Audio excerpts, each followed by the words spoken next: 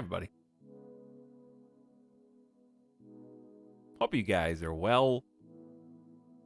Having a little bit of coffee. Getting the wheels turning up there in the brain. Slightly after 4 p.m. here in Las Vegas.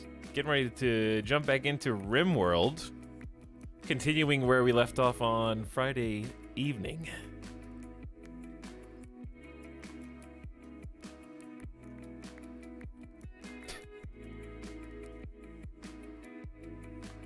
This is the gift sub sound. Trial.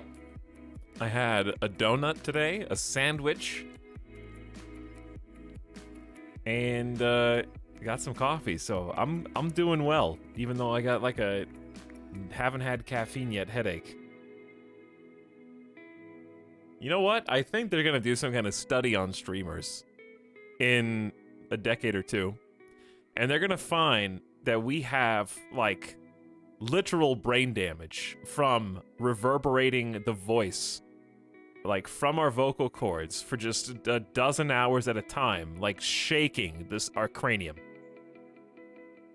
Just slight vibrations of talking loudly, consecutively, consistently, you know what I mean? Like, I don't think there's any other job that talks as much as this job.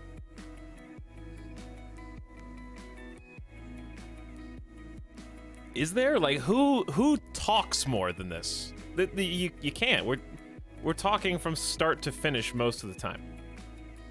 Like, talk shows go for like an hour. Radio broadcasters play music most of the time, so they're not like just talking all the time. They're talking for like 10-minute segments.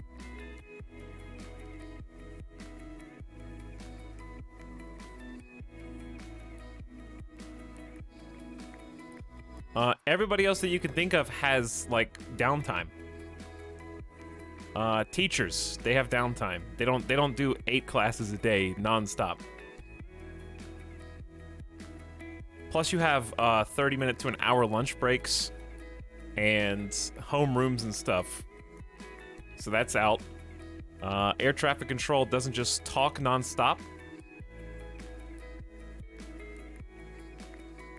They just talk a little bit. Like, you gotta keep the line open. You can't just be like, all right, you're coming in at 15 degrees from the north. Like, they don't just like rattle off words. They just go small updates and you're done. My neighbors.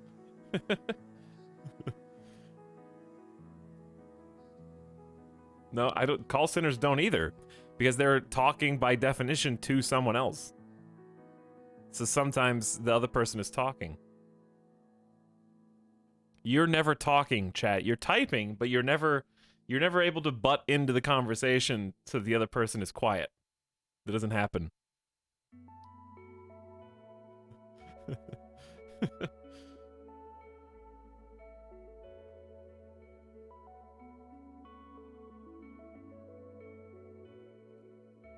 Anyways, time to reverberate my brain some more today.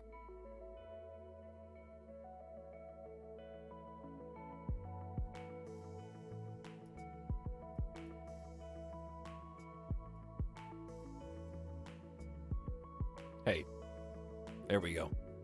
There we go.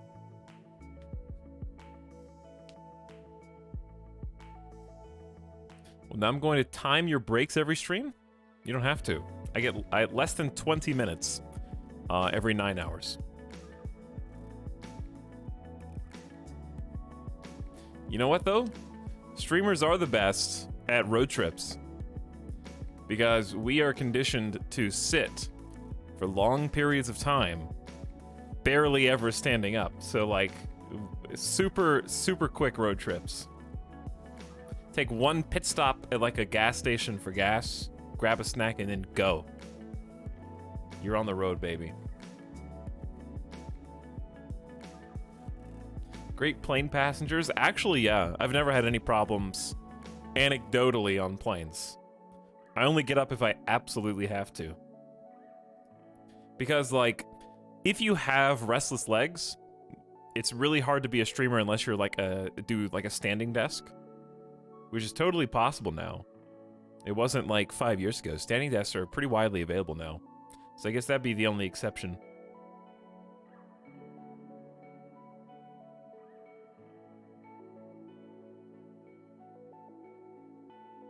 Are you the guy on the road trip that talks constantly? No, no. On planes though, they're like in the olden days, I'm definitely like a plane conversation responder. Like I'll be nice and take my headphone out and chat with the people I was sitting with.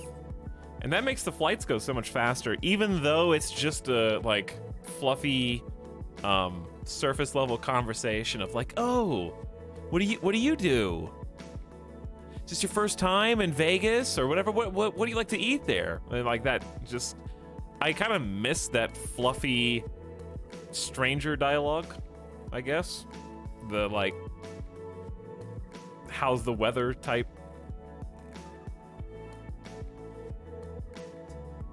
In the olden days, when I would actually take flights on planes.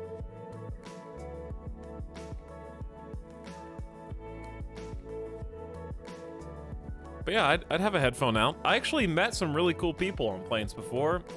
There's at least one or two people that I let get away, that I was really like friendship compatible with, and should have just like, it would have been fun to have like as an email pen pal or something. I have had the like golden goose person sitting next to you on the plane who's actually got all the same interests as you. It's like, oh, we could have been friends in like another life. You like, dude, you've heard of this board game and you like the same board game that I like? That's awesome. What video games do you play? Oh, dude, you read this book too? Like I've had that before, just on a plane randomly. And I am too shy to look, because it seems so stupid, you know? It seems so dumb to be like, hey, you want to like hang out? What's your like Skype or whatever was the program at the time? So just end up being like, okay, bye, see you never. It's just weird to think about.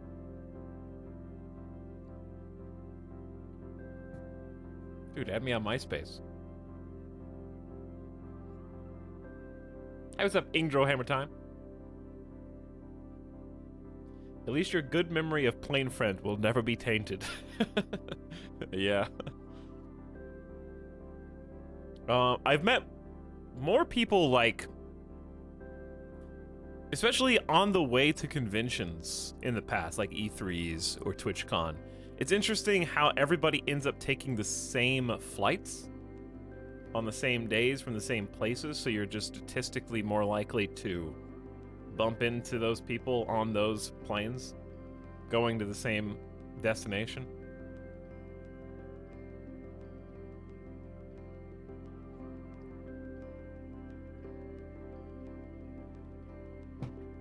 What's up, T and Leadfoot?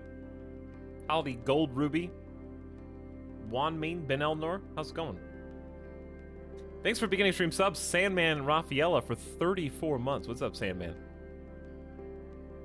Almost 3 years of sub. And War of the Worlds gifting us up to Not Tenacious Terriers. Hopefully they're not too tenacious most of the time anyways. Ziora also sharing 60 months. Hi, Ziora.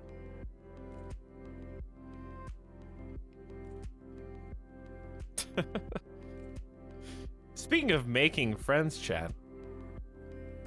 Let's sit up in our chair. That has nothing to do with that. This is how like tall the chair is supposed to be, but it's doing the like sink into the ground thing.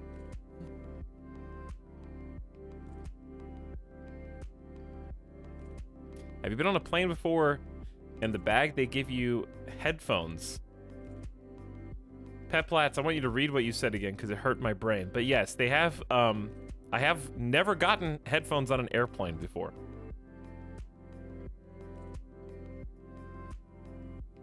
That was close to a sentence I could understand, though.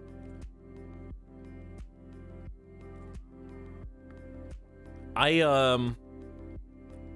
only think that headphones on planes are necessary if you plan on watching one of the, like, movies on the plane.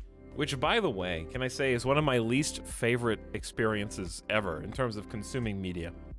I don't understand people that is their preferred method of watching movies that they didn't see at release. Like, I keep seeing it, like, oh, I watched, this really good movie on a plane. I'm sad that I didn't see it, you know, like, I can't, the only movies that should be watched on planes are movies that suck too much for you to watch under any other circumstances. What's the longest flight you've been on? The longest flight I've been on was when I was 18, I visited Europe. So, transatlantic flight from America to I think we landed in France first. No, technically you land in. I remember landing in Germany for like a quick layover flight, but I didn't get to actually visit Germany. So we landed in Germany first, I think. I'm not sure why.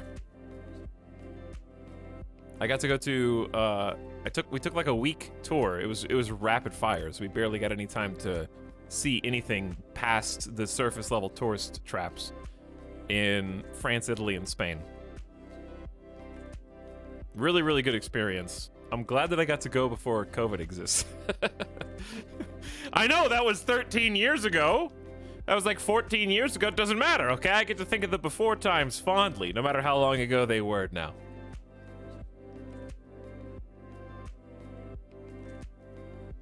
Frankfurt Airport. It was okay. It was like, I remember being outside. Like, we had to disembark on the tarmac outside and then get on another plane without, like, going into the building. I don't remember why.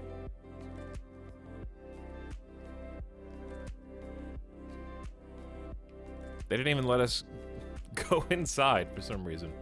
But yeah, that was the longest flight I've ever been on. I don't know how many hours that is. I want to say it was like close to 12. It was like 10 or 12.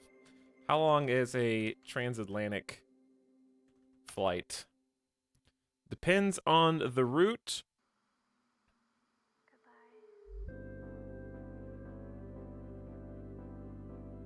Yeah, I mean, obviously it depends on the route, but what's the average? On a passenger jet. Or commercial airline, I guess. Commercial airship flights. Well, this is the history of them. Okay, but imagine being the first ones. You know? Like, who was the first passenger plane transatlantic flight? And you're just looking out your window. Is the water getting closer? Also, why is it so foggy in here? We don't have any way to ventilate all of this smoke.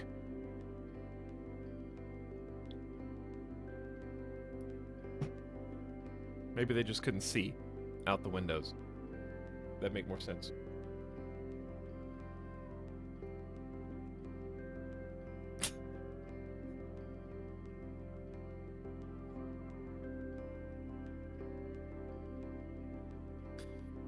Last 2 times I had friends fly in from the UK was about 14 hours into Florida.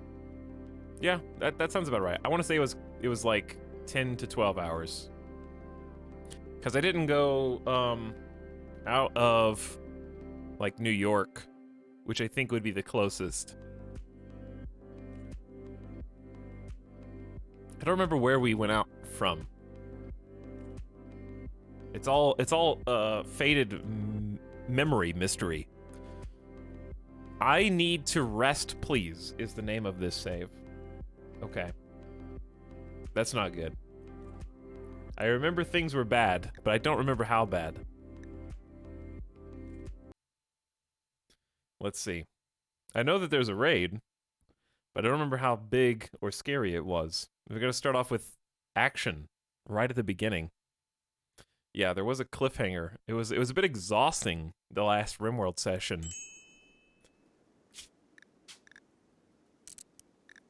There was just so much chaos and very little in the way of organic growth. Oh yeah, there's the action beat already. Raid from Eastern Andalusia. Outlanders have arrived and are approaching from multiple angles. They will prepare for a while and then attack. Okay, yeah, multiple angles. It's all coming back to me. We got 5 on the top with 3 guns, 2 knives. We got 9 on the west with nades, an assault rifle, a heavy SMG, and a bolt. The nades are the really scary part to me. The assault rifle's close second. And that's not even the only angle. There's another 6 to the south with a survival rifle.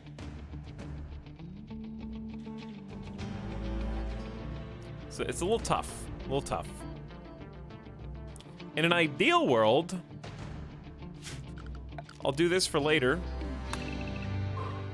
We're gonna create a path so that in the future we can go, because it would be ideal to just go stir the hornet's nest one at a time.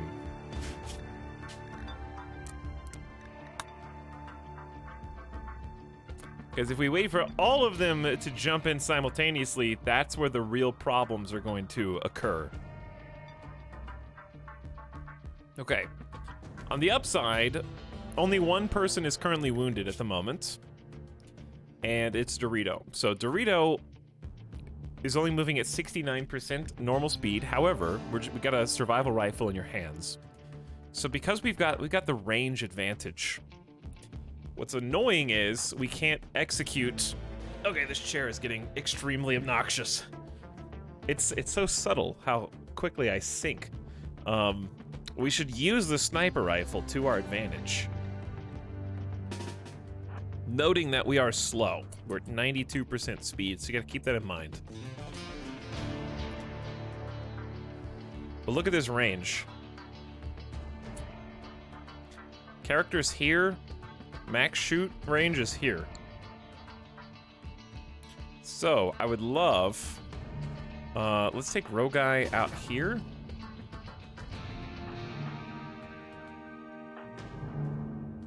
And then we're gonna grab the other people with survival rifles, and we're gonna go for a survival rifle poke first.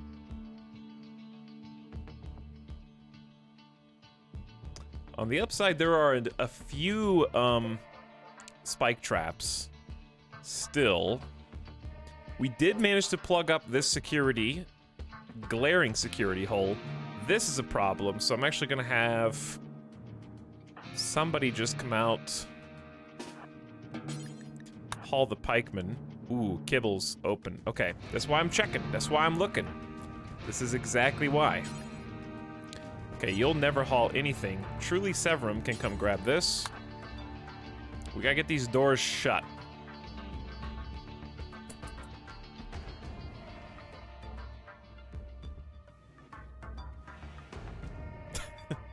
Welcome, Raiders. Step right in. Step right in.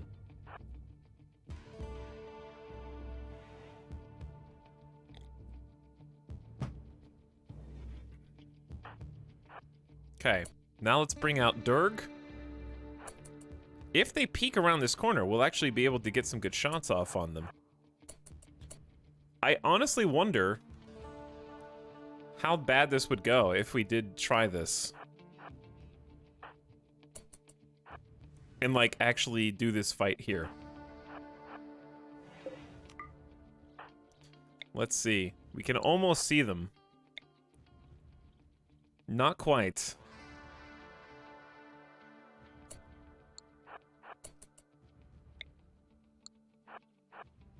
Line of sight is tough.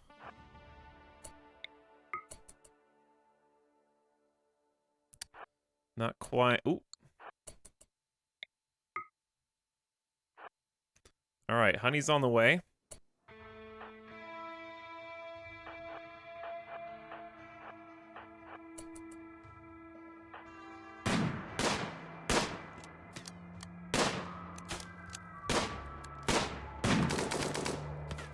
Don't let him do it, Durg. By the way, what's your skill, honey? 6?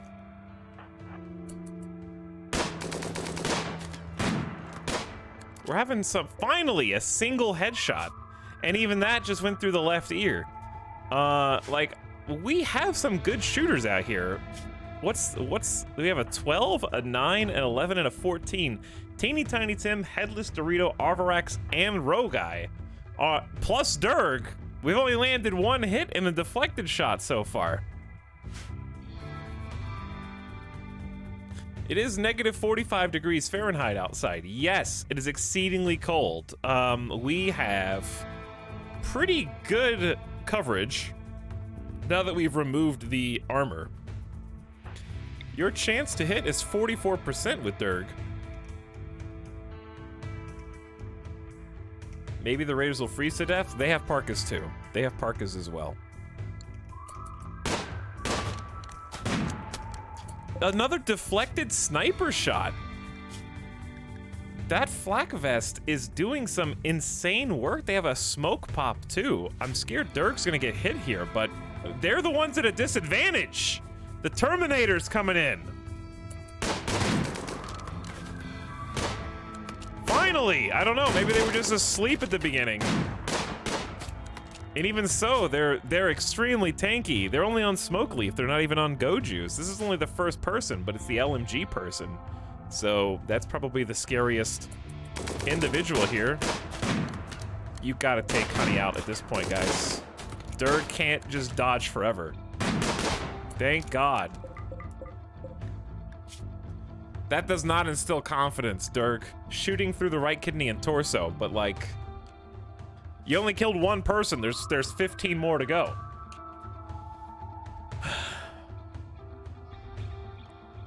This is the sub sound. Okay, now we got to stay out here. The hauling is done, so our extra security doors are closed. This is still the weakest spot, obviously. Let's go construct that spike trap and see if it helps.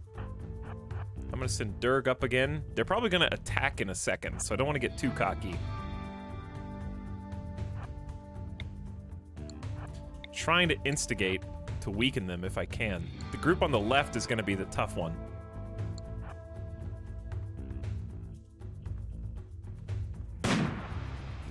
Nice shot. Nice shot. Just get down, and Roguy and others are gonna start taking some fire. There you go, nice 18. Good job. All right, so we got the top right to begin their assault before the other ones. We instigated an attack. I don't see any armor on Narakis. So all we have to do... Okay, the south is also beginning their assault, so they're the furthest away. Thornathus, I'm gonna bring up some reinforcements. We got it. The problem is responding to the different segments is gonna be really tough. As in, like, north versus south is on the other side of the map, you know? So I'm not really sure where everybody should go. I feel like these guys definitely handled the north. Good job. We got another kill, and these guys are fleeing. All right, so we've already handled one section. Now we let them run and start going to the south to respond to that threat. Okay, so now we got to deal with... Now we got to deal with the Southern Raiders, and shortly thereafter... Oh, West is coming too. West is coming at the exact same time. Okay. The Grenadier. We got to deal with the Grenadier before we deal with anybody else. That's the only thing that can instantly get through our defenses. So, this is going to take some pause micromanagement hell. I'm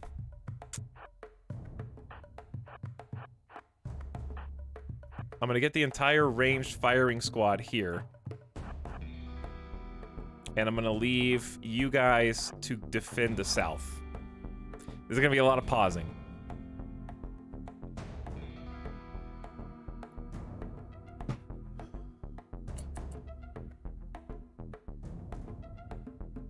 Gotta get the Grenadier.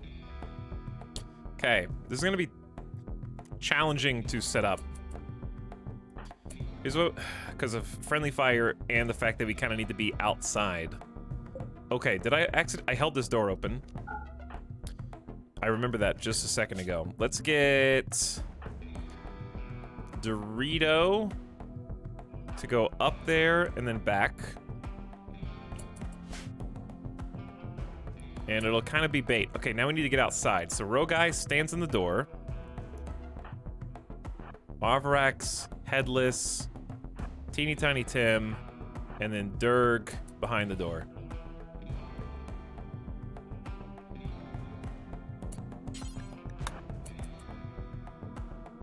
We can't see anybody yet, but we're about to be able to see them. Okay, two of them. This is the sub sound. I don't know who you guys are shooting at. Shoot one tap at John's. What's going on in the south? Okay, they're still coming up. I don't know where they're gonna actually attack. I'm scared to go out here. How much range do they have? Not that much, not that much. They have one survival rifle, so it wouldn't be terrible to go out with Scooty and with Thornathus and just hold the door open for a second. I just need to check back on this momentarily. Okay. Change targets.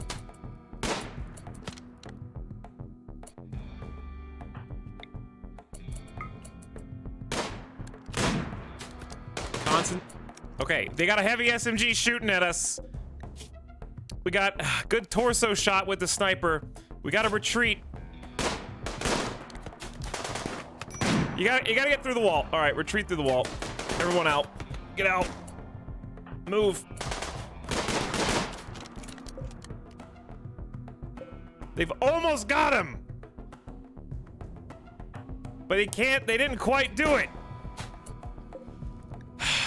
They shot off his leg. He's dead in 5 hours. Maybe that'll be enough. All right, how bad did we get hit? We got 2 baby shots. The machine pistol's not going to keep us out of the fight. Dur got 1 heavy SMG in the torso, but we're okay. We're all right. I appreciate the World War I firing line. We're doing what we can. These guys are all going around the west, interestingly. So if that's the case, then I'm just going to reinforce up here. So we're gonna do this.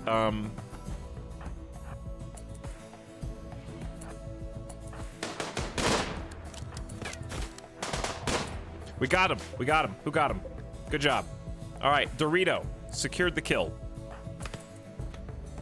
Dorito secured the kill. Now let's see what they do. Tactical death.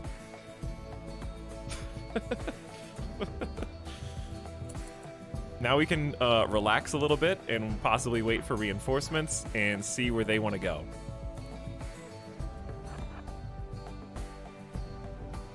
I'm gonna take Teeny Tiny Tim and Row Guy south as well.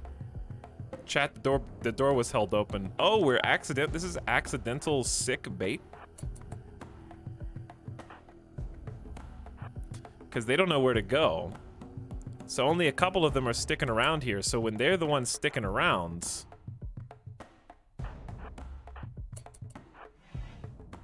then we can pop open and take some shots. Scooty Jr. has a go frenzy and will just move faster, just because. Okay. I'm not that scared of the revolver. Whoa, okay, they got a bubble shield, though.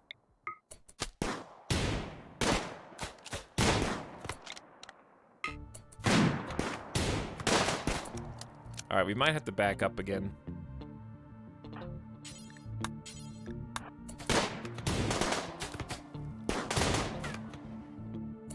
Who got hit? Dead in 18 hours. All right, Headless, we're gonna move you out of the way. I don't know where they're going or where they want to go. Let's keep it that way. Let's let them start to get a little closer. Maybe trigger some trap. Nope, no trap. How about over here? Uh-oh. Headless has decided to follow Dorito around and hurl insults. What's up, Wolf Warlord? How's it going? I'm late. People arrive, Rimworld. Hey, coffee dude.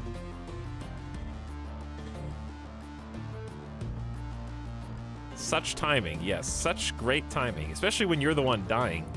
And Dorito's the one helping.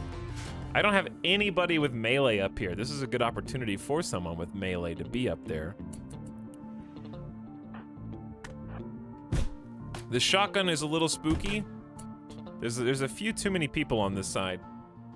And we don't have any traps over here for some reason. They're all like over here.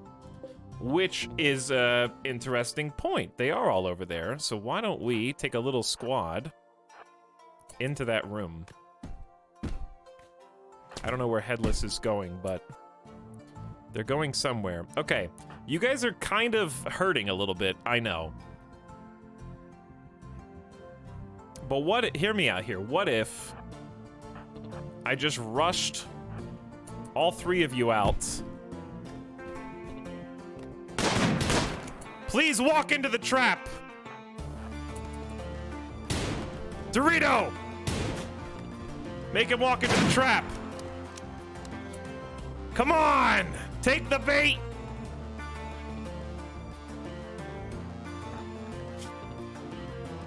You got shot in the head with a revolver!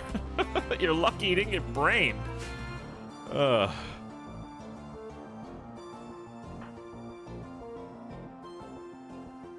We've wounded a handful of them. We had a sniper torso shot on Blackjack just now. Through the kidney. Lisa's hit a spike trap and is dead in 20 hours. Slick got a right arm bolt shot. So, I mean...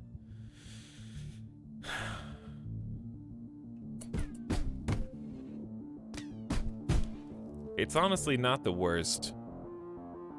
There's really no cover over here, which is my fear, but let's give this a try.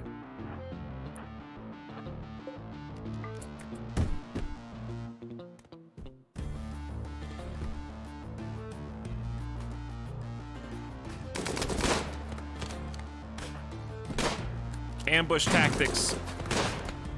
Ambush tactics, we got one.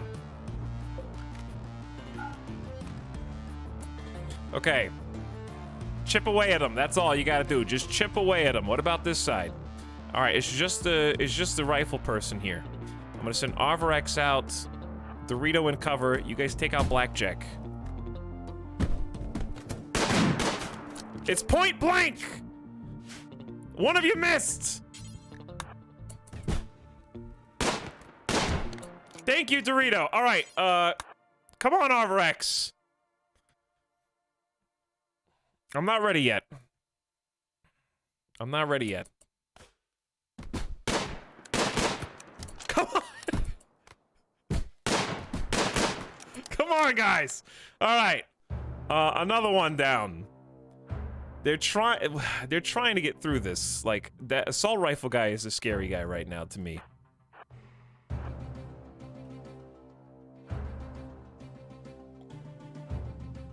At Etalyx, what about the ones in the north? You weren't watching the stream. We already made them retreat.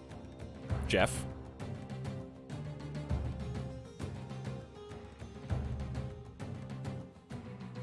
How dare you tag me for not watching the stream? The Wily Wizard says the cliffhanger conclusion. So glad I made it live.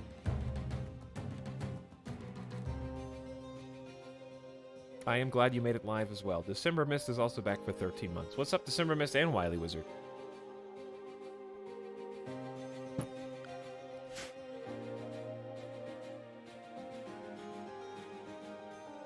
Okay, if Morton wasn't here, I would go out for another push.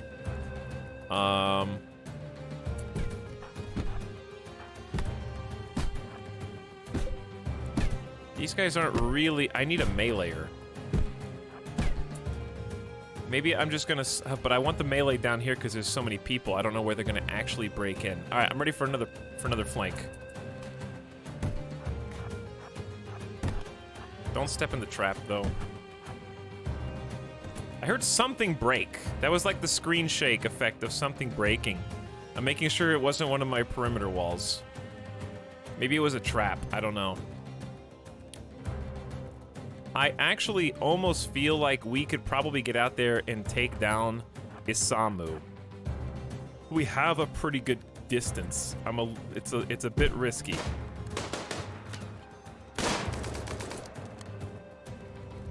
We gave them cover down here on accident. I made this cover for the river. We gotta deconstruct this. Good shots, though, nonetheless. And we took down Isamu. Okay, how are we looking up here? I can't worry about that right now. I gotta worry about the south. All right, now we back it up.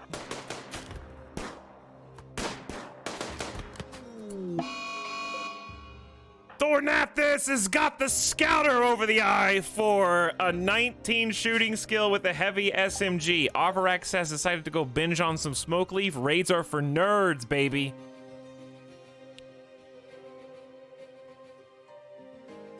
I wonder if we make the push now. What do you got? A revolver. I don't know. I'm a little scared to make the push. But I think we can make the push.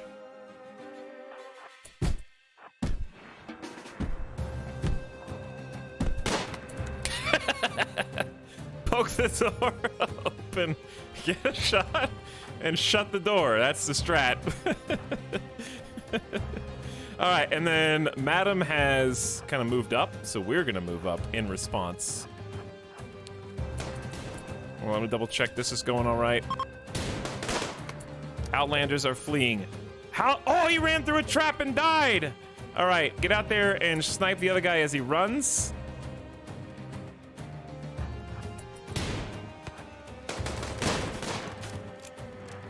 Get him! Uh-oh, Tantrum. Tantrum's dead in 4 hours! You got, where's the heavy SMG nerd down here? Thornathus! How did Thornathus do a 4-attack spray friendly fire?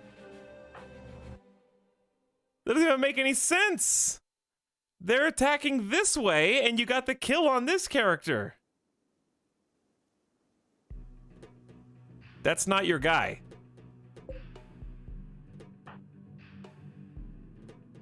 Oh, that's not my guy. You're right. That was Isamu on the ground. Okay, so Truly Severum only got shot once with a bolt-action rifle and is pouting about it. Okay. I got it. They're on the same tile. 3D. You got shot a single time and that was enough. That's worse, somehow. I have no... Slick just passed out in here. I don't know. Hypothermia. Oh, hypothermia actually did come back. Well, well, well. Chat, we win again, but at what cost, I guess. Okay, so everybody's standing this time. That's an important bit. Let's make sure there's enough medical beds around here. So, I want anyone who's bleeding. Let's do a little look-see, because we got some potential targets here, is what I'm saying. Nobody's alive up here. We got one alive here. Blackjack is dead in 2 hours. That's quite fast. 10 medical though. 10 medical. I don't think we'll be able to get you. But in the event that we are, I'm gonna have Durg try and capture you. I'm gonna have Dorito go rest in the bed, okay? Truly Severum is dead in 22 hours and is throwing a tantrum, I don't know. We also have some other people. Slick has a trigger-happy, also medical crafting background, but is 74 years old. Frail, hearing loss, and hypothermia.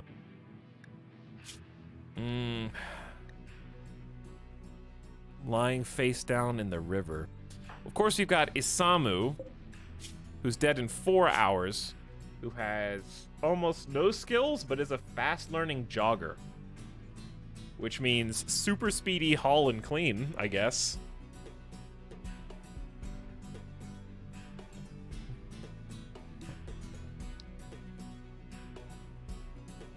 Hey, what's up, Kyoko?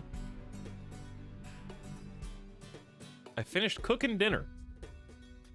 I did not cook dinner. I have been, a food ordering boy. Actually, that's not true. I had 2 frozen dinners.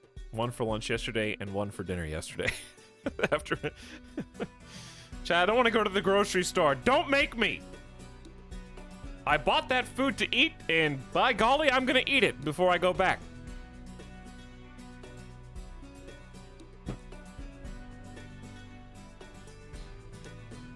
I did eat 2 cheeseburgers yesterday, that's true. I did eat 2 small cheeseburgers, so I can't complain.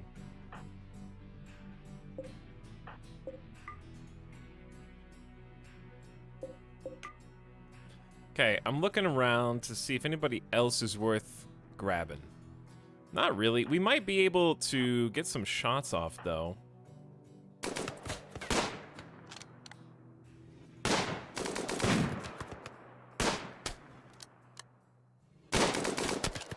This is some damn good armor.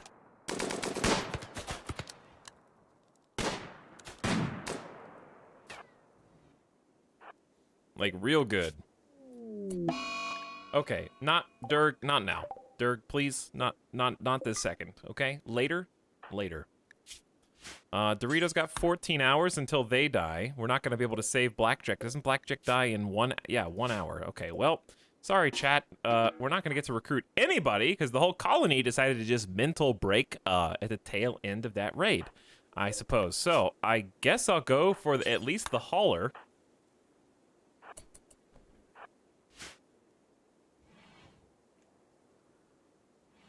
The other problem is there are people who are bleeding who are throwing tantrums.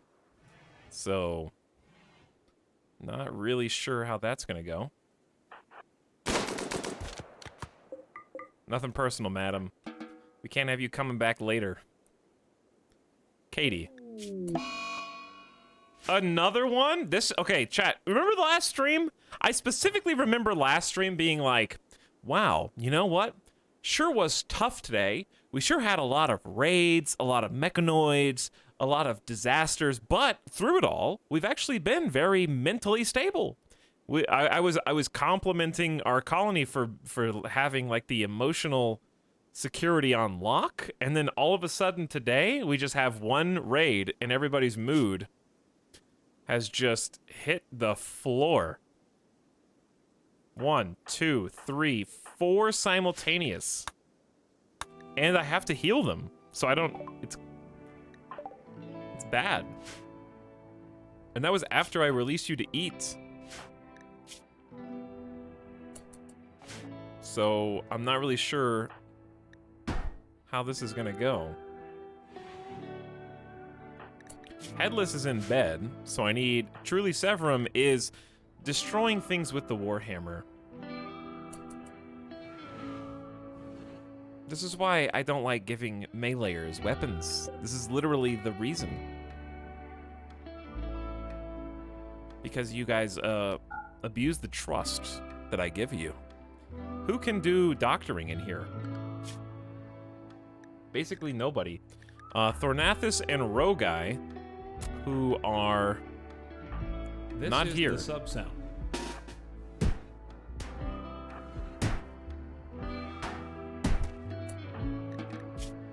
Baconator has 0 medical.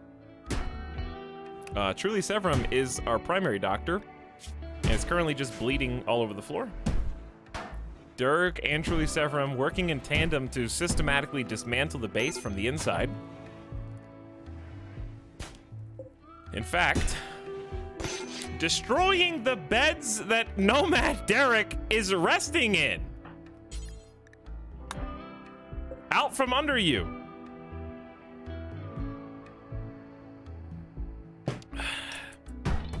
This is worse than the raid. Like, the raid was less stressful than this.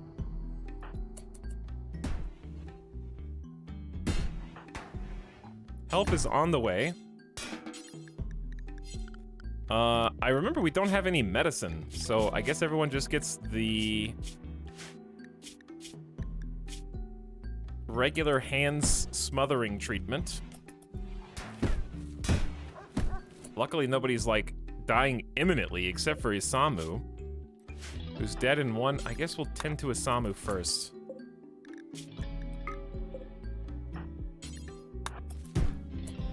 Thornathus, help me out here.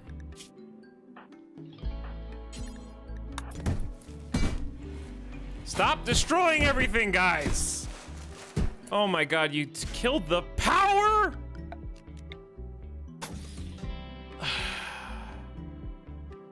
in 2 locations. It had a redundancy. It went around this way and this way. And you destroyed both of them. The plants are gonna die now.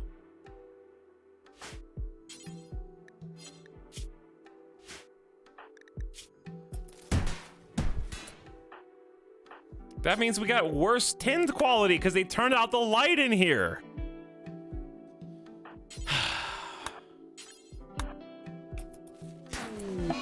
And now there's an infection on Headless. Okay, so Headless, you're getting swapped to good medicine immediately. Nobody else can help, like, clean the base. Scooty Jr., get in here. Baconator, what are you doing? Get in here and, like, clean stuff. Well, oh, you never clean. Okay, good. I don't know what's going on. There's just everybody, like, all the monkeys are jumping on the bed right now, and it's bothering me.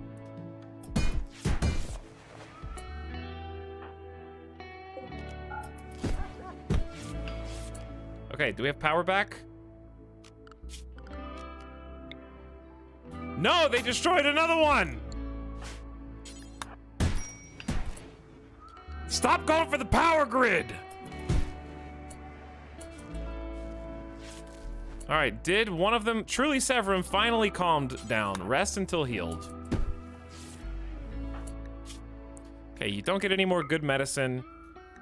We treated your infection with the good stuff.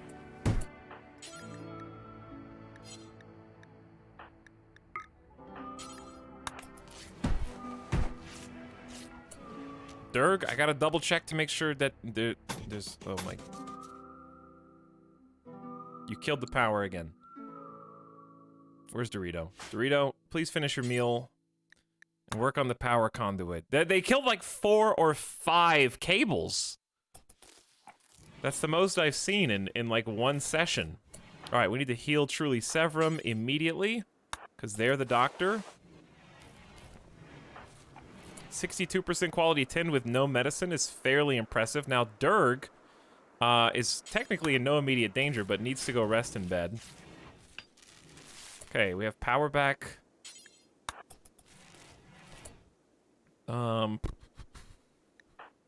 Thornathus is feeding. No, no feeding, just tending. You guys can feed afterwards. Avarax is also bleeding. Technically, it's not a big deal.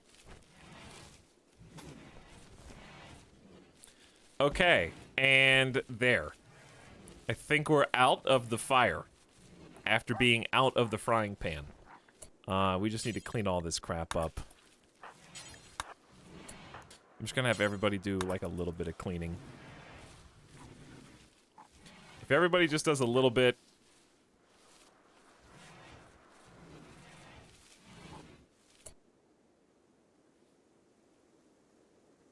I don't think it's Randy that hates the mega base at this point. This is the gift sub sound. Trial. You may be right. It's definitely sabotage from the inside. Smells a lot like sabotage. Slick is still not dead for 6 more hours. They just lost an index finger to frostbite. I feel a little guilty leaving them out here to freeze to death. They're not a terrible colonist, but I can go. I'll go save you now. We have to deal with internal problems. We'll see if you live. Freezing to death in the cave river is fairly tragic.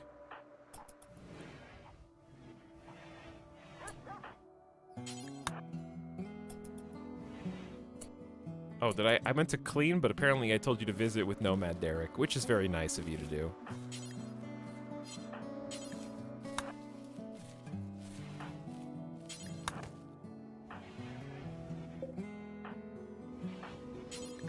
No, clean the blood, guys. You can't go to bed like this. You're all gonna wake up pissed tomorrow. Wait, I sent the slowest person possible to go rescue this character. I'm gonna meet you halfway, Scooty Jr.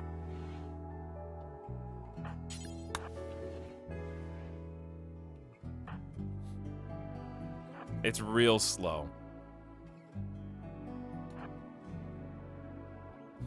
All right, hand off. Don't arrest.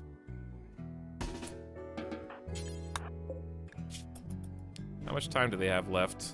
Let's see. We came to rescue you because we're good people. Sort of. We're mostly good people. We're good-ish. Okay, Thornathus needs some sleep. I think Truly Severum should be fine to get up and prioritize tending here.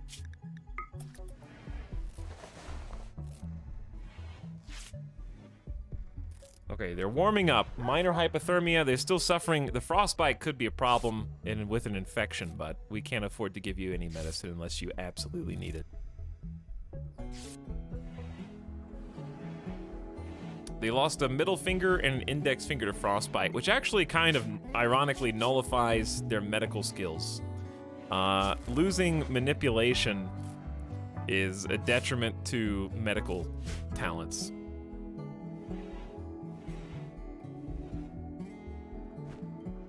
It's not as bad as losing a whole hand, obviously. But we can also release them if we want.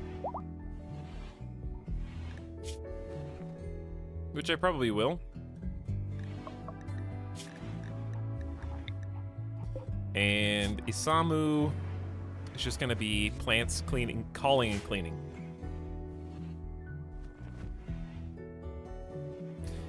Ooh, okay, so, crisis temporarily averted, I guess. Past me's mess has been, or is in the process of being cleaned, but at least it appears to be cleanable.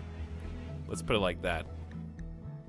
Also, we got a lot more, we got 2 more heaters in the center confinement area here, which will help us stay warm during volcanic winter. It is both seasonally winter and the volcanic winter event, which significantly reduces the amount of light that reaches the surface. Temperatures will be colder, plants will grow slower. Which reminds me, let me move over there. There we go. Winter times 2. Are we feeding the prisoners kibble? No.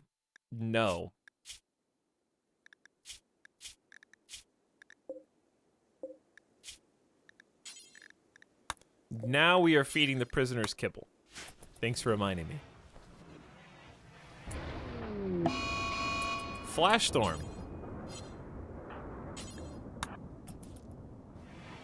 Don't set my base on fire, please.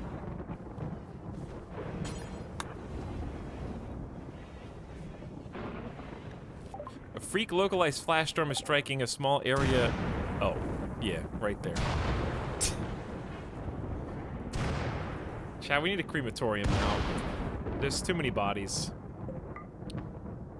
There's too much to handle here. We haven't even finished cleaning up all the bodies from the last raid, Randy. You know how many corpses are just strewn across the lands? That's a bio-coated chain shotgun, by the way. That's why I'm not picking it up. I can't use it, as far as I know. Can't you eat the bodies? Yeah. Does it look like I need to eat the bodies? I got 2,000 corn and 600 potatoes. I'm not going to do it for fun.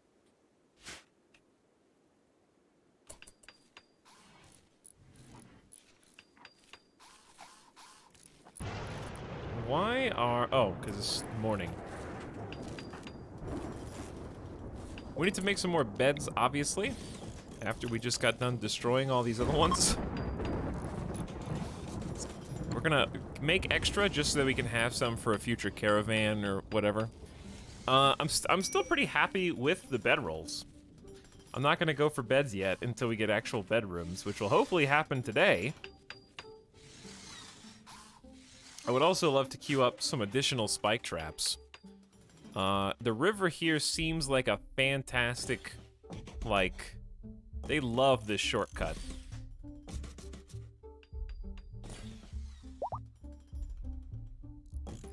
So just throwing, like, booby trapping this entire area seems like a fantastic idea.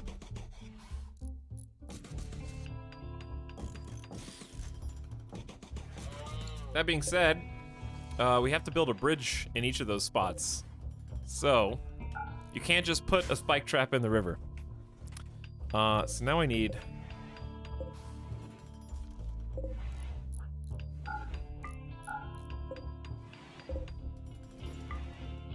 I don't know what I'm forbidding. I'm trying to forbid... It says various. I don't know what various means in this context.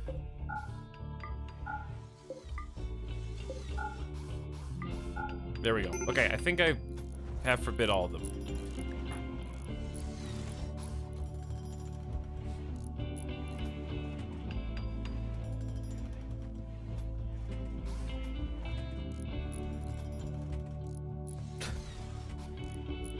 Always that one guy who's suspiciously eager to start having the cannibalism conversation. Yeah. Yeah. Not wrong.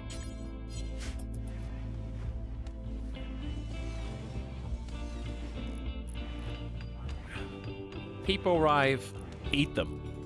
Hey Chad, can't wait to see how my favorite colony is doing. Hello Ace Tech. Your favorite colony is doing their best. That's what they are doing. Your favorite colony is contemplating the best way to get rid of the bodies. Because here's my problem. I don't want the crematorium to be built because it feels like I'm wasting blocks. But, I mean, wasting components. It's still very necessary to do. So I'm gonna try and just place it in an accessible location.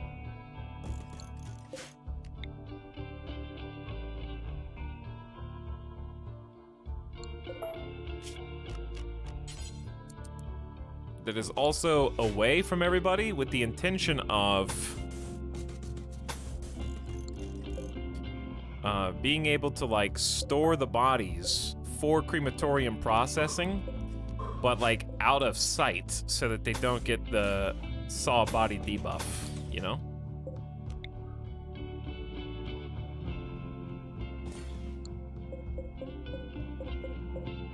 Yeah, it's right in the middle. Okay, so we're gonna create a dumping stockpile specifically for bodies.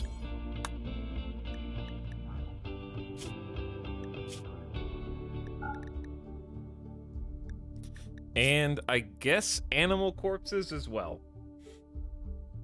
But I really only want rotten animal corpses there, so we're just gonna ignore that.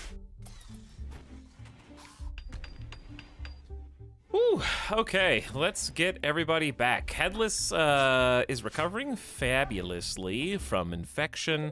Slick is set to be released. Isamu has a 34 resistance. I guess we'll start a recruitment effort. Forgot to turn on human corpses? Did I? Oh, yeah, it doesn't automatically trigger it, which is weird. No. No, I did it. It's human corpses, strangers, not supposed to be human-like. El Dorito's picking out on food due to poor mood.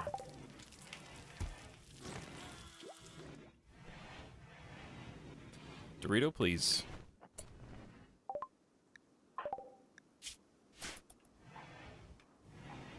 Everyone's got to have their own mental break. Everyone's got to have their own special mental break.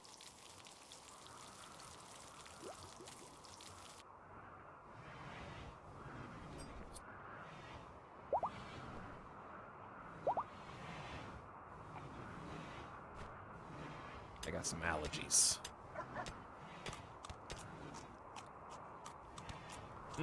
Yummy kibble.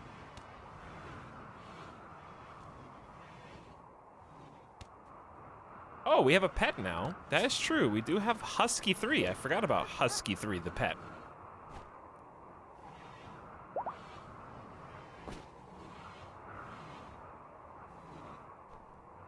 Hi, Town Chat. What's up, Amara Dave? How's it going?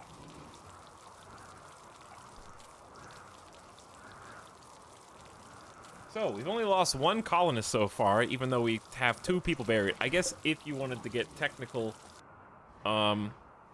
wait, Luke the blacksmith. Who's that? Where's Slight Inconvenience? Good luck.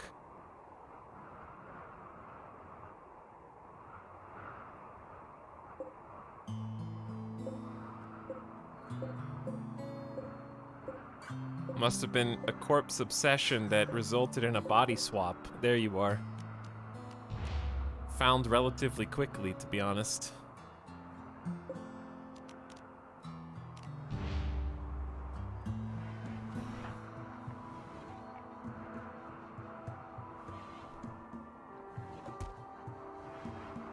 Alright, let's... Baconator, why do you have a sword out?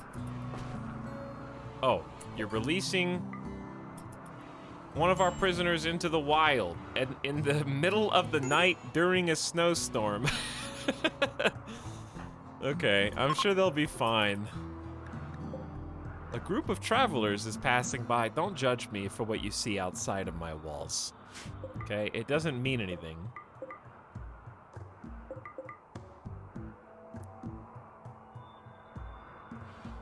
Bye, Slick. Good luck. I hope you escape before hypothermia makes you collapse.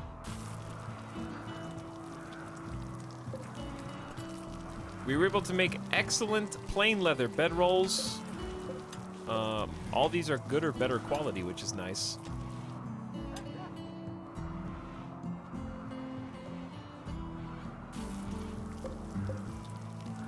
I'm gonna continue to shrink the freezer zone while expanding it, the food version, so that we can, like, actually start putting some crops up. Who's the body on the floor? That is Luke the blacksmith. So here's what we gotta do.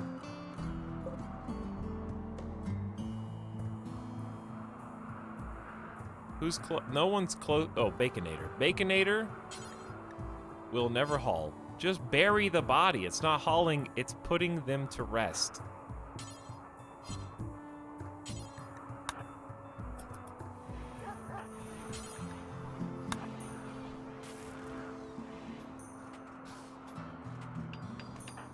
Dorito's gonna go get Slight Inconvenience and put them in the correct grave. Give them the respect they deserve.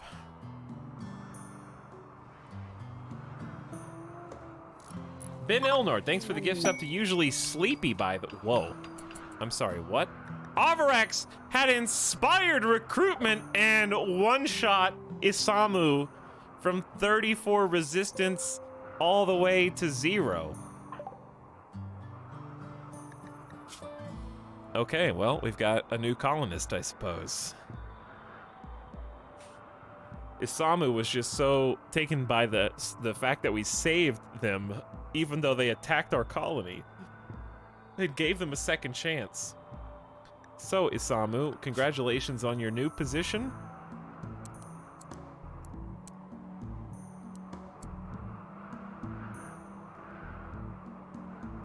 As top hauler, cleaner,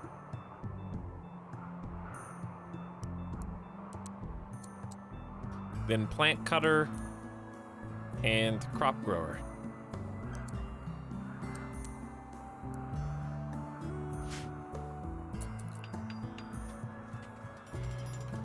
Lots of hauling and cleaning coming in. All right, new colonist already. That feels good.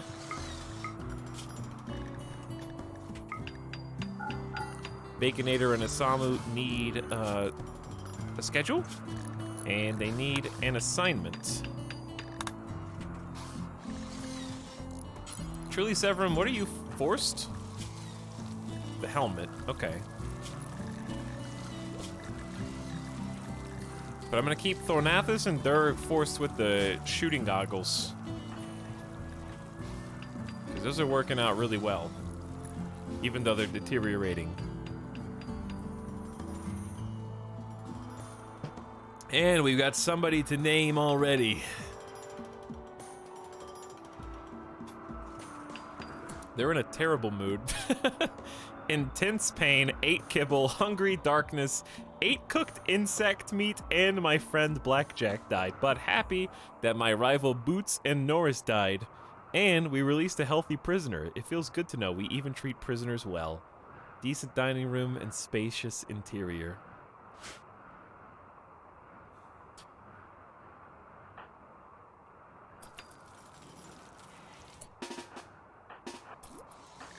I can help you a little bit. I can help you with the pain at least.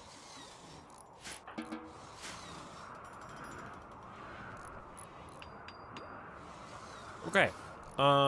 This is the sub sound. Tattered apparel times 5, but I'm pretty sure we've got stuff queued. It just needs to be made. Though we only have one tailor of any talent right now, and they're a little busy. We don't need you to be a #1 plant cutter anymore, Thornathus. We got other people that can handle that.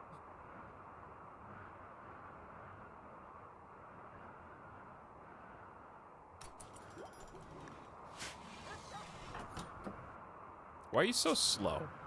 Your right leg has been shot off. Chat, when did that happen? Was that wasn't today. That was just already there from the last leg like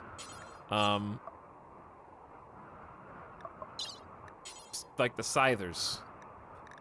And the reason we were holding off on the prosthetic because why? There was a reason. I feel like it was the other doctors weren't. They didn't have really high manipulation starting to suffer on them. Operations success chance is 88%. Is that good enough? I think it is. It's better than row guys.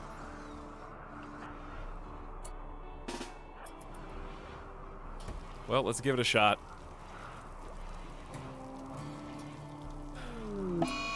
Please, Baconator, why?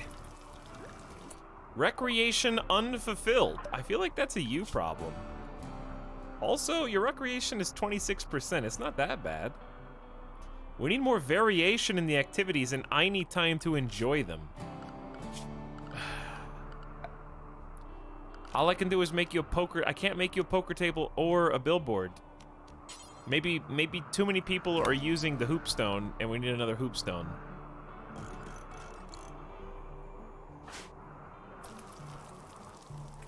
Possible. All right, here we go. 88% operation. We got the good quality medicine. We got that's only a normal quality bedroll. Oops, too late. Anesthetic has been applied. Thornathus is sedated. We got an actual prosthetic leg, not a peg leg. Hopefully coming in right now. Giving us 85% efficiency back to what was 0%. Big improvement. Having to consume medicine, which is bad, but we are growing more. We got some at least heal root coming in, which we're quite a bit short on right now. Is anybody else still missing a leg? Dorito has a prosthetic. Professor Durg has a prosthetic. Now Thornathus has a prosthetic leg.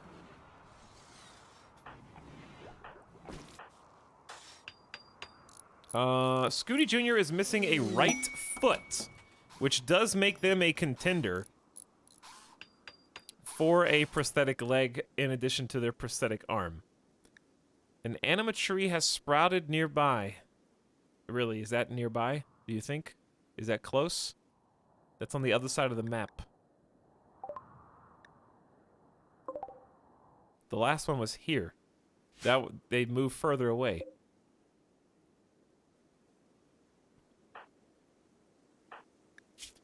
Baconator is fine. Isamu has one missing little toe. All right, Scooty Jr., I don't even know if we have another prosthetic leg.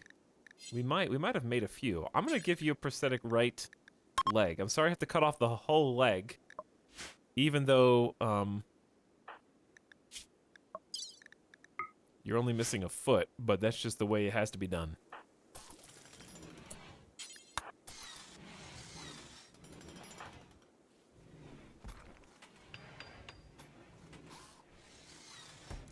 Acetech, are you really gonna be the Jeff guy?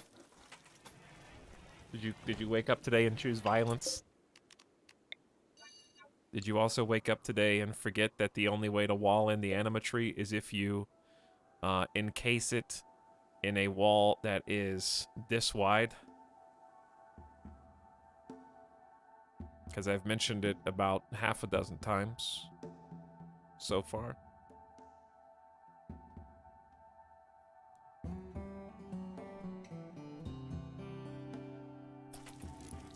Which, by the way, need I remind chat that the more just random-ass walls we make, the more wealth we get. And also, if any raiders come from down there, then they're just going to break it open anyways.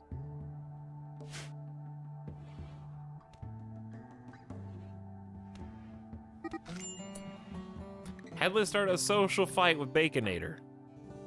Baconator is no longer on an insulting spree. What was the final straw? Baconator compared Headless' mother to a narwhal. This drove Headless into a rage, and he began a fight.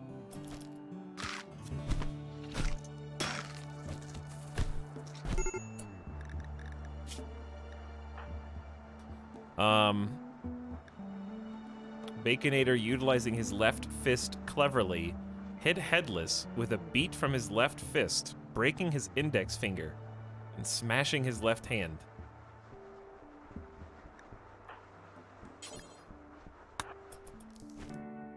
Cool. Thanks, guys. You're doing more damage to each other than the raiders do to you.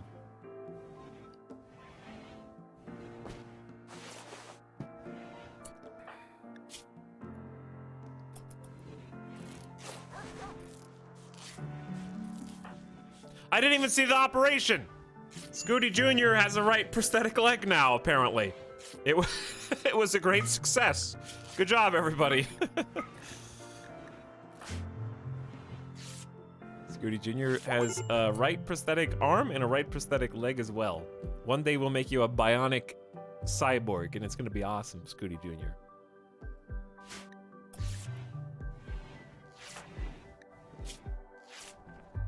You just wait.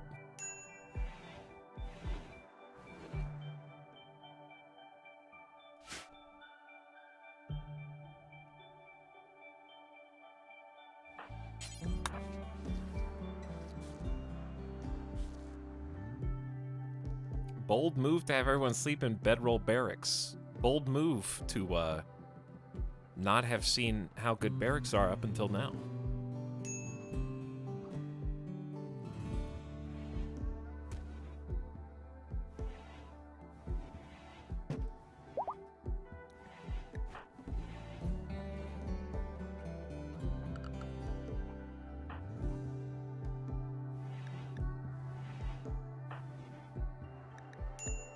We have finally perfected the barracks, actually. This is its final form. Starvation, by the way. Yeah, it's because Baconator just went on a insulting spree to the point of self-starvation. Ultimately culminating with the human bite-a-thon. How are bedrolls compared to beds? They're actually pretty good, especially when you have good builders. So we make 50% excellent, 50% good quality beds.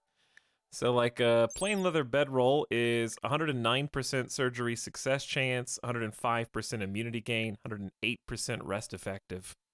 So we're not really losing much because remember, we're not going to be building beds out of wood because we don't have any wood on the tundra.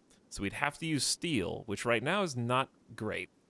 So we'd have to use stone.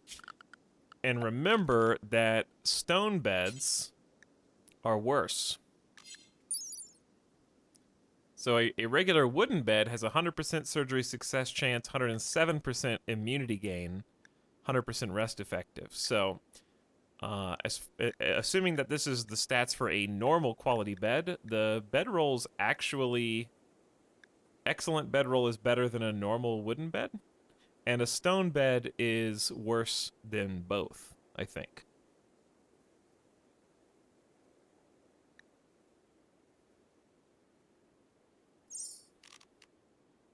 I forget,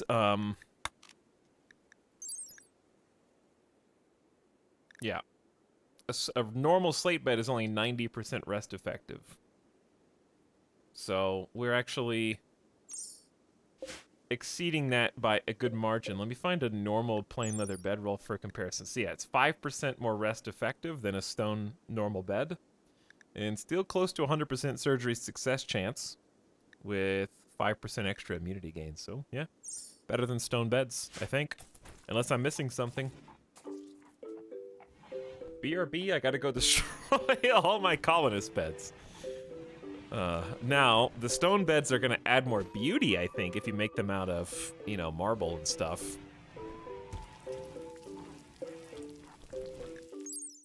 This is a... And comfort might be an issue, too, so let's see. Only 0.68 comfort. What is a slate bed? Okay, so a slate bed is technically more comfortable, but less rest effective. So it's interesting kind of give and take there.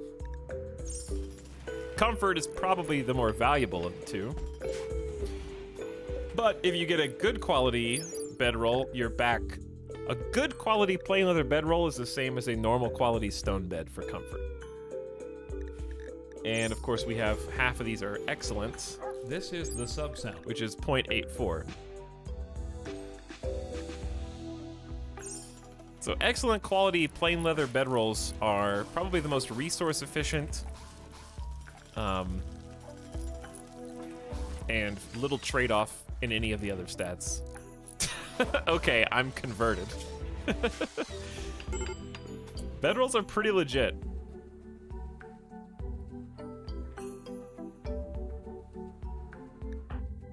Rogai, you good? Was imprisoned, yes. My friend Pandas for Sale died. True. Why don't you take some time?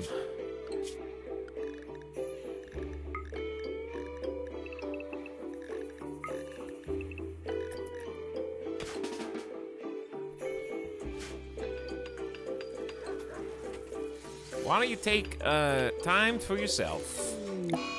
Okay.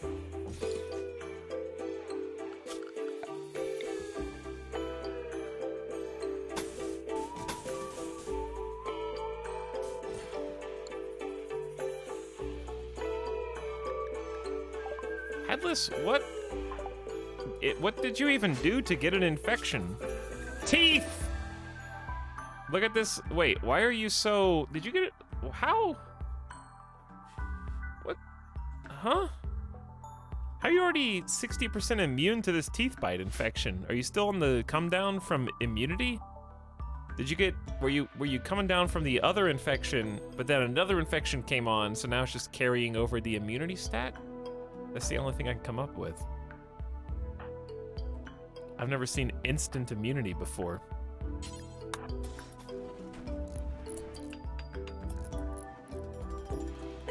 The instant I get into the stream, I hear this music. It is good music. Good song.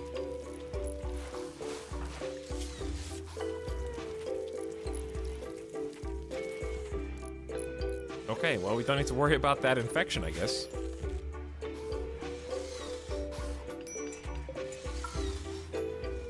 Dorito is about to cancel the mass graves.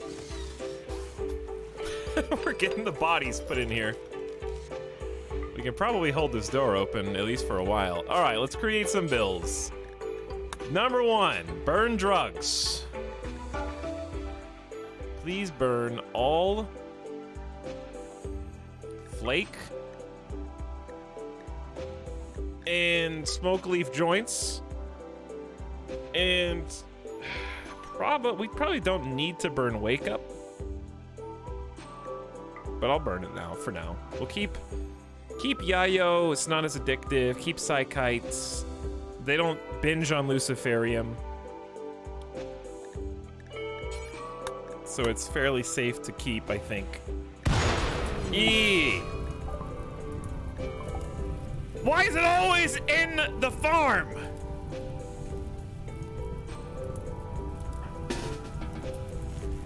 Emergency! All of the power. Why were all of the power turned on? That was a big explosion. There weren't supposed to be, those are backup batteries.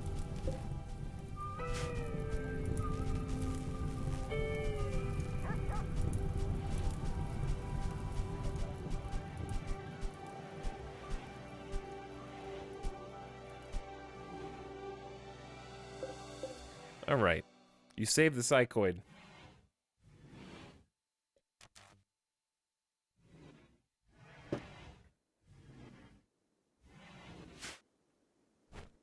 Why didn't the fire popper go off? Because it has to come in contact with the fire. So the fire was limited to this. So if the fire had spread, the fire popper would have gone off, but we saved ourselves some components.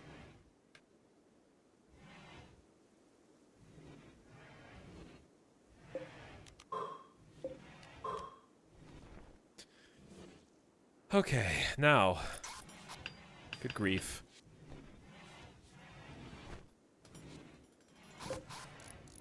I hear... Ooh. Rebuilding some of these extremely useful spike traps. Let's build more out there, too. Because they typically walk along this side and this side. Some extra defenses up here on the north, I think, would be an excellent idea. They love walking around that. Yeah, we're just gonna let them go to town for a while. We got 1,300 slate just chilling, so they're gonna be busy for a while. All right, power's coming back in. We don't have geothermal yet. I think we're researching mortars still. But we've got a small power grid back here of 4 wind turbines, 2 solar generators. We used to have river power, but that broke, and now we don't have enough wood to replace it, so. Thoughts on turret guns? I haven't played with anything beyond regular sentries yet. Maybe we'll get to play with some of the big turrets from the DLC this time. But regular sentries are cool, but only when used in situations where people are also shooting with them.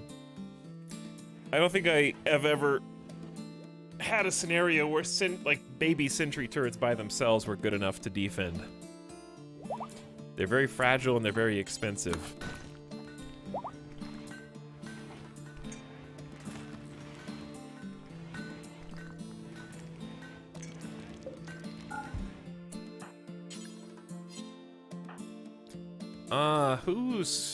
We'll just wait. These bodies need somewhere to go. I guess you might need a stool here too, huh? I think they like having a chair so they can watch the bodies crisp a little bit.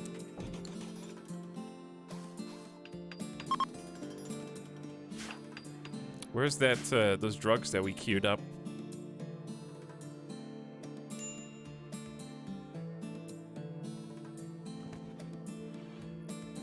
Yes, I know we have to set a bill for the corpses. I was talking about the flake.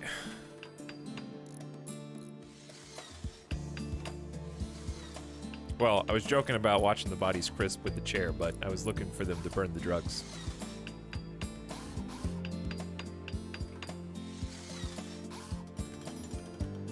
Nobody's hauling yet. They got other stuff to do. Did Professor Dirk ever use that psychic level up thing? We have a psi trainer for building. I don't know if we have a level up psi trainer because he leveled up using the tree. I don't think nobody's used the builder level up yet.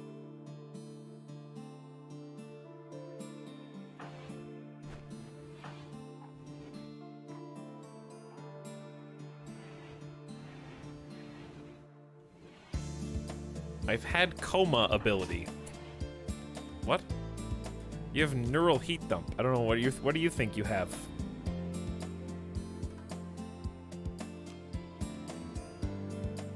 You have pain block and neural heat dump.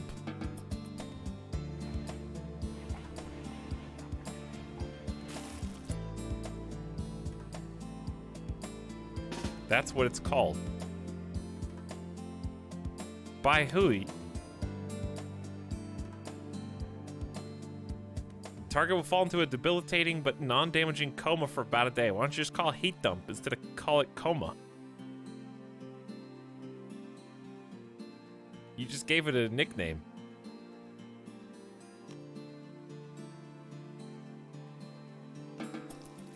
Also, you can't use it unless you have heat, so you have to spam Psi Focus just to use it.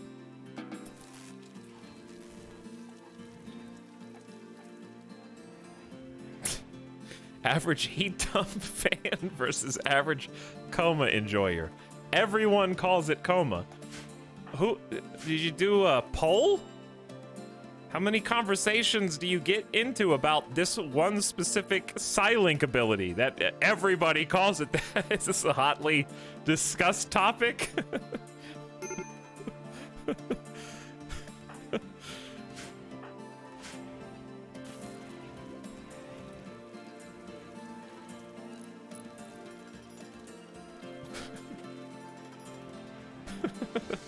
It's the top post on our RimWorld right now. Oh, so what you're saying is Redditors call it coma. Is that what you're saying?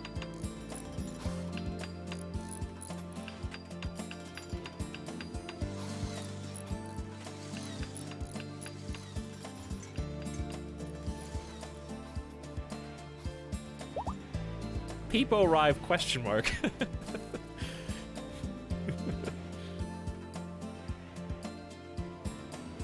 Hey Fujosu, what's up? Alright. Headless is fully healed. Isamu still needs to be named, chat.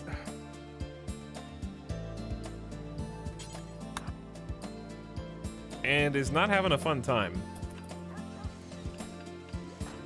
Aren't you on full-time hauling? Alright, well, you're getting the drugs. Let's set up the cremate corpse bill.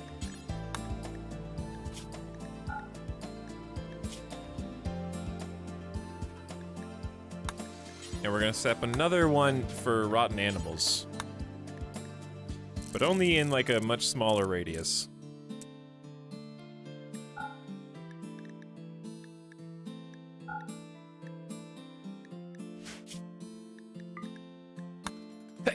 I'm allergic to cremating rotten animal corpses.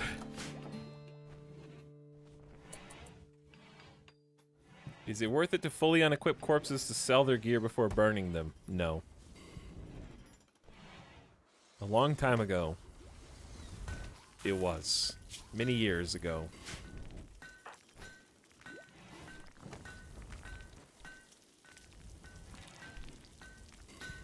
Okay, chat. Here's what we're gonna do.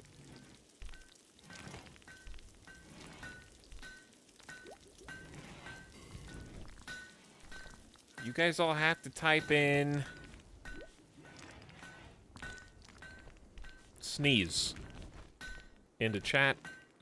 Out of everybody that has typed in sneeze, Nightbot will choose one person who will need 100,000 channel points either from them or from people to help. And they will become Isamu.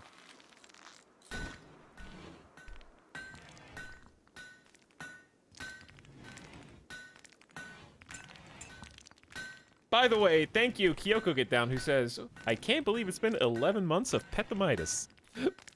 I also can't believe it's been 11 months. Thanks for hanging out with us, Kyoko. Welcome back. Appreciate the sub. Yoga Ball's also back, sharing Prime for 4 months. What's up, Yoga Ball? How you doing?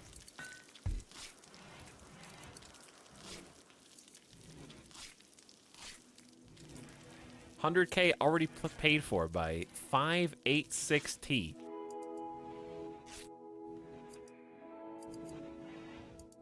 Who, on record, has only typed like 2 times.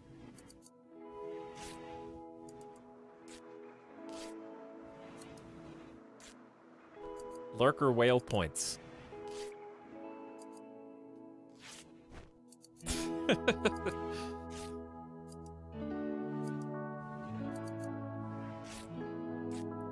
Magnanimous lurker. Probably got a new 3080 Ti to mine those channel points.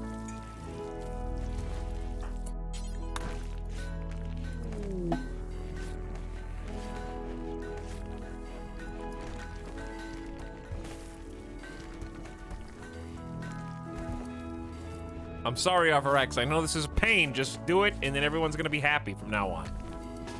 You did it. Good job. Roguy literally doesn't have to work at all. Okay, so let's go ahead and roll the dice and figure out who's gonna die. Because Usamu has already snapped, so we're gonna find out which one of you that is. So you wanna know a funny story, chat? I accidentally reset the keyword, so everyone just type sneeze for no reason. Got him.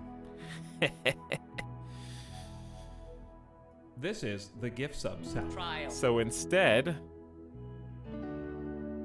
I am just going to open up the Nightbot command and randomly pick a winner. Too many errors has been chosen.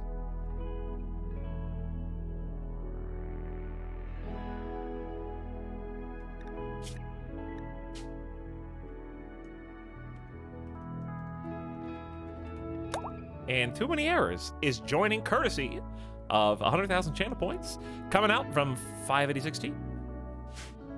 So Too Many Errors. Who are you going to murder? I didn't even enter. Yeah, but that winner just picks out of anybody who's been active in chat recently.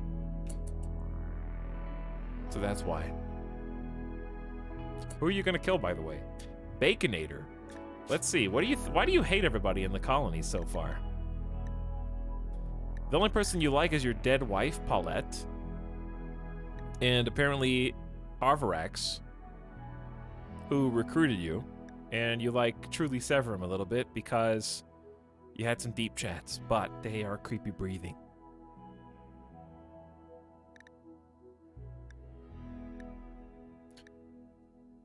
Wow, Too Many Errors doesn't like the other people because they have prosthetic limbs, which I find to be somewhat questionable on your part. Too Many Errors. You're not going to be a fan favorite at this rate, that's for sure.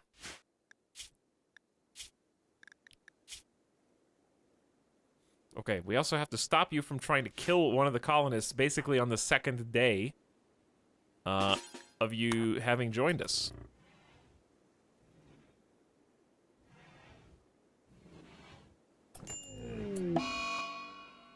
Thanks, Roguy.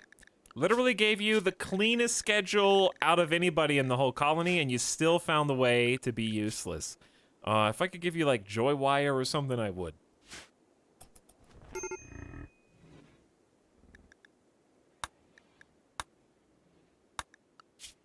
Okay, Mega Sloths are in the area. How are we doing on the food? We still haven't hauled this in. So we have a lot more food than it appears. We just need the full-time haulers and cleaners.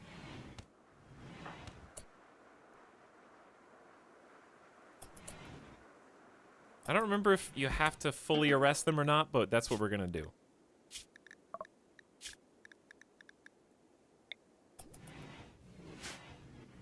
Remember, you were just in the prison. You agreed to join us, and then you tried to kill us again. That's enough to sow doubt. You may not get a third chance. Too Many Errors, okay? You said, yes, I would love to be part of your colony, so I can kill you from the inside. That's what it looks like right now. Do you understand? That's what it... You're giving a bad look onto yourself.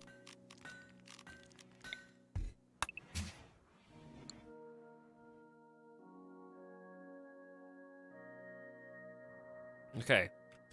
The colony lives on. People arrive. Did we start over? Hello, I'm Simon. Laughing Bear, thanks for gifting us a 586T. What's up? He was back for 9 months. Appreciate it, Laughing Bear.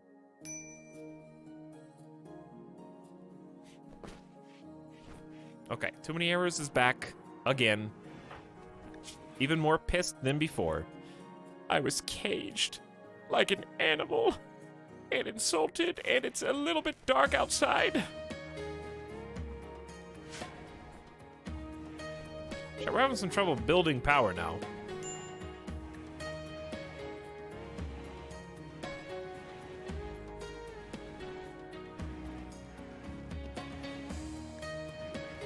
I suspect the reason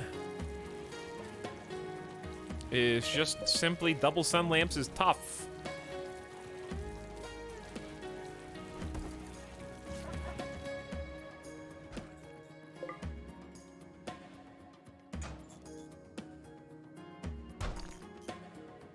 I forgot that I even queued this up. All right, let's see what everybody's up to. Besides Dorito, Durg is permanently cutting blocks. That reminds me, we got granite, marble, and slate are all allowed. Teeny Tiny Tim's on that full-time research. Thornathus is working on some clothes. There's that construction skill trainer I was looking for earlier. I'm not sure who should even get it. If any, maybe Baconator should? Is that what we were kind of settling on?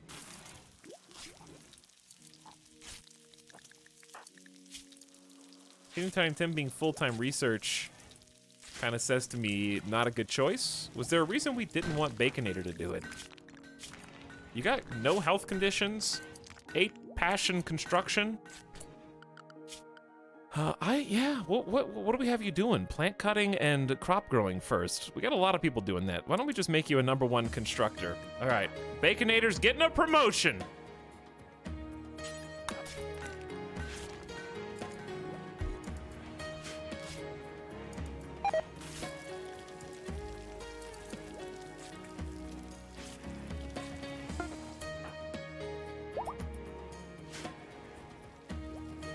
Build complete to make parkas. Yep, we gotta stay warm.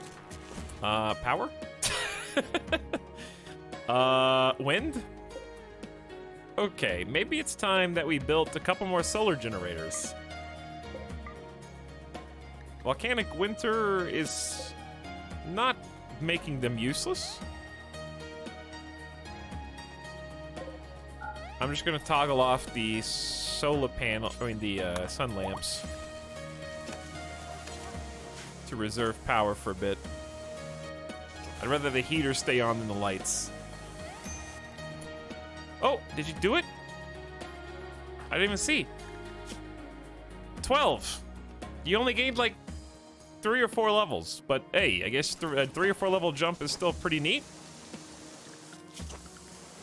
A 12 does make you, by default, the 4th best builder in the colony, which doesn't sound great, but there's 4, 8, there's 12 colonists now, chat.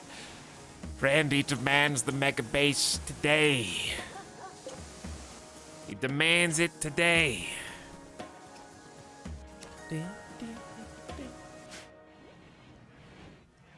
It must be done. Okay, we'll turn these back on. I believe we're finished with prosthetics right now, so we'll flip that back off.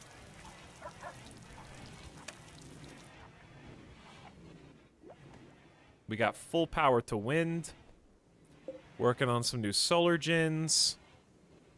Megabase was supposed to get started last stream, yes. I haven't even done plans because we haven't had any time to even think about it. We've just been adding slow, tiny additions to the colony. And there are some things that are, while slow, super useful, like all these spike traps. I want even more. Put those up there. That could stop some raids in their tracks, to be honest. They do like to walk around this as well.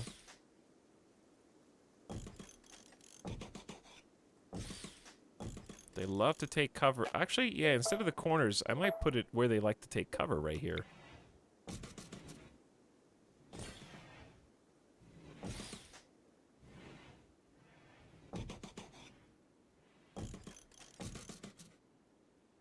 That's a lot of traps. Mary Skipper? Do you think that's a bad thing? I think I have to cancel the river traps because I don't want to build the bridges.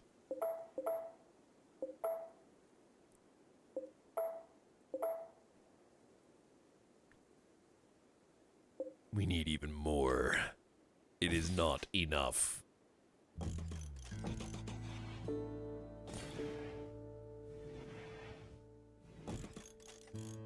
I am not yet satisfied.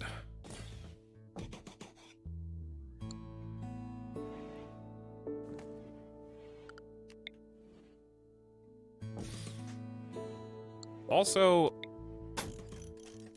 I think we're missing some pieces here. This like forward fortification thing kind of has seen better days, huh?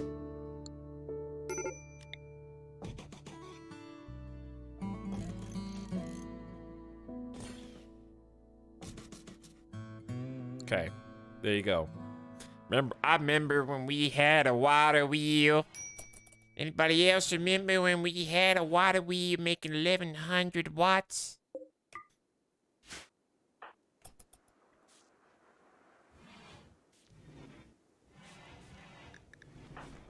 What's wrong with your clothes, everybody? Plague again! Pants. Shirt, pants. Shirt, shirt. Okay, so we need a minimum 4 new shirts. We've got 10 pants queued up. All right, that may have been a bit hang on. Wait.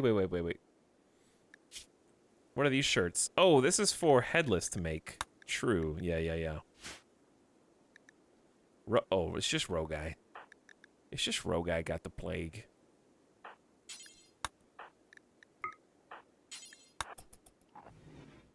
Don't worry, we'll tend to you as soon as we can.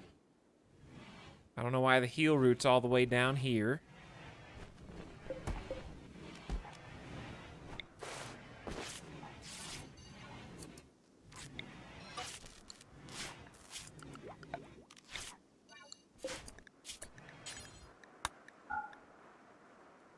Hold that thought. I'm gonna move it.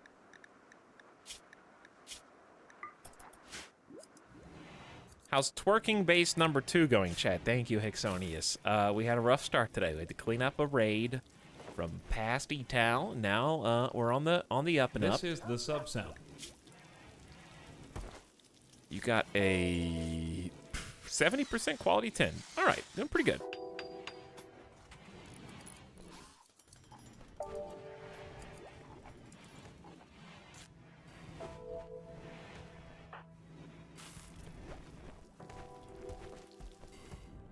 Perma Hauler's doing good. We're actually getting rid of the bodies, hiding the evidence.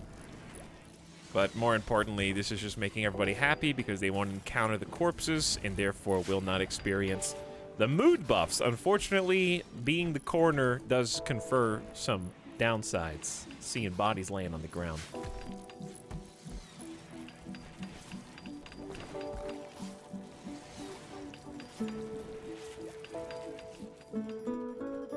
Okay, yeah, and they just... I remember when slate spike traps would take all day to make, but it turns out that once you put level 18 planet-known masters in charge of building them, it goes a little faster. Yep, right on cue. We've only had two days of peace. Now it's time for a mech cluster. Looking good.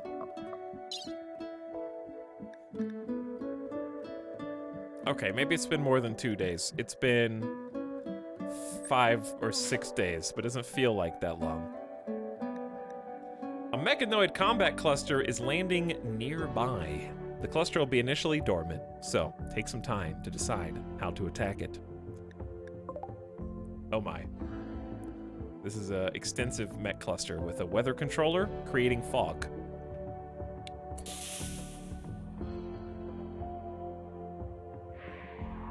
I guess we should be thankful it's only fog.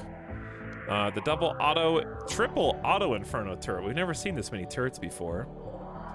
3 Lancers shooting from range, 4 Scythers, a single Centipede, and a single Pikeman. They are augmented by a mech drop beacon, bringing in reinforcements of unknown caliber. 2 unstable power cells looking extra juicy.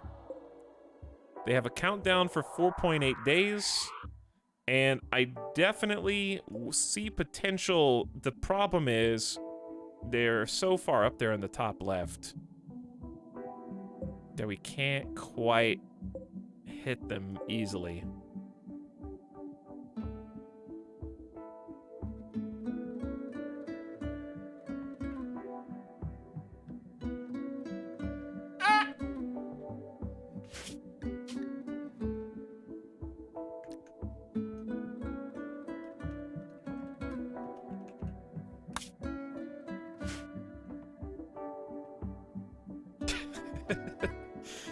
The snipers here would be awesome, but like, they just... Randy knows exactly how to shield the unstable power cells.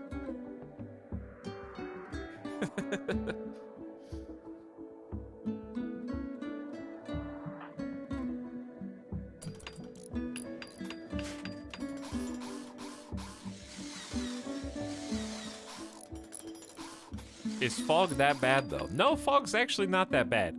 But we have to be careful because...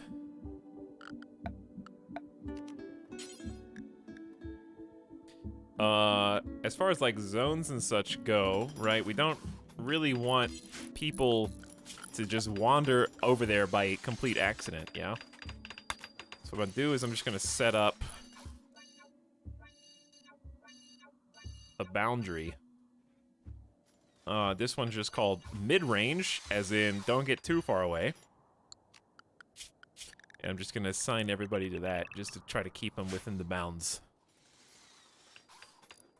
Does fog affect solar? Fog dramatically affects your shooting accuracy. But, it doesn't... Weirdly enough, volcanic winter and forest doesn't dramatically affect solar. They're not at full power, certainly, but they're not, like, as low as you would imagine, either. Also, we did successfully build 2 more solar generators, which should very much offset the grid issues right now. We just need more wind so we can actually... We don't have any battery reserves. That's the scary thing. We're kind of just balancing on a thread there.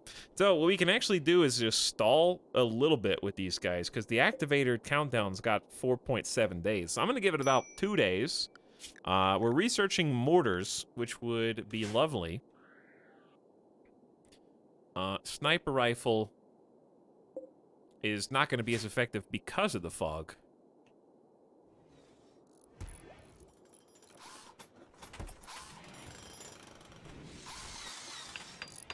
And we're getting ready for future raids.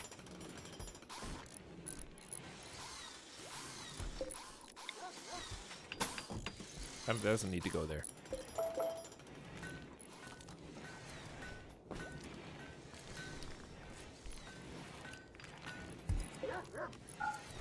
Okay.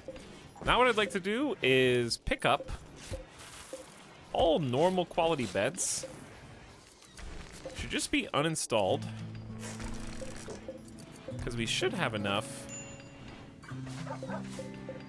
good and excellent qualities to make up for them. And then we can keep those other ones in, we can either reposition them or keep them in storage if we want.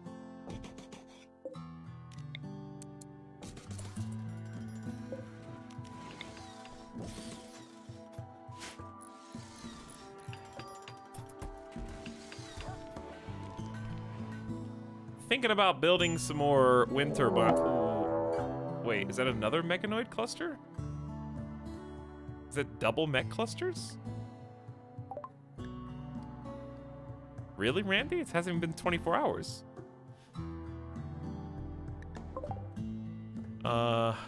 In the southwest. Okay.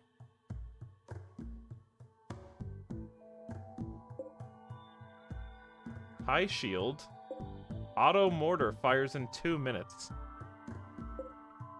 They have mech drop beacons. So they're not... There's 2 mech drop beacons, so they're not even going to tell us what types of mechs. It's happening again. It's happening again. They also have a mech assembler that is currently dormant and will assemble 4 mechs. Okay, 1 auto inferno turret, and weirdly enough, steel walls, creating somewhat of a maze to get to these.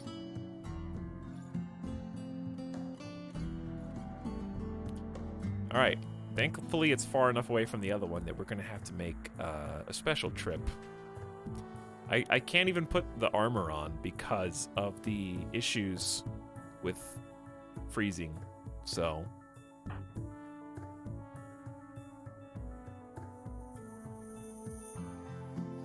Here's what we're gonna do. We only have 2 minutes to respond to the mortar. That's what terrifies me.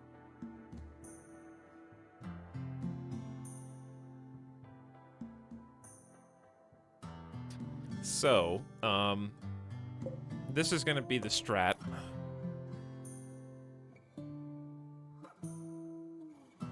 Pretty sure that this guy can't shoot over the mecha assembler.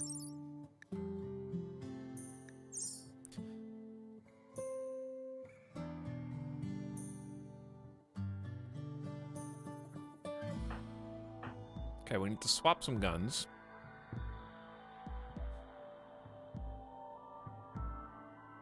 See what we got in storage.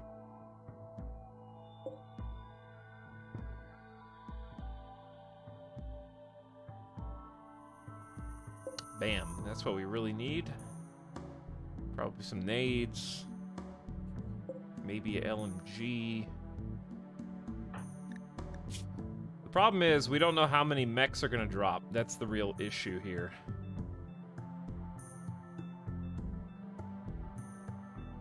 So too many arrows, you need a gun. We're gonna get, damn, Rogai still got the plague. Rogai has to stay here. We can't leverage that 10 shooting skill. Okay, so we need to send the crack team of Thornathus and Durg. Luckily, we gave you guys prosthetics. Dorito's missing an eye. So we might give Dorito a helmet and a sword.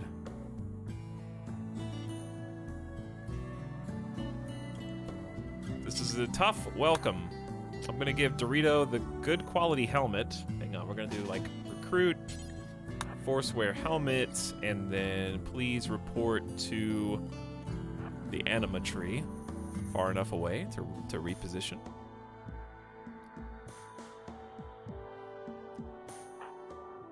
We just gotta take our time, chat. We're gonna stay paused for a bit while we organize, because this is a potentially run-ending circumstance. If we do this the wrong way, we will not get a second chance.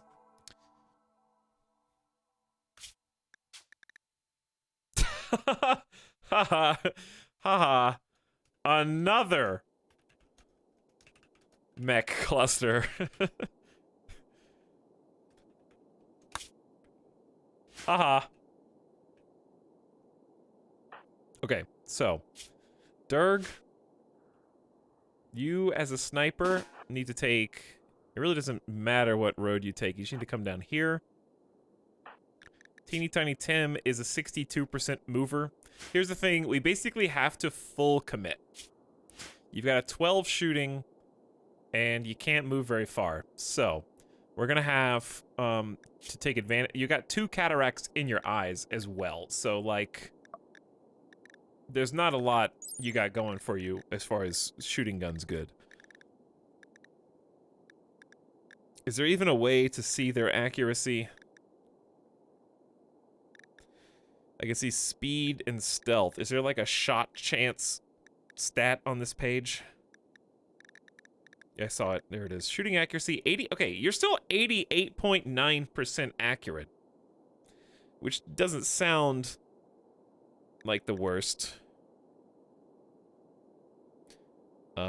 Your shooting 12 is plus 12. Sight is minus 6. So you're basically shooting at an effective, like, 5 shooting skill still.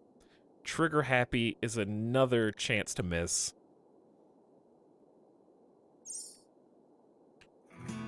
That being said, we gotta. This has to be a full send. Thornathus is the perfect candidate for the assault rifle, so we're gonna do assault rifle, and then head down.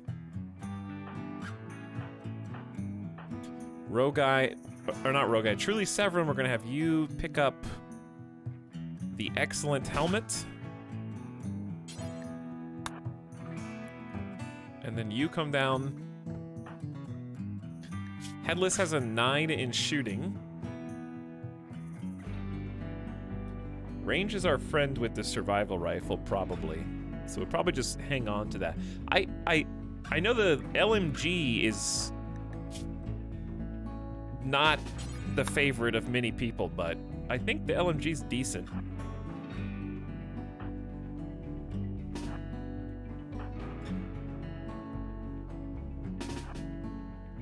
Just my own opinion. All right, Baconator. Grab the leftover good quality helmet. And then meet us down here. And then too many errors can just haul whatever gun is left over, which in this case...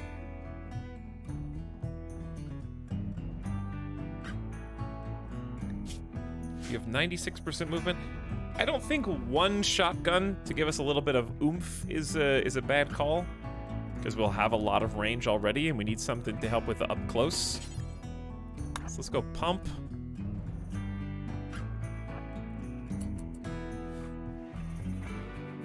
And that should be everybody. Okay, I think everyone's got an order.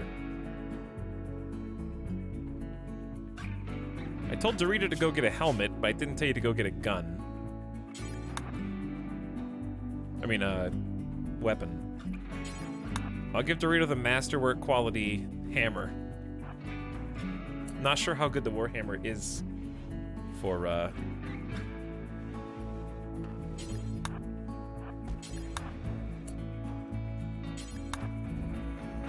mechanoids.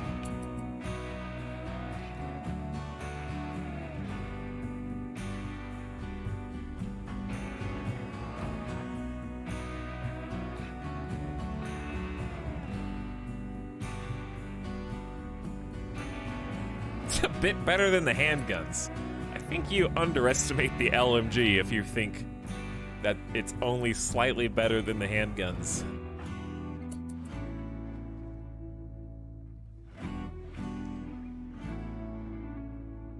Are regular nades useful against mechs? If you don't mind sending somebody into suicide distance to throw them.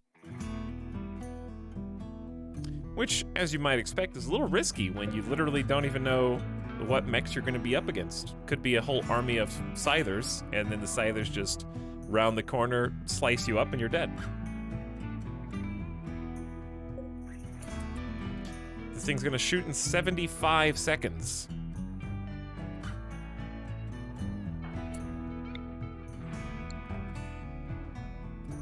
Waiting on reinforcements to arrive. Where is Dirk? Dirk's... Okay, let's make sure everybody's on their way. Dorito's coming. Dirk's coming. Rogai is... not, because plague.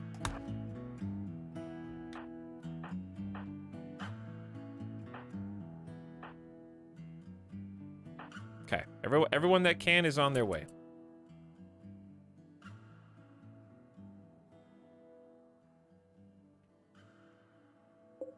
I'm curious who it'll aim at. We got T-minus 60 seconds until the mortar goes pew-pew.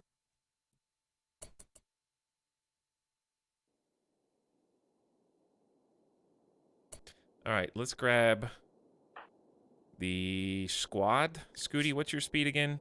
92?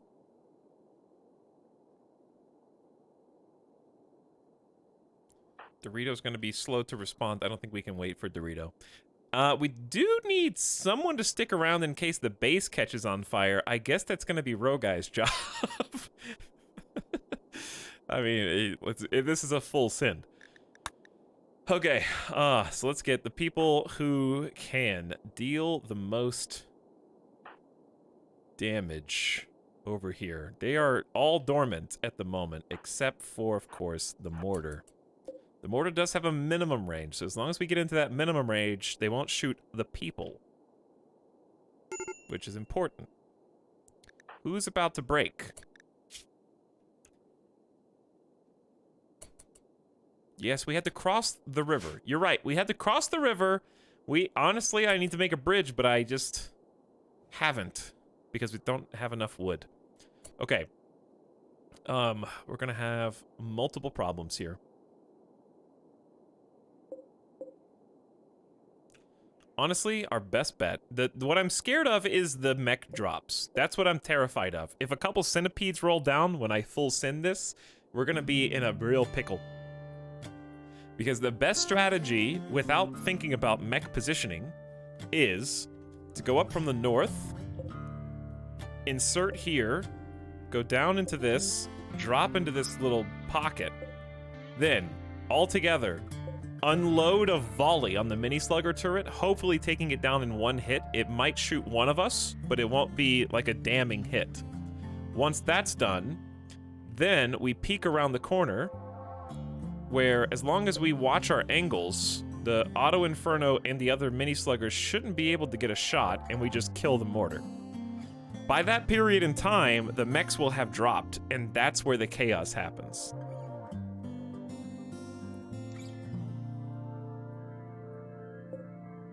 They have a high shield, but I'm pretty sure it doesn't protect them from anything inside the shield.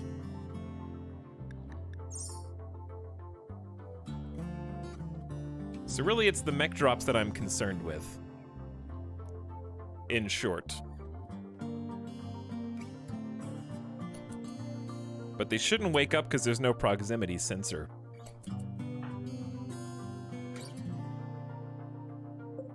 Alright, they got 30 seconds until liftoff. And I kind of can't activate until everyone's grouped up, so the mortar's gonna get at least one free shot.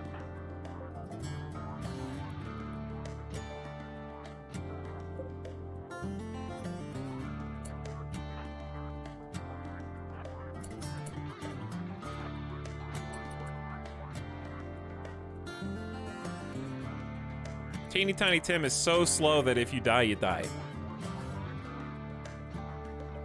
And I think we stand the best chance if we fight together than if we try and do like a split push attack.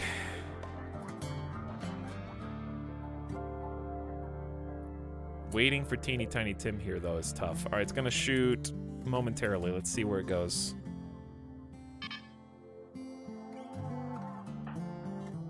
Still, this is the only thing that's awake, though. Okay, outer wall. Now it's got to cool down for 74 seconds, so we have a little time. So here's the plan.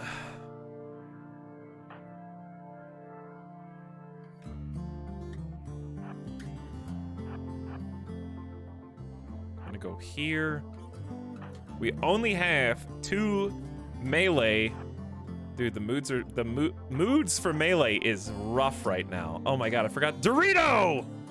I told Dorito to go to Dorito's not in a spot that is gonna help.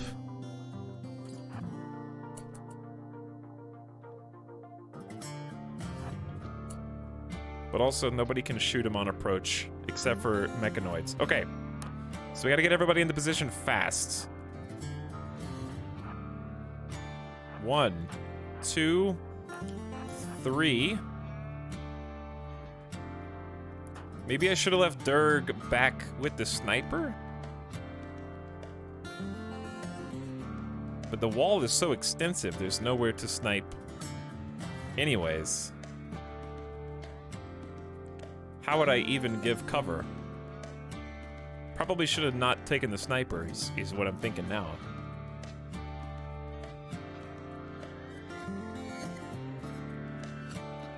This is such a good fortification.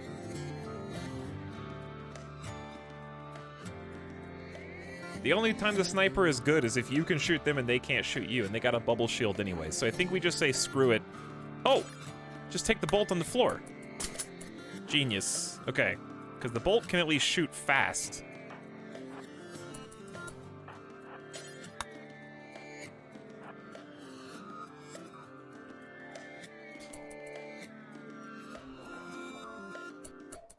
Making sure they're not going to, like, automatically shoot. All right, here we go. It's go time. If we have any mental breaks, then we have mental breaks. Dorit is just going to move in and might have to run away. You just gotta... All right. 3, 2, 1. Who can't hit the target? I don't think it matters. Wait. Why can't Thornathus see the target? Is this... That thing's a cover. Huh?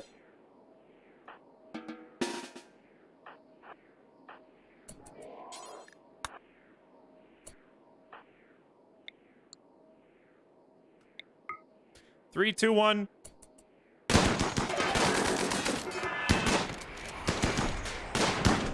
I hear... Are these the airdrop mechs? All right, Dorito, you stay back. They're too far out there. Oh my god. That's...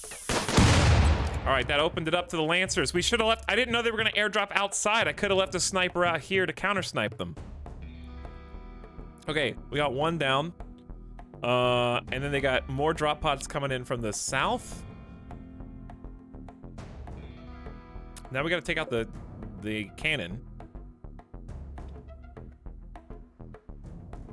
The wall being gone is not helpful because the Scythers are gonna be able to shoot us from the other side. So Dorito, you just hide. And now I have to think. Here's what I'm thinking. I'm thinking put somebody here to shoot at the Scythers. I'm trying to figure out where they'll be able to shoot us from.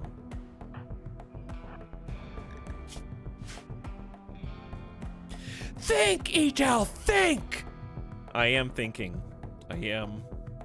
Because now they're gonna... I wanted to stand here to shoot this, but now they're gonna be able to shoot me in the back. That's the... Therein lies the problem. So I think we have to go, like... Up. Up.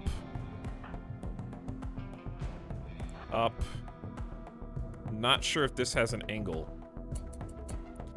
I'm curious how this is gonna go. I'm gonna have to pause a lot because I don't... It is Lancer City right now, chat.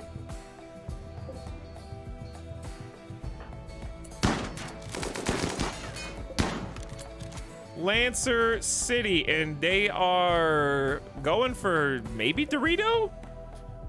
Okay, that's interesting.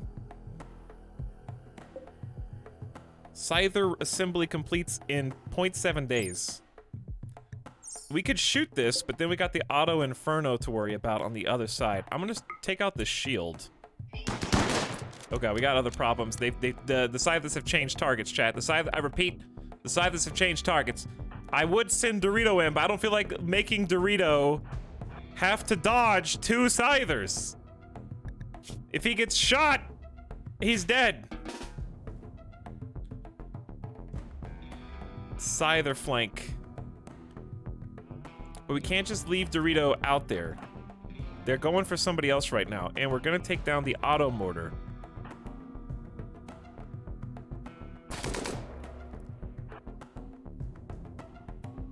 I'm gonna give him something to think about. I'm gonna put Durg right there and have him engage. Okay, we need to get everybody doing something.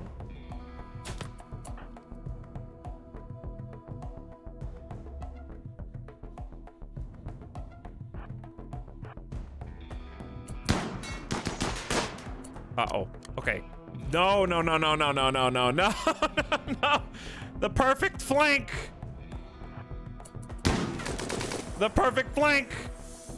There's too many Scythers, chat.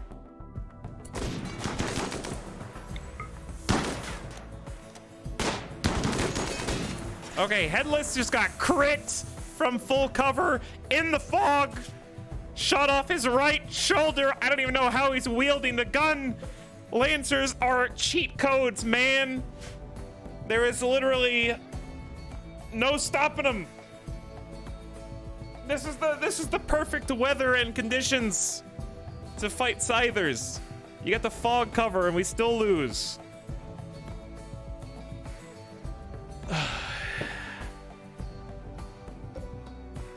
The auto mortar is almost gone. Are you taking aim? Where's the other Scyther? Is he shooting? Okay, he's gonna shoot again in a second. We just need... Chat, there's too much going on for my brain, dude. I can't even see everybody. I know I'm just unpausing for a half second at a time.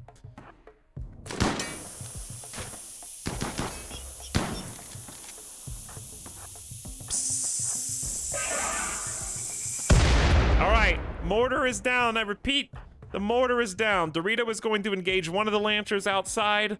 Now we've got a little bit of space. The problem is I can't just send melee to fight the Lancers because they're covered by an array of turrets, including an Auto Inferno turret. If we start catching on fire, then we lose and die at the same time. So I'm thinking, maybe even if I send somebody out here, this mini slugger is just covering them. So, but we gotta send somebody to handle them because the mini slugger is less dangerous then is the alternative. So we're gonna send a squad. Baconator go to take out this while Dorito goes. Don't get shot, Dorito! I'm praying for you. You got a helmet on. Okay, listen. We're gonna go engage this guy. We're gonna send Scooty out here. We're gonna send Thornatus out here. Literally no cover. We're gonna send too many arrows around this side. He's gonna get shot at by the mini slugger turret, but that's okay. And we're gonna send Arvorex here. We're gonna make a flank to the outside and try to get away from these guys. I'm gonna send Durg. Actually, I'm taking Arvorex here. Durg here, Arvorex here. Truly Severum has got to make a play on this guy, and we got to start slowing him down, okay? 1, 2, 3, break. Dorito dodged. Okay. Durg, trade places. Trade places. Good dodges, everybody. Ah! Dorito! My arm! You're gonna have to wield that warhammer with one hand, Dorito! You're dead in 7 hours! How does this always go the same way? We're getting shredded!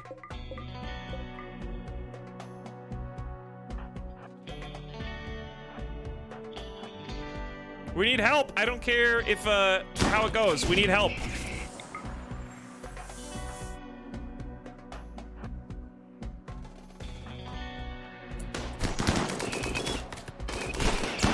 All right, I'm sending too many arrows in to try to help with this guy.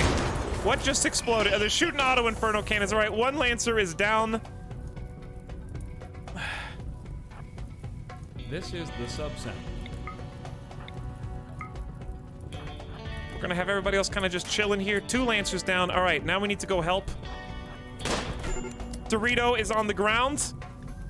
He got beat up, cracked, clavicle. He did only have 1 arm, but he did his best. Baconator. That Lancer is totally uninjured. Baconator's next, dude. Wasn't there somebody here? There was, yes. I'm gonna send Durg back. Don't do it to him! Get him, Baconator! Don't shoot our friends! Ah, Teeny Tiny Tim's on fire! Keep hope alive! Teeny Tiny Tim's wandering into the flames. This is the worst melee display of Baconator's tough wimp career. 10 in melee with a good steel longsword, no friendly fire, and a single Lancer was able to take him down in melee with only medium pain. I want to remind you that of all of the different mechanoids that exist, the Lancer is arguably the second weakest melee fighter after, I think, the pikeman, if I'm not mistaken. So the fact that a level 10 with the longsword crumpled, I know he's a wimp, but he's also tough, so he takes 50% less damage, is embarrassing. It's so embarrassing.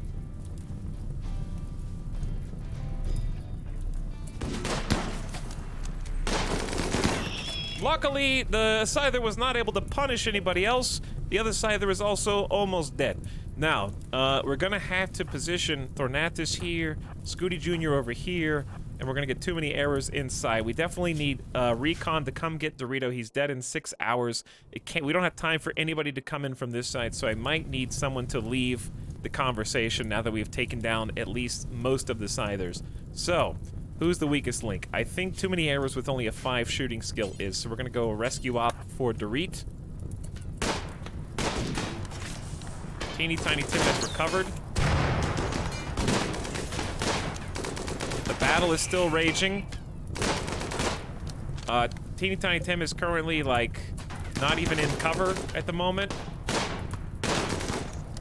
He's getting shot at by mini slugger turrets. We're trying to take down this one, but Scooty Jr. just got popped. This Lancer has gotten both of his gun arms have been shot off.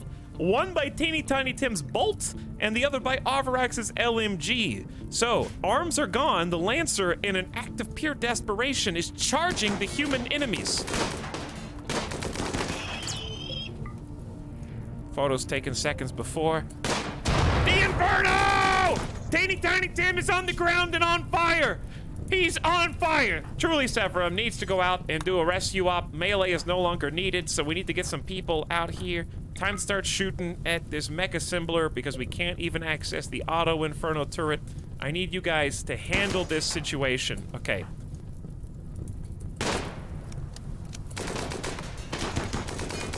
Headless giving us some cover fire here.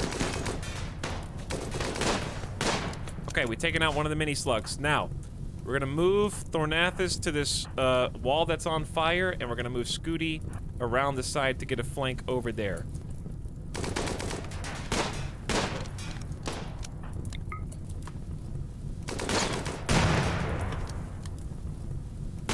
Beware the fire, Thornathus. Alright, you need to take out the auto inferno turret. Actually, if you take out... Is this a power cell? No, it's a gloom light. Take out the little one and it might explode.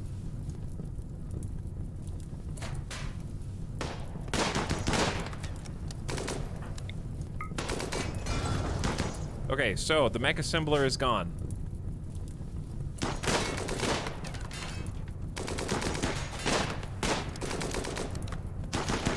We got this. Just a little bit more concentrated firepower. Sick. Alright, everyone change targets.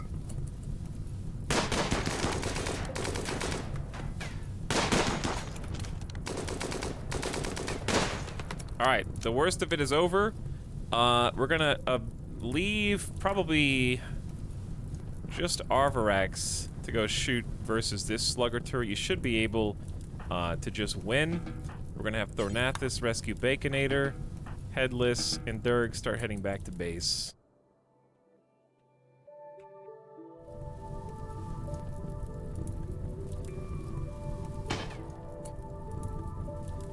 Did you just get shot just now? Okay, we might need one more person to stick around, but everybody's wounded.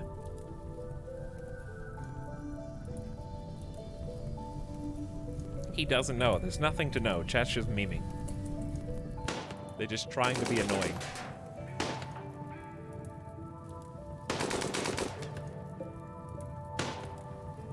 Okay, Arvarax, we'll come back. I see you weren't cut out for this.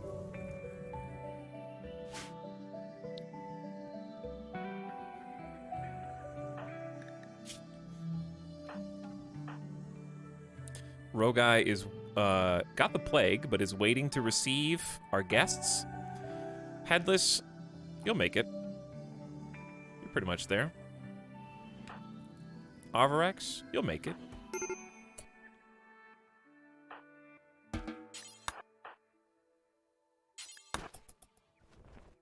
That's why we stick together, gang. Okay, Rogai, up.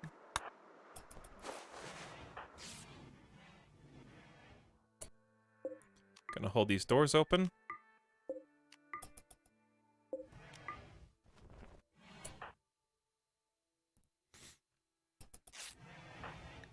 Dorito was the first one to respond. Gonna hold these doors open. Teeny Tiny Tim's in no immediate danger. But we're gonna help out anyways.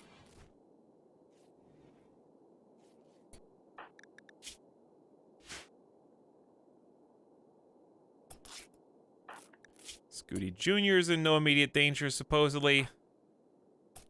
Yeah, we gotta tend all these burns. Okay. Hiding in room is fine, as long as you go into a bed. That's the trade.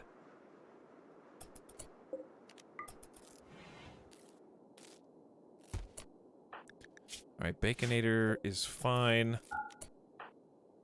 So we're gonna have Truly Severum. Where are you taking him?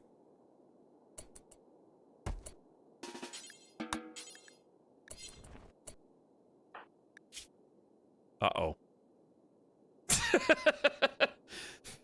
You went to the furthest bed.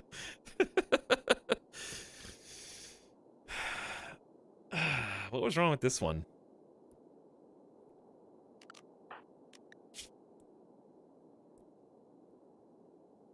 What was wrong with that bed? Chat, you don't think we got this? You don't think we got this in 7 seconds? 6, 5, 4. We got this. Easy peasy. Have no faith. You guys overreact to everything. Who else is still bleeding? Scooty! Had the whole time. Called it. Called it from scratch.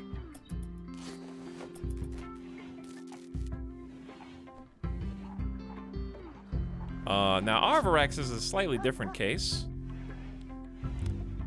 We just have to wait till they pass out, I guess. Oh, never mind, you're in bed.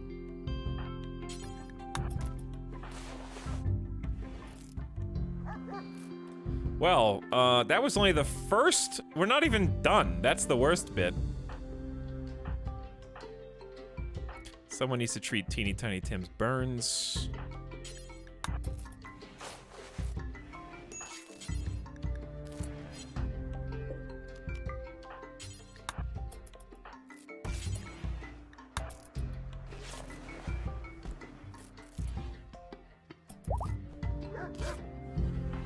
Okay, guys, rest up. Then we can go try and finish off the one mini slugger turd, and then we got bigger fish to fry. It ain't over, baby. That was just one of 2 double mech clusters.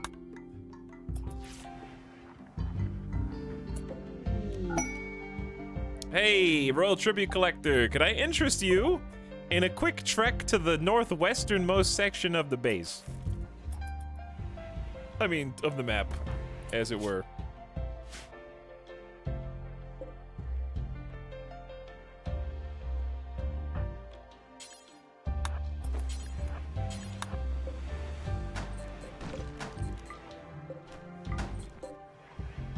All right, more medical beds for more resting,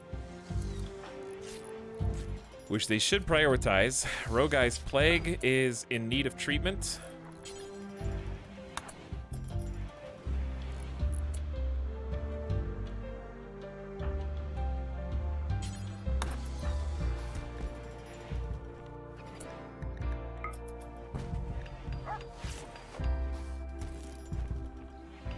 Okay, hopefully that's good enough.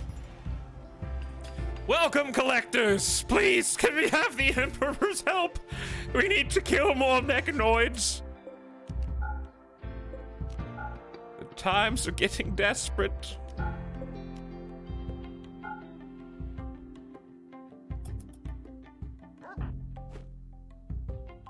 Dorito, you got your Warhammer's gone. How about you take this heavy SMG and your arm is gone too? Do we have an arm for you, maybe? Already pre-built by chance? No. So we're gonna turn this bad boy back on and make a new prosthetic arm. Thank God we can make these. They are expensive. 4 components a piece. Ain't cheap, but they're so useful.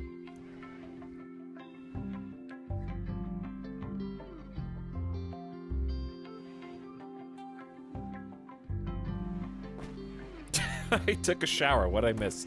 A small war. A war for our survival.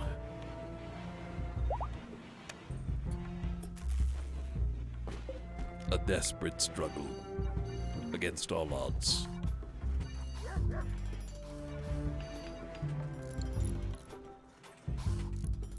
Okay, so I'm gonna send...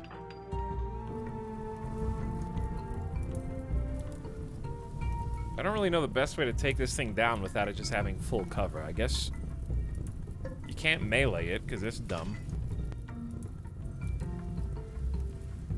It's just gonna get free shots on anybody. I don't think it matters if we leave it.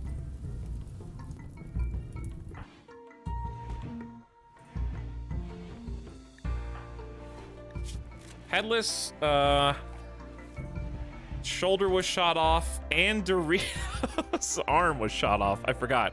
We do need 2 prosthetic arms. Good grief, man. It's bad. Scythers have taken all of our body parts.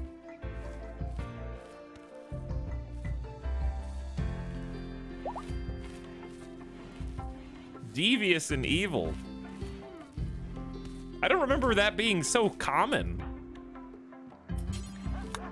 Like, I've played a lot of RimWorld, and I fought a lot of Scythers, and I know that they're always crack shots, but I don't remember losing this many legs and arms so consistently.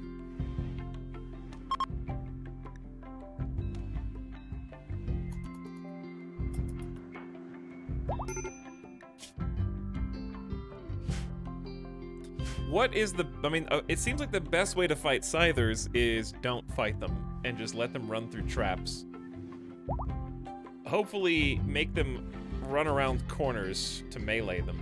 That would be like ideal. Even then, we had some 1v1 melees where in both cases our fighter lost.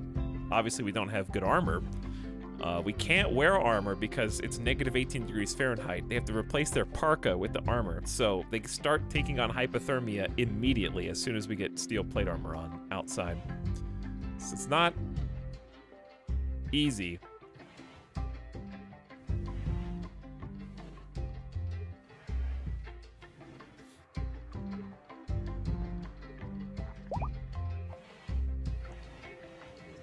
The game is telling you to make a kill box. That's the thing about mech clusters. They don't chase you. They just stay there. They're anti-kill box. That's why we're researching mortars.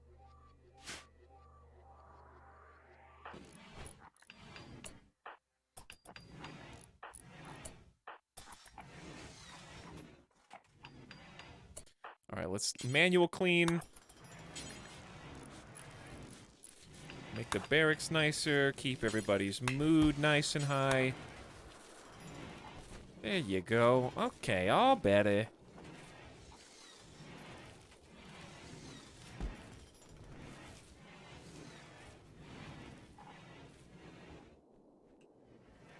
We're just lucky we're in a position where we can make some... Ooh. Uh-oh, how far away to the southwest? A veterinarian named Julie is crashing nearby. She is from your enemy. Well, let's get somebody out there.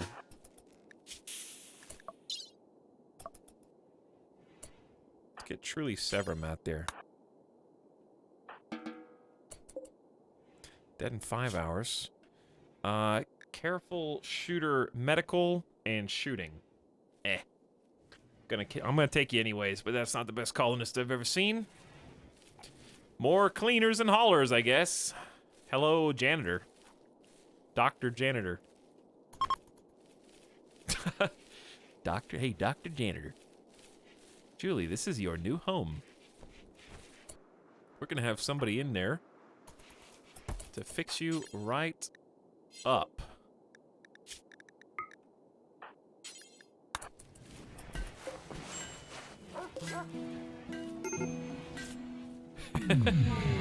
Oh, a psychic soothe. Every female colonist smiles with contentment. A distant engine of happiness stirs. Why is Baconator sleeping in the cold? Because Baconator, sucks. I'm just kidding. Wow. Not you. Not you. Of course, silly.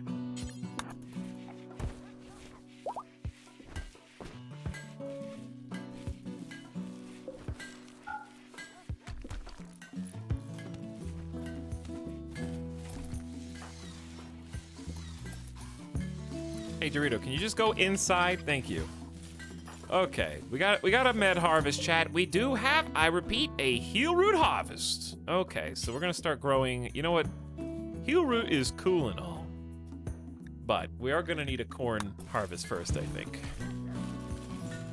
Because by that point, we will definitely need the extra food. So let's get started on that. It is nice to have some heal root, though. Heal root harvest sounds like a Fortnite drop zone. I wouldn't know, because I haven't played that game. Hello, I am here. What's up, Dog Vader?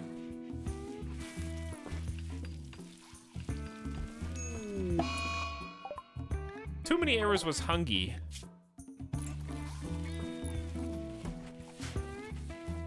and is no longer feeling so good.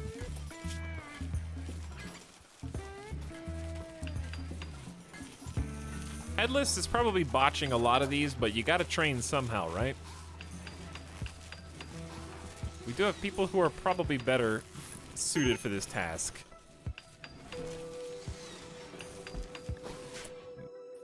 Power. Okay, let's turn off the crematorium. By the way, I saw somebody say that this was 700 watts earlier. I didn't call you out at the time, but it's 250, which is not that bad compared to a sun lamp. All right, we need to turn sun lamps off until we can generate some power.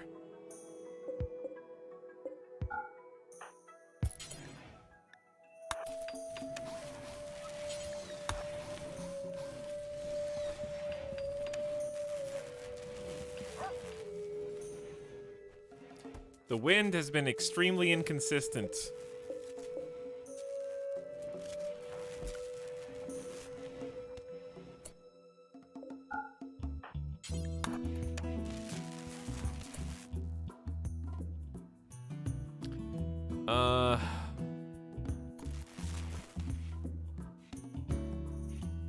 Okay. We have 46 watt. I guess we gotta do the thing.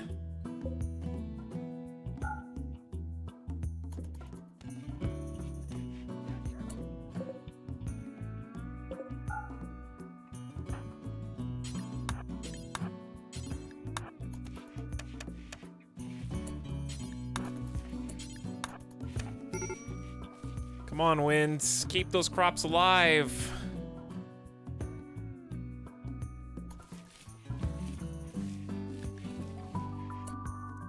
I guess I'll build a couple more.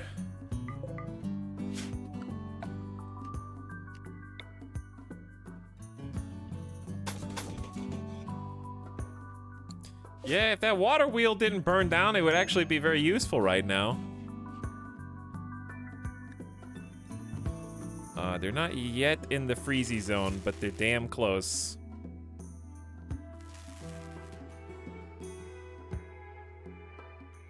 All right, I think we saved them.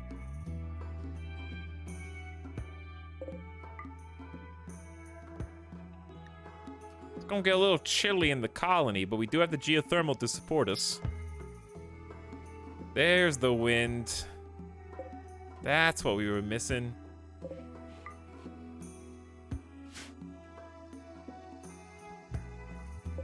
Now we're talking. That's 8,000 watts. Okay, yeah, we'll just let the sun lamps take a little breather, I guess. Or maybe just another one? Jen is from your enemy Eastern Indusia. She crash landed in your power zone. Okay, dead in 11 hours. Well, you hungry?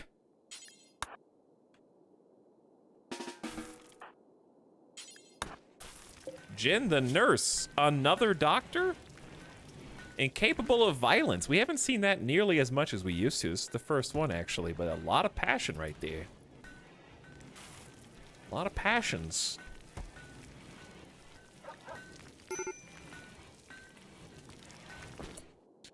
Okay, we're gonna grab Rogai, do some tending. I'm sorry, Rogai, did I suggest that you were using medicine? My bad. All right, Jen, what do? You do pretty much everything potentially well. Mining, cooking, crafting, and medical. You just can't shoot guns. But that's actually good. It's nice to have a doctor that never gets in combat.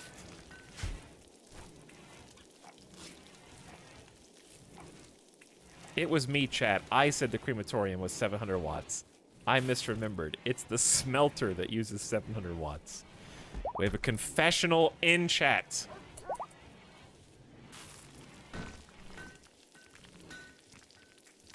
Hey, what's up, Nomad? How's it going? Hey, Tox, what were your thoughts on the game last night? I thought that it was definitely an early access game. It has a lot of promise, it has a lot of potential, but I think it would be a good wait and see from me.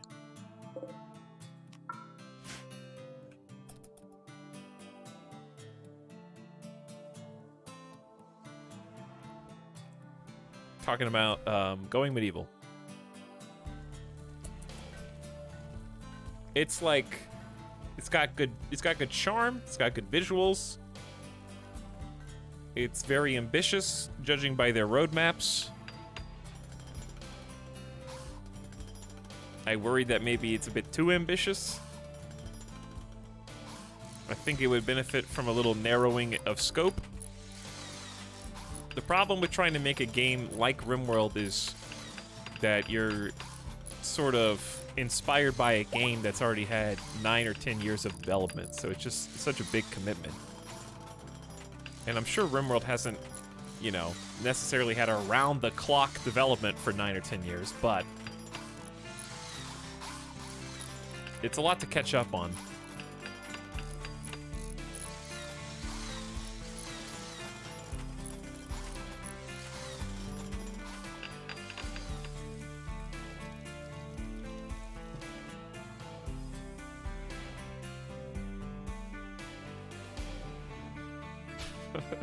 Tynan in the studio, dropping 24/7 RimWorld tracks. But yeah, I am not saying that from a perspective of RimWorld fanboyism or anything like that.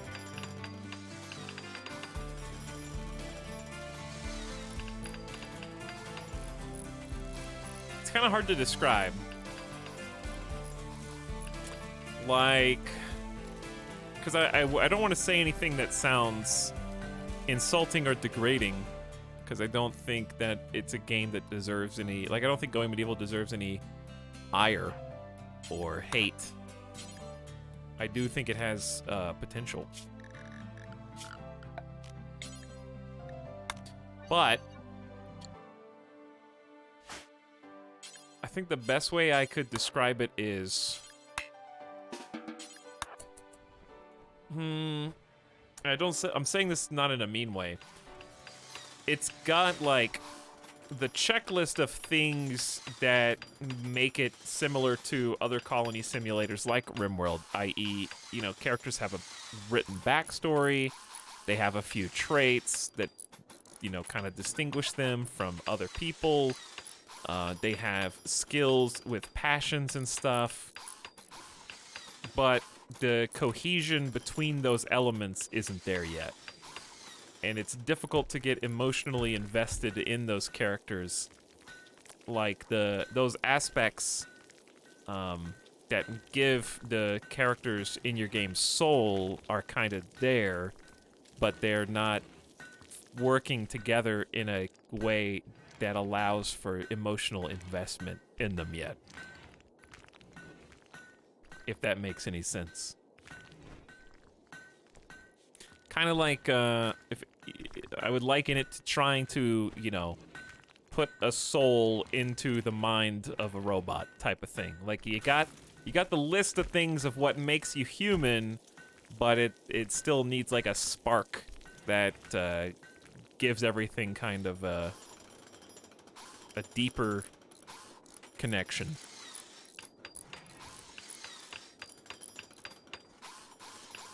Which is a dumb way to describe a game, because it's very nebulous and unspecific, and difficult to criticize my position because I didn't really give you any, like, hard concrete points. But that's the best way I can think of to describe it. Are you emotionally invested in RimWorld characters? Yeah, I get pretty emotionally invested in them.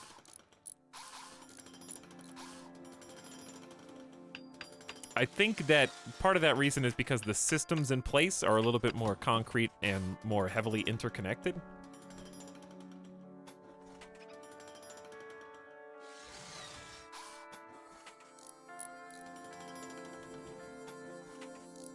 Between what each colonist is doing, I feel like also Going Medieval is faster paced. Like, we were able to put that oversized base up fairly quickly and with very few kind of penalties. Whereas in RimWorld, kind of each venture is its own kind of lengthy time investment. Not in a necessarily waiting game way, but like you're not sure if the commitment is justified because you're not sure if spending your time in this way will result in enough kind of reward. Or, for example, like, if I send somebody to dig a huge pit, now I gotta worry about darkness, I gotta worry about their lack of joy, they're gonna be in a tight and closed space, it's gonna be dirty, and all these things are gonna result in a potentially catastrophic domino effect. Like, okay, now what if they go crazy and decide to start an insulting spree? Well, now another person is like, there's a domino effect. It's very tangible. Whereas the characters that I had in Going Medieval, some of them were better or worse at certain things, but it wasn't obvious to me just by watching them. Like, watching a RimWorld character do a task, I feel like it's very easily communicated visually whether they're good or bad at it. Like, two people mining next to each other, and one person is going 4 times faster than them. It's like, oh, that's the person with the mining skill. I felt like everything was maybe too smooth. There were like, pawns were fairly... Even if they were specialized, it still seemed like they were fine at doing whatever job, I guess. And it was hard to keep track of who was doing what, even with only like 5 people or 6 people. Because everything was being built so fast. Like, research progression felt like it was 2 or 3 times faster than in RimWorld.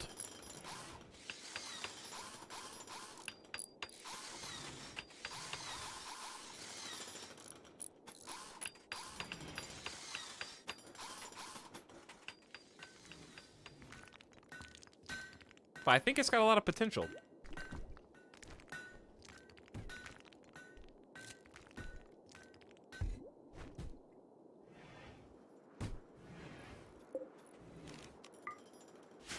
It's got charm.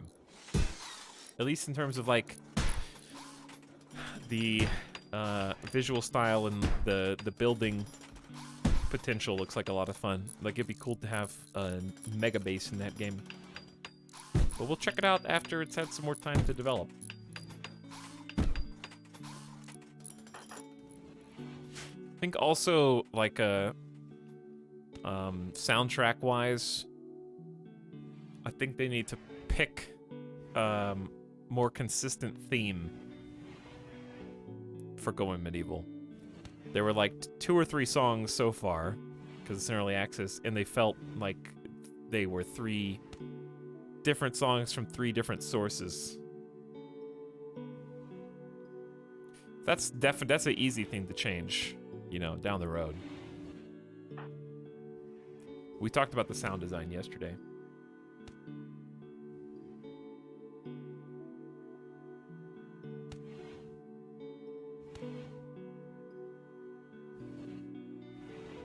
Any interest in the new deck builder Tainted Grail? We might check that out. I heard a lot of people love Tainted Grail. I saw a couple people say they thought it was way better than Slay the Spire, which I'm not sure if they just love Tainted Grail that much or if they really just didn't like Slay the Spire that much. But we might check that out. We kind of talked about the combat yesterday, Private Bones. I think the Going Medieval combat is probably in need of the most development time. I think part of the reason why you can get invested in your characters in RimWorld is because of how heavily kind of defined they are. So like in that last little battle that we had, for example, you know, Dorito's off to the side going in on his own thing, and when he gets his arm shot off, when he's charging the Scyther with a Warhammer, that's a tangible, like, immediate effect that, okay, guys, all right, I'm trying to talk you up right now. Whereas I think all the combat so far in early access for Going Medieval is kind of like hit point. Everyone's just kind of got like general hit points, Your colonists can get wounded, but I didn't notice any specific wound types having more or less effect than others, if that makes sense. Maybe in the future when you're able to like chop off an enemy's arm or like cleave their legs or something, that would be a little bit more hands-on, tangible. Hands-on is not the right word, but...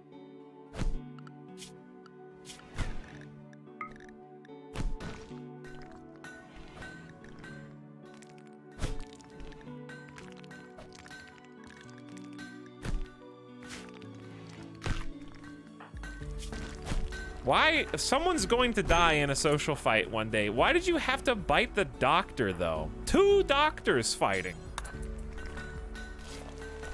Don't self-tend. Why is that even still allowed?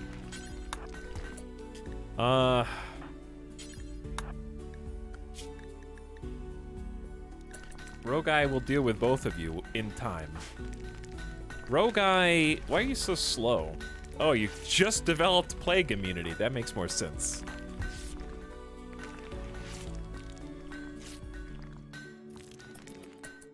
Yeah, the individual body parts thing in RimWorld is great. It really does make a big difference because you can... And it's presented in a very clean way. The UI in RimWorld is kind of notorious for having some weird and hidden gigantic menus. But at least the health and body part screen... Obviously, I've got a couple of visual mods that, like this heal bar is... absolutely so useful. But even so, just being able to see all the body parts and how good the tind was, whether they're injured or missing or destroyed. And I also like that RimWorld tracks how they're destroyed, but it seems like it forgets that information between reloads.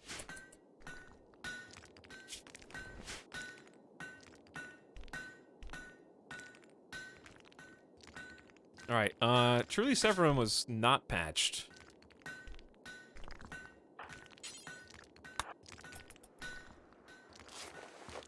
By the way, thanks for recent subs. Rain007 with the fresh prime. How you doing, Rain? And 9 is fine. Thank you for 19 months of sub as well. Howdy and thank you for coming back.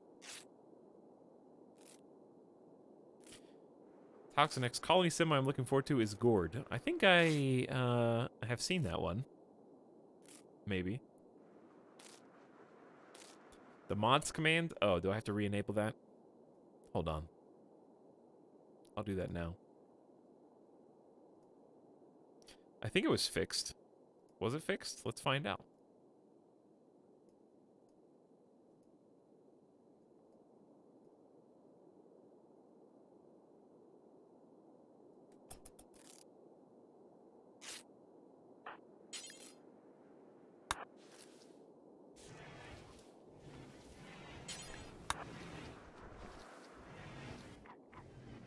There you go. Okay, don't let that distract you from this. It's just a fog weather controller with no mortar or time activator, so we're just letting that simmer for a bit until everybody gets all fixed up. Social fight is not helping anybody. Good evening, chat and Etal. Hey, Mandy. How's it going?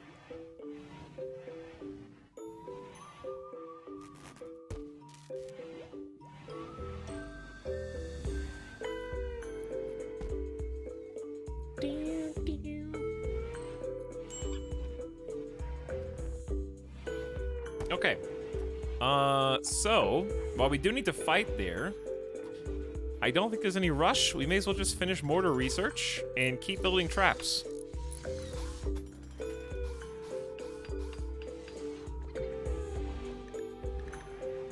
We need a meditation spot. We have 2 people with tattered apparel, and we have a colonist. Oh, no. We have 2 people captured. That's what it is. Why are you guys eating meals? 33 resistance and 24 resistance. I see. We haven't even started recruiting either of you, so why don't we go ahead and begin that? And then if you don't mind, please eat the prisoner food. which we have conveniently provided. Inside your cell.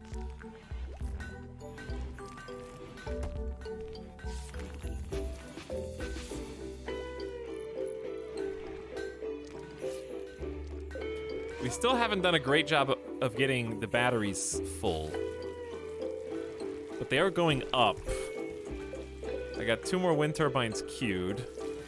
We're running low on steel, so we probably need to start mining some more.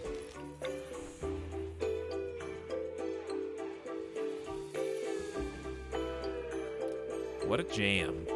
That being said, we're probably close to being finished with mining. Like, as in easily accessible spots.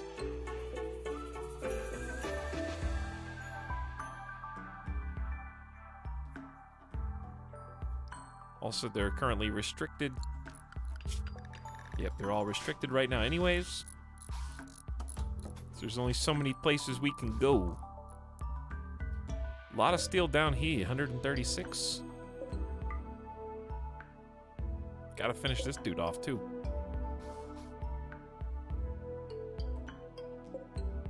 I want these components.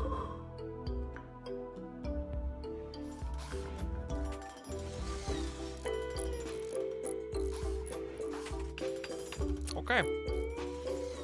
Is this too many traps? Who needs a kill box when you have 23 spike traps on the southern side of the base? Let's deconstruct the shuttle. We could probably get some materials out of that.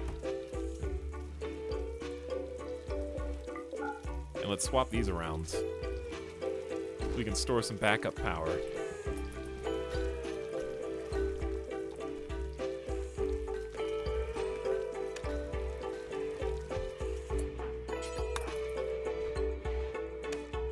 Thank you. Also, fire foam popper in here would be lovely. The middle doesn't really do enough, but I don't have that much steel, so 1 will have to suffice. 23 spike traps is like 1,000 blocks. That's only the southern ones. We have another 16 plus on the other side.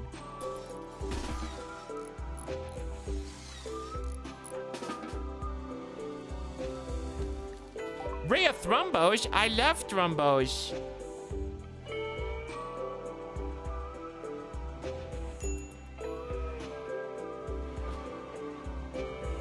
Okay, it's probably time for Gamer Death Break. It's been about 3 hours, chat. So why don't we do that? What's up, Low Bob Panics Fur? Hello, people arrivers. I lost my eye to a thrombo one time. Let me tell you. Oh, speaking of, let's turn the machine table back on so we can start making prosthetics. Well, I guess we could turn it off at night if nobody's gonna use it, huh? Just remember to turn it back on in the morning. I love how when we can actually store power at night, wind go bye-bye. During the day, when we're breaking even, the wind comes back. It's great.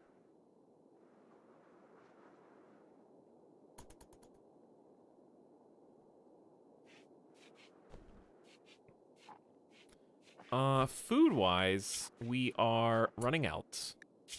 We are definitely running out. It may be actually thrombo hunting season. If it wasn't so foggy.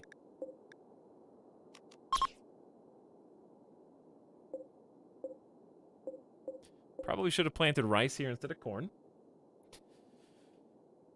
We still got, you know, a cool 70 meals, so it's not over. And 17 more meals worth of corn in there, so it's not dead. It's not out. We're gonna start growing potatoes once the psychoid's done, but the psychoid's taking ages. We don't have the infrastructure for a 3rd grow zone.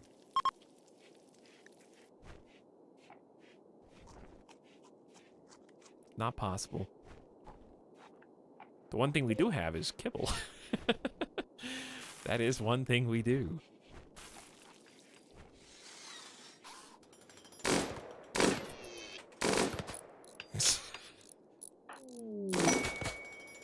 doing great, Scooty. Well done. Nope. You're gonna stay out here until the job is done.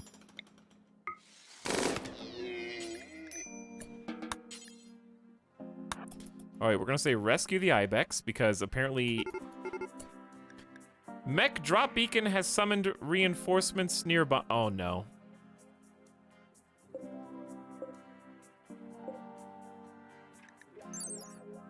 A mechanoid reinforcement drop beacon calls in a group of mechs to land. Wouldn't that happen anyways? Wouldn't that happen regardless? If I attacked it, it would have just woken up, right? Oh, so all these guys are just awake now, because the countdown is happened. Okay. So, we got a pikeman and 2 scythe boys. Not the worst thing I've ever seen.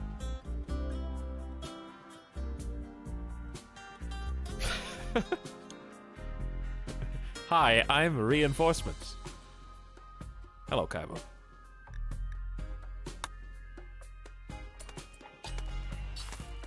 It's actually not a big deal. They're just gonna stand around out there, I guess.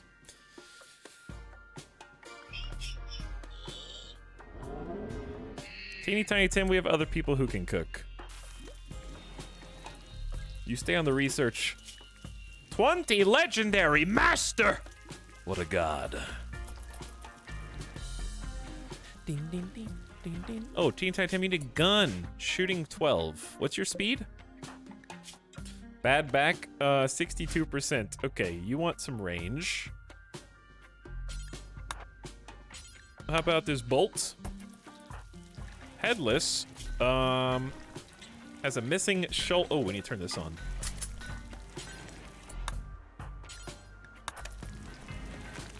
Thornathus? Oh, Thornathus is still healing anyway. Oh. Rescue op. Yep. Rescued that ibex. Definitely rescued it.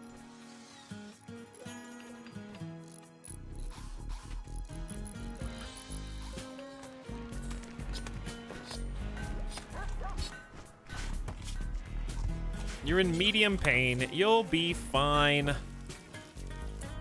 Dirk will help you. Oh, never mind. You're immune to psychic powers. I forgot. Are you meditating on over Thornathus' shoulder? Why? Why are you meditating right here? Giving this weird 3D effect to the table.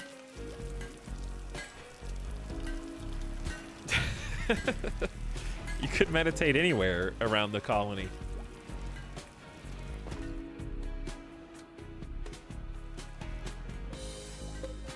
Dude, these solar generators are doing their best to try to keep the batteries afloat. It's not looking great.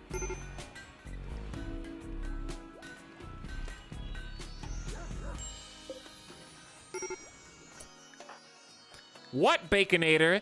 It's ugly. Someone woke me up. Someone made fun of me. I think I'll kill someone. That's usually how it goes in RimWorld.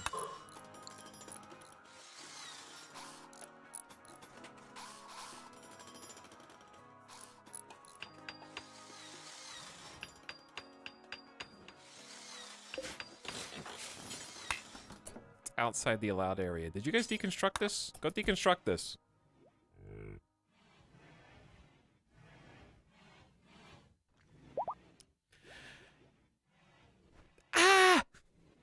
I like that tomato angry.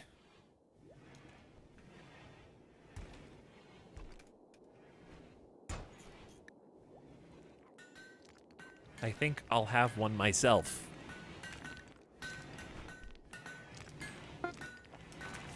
Build complete to make prosthetic arms. Immediately power dead.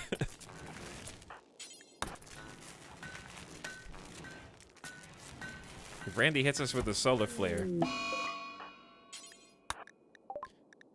Thornathus will follow El Dorito around, who is ostensibly their friend, their only friend. Thornathus has a little problem with basically everyone in the colony except their husband, and Dorito, and has decided to chase away, possibly, their only friends All because they're hungry and in pain. Taking your pain out on your buds. Thornathus called Dorito a grasshopper. Dorito called Thornathus a Komodo.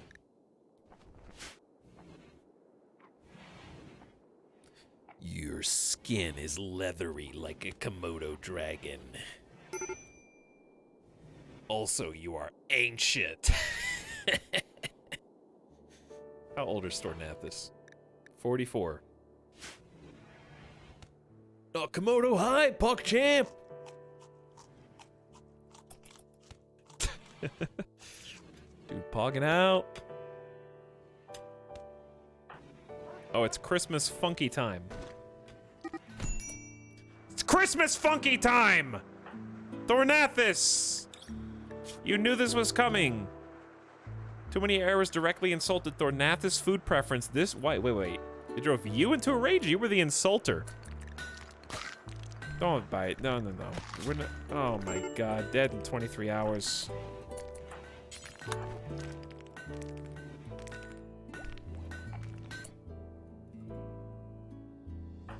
Doctor? The doctor is out. You will take what you get.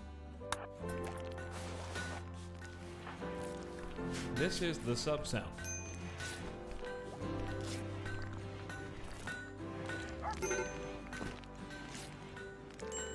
Who's gonna break next? Baconator? Yep.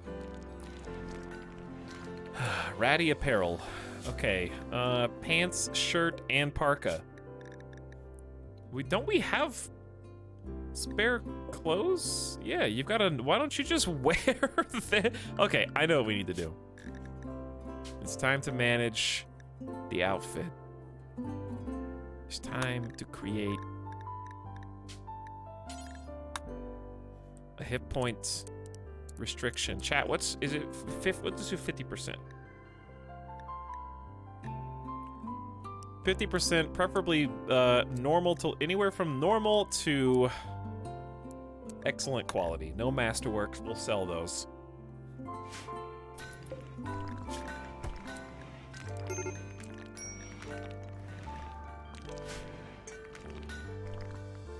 By the way, didn't we just make an arm? Dorito. Your right arm was shot off. We're gonna install on the right wait, no, none of the doctors are good enough. Is Roguy good enough? 75%? 75%? Alright, we're gonna suspend that, I guess. That doesn't seem high enough.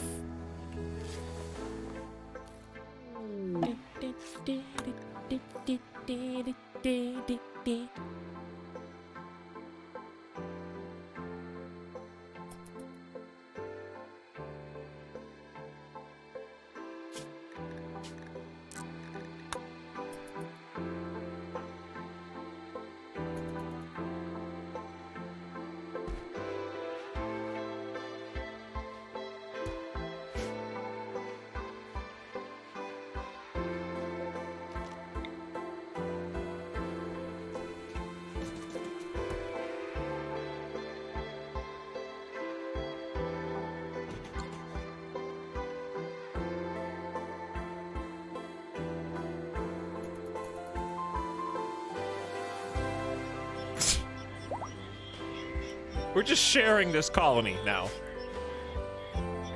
That's all. You guys can have the northwest. We'll keep the east.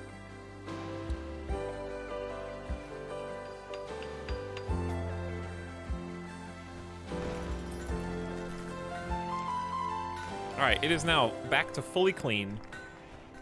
We're gonna have to watch the issue with the clothes, since we just maybe told a bunch of people to take off clothes that we weren't anticipating losing. But they have a lot more restrictions. We got a lot of things that need to be sold. Sadly.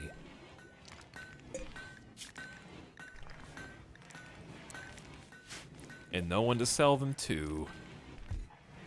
Those are our fall generator guardians. They're just making sure we live in eternal fog. If we were a total melee-focused and oriented society, that would be very good for us, actually. But alas, we are not.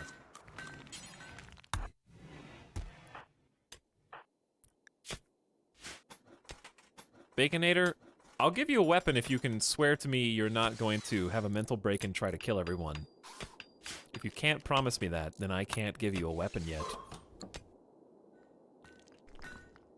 Also, how long does it take to heal after a social fight?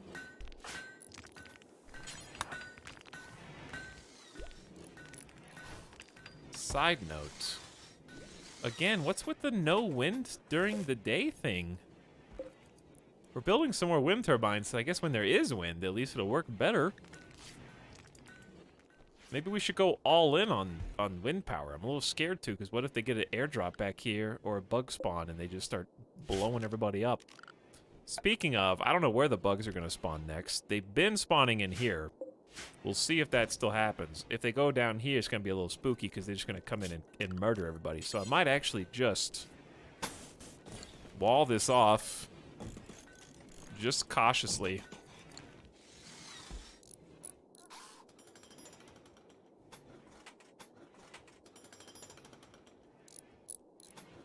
Hello, CG Core. Welcome back.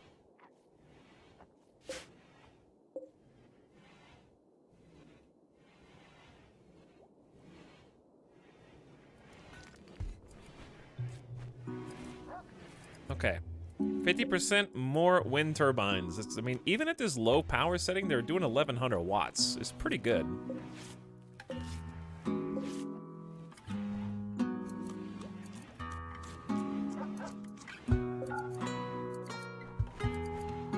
All right, I gotta take a BRB.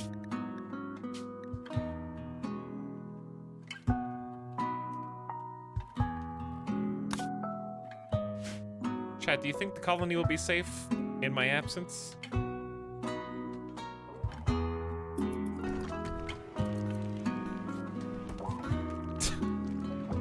No. You're probably right. All right, let's, I mean, there's mechs on the map. Sorry to kill this music. But I'll be back in like 5 or 6 minutes. Kilroy, Gren, thank you for the 4 months with Prime, by the way. Welcome to the stream. Good evening. We're gonna have some fun tonight. We're gonna have some fun tonight.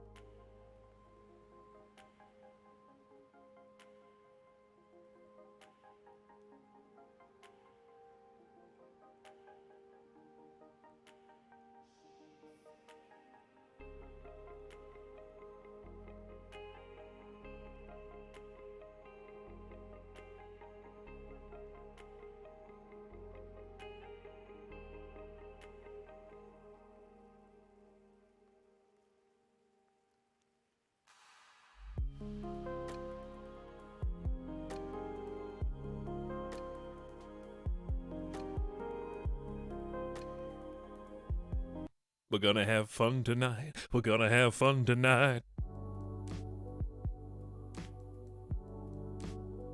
What would you guys do if I just came back and didn't say anything? And I just started playing the game muted for like 30 straight minutes.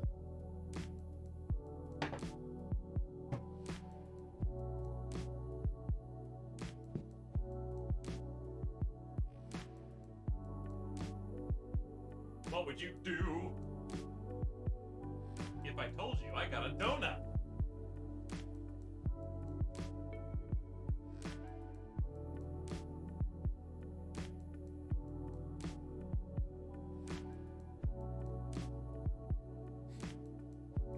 It's an okay looking donut. It's all right looking donut. It's a decent donut. It's a little sad.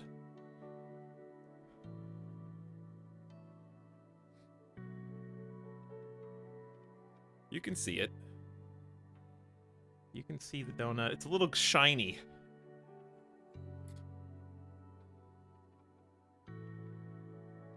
There's a donut.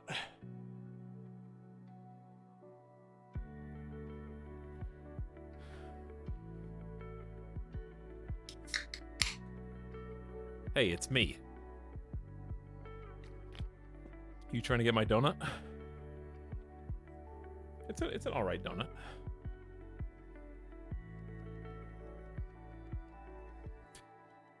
A donut's a donut at the end of the day. Alright, thanks for waiting, everybody. Now, I think we were just chilling.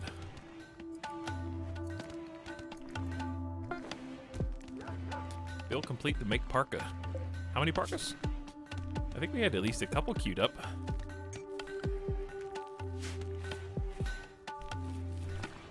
A lot going on here. There are many donuts I would not eat. There's not that many bad donuts.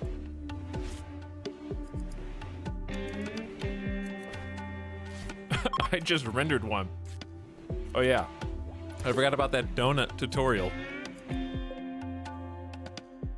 Teaching everybody how to draw donuts.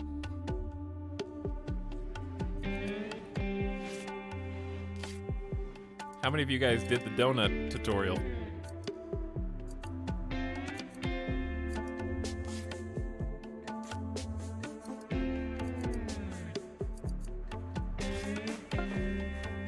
Marriage Camper Mod Squad did?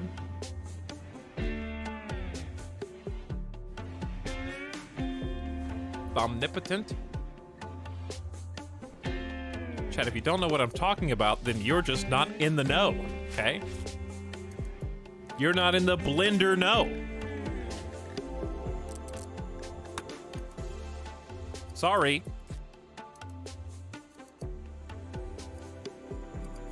Chat doesn't know. Shh.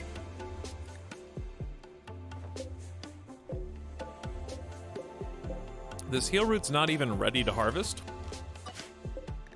We've had like a perpetual problem with this, so we're just gonna see what we can get out of it.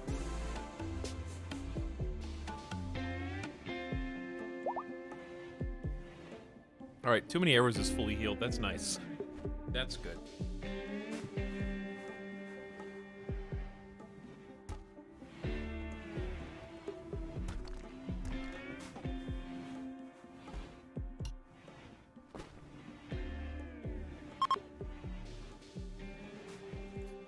Why are there so many people passing by all of a sudden?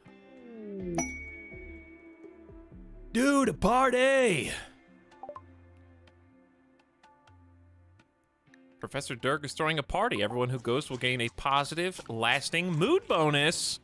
They don't have enough time to actually go to that party, so I'll give it to them.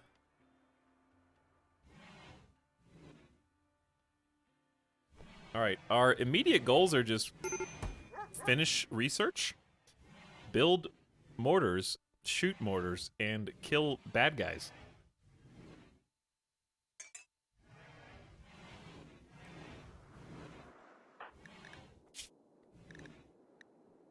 Dirk's talking to everybody. It's his party.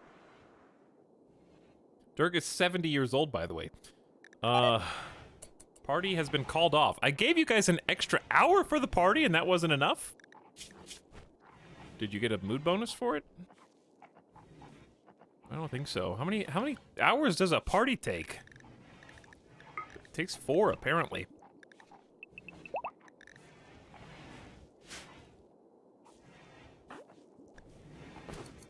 Anyway, you guys were talking about lavish meals, hypnotists, joking about cannibals. Oh, those hilarious cannibals. Chatting about getting drunk with Baconator. If the invite says 9, it really starts at 10. That's true.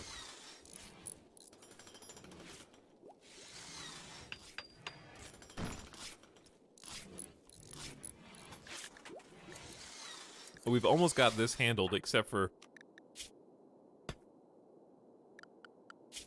Roguy is a permanent thorn in my side.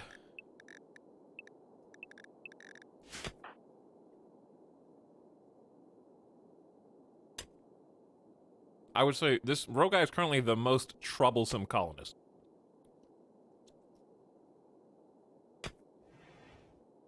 Why are you even mining? Why? Yeah, what? Wait, why are you even mining?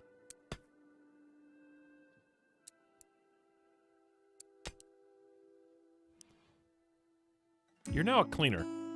Have fun. Have fun with your new job of cleaning everything. You're too slow to be a hauler.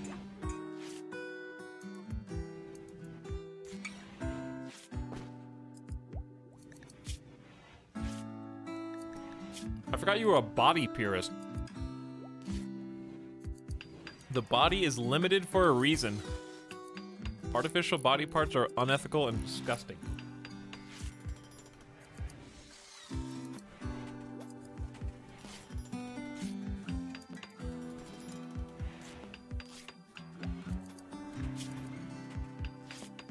So if I ever fix your back, your eye...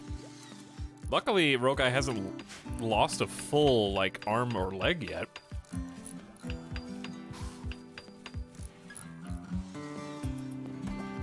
Could be a lot worse. Chemical fascination with body purists seems odd. Yes, I want to ruin my natural body. However I can. I'm playing body permadeath mode. There are no do-overs. Every choice is live or die.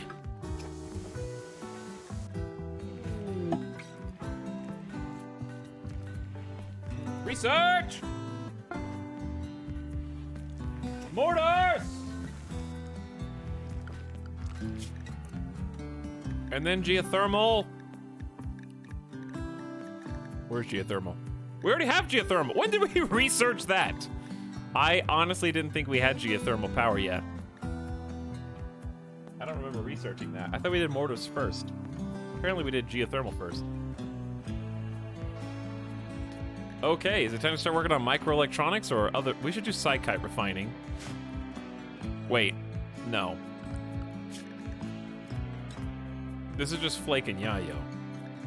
We can already make psychite tea, I think, without help.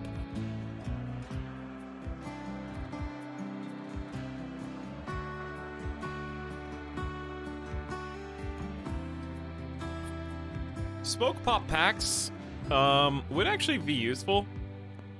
It would be a fairly short one. I'll put those on my melee friends.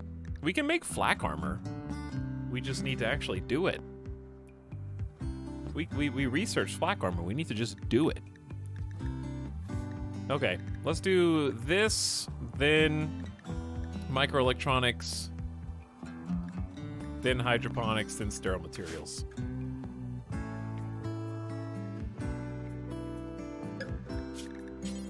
What can we make here? Pump shotguns. We could make incendiary launchers. Could make a smoke launcher. I've never used this before. The shell upon impact releases a cloud of smoke, obscuring incoming shots and preventing turrets from locking on.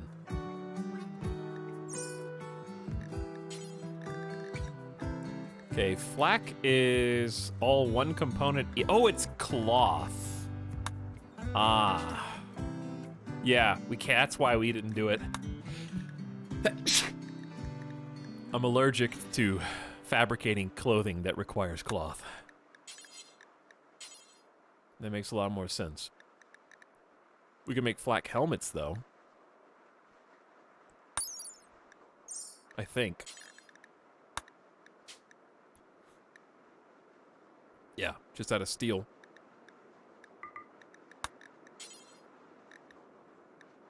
Everything else takes cloth. Okay.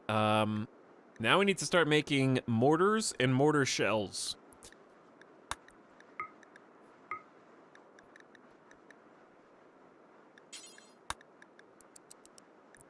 Realistic? How expensive are these again? Oh, we need chem fuel. He doesn't know. He doesn't have chem fuel.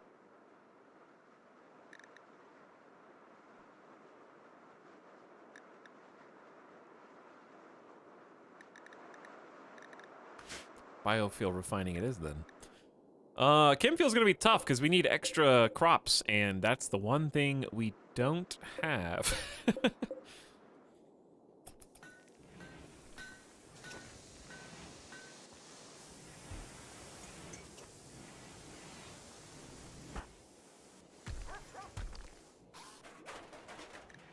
Well, I mean, we know how to build mortars, so arguably nothing stopping us from just making some.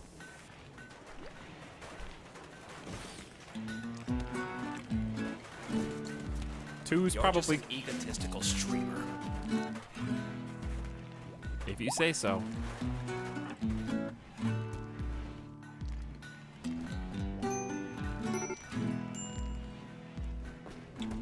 I've been told that before.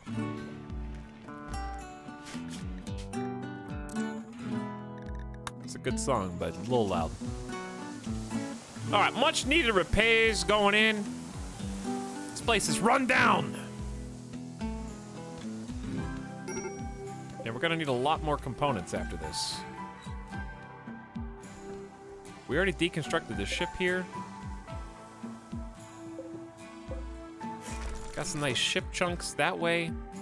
Chat, what am I gonna do, dude? The only bear shark says 73 big ones. I'm still going. Randy hasn't gotten me yet. Thanks for the tier 3 sub, bear shark. Much appreciated.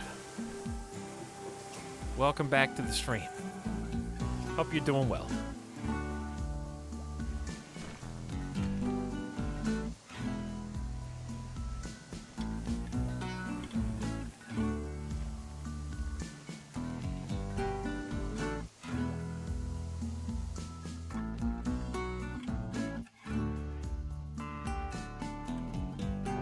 Okay.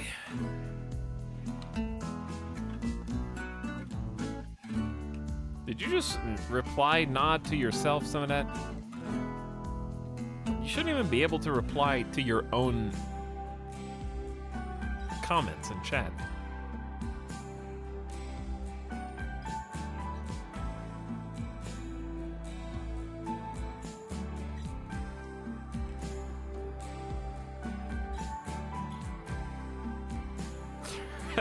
Threads were a mistake, not ours.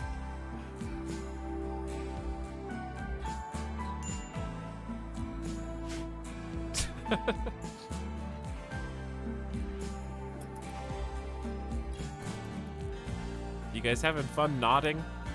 Is that what you do to entertain yourselves? You just nod like a bobblehead?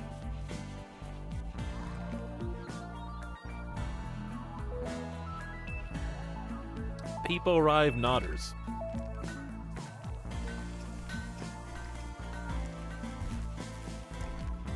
Okay, look at this. Look at this. The 2 extra solar gens and the 2 extra wind turbines are helping. We're storing power.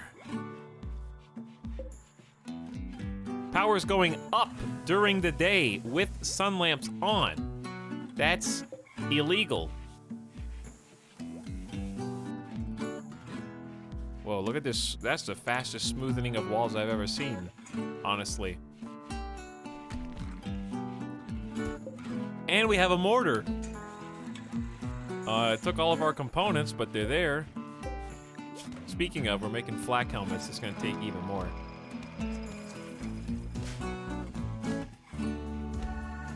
There it is. There it is. Chat, what are we gonna eat? Oh, where is the food? Uh-oh. Well, it's time to eat packaged survival meals.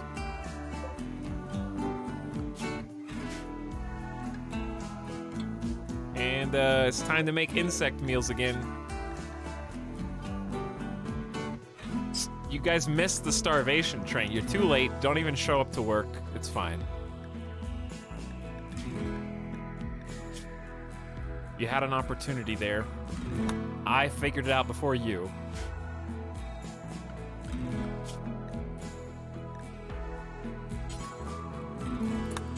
Wait, didn't I just give you materials?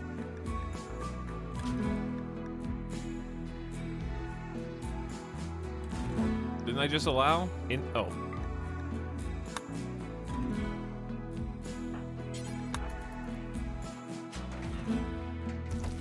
You're gonna eat bug meals first. Woo! Scooped them. They scooped them, chat. 7 colonists idle, by the way.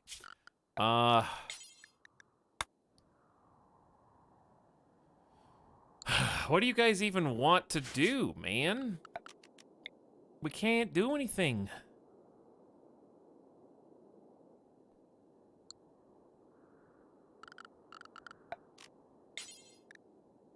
Here's what we're gonna do.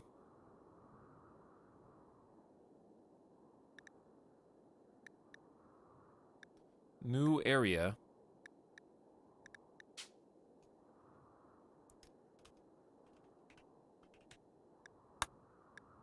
We're gonna invert the area so it encompasses the entire map.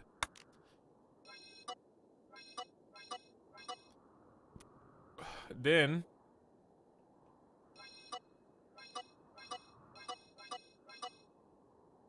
wait. Hold on. Let's just go kill this slug turret and this will be much easier.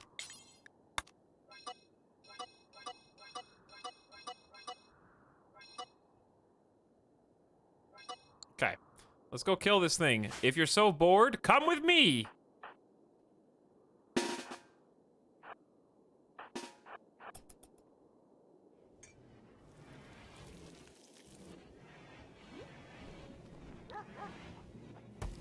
Seven idlers, time for megabase.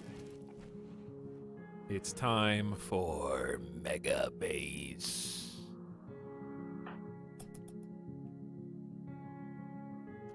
It is time. This is the happy, about to kill a machine thing. Too many arrows. You only have a 5 shooting skill. We need somebody who can actually do this. 13, you're going in. Avrax, you're going in. Headless, you're going in. Dirk, you're going in. The fog is gonna make him miss. See? Told you. Told you.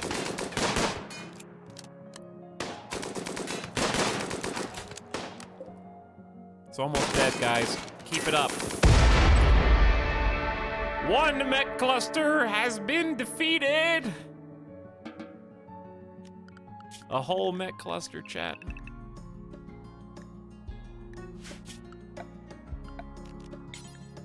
Only a bunch more to go.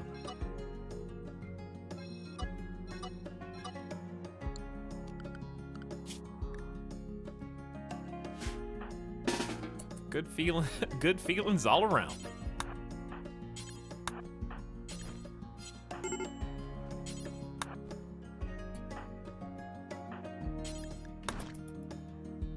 Take some of these things that we... Ooh, there's components over here, too. I think I'll just haul the components that exist first. Oh, damn, these are over here, too. I forgot about the Masterwork Warhammer.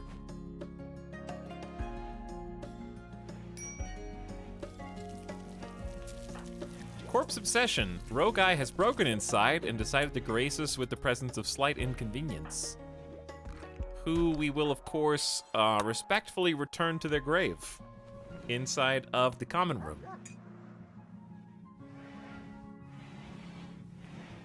Slight inconvenience. Trying to get those channel points back.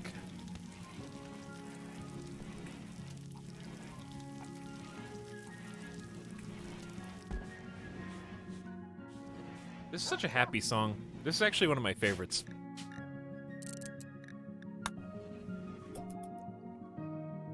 Hey, slight inconvenience! What's the force weather? It's fog. This time it is fog.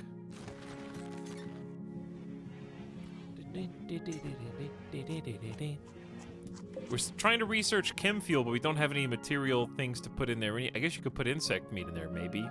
What is the requirement for chem fuel? Like, as far as material to turn into stuff? We'll find out. I don't need to ask you. We'll just figure it out.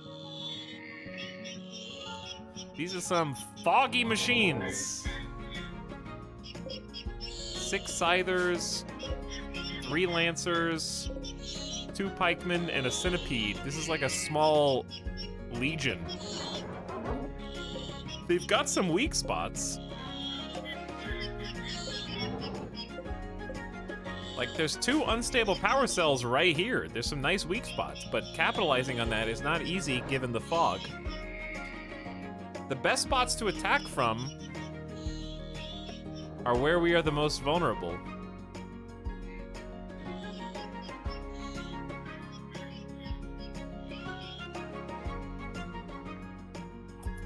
Like, we could try some sniper tactics, but we have to attack them from the north to hit these. And if you go north, if they come get you, you're dead. Like, there's no escaping up here.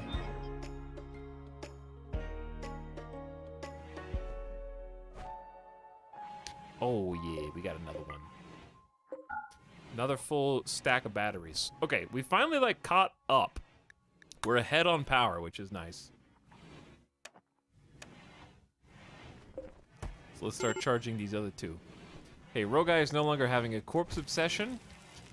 We are no longer starving because we're eating the bug meat. People are not happy about eating the bug meat, but it's going to keep us alive for now until we can acquire a more consistent source of food. Psychoid is so slow to grow. We will probably have to eat the survival meals too. I'm getting a little worried now. We could always eat the prisoners, but that's only going to take you so far. And then we can eat kibble. We can just eat kibble, but they really hate that.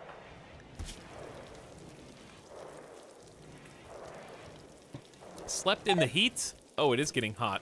Huh. True.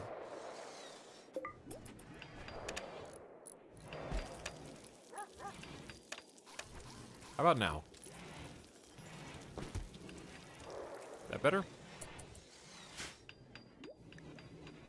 Should be better. Okay, yeah, the food. We made all this space for the food stockpile, and funnily enough, there's no food, so there's no need for room. All right, let's see what everybody's up to. Dorito was hauling slate blocks to make more spike traps. Understandable. They're getting some steel for us. Teeny Tiny Tim is researching the ability to make biofuel so that we can make shells. Thornathus is hauling some scythers in to cut up. Get some quick resources. Rogai is annoying.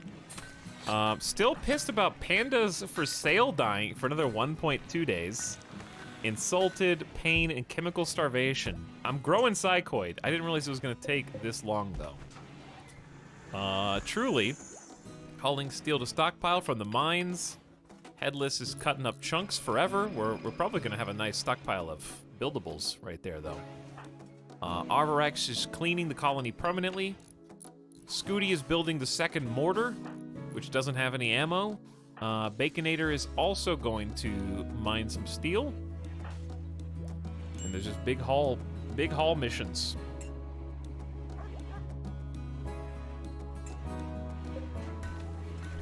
This little patch is rich, so the psychoid grew a lot faster.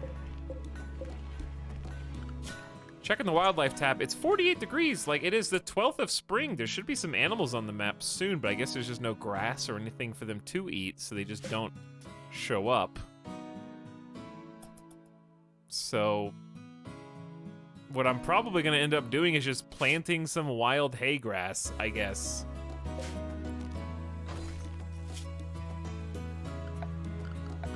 Which is not gonna grow, because we've had a cold snap every single summer, actually. It's just gonna be something for raiders to burn down.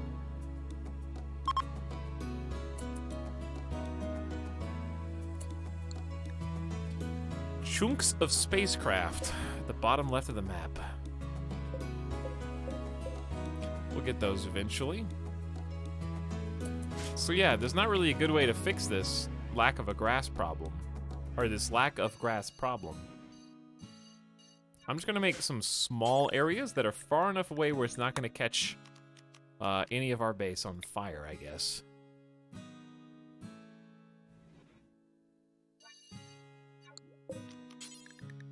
And I'm not sure exactly how long it's gonna take them to get out here and do this.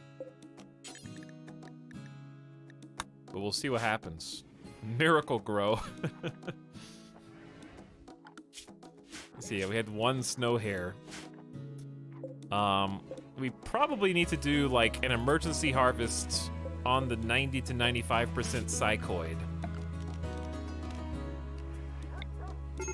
Just go ahead and harvest all this and then allow sowing of potatoes again, I think.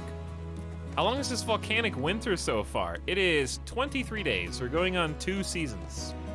It feels longer than that, though, doesn't it?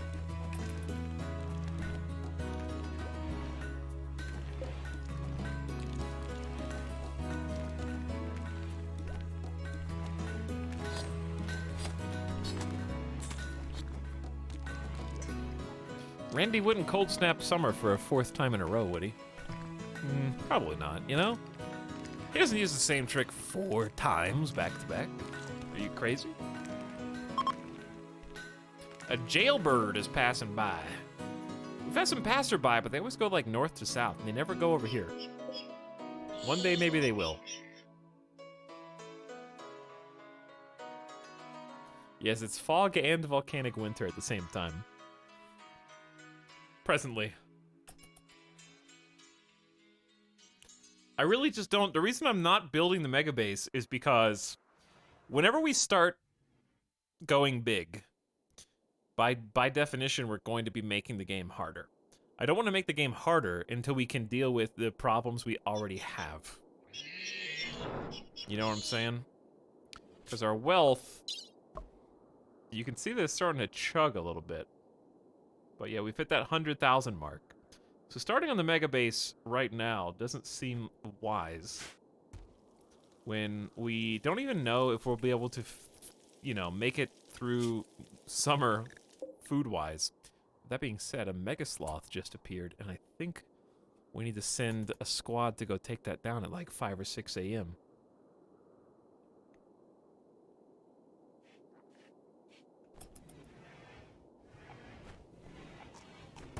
Oh, mega sloth. Doesn't the game just get harder over time anyways? Not if you're not playing on Cassandra Classic. But, I mean, technically the game gets harder over time just by extension of you playing it and taking more people into your colony. Obviously, larger colonies, bigger they are, the harder they fall and all that. As we're seeing with our food problem right now. All right, let's go. A crack team of Durg and Thornathus and Arvarex and Scooty, and that should be plenty.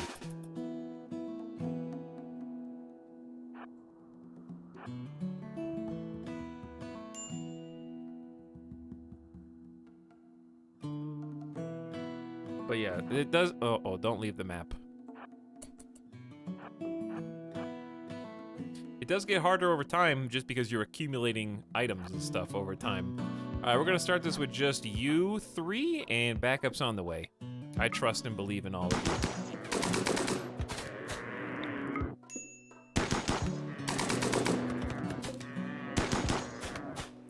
You're all extremely trustworthy individuals, and definitely will be able to kill this creature before it turns on you.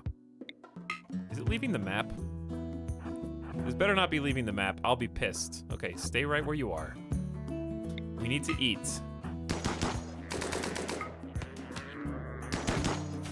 Fantastic use of cover. We also did the bending bullets strategy. Dead in 7 hours. Megasloth tanky boy. Randy? Randy? Okay, good. I thought we were about to get invaded. A Titanic assembly. A mysterious message has arrived. It seems it was transmitted by a machine persona that refuses to name itself. The message asks that you build a very specific monument, 17 by 34 in size. After you do, you must protect the monument for 57 days, which is basically a full year. If any piece of it is destroyed, the Architect's enforcement system will activate and a mech cluster will land at Busco Crusto to punish you. But look what you get. Oh, 3 Resurrector Mech Serum. Oh, damn. 77 Luciferium. Or, holy moly. Jump packs, poison synthesis, cataphract armor, tech print brain wiring. All 4 tech prints here? Jeez. That's a lot of stuff, dude. That's juicy.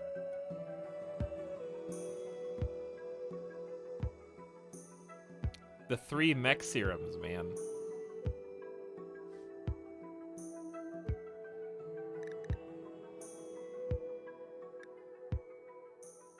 Tech prints are cool. Joywire, Mind Screw, Pain Stopper, Venom Fangs. Oh my god, I can't imagine giving Venom Fangs to my colonists. Social Fight, Incoming Bite, Dead. Cataphract Armor. That's like kind of end-game armor, isn't it? Do you actually learn how to build these after 1 tech print, or do you have to collect multiple tech prints?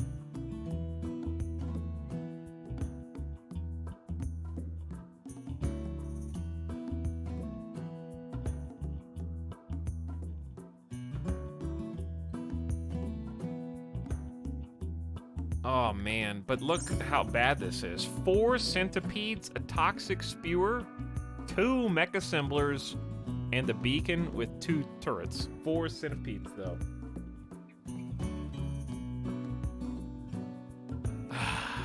And you have to, it's gotta, okay, here's, 3,256 stony materials. That's more than 50% more than we already have. And you have to defend it for a full year, and if a single piece of it breaks, this is what comes. But we have to defend it for 57 days. 57 days is insane. 17 by 34. Look how big, let's see how big that is.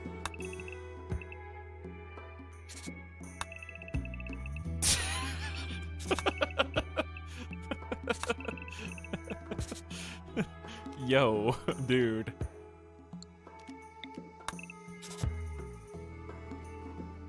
This is how big it is. We have a spot for it.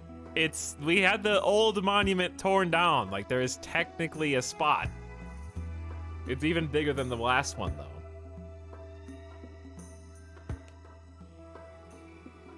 It's a bit spooky. I have to start double walling the walls.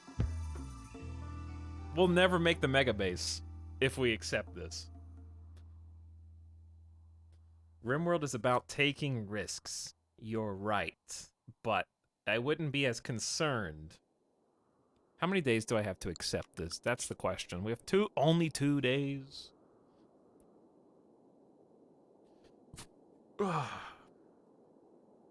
Here's the thing, though. I don't even know what I would accept for. How often do you have to take Luciferium? Not that I'm actively contemplating this, but it would be pretty nifty.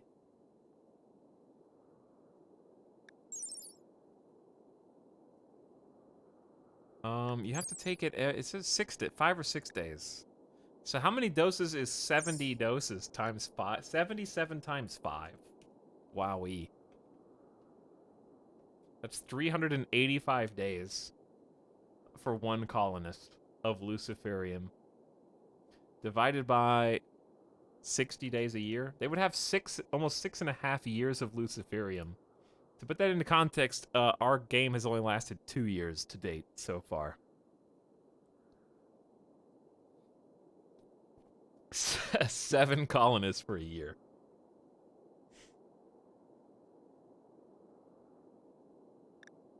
I think the Resurrector mech serum is the most interesting. Consider this, though, chat. This is a trap. I know this is called Risk World now, but this is such a trap. Not only do we have to magnificently increase the blocks and beauty and wealth of our colony simply by building the monument, he won't let us destroy it for a full in-game year. And on top of that, just finishing the construction alone hits us with that wealth.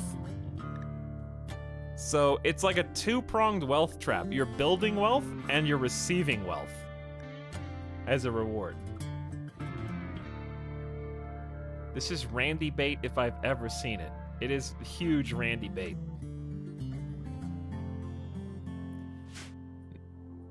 Now I'm wishing that we had cryogenically frozen the old colonists.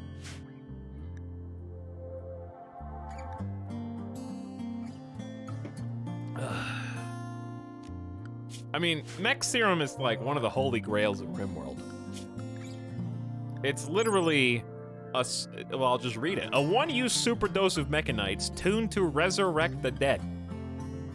Administered to a corpse, mechanites repair broken down tissues and kickstart the body back to life. Unfortunately, the resurrected sometimes come back with brain damage, blindness, or progressive psychosis. Outcomes are better when mechanites are administered to a fresh body. If a body is preserved, it can be resurrected long after death. And it's not just one of them, it's a lot. The tech prints are neat, but you have to be able to build them to really use them.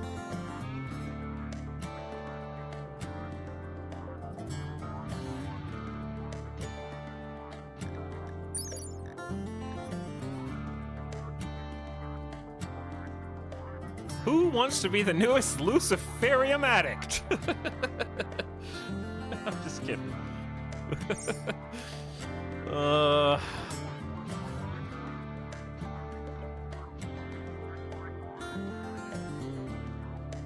Two-star quest, by the way. Yeah, it just doesn't need to be. It just can't be destroyed. This is the sub-sound. All right, here's what we have to do. We have 2 days to accept it. So before we accept it, we're gonna reinforce the walls. Sure, they can still get in through the door.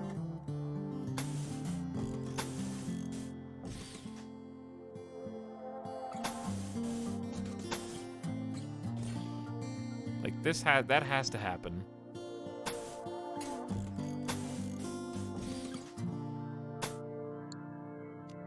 This is already airlocked. This needs to happen whether we do this or not. That's the thing. Like, This is actually a good project for us to do.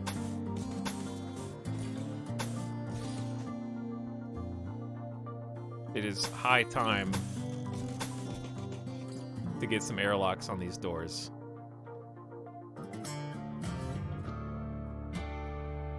This is technically already airlocked.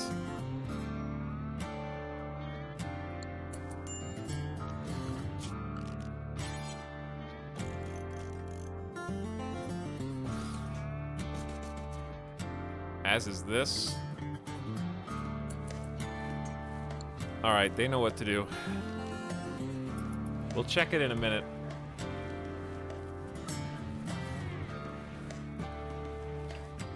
Hey, Cellfire, what's up? How's it going? Brynjar Bjorn says, "No me. What, you want to be the Luciferium addict?" Build complete, make flak helmets. Chat, we got 2 flak helmets. The good one is 72% sharp resistance,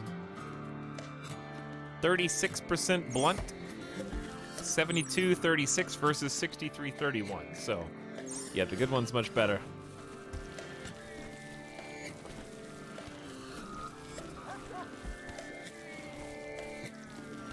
Airlocks, I assume, are to give another layer of protection from raids. Yeah. Basically, it makes it where they have to blow up or sap or dig through a second layer, instead of just getting in one.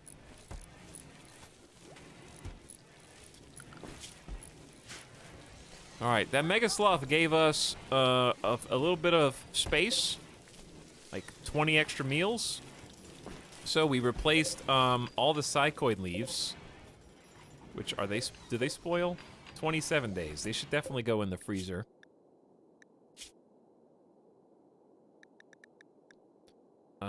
Beer, ambrosia. Probably penicillin just to keep it clean. Psychite tea. And technically it's not a drug. Technically it is a raw plant matter.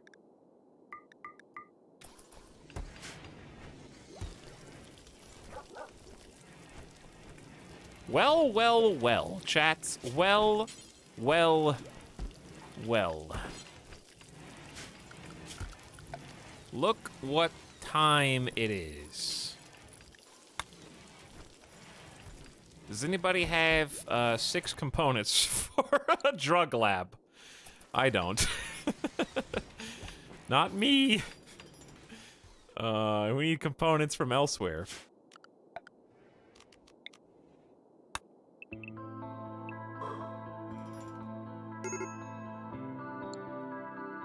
No one knows what it's like.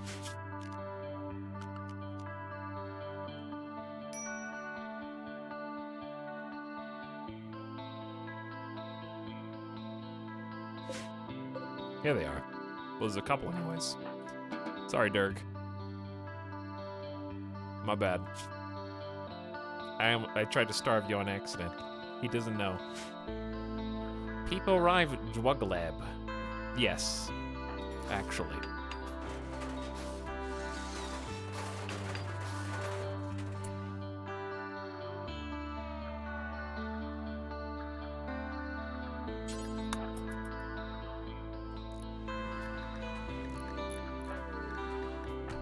Nomad Derek is the only person who has tattered apparel, but there's no way for us to dress Derek. He's stuck there.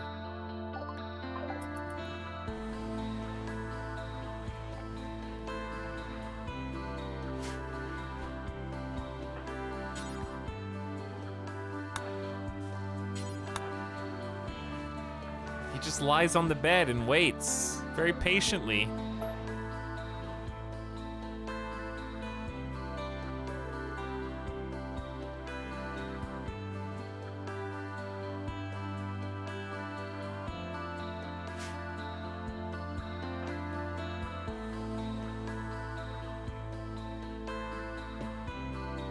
And so he shall remain. What is wrong with Nomad? Nomad has a shattered spine. Well, well, well, if it isn't my old nemesis, the It's Close Enough to Summer Cold Snap. For the third year, I don't know what year it is. What year does the game start? 5500 or 5501? Whatever, either way, it's like the third time in a row.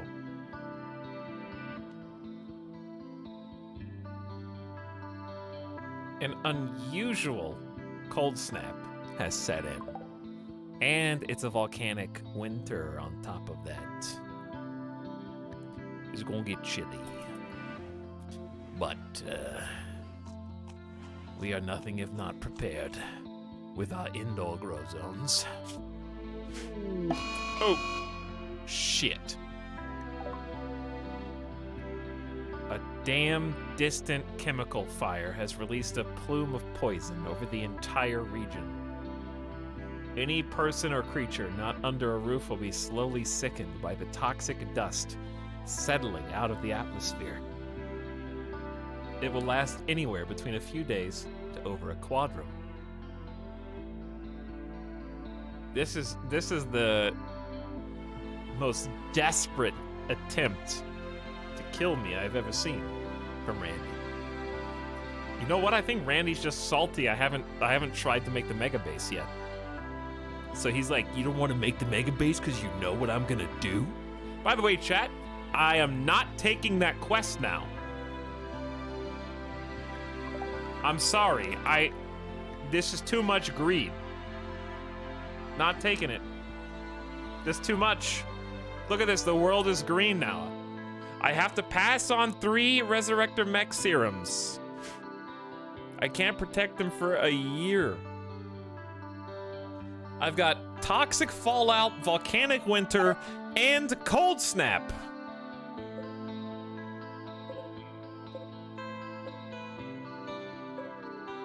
Like, give me a... I don't think we've ever had this much simultaneous.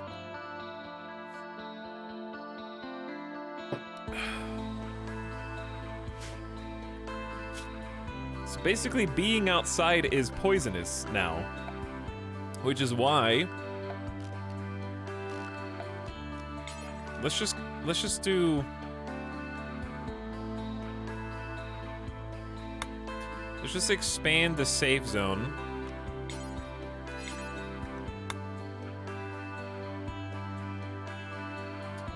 To include...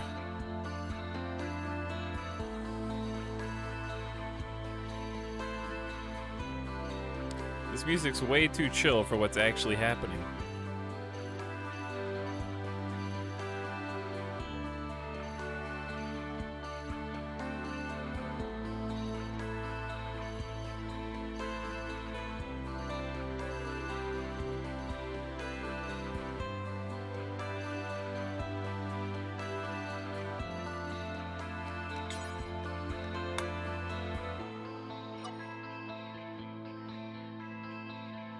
Okay. He killed the trees. They're only 50% grown.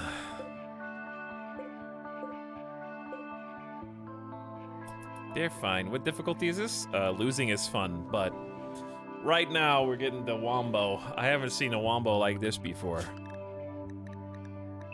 This is new to me. I don't think I've ever actually had Cold Snap, Toxic Fallout, Volcanic Winter simultaneously.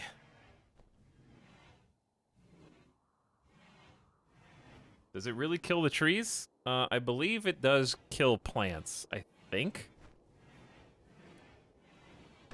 Are the mechanoids still there? Oh yeah. They're chilling though. They're just doing fog. So we got fog on top of that, which reduces all of our accuracy by like 50% or something crazy. So chat, let's just get cozy, okay? Let's just get comfy with each other because we're gonna be here for a little while.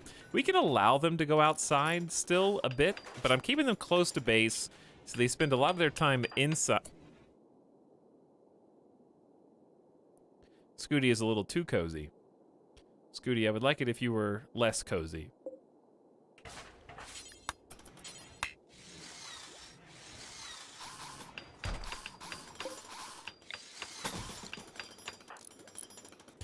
I'll have to keep my eye on you.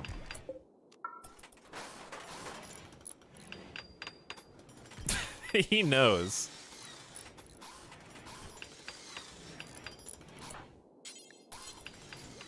Not assigned to constructing, but you still deliver the resources.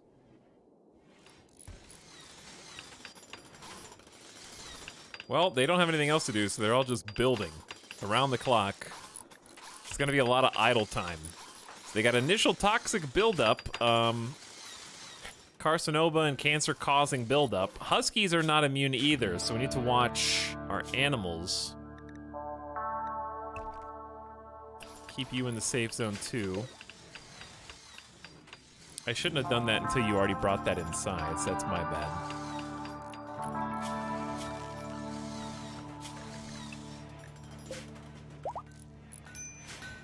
Husky 3. How we doing on food? We got 16 meals, and that's it, chat. This is the normal time where you go and kill all the animals on the map before the toxic fallout gets them. Not this time. So basically, once I see minor buildup, then they're gonna have to go on a strictly indoor routine.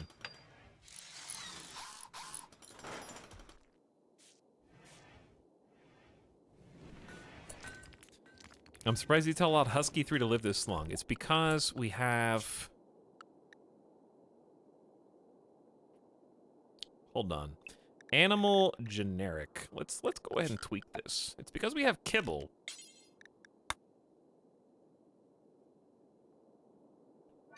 It's pretty much the only reason. Animals, you can go in there, but you can't go in here. That seems fair. Okay, Husky 3 can still eat. Husky 3 is still being trained. It's been a long time, and you're not like fully haul trained, but I think you do haul stuff sometimes. You don't have anybody, I guess you can be Durg's pet. Who's got the best animal hand? Who would naturally be? Baconator would probably be a person that would like to have an animal pet. Durg's gonna end up getting them killed going into psychic combat battle and stuff. Baconator has 8 animal. We don't really have anybody who's good at handling animals. Durg's actually pretty good. Oh, Arvarax, you're a 12. Yeah, let's do Arvarax. Okay, let's check on everyone's health for toxic buildup. Okay, we're fairly clean. Let's also do this. It would actually have been pretty funny to build the monument over this because we already have the ground paved. But it probably would be the wrong type of ground, so it wouldn't have worked long term, but it still would have been funny if it was the same one.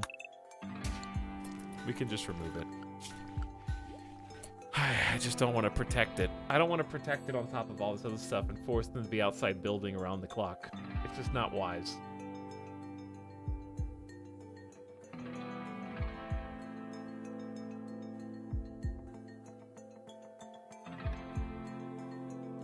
Three mech serums, though.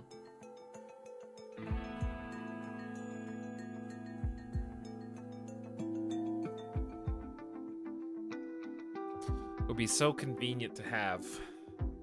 It's basically like a save scum. More will die building it than the serum is worth. That's how, yeah. We'll end up getting more people killed. It'll be a self-fulfilling prophecy, where if we never build it and never take the mech serum, maybe we don't even need the mech serum in the first place. I think that's wise.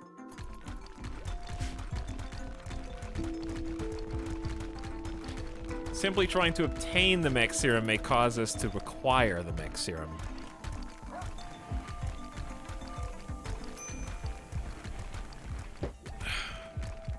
There was wisdom there. Oh no! Oh no.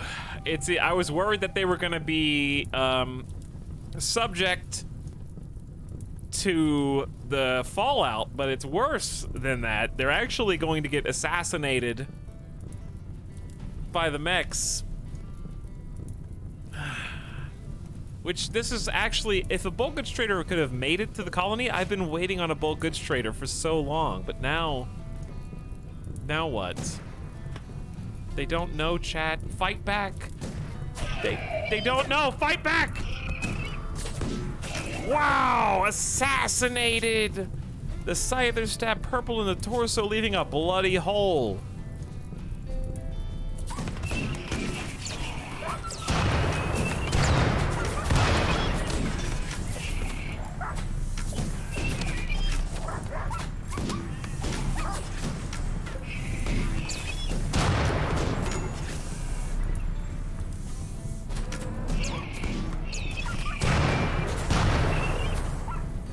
Run, donkey!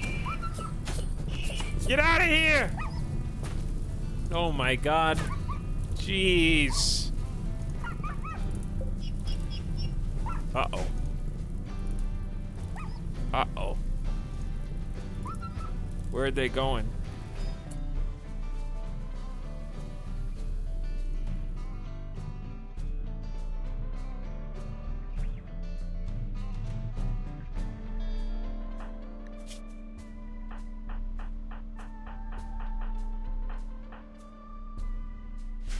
Well, we got good news and we got bad news. The good news is we just got done double walling all of our base. So, I mean, that's pretty sick. We also recently finished most of the traps that we put around the base. We got airlocks in a lot of spots. The bad news is we have to be outside to fight them, and I just realized they're all, like, playing Hoopstone in the toxic fallout, which is great. So Dorito has minor buildup right now.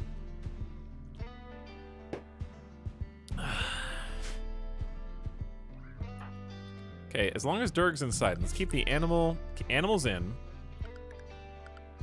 Everyone else has the safe zone already, yeah? Yep. Okay, so everyone should be inside.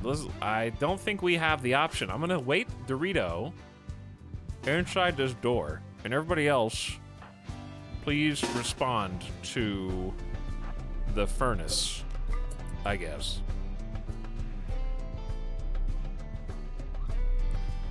Manual raid. Chillin' Sicilian, it looks like you just joined the stream by yourself. So you could just say hi next time. Hello.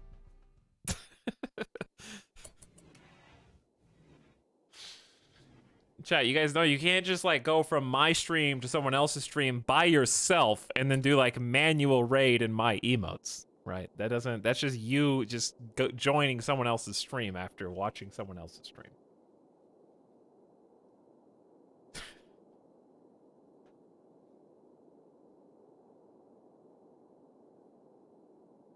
That is my dog. You can't really see him, but he's lying down on the floor.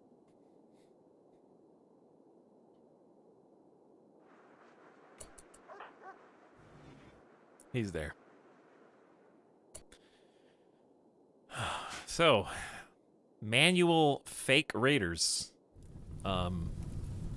We thought we were under attack by the insects, but it looks like they lost interest. So, panic averted, I guess. We need to create a toxic fallout zone.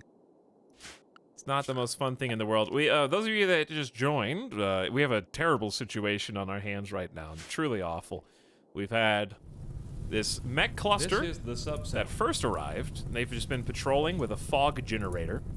They're not doing anything else, so we've left them alone.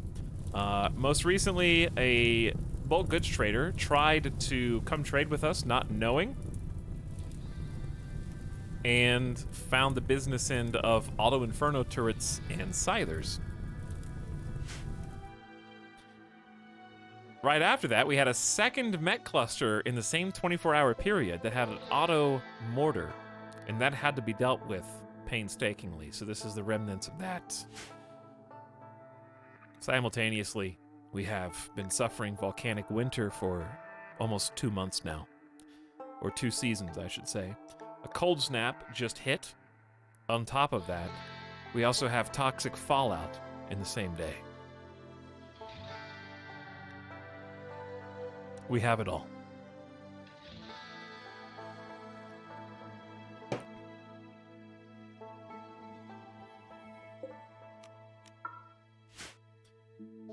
To try to respond to the northwesternmost Scyther This is threat, the sub-sound. we're building mortars, but we don't have the technology yet to make mortar shells. Working on it.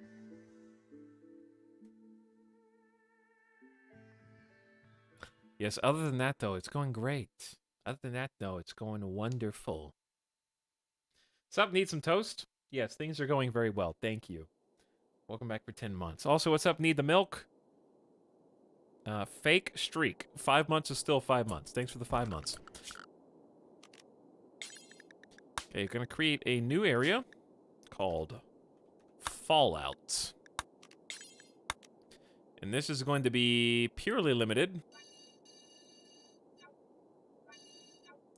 to the indoors, where we are safe from the cancerous ash, or whatever it is, that is falling from the sky.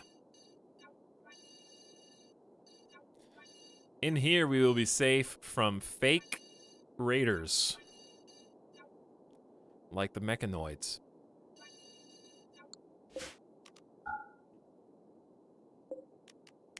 Okay. So we're going to assign people to that, such as Dorito, who has minor toxic buildup. If they have initial, then we leave it. Thornathus is getting worse. So I'll go ahead and do Thornathus ahead of time there.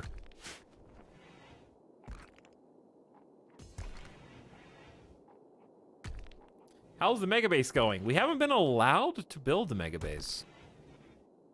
Randy has forbidden it. It'd be nice if they killed at least one of these guys, but they just kind of walked in and are now burning to a charred crisp. I don't think that trader had much to trade for a bulk goods trader. Did they patch it so that traders don't drop their stuff anymore?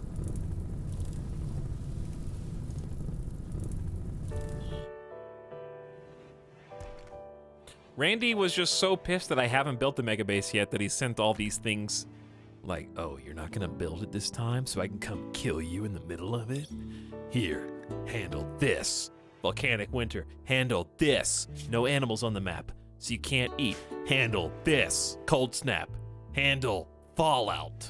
Have some fog. Have some bulk goods traders intercepted by machines that you can't kill. He's really throwing everything in the kitchen sink at us right now.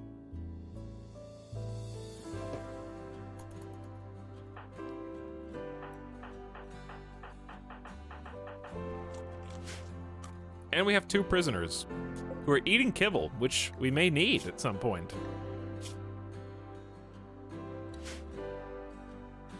We might have to eat that in an act of pure desperation. We do have corn growing. It's almost 60% done here, and 20% potatoes. That's where we're working towards. We do have some... Not pemmican. Pemmican's gonna last like 2 meals. We got 39 packaged survival meals and kibble.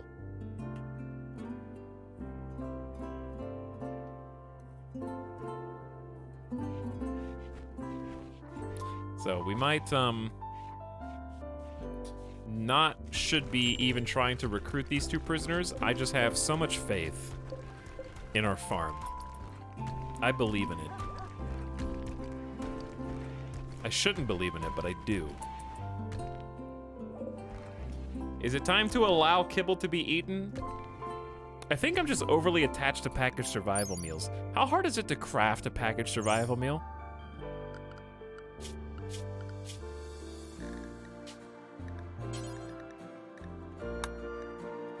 I think it just takes more ingredients, right?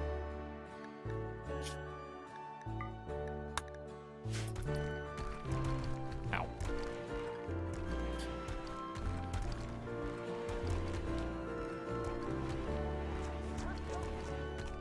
I like the communal sleeping room. Yeah, communal sleeping room is the only reason we're alive right now.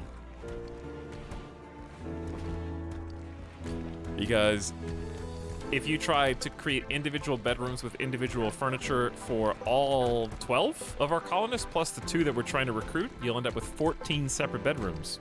Be an absolutely massive base. Some may call it a mega base. And we'd probably be at like 140,000 wealth right now instead of 100,000. I'm just pulling numbers out of my ass. I have no idea. But it'd be very high. The cost would be quite high.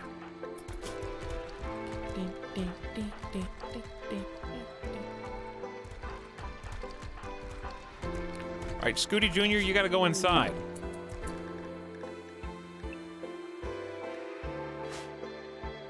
Baconator, you gotta go inside.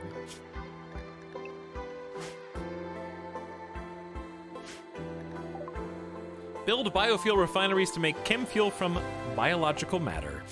Okay. 150 steel and 3 components. Probably, do we, I don't, ooh, what about in here? This is where we store the bodies too, but. What if we just store the bodies in this corner?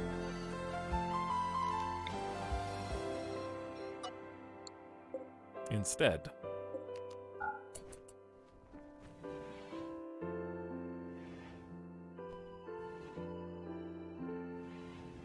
So build defenses and tech before mega? Well, we're just trying to survive right now. All we care about is, like, pure survival. It doesn't hurt to start researching microelectronics and other things that we will need, such as hydroponics and sterile materials. But for now, oh, I was going to do smoke pop packs first. Smoke pop packs are actually really useful. Our melee could actually charge without getting shredded, which would be nice. It's not quite a shield, but it still has pretty good value.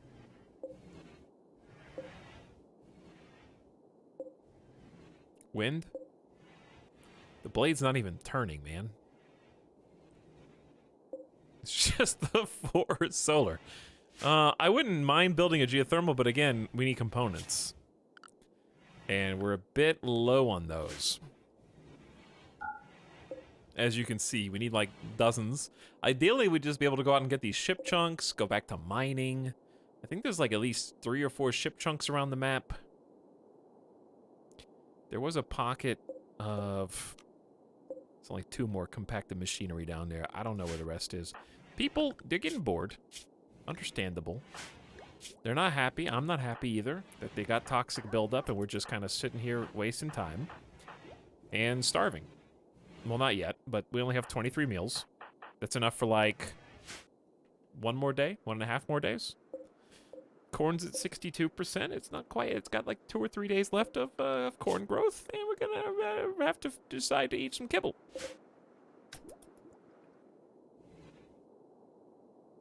Husky. Husky has minor toxic buildup as well.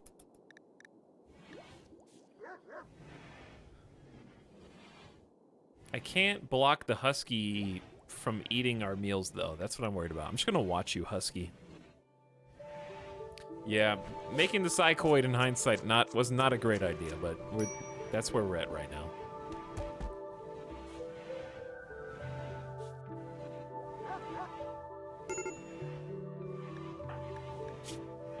Roguy? It's kind of busy in here now. Toxic fallout is kind of just a big pain.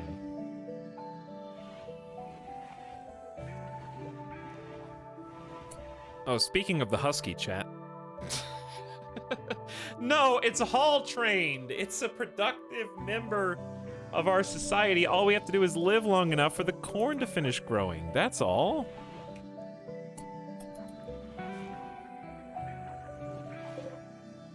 We got 17 packets. That's enough for everyone to eat 1 meal tomorrow. Corn's not going to be ready.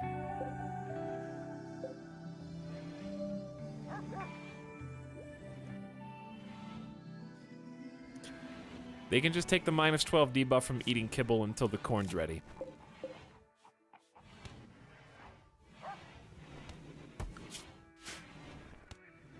We do have 2 emergency backups if it gets really dire.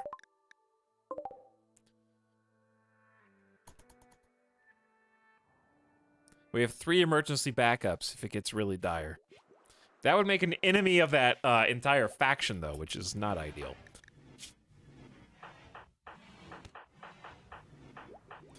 Okay, we got everybody except for Baconator down to initial toxicity. We're also down to now 10 survival meals. I'm assuming some of them are in their pockets. Make that 4 absolute emergencies. Summer has begun. Randy doesn't care. It's cold snap, toxic fallout, volcanic winter. Time to get comfy, chat. It's time to talk about something besides RimWorld. There's nothing to really do. We just chill.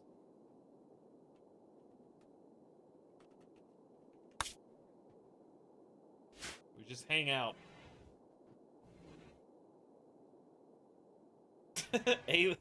Aliens and ghosts. Speaking of space.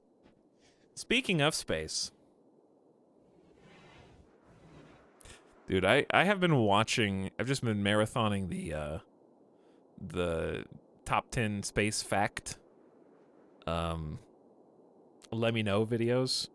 There's like 8 of them. I think I've watched like 3 so far. There's like 5 more. I can't savor them. I'm also watching them backwards. So I feel like it would make more sense to start at part 1 and then go through to part 8. No, I started at part 8, then part 7, then 6. So I'm not sure what the like basic facts are gonna be. They're good videos. Yeah, they are really good videos.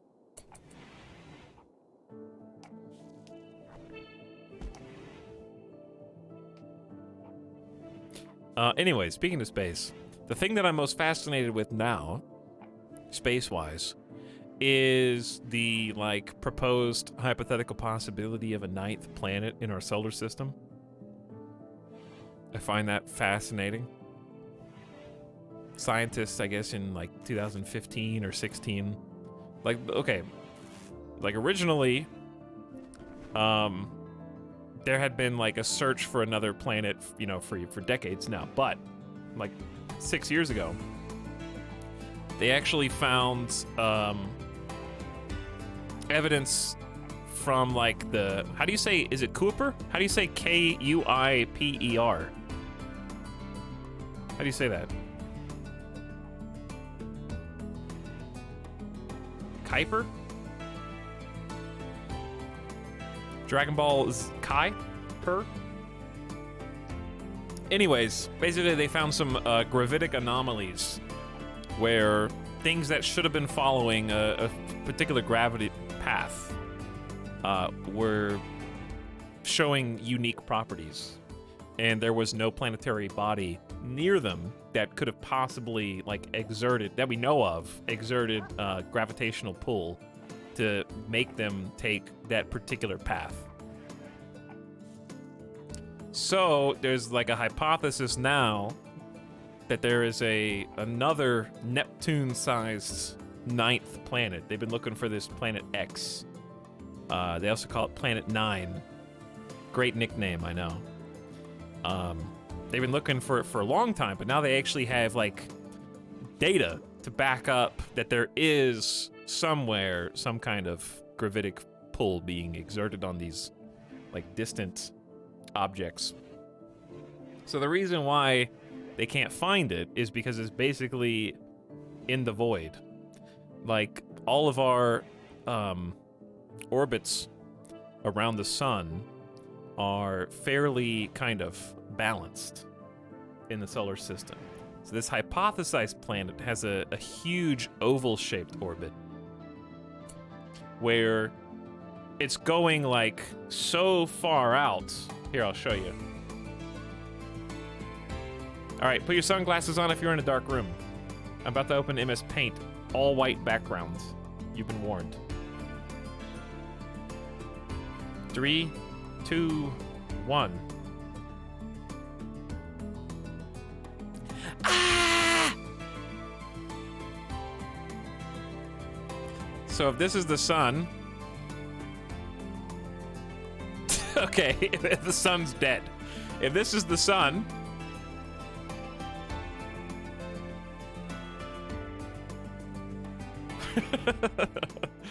and this is like a regular orbit. Then your eggs are ready. Come eat them before they get cold, honey. Got him. No, okay. If this is a regular, this orbit would be very odd. But anyways, the proposed like Planet X orbit is like this. And the orbit is so big that if Planet X is out there, or like out here or whatever, then it actually doesn't pass by like our perceivable space in our orbits, except once every like 8 to 10,000 years. Okay. So they're like, they can't even see it because it's just in the void. They're looking for it. Well, maybe, right? Hypothetically, yeah. I'm just saying it as if it were true. Because they don't know, because they can't see anything. So they're just looking for something that's out there. And they have a guess, I guess, as to what path it would take, like what the orbit would look like. And they're just looking up and down the orbit. But space is pretty big.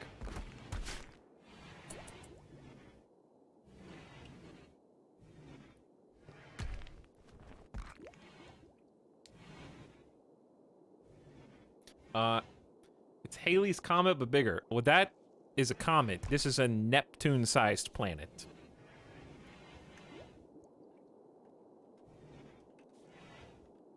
I think Neptune's like 20 times the size of Earth or something. No, it's 4 times wider than Earth. Wait, how big is Jupiter? Am I thinking of Jupiter? How big is Jupiter compared to Earth? Jupiter's like 11 times the size of Earth and 317 times the mass. Neptune's about 4 times wider than Earth. If Earth were the size of a nickel, Neptune is as big as a baseball.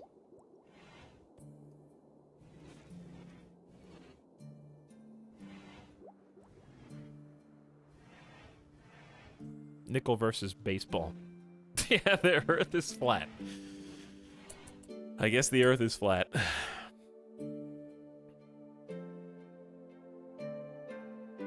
Have you read about the Great Attractor? Not specifically, Hayamio.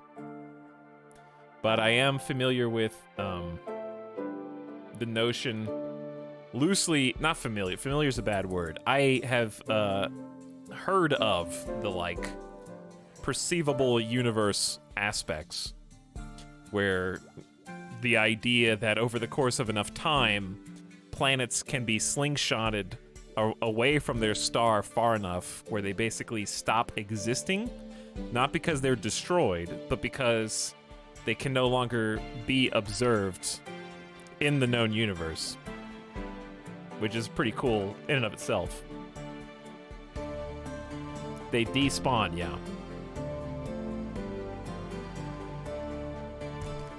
Like, space is so big that it goes beyond... Like, it basically stretches for infinity, where infinity's boundary is how far anyone can see. And that's the end. It's basically space is flat. Don't fall off the edge. They would have to travel faster than light. They would have to travel for billions of years. Like, billions of years.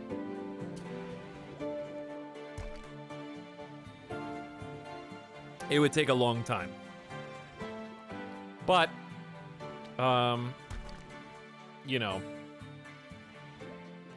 I think, it's just a theory at this, another theory is like the whole, people are trying to figure out what would happen to the, I'm trying to remember what it was. It was like, what would happen to the sun after it's gone through, or a star after it's gone through every single stage of being a star.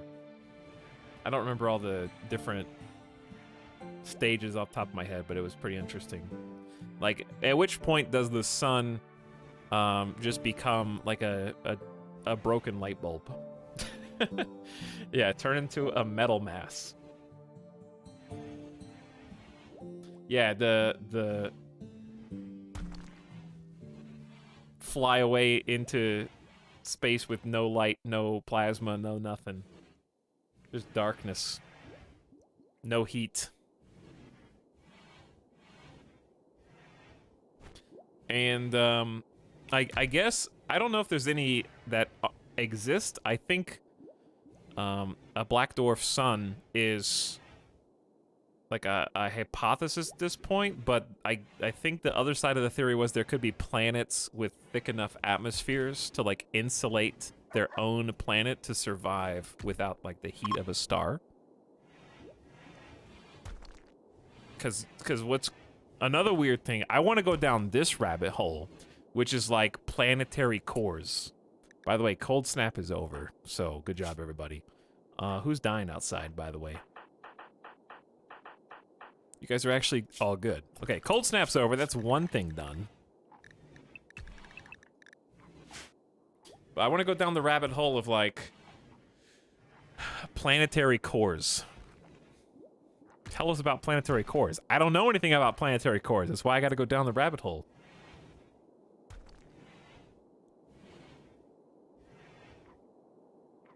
Because it's fascinating to me that, like, there could be a solar system out there somewhere with a black dwarf sun that doesn't have any light or heat, but there's a planet that could support life, like an exoplanet that just has such a dense atmosphere that the heat of the own planet's core is enough to, like, keep the planet itself alive.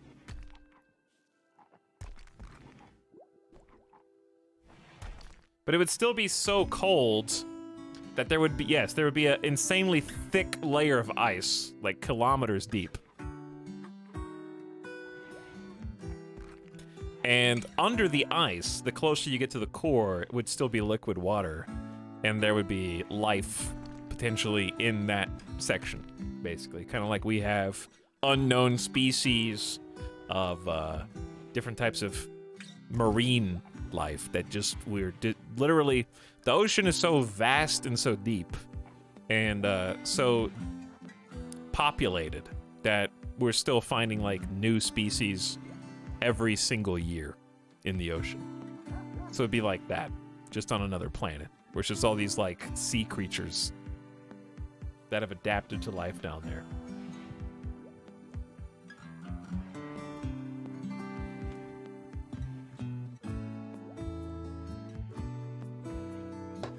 Subnautica, baby. I see like 4 people trying to get my attention with a tag at me. I'm not reading any of yours. Actually, I just can't because there's too many of you. Also, at me.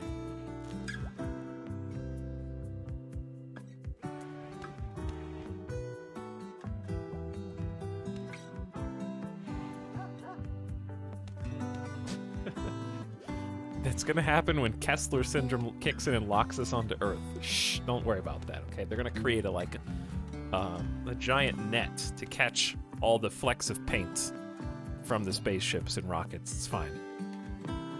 Imagine painting rocket ships.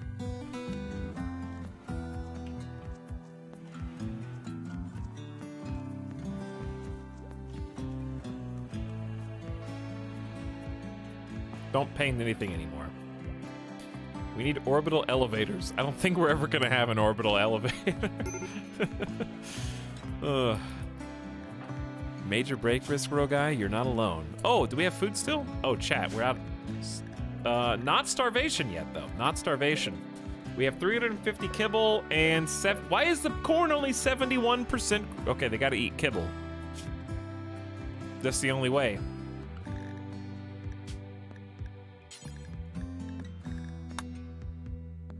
Actually, let's just do this. We're gonna have, like, mass colony problems in a moment. There is 26 Mega Sloth meat in here, but that's not enough to make simple meals times 4.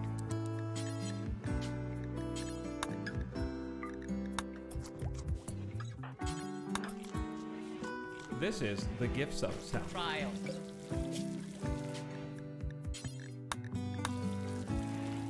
Okay, let's try this. Wait, you guys just eating the raw crunchy corn? Okay, fine, I guess.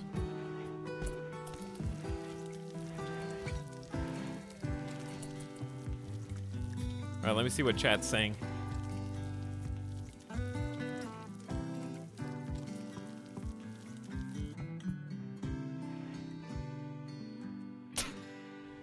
Oh, but anyways, the paint thing was that flecks of paint in space start traveling at terminal velocity and actually can become impediments to like spaceships, satellites, and spacecraft and stuff. Basically, Gravity with Sandra Bullock was far more accurate of a movie than ever previously thought possible. From 2013. They knew what they were doing back then. Okay? Historically accurate. Everyone said unrealistic. Yeah, right. Just kidding. Did you see the fire extinguisher scene? Come on.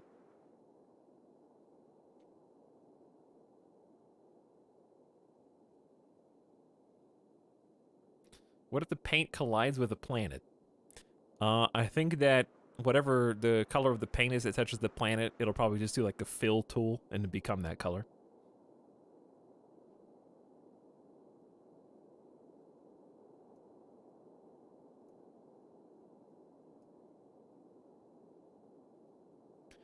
Who did this first? Who did this first?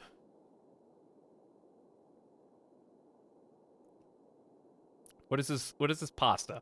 There is a distance at which the expansion of space between us and another star is faster than light, meaning anything farther than that is impossible to reach. Every second, 60,000 stars cross that boundary, and the universe is so big that even if we started traveling at light speed right now, then 94% of the known universe is already forever out of our reach. Yeah, but what 94% of infinity is still a huge number.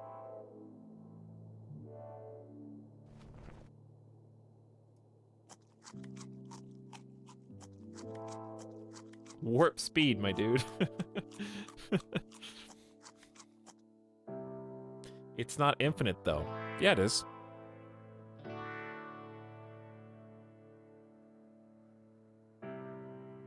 The observable universe is not infinite, but the universe is infinite.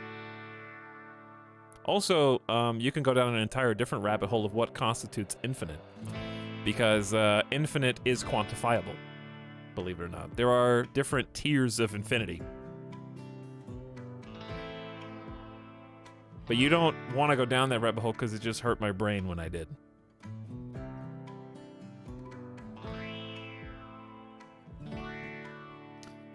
If you guys are interested in the video, it'll do a lot better job than I can of possibly explaining it. So let me see if I can find the video. It's like 20 minutes, 25 minutes. Some of you probably saw it. It was the hotel, the Infinite Hotel video. It was really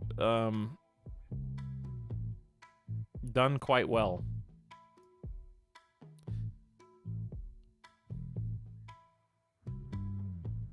Some infinites are bigger than others. I'm not memeing, it's true. All right, let me see if I can find it. Oh, here it is. That was easy. There you go. If you feel like hurting your brain, check that vid out.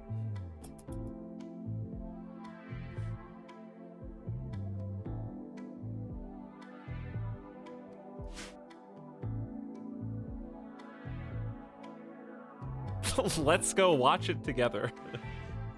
I'm too scared to do that. Like, I just feel like I'm gonna get DMCA'd if I watch any YouTube video on my stream anymore.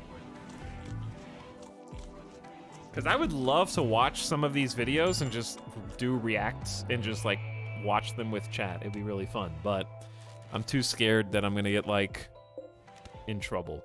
So... so I just don't. Etalyx, is this video like how you can count past infinity? No. Watch. Why are you asking me about the video? You can just watch the video and find out what it's about. Or you could, I mean, you can save it for later too. We're not really doing anything right now though. Because I'm just hoping we don't starve to death. Why is the corn, I feel like the corn's not growing. But it clearly is.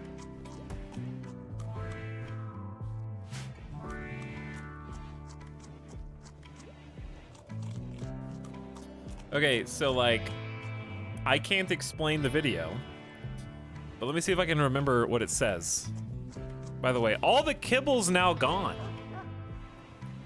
I just remember the part where there's a hotel with infinite rooms.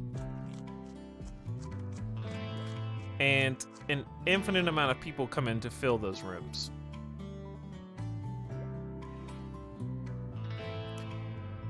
So then, another group of infinite people come. So all the people in the infinite hotel have to move over one room to make room for the new infinite group. But then a group of buses, an infinite line of buses comes to take people into the infinite hotel. This is the sub sound. But then each bus is itself full of infinite people. And it just keeps going and going and going. And basically there's like a logical conclusion where you can't, like the original hotel, despite being infinite in size, is less infinite than the infinities that are trying to inhabit it, basically.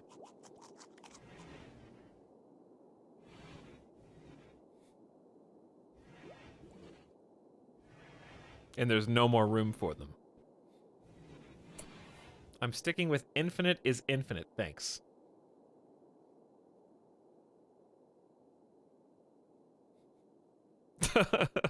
It's a fun video to watch though, and it's illustrated with cool cartoon graphics. 9 colonists are idle. We're not starving yet, but we are basically out of food. Is pemmican part of the raw diet? It is now. There's also 2 meals in here. Husky. You're gonna get eaten, Husky, and everyone knows it. Everyone here knows it.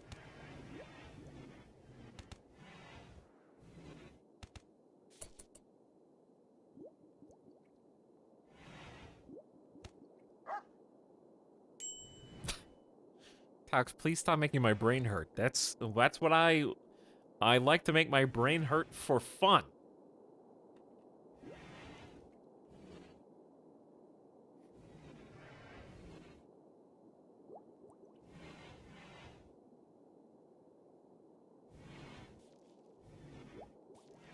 Okay. Anyways. I've just been enjoying, like, watching some cool videos lately. What should my colonists do? Well, they finished researching smoke pop packs, I guess. I can't do anything because of volcanic winter and starvation incoming. Like, that's just the way it is.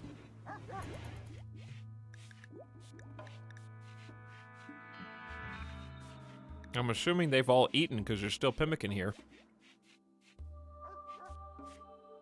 They're kind of just hanging out inside the base.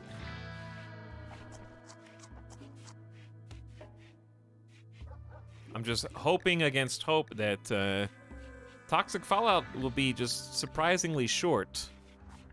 But moreover, I'm hoping that this corn grows faster and it's just not going to. It's going to take at least... to get to... I want it to get to... If it gets to 90%, I can harvest it. And it's not going to get to 90% until, like, 30 hours from now in-game.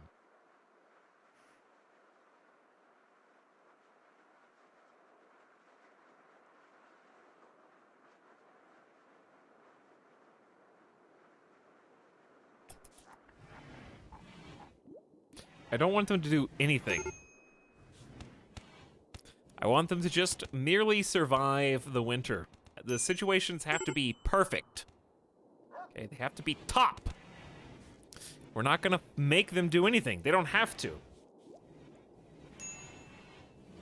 Because anything that chat says is wrong, obviously, so we don't even need to read what they say to do. When volcanic winter and toxic fallout and fog and aliens exist, you just sit inside and wait. Is the fallout caused by the weather machine? Nope.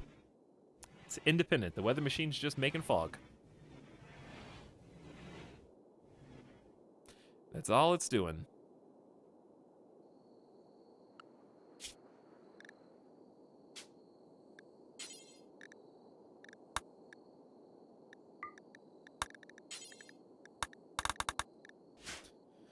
Okay, now we have to make the judgment calls.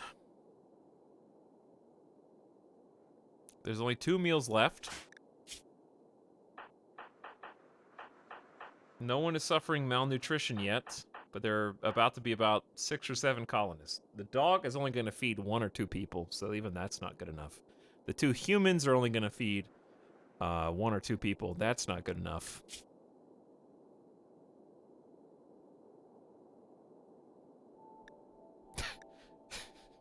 You guys want to kill Nomad? I don't want to turn on my colonists. They gave a kidney.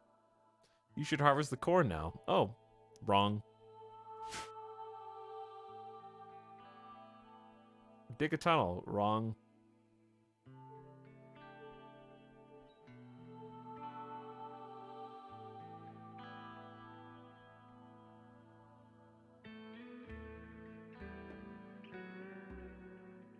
More grow zone. Wrong.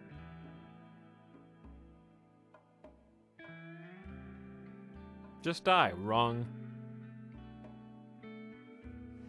Good video, Ito. Glad you liked it, Dandy Kitten. Grubhub. Wrong. Grubhub's app kind of sucks.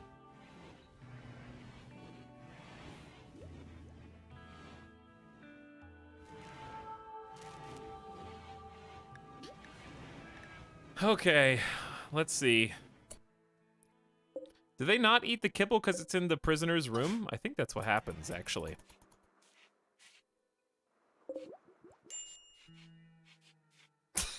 Husky 3 doesn't care.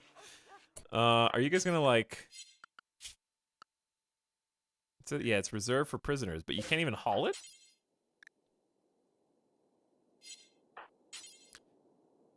Wait, you can eat it, but you can't haul it. Explain yourself.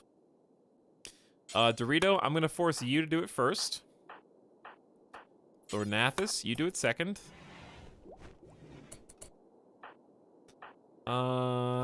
Arvarax, you do it third. Mmm, crunchy. Mmm, crunchy. Oh, you took the last bit. Mmm, crunchy. All right. I'm waiting for end of day today. End of day today. Everybody chat, just chill. Be like these guys and just walk in circles for 8 pretend in-game hours. To explain myself, obviously, the less grown a plant is, the more likely it doesn't give you any resources. So, you want to make sure that when you do force a harvest, that you have the highest possible chance of actually getting food, or else you're going to end up with a lot of people cutting plants, which is another good thing to point out. We only want the best people to try. So we need to turn Dirk back up after. Scooty Jr. can help. And Thornathus can help. So he turns Dirk back up and Thornathus back down after this. This is the sub sound.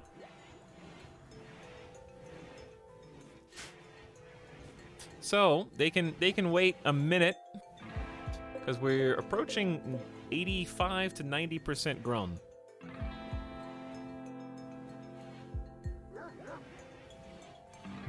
Hey, Tal, just got to the stream. How's everything going? Not great.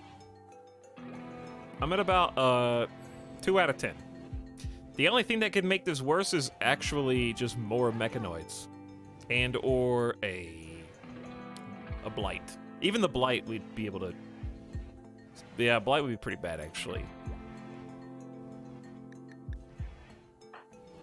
All right, kiddos. 6 o'clock p.m. You got about 85%. It's time. Do it. Sorry, did I make it look like that was an option? Dorito, Thornathus, and Scooty.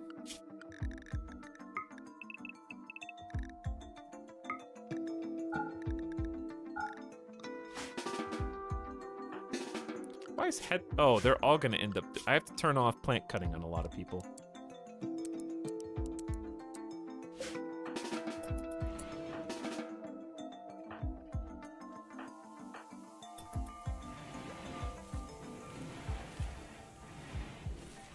All right. It has begun. And we're going to replant rice, actually.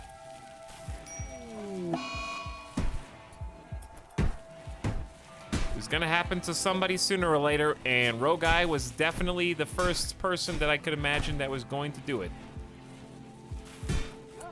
I need to cook. Oh. Funny. Teeny Tiny Tim. Do me the honors.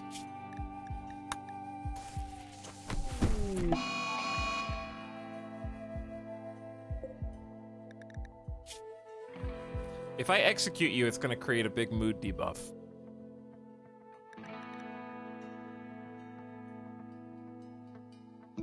But if I well, I think even if I accidentally kill you.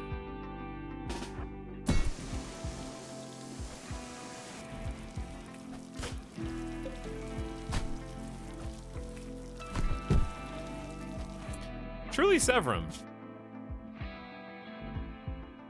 I know your manipulation's 83%, but like, these are some big whiffs. You only hit them once. I thought the Warhammer was stronger than this.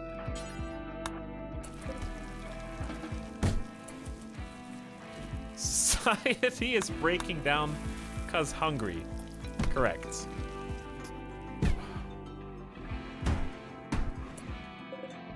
All right, we got 500 corn. That's enough for 50 meals.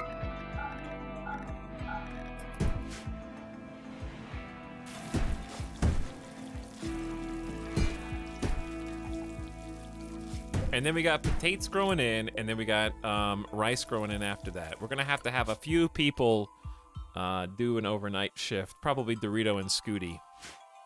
Shouldn't have changed your schedules back yet, but I wanted to give you a chance to eat. No, your food's actually good. Scooty's food... Oh, I made you guys eat kibble.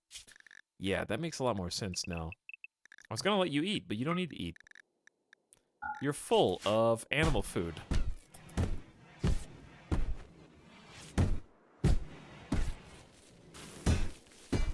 That way the rice is growing as fast as possible.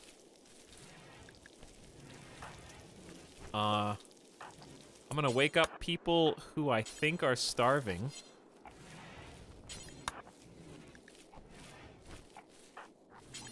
Starvation!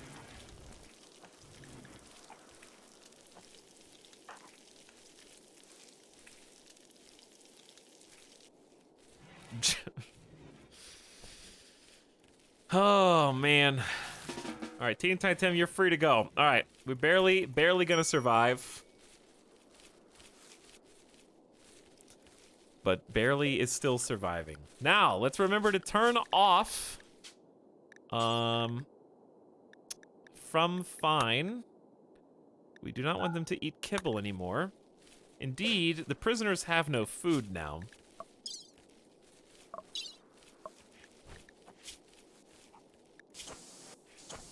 Jin's actually like a potentially good colonist. Except for incapable of violence. Like the double fireballs are there, so I'm hesitant to let them go yet. I'm a bit greedy.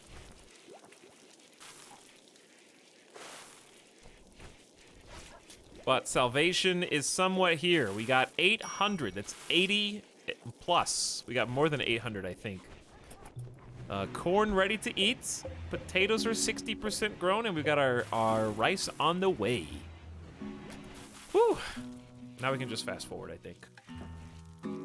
They'll forget about eating kibble soon enough. I think. Hopefully.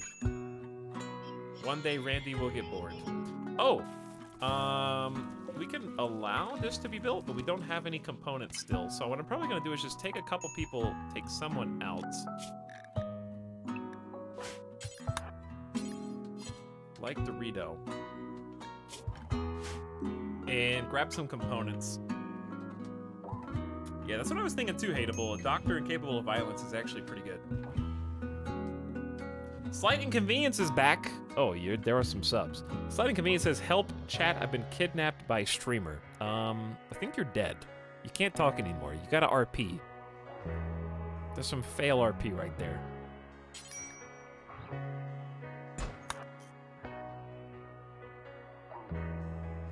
Also, Crims, back for 28 months. Infinite months of sub.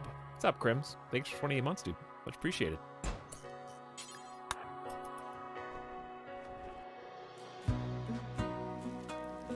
Summerdat gifted a sub to Azamar. Welcome back, Azamar, for month 2. If you're out there somewhere, thanks for being there. Chat, there is one thing we can do while they just took turns going berserk.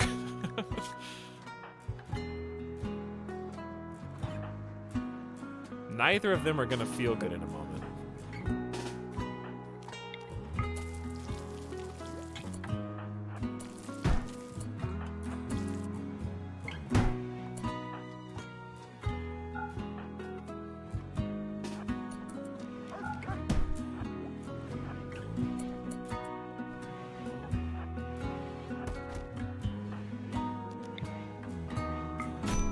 Oh.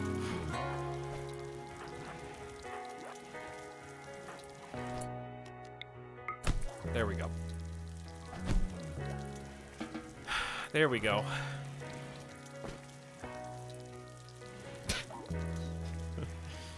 Have you seen that game, Going Medieval? He played it literally yesterday. Yes, I played it literally yesterday. So I did see it. I saw it for close to 7 hours, actually.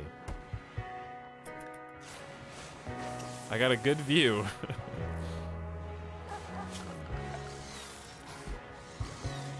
Close and personal.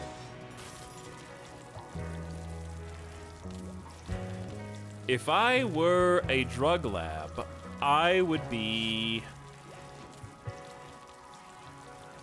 in this, actually turn this into a room. Say no more.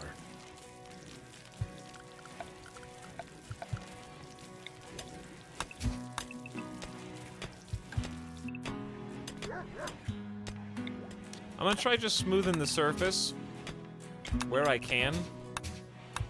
That'll give them something to do, keep the skills sharp, and then I'll just fill in the rest with... Is that marble? I don't know what is this? This is marble. Let's get some ugly bricks. It's not supposed to be permanent anyways.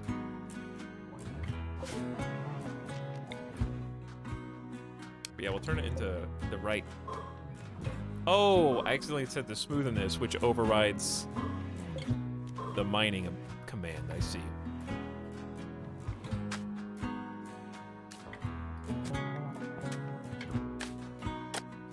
Okay. Randy? Prisoner Lowell. Dosny. Gecko-san. High Stellarch of the Refugee Empire wants you to stash a special prisoner, 57-year-old Archer. He knows embarrassing info about Gecko-san's opinions. Gecko-san doesn't want him to be freed. You only need to keep the prisoner for 19 days until the scandal passes. But Lowell is sick with blood rot. and requires daily treatment. Lowell recently murdered a human child favored by an architect and has been targeted by an orbiting mechanoid swarm. A mech cluster will deploy nearby. A cataphract will be placed under your control. She may die without consequence. Why don't you just kill the prisoner? Why are they freeing this prisoner who just recently killed a child? Well, it doesn't say recently, but definitely decline. Blood rot, another mech cluster.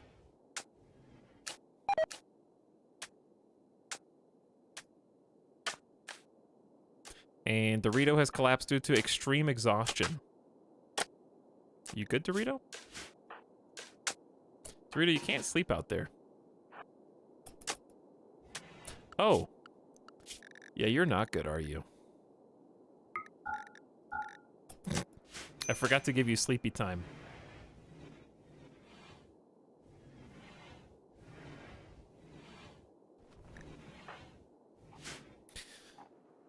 Oopsie whoopsie.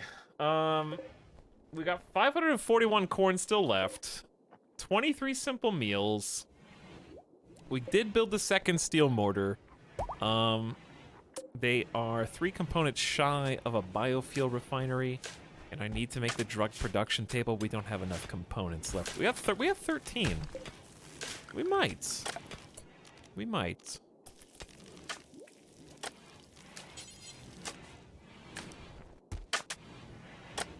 I'm waiting for them to mine the rest of this out. You guys don't have anything else to do all day. You should do this fast. What kind of drugs are we making? Psychite tea, a little bit. They're not gonna have much, but it'll be enough to get the chemical interest.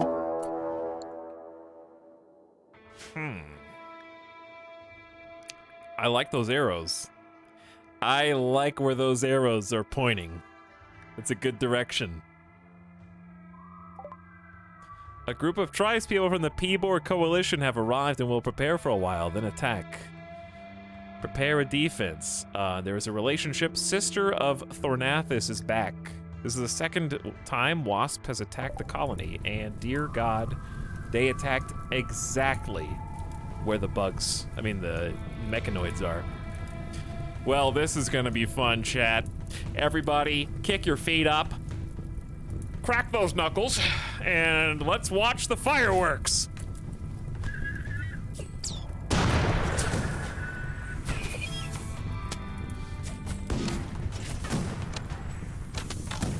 Lots of arrows. They did take cover fairly quickly, but let's see how good that cover does them when the triple inferno cannon starts shooting. Oh, I'm sorry. Yes, the centipede themselves is armed with an inferno cannon. That is worth noting. Let's pause for a second and just kind of drink. We haven't had a lot of action recently, so let's just try and take in the scene. A trio of brave tribal warriors have caught fire and are now slowly burning next to their Lancer oppressors. If only they could catch an unstable power cell on fire. The trail of bodies leads up. In their hasty retreats, they were unable to outrun a squadron of scythers who are rapidly cutting open any flesh bag that dares encroach upon their territory.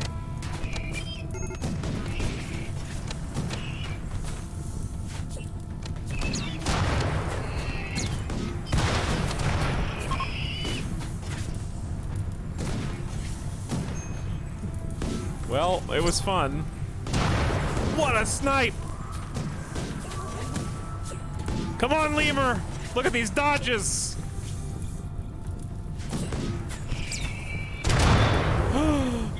Oh, they don't catch fire, but they did get injured.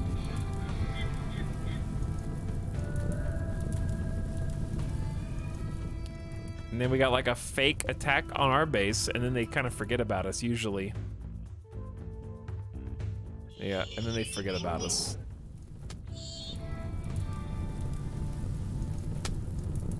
A couple of them are still bleeding out on the ground. They actually did kill one whole scyther?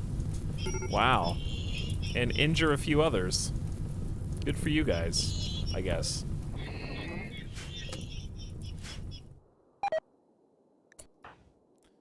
El Dorito, just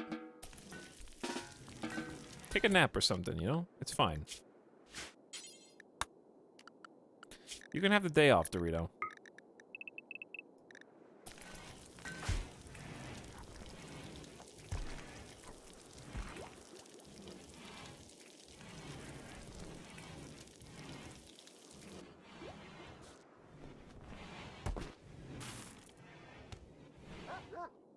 Yeah, Wasp is dead. Wasp is dead. And their corpse is right there.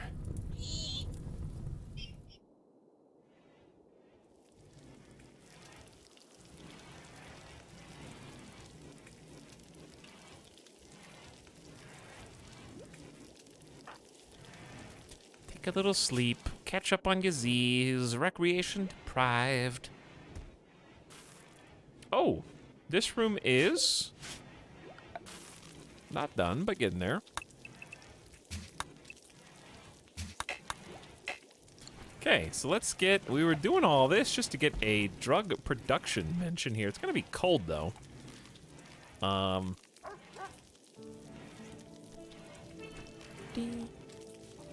Let's see. Do I want a nutrient paste? No, not yet. No nutrient paste yet.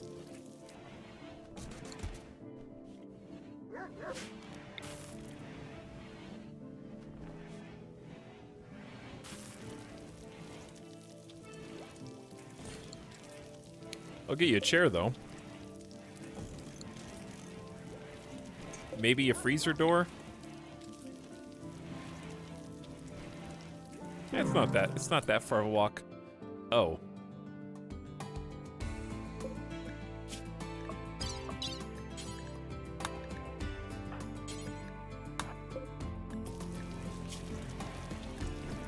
Oops.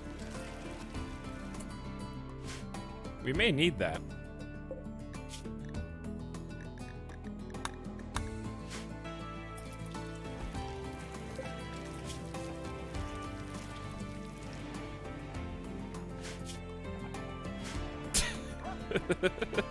Starvation. Oops.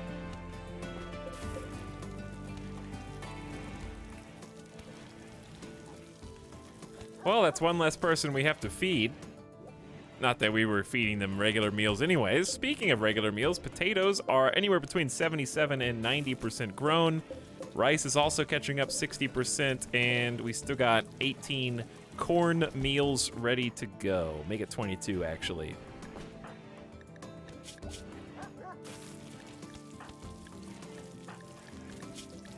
We need more pants. Oh, you can't, yeah, you can't change clothes. Never mind. Hey, good raid, everybody. Well done on the raid, by the way. Oh, sick raid, guys. Well handled.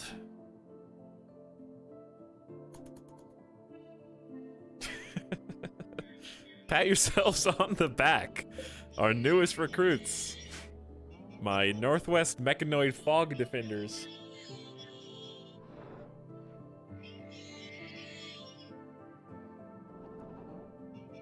Don't worry, Bug. Don't worry, Mechanoids. I'll be with you sooner or later, okay? I'll come for you.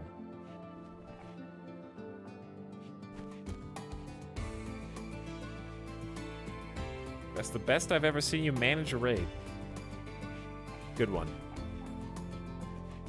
How long has this colony been alive? Well, it's 5503, so we have 184 days. So, I guess 3 years. 3 long years. Oh yeah, Dorito got unrestricted on accident.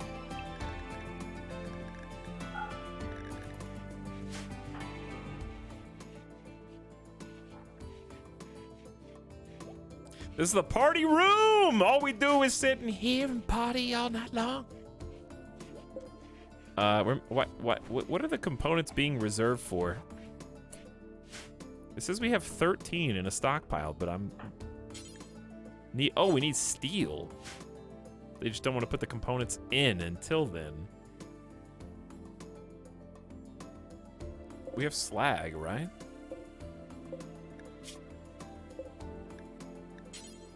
Slag is... smelter? Well, we don't have a smelter. So, I'm just gonna unforbid... Oh, I forgot about the plant cut. Durg, what were you? You were like a 3 on plant cut.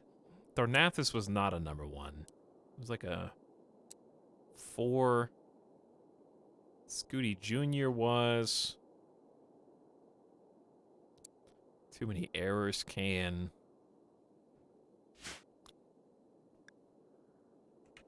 You need steel to make the smelter so we can get the steel. Yeah. Yeah, let's let Dirk go on a leash.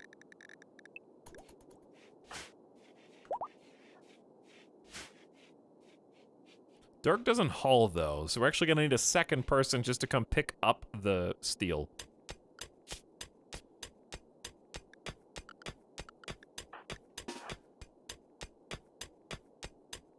Me. Actually, yes, you. Too many errors. You. Outside the allowed zone. I won't tell anyone.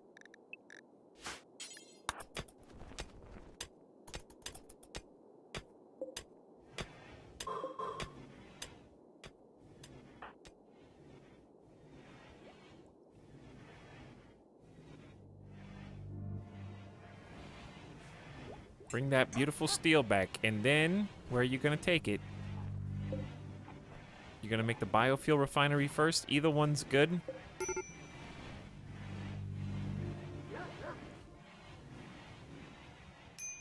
They're also making the drug lab. We only need like 6 more steel for that. Are you good, Dirk?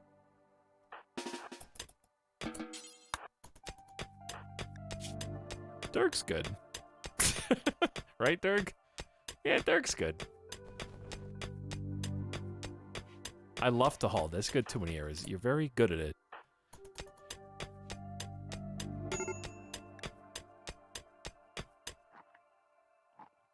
Get a little bit of that toxic dust in there. Yeah. Yeah. On top of the meal.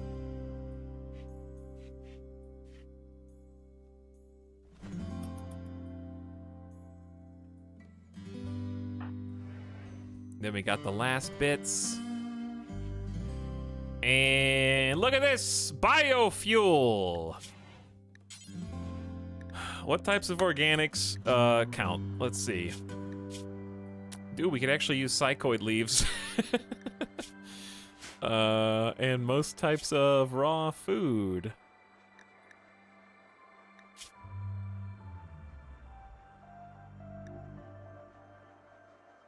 Maybe we shouldn't make psychoid juice after all. We could have used kibble. Bit late. I don't know what we're gonna use. We don't really have anything, but we do need to use something.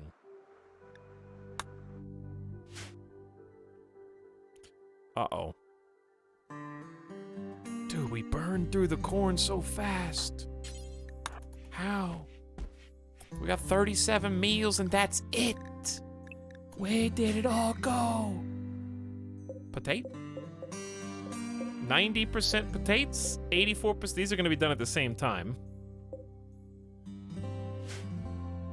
We'll probably just do another rice until we are confident.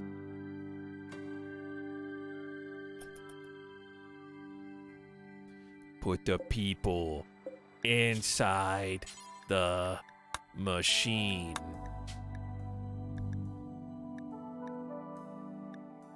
Turn them into gas.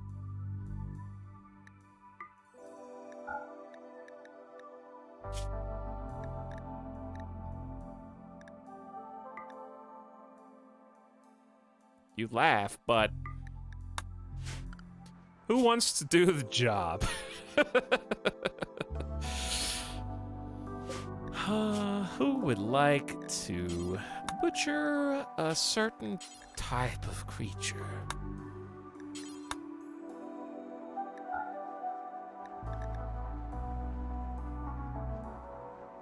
And it's going to give you a bad mood. Okay, it's going to give you a bad mood. So it needs to be somebody who's got a good mood. Not Roguy. Not Teeny Tiny Tim. Not Truly. Alright, it's gotta be either Headless. Headless, do it while everyone's asleep. Don't let them know. Don't let them know! Roguy saw! Oh my god, they're all waking up while they're all... guys, we really need gas to get rid of the robots. I'm sorry. There's only 34 meats.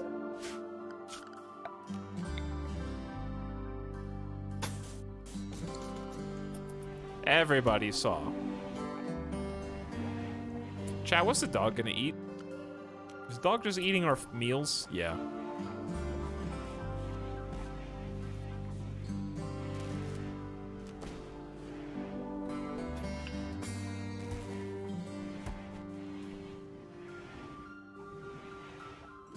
Who's gonna do the thing?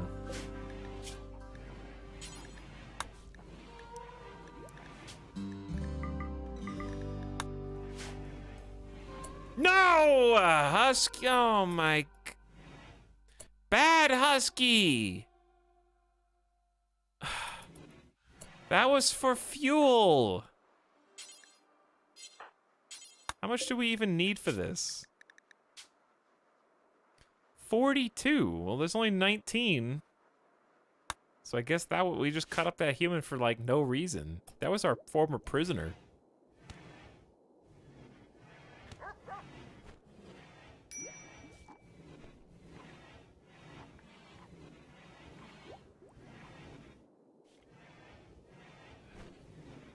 Chad, I want a donut. I'm gonna go get another donut. Toxic fallout is settled. I can go outside again.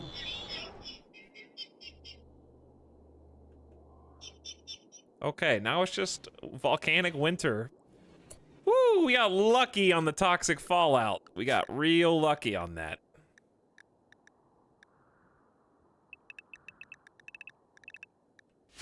Because the volcanic winter has been going for 32 days, 2 full seasons. Volcanic winter, toxic fallout was less than a full season. We got real lucky. People are free to go back outside. Teeny Tiny Tim is picking out on food. We butchered someone like an animal, and it was actually kind of for no reason whatsoever. I didn't realize the whole colony knew about that. Innocent prisoner died. One of our prisoners died despite being harmless. We should be able to take care of our own. If we wanted them dead, we could have at least conducted an orderly execution. Had to rebuff too many errors. Someone I don't like tried to romance me. I attempted to create a romance, but I got the cold shoulder. Feels bad, man. Thornathus does not like you. Let's look. I guess we should look at the state of the colony soon, social-wise.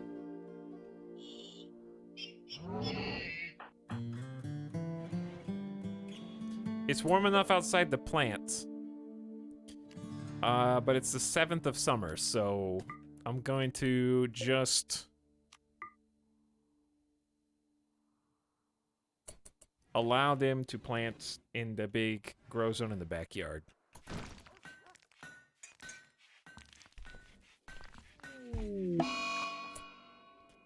Roguy is pissed because we butchered a human like.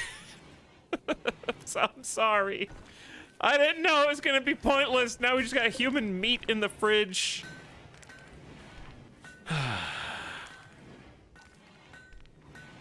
They all walked out and saw it. I love that the biofuel refinery needs power to make fuel, which is odd, but okay. We can just turn that off until we actually have something to use extra. Because we got 19 meals, and the rice is ready to harvest in here. It's time. There's extra food.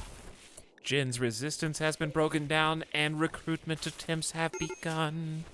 So that you stop being useless.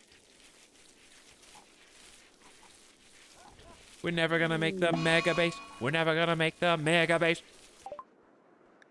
Truly Severum is pigging out on food because we butchered a human like. Wow, that's having some real ripple consequences, huh?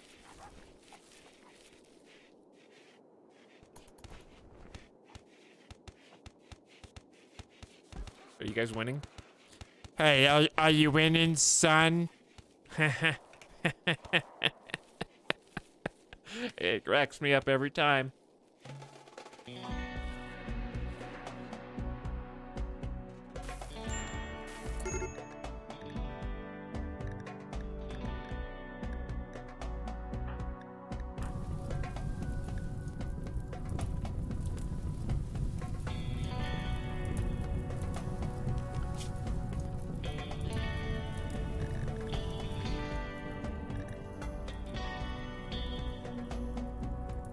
Why? Why?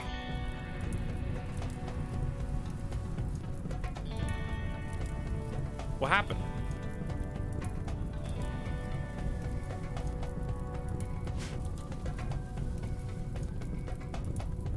Did he have a mental break?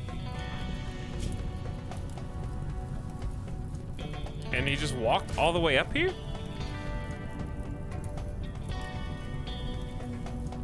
He was binging on meals, so he went to go get a simple meal from the top. Dude, if I had seen that, I would have stopped it. I think that meal was already his. I don't know. There's beer up here. Does anyone have? I don't trust chat.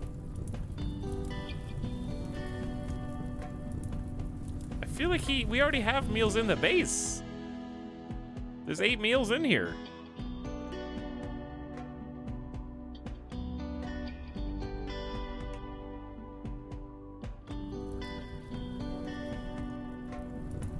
It's made of corn. Yeah, it's made of corn. Why is he out here? Well, there's no way I can save you in 6 hours.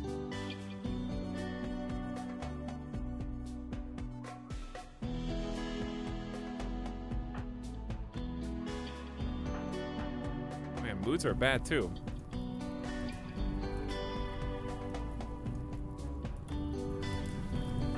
Well, this sucks. Goodbye, level 20 intellectual researcher. I guess I should be paying more attention to everybody. Can you read his log? They spoke about gunsmiths, and then he got chopped twice, and he's on the ground.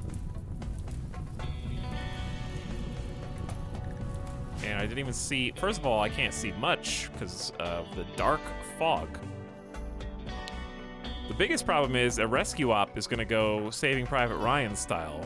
Everyone's mood's so bad that people are just likely to go crazy out there. Plus, guns don't really help anything. Considering,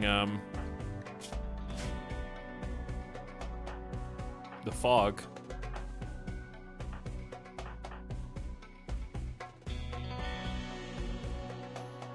Also, all of my doctors are currently just being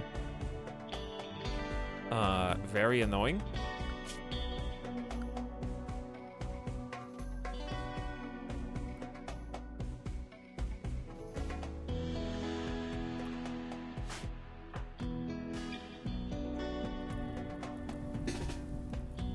We can't even get there in 6 hours.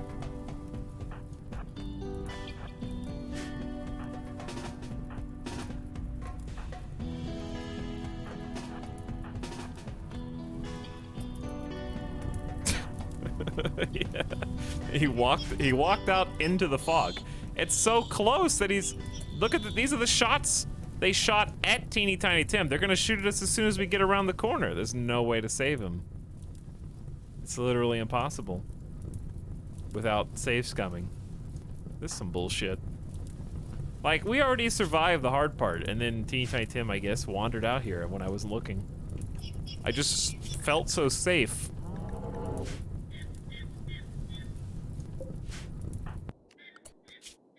Fire gone?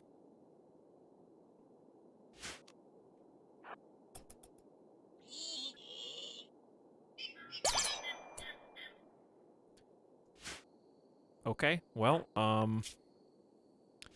interesting.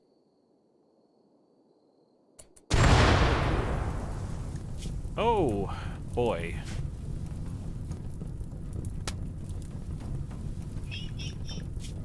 All that intellectual smart, you couldn't even figure out that you should stay down.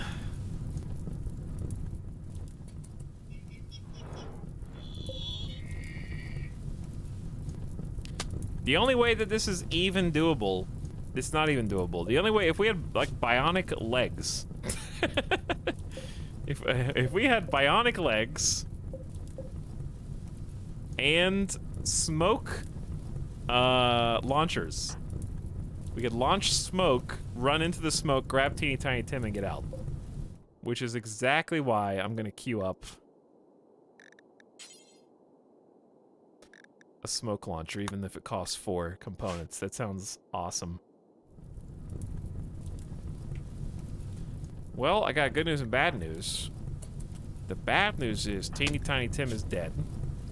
The good news is it kind of saves us from having to go in and rescue, because he's just so dead.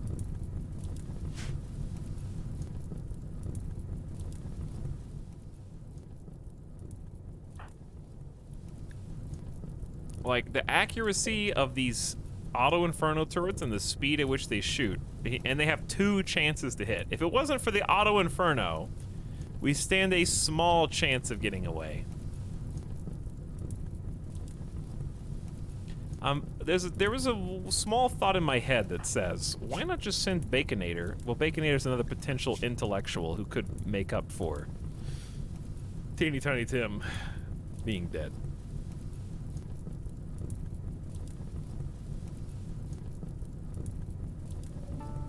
So sending him in on a suicide mission is not the best case scenario.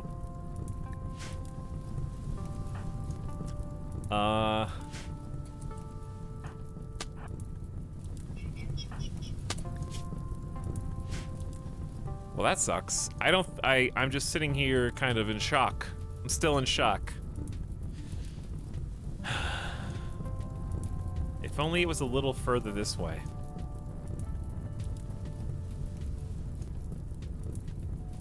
Because if I even peek around the corner and they all start charging us, then I'm gonna lose a lot more people to these scythers.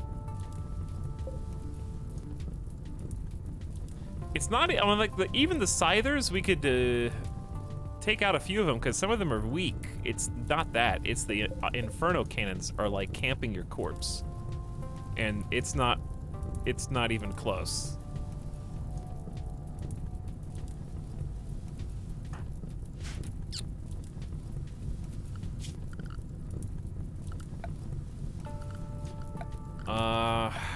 If we had someone faster, you could create a bed here, make it the only med bed, and have them go directly right instead of up and try to get around this cover, but... Okay, so, chat, here's what we're gonna do. I'm gonna make a save right here.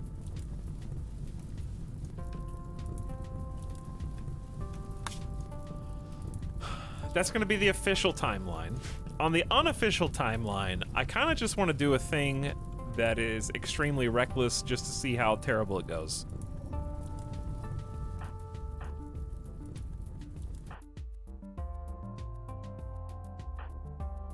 Excuse me.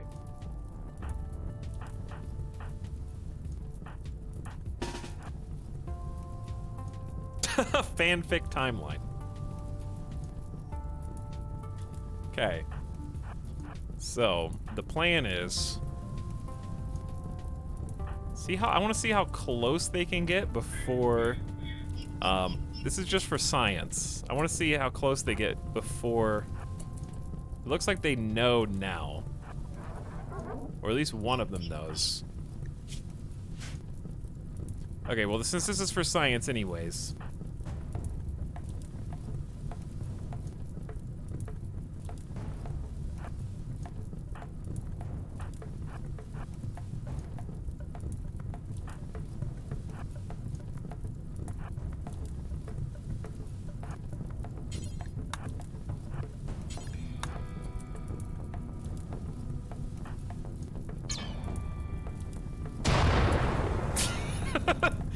People run! Run, Baconator! They got you with one needle gun.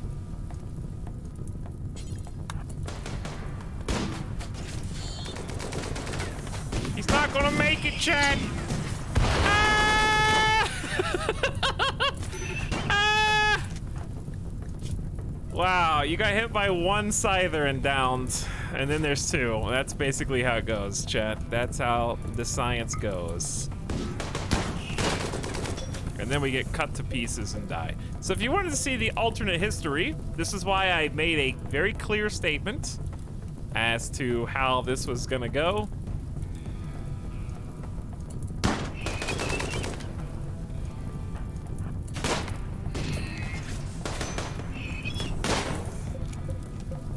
Yeah, these guys. Why does Lancer charge us? That I don't know.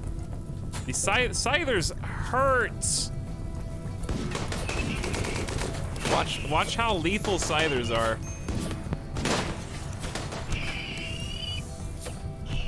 And then we're melee. Ooh! This alternate timeline is spicy headshot off by a charge lance. How it could have gone. Anyways, now we can put to rest anybody who says, why didn't you go save him? That's why. That's why. The fog is lowering all of our accuracy too, of course, which makes it better for the Scythers.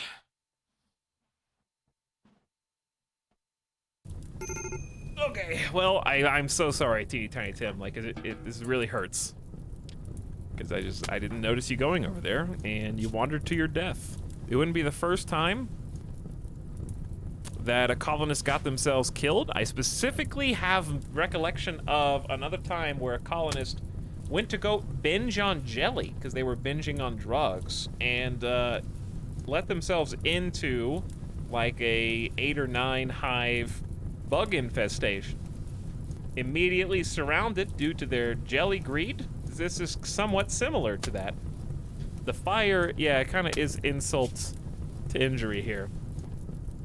The colonists will forever wonder about the time Teeny Tiny Tim left and walked into the fog.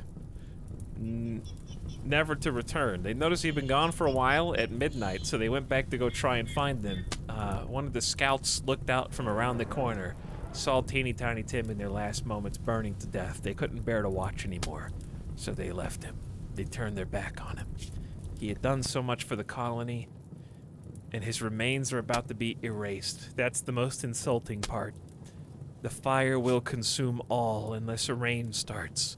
It's not enough that you're gonna die, you're about to be erased from existence. We're not even gonna be able to bury you.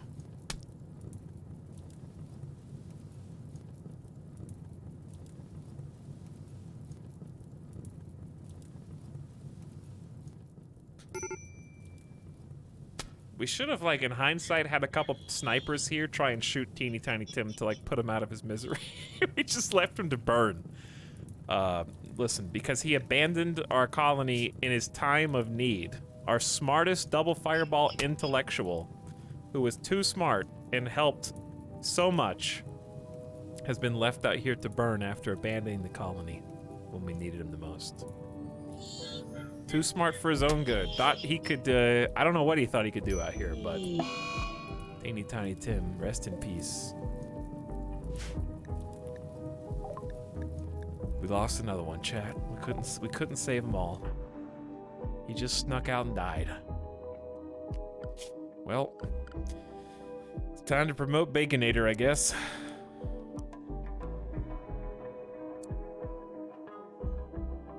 It doesn't feel good losing a level 20 double fireball. Does not feel good.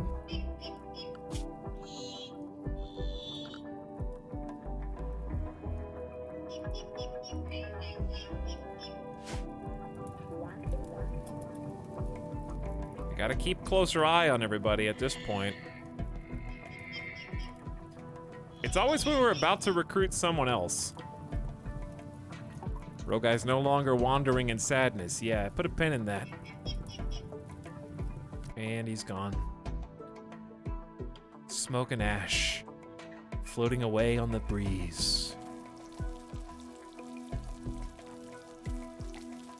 The rule of 12. Yeah, I mean, we were about to recruit someone else, so Randy had to take one of the colonists. Did we get everybody home? Everyone else is home. Very sad. We got a rice harvest already. Potato harvest is coming down the pipe.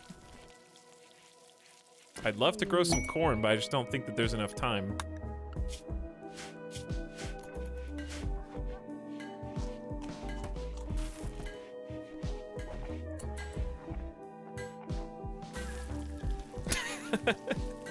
I almost feel like I can still see Teeny Tiny Tim typing in chat.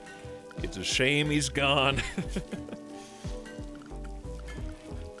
Well, yeah, we could make you a marker.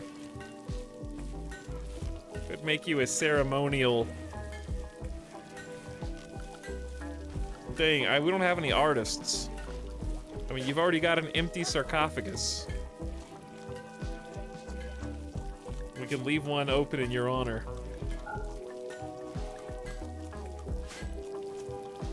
I can't title it. It would be cool if you could have colonists engrave art onto something even without putting a body into it.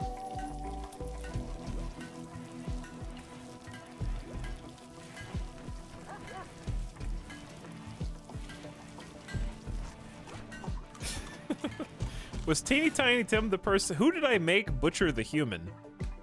Does anybody remember? Was it Teeny Tiny Tim that I made do it? Because that could be an interesting storyline if so.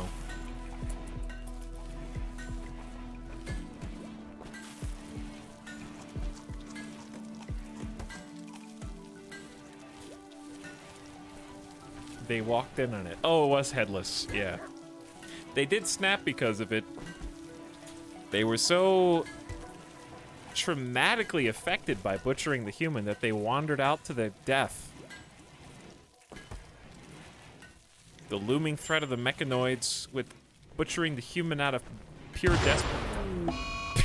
desperation was simply too much. Boom.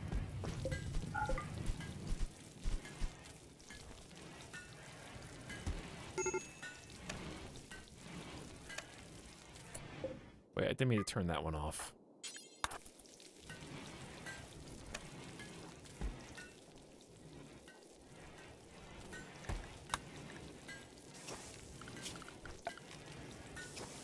Looks like the cord still stayed. Okay, well, rest in peace once again. Oh god. Let's keep an eye on our people here. You stay here, buddy, you stay here. We're replanting the potatoes. Now replanting the rice. We got 560 potatoes, 265 rice, and like clockwork, Truly Severum asked Jen to join. Jen has accepted and joined Truly Severum's community.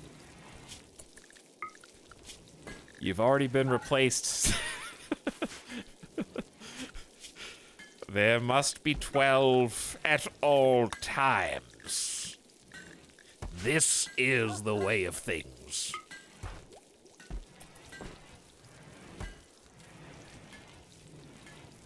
Chat, I'm gonna go get a donut and some water and come back. And we're gonna live because we can actually grow crops, which will help us make food. Why are we making food so slowly? Your right shoulder was shot off. Did we ever make a prosthetic? We did.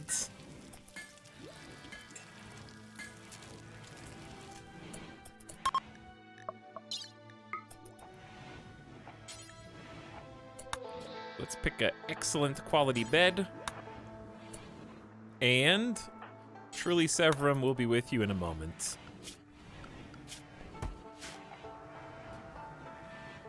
All right, chat, here we go again.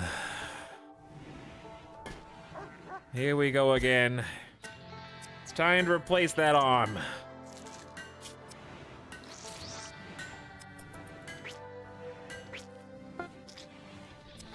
Build complete to make a smoke launcher. Well, we have a smoke launcher now. Also, Headless, congrats on your new prosthetic right arm. Now we need one for Dorito.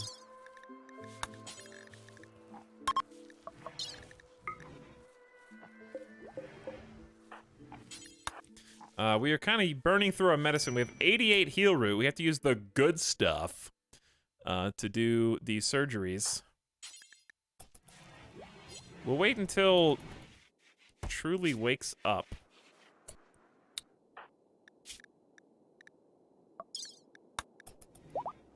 Suspend that for now. Again. Wasn't Tim married as well?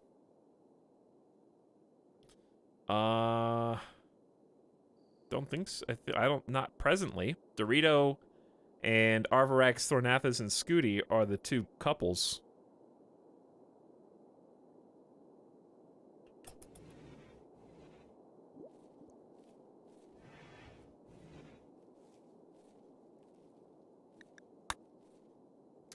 What about mortar ammo? Don't get your whataboutism out of here. Okay? Drives me crazy. That's not a good argument.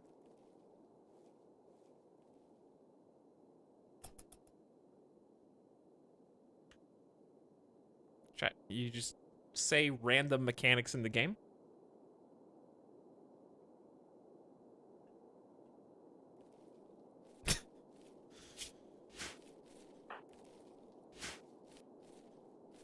What about them? Peepo chat, why?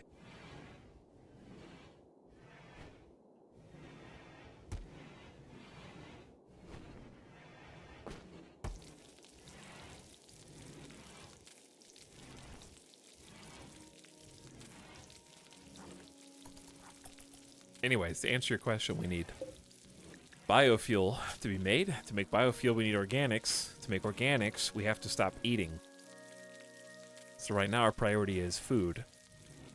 If we can get food taken care of, then we can afford to make fuel. If we can afford to make fuel, then we can afford to make mortar shells. If we can afford to make mortar shells, then we can afford to use mortars to launch mortar shells. That's the way it is.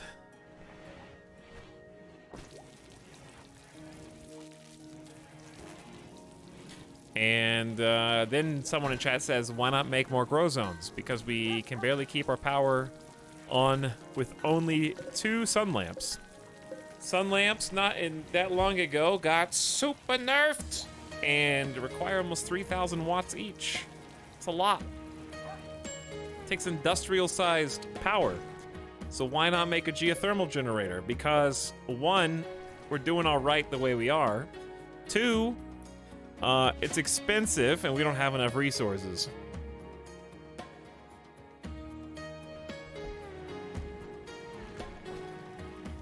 Zixie, I will end you.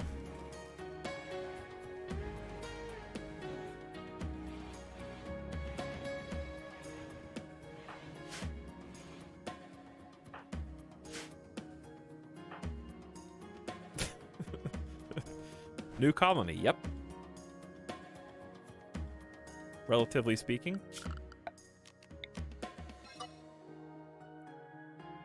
Nope, not relatively speaking. The Did You Start Over clip almost has like 1,000 views? Are hydroponics super expensive too? Yeah. Hydroponics also have this thing where they also require a sun lamp, so it's the same problem.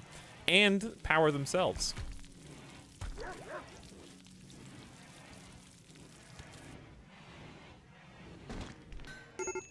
So it's even harder. So right now we're just content breaking even, hoping that even more raids come in from the west, and just kind of biding our time, making sure that the base is well secured, which it is. If the builders are busy, we can have them make even more traps just scattered around the map.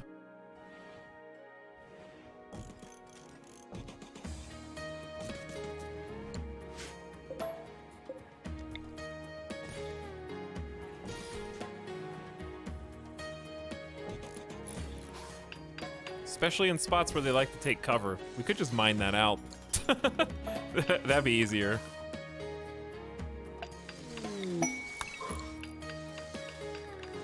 Shouldn't be a roof there. Hey, would you like another mechanoid cluster? I love mech clusters. Please. It only has 3 auto charge turrets, 2 auto inferno turrets, 7 mini slugger turrets, a mech assembler, a psychic suppressor, 13 pikemen.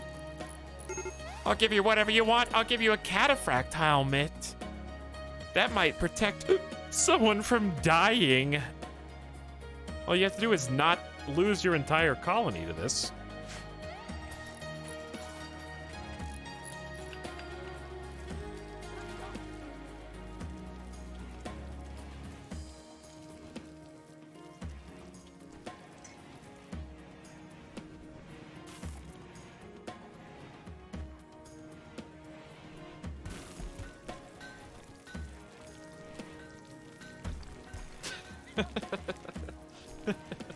Bet you weren't expecting that.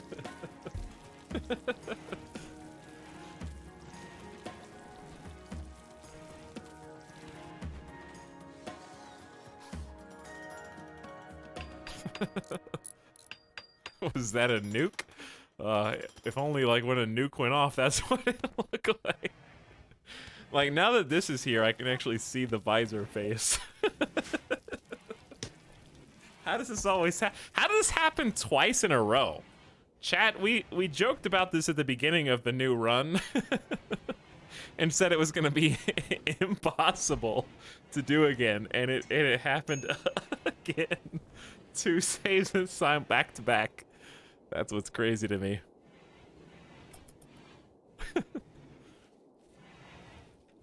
Is anybody sleeping outside?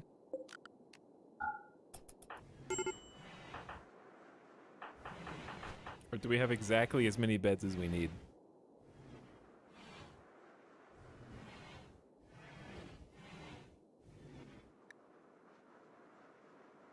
Temperature's getting a little toasty.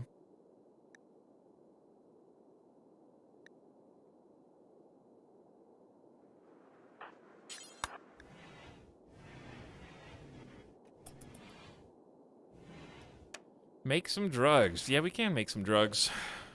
Time to make... Wait.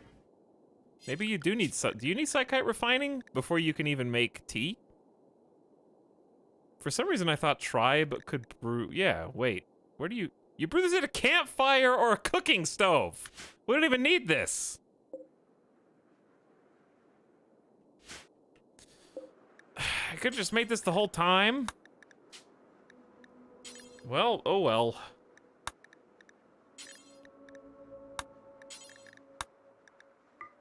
Could just made this the whole time.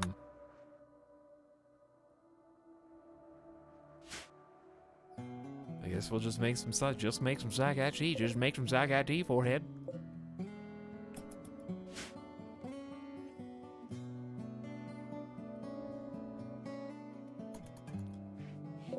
How much is 466? It's 16 psychoid leaves per 4. 466 divided by... What did I say? 14 or 16? 16? That's 30... 116 psychoid tea.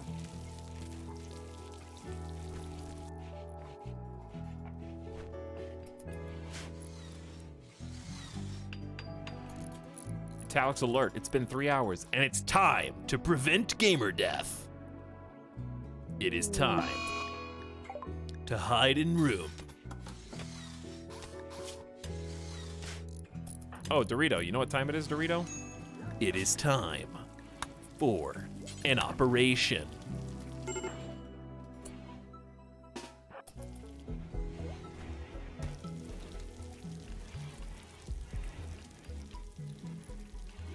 Prosthetics for everyone. There's the meds. Goodbye, meds. Luckily, I want some more traders to come through, but the traders keep bumping into the mechs. Truly Severum's got some big medical experience. All right, why do we have toxic buildup still? It just hasn't gone down yet?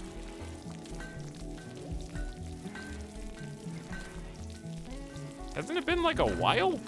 Why are you the only one? Well, now you got a left prosthetic leg and a right prosthetic arm. You'll be able to shoot your gun a lot better, that's for sure.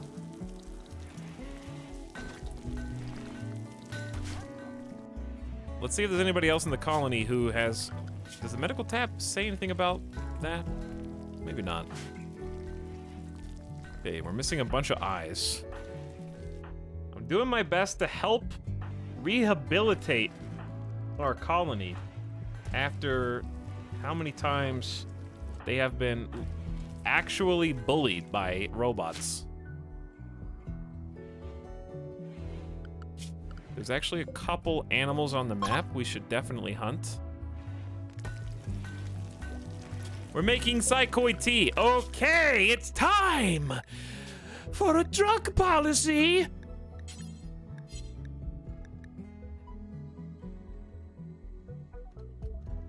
Tea time.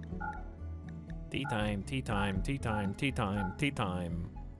Tea time, tea time, tea time, tea time. Okay. You're allowed 1 psychite tea a day. If your mood is below 40%.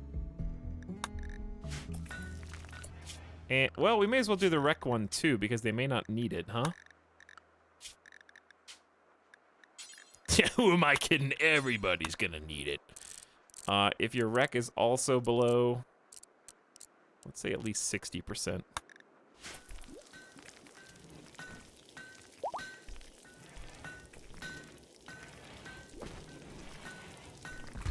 I want to see who's gonna take part first. Teak is 40% if I recall, so 60 is good. Hey, gamer sense.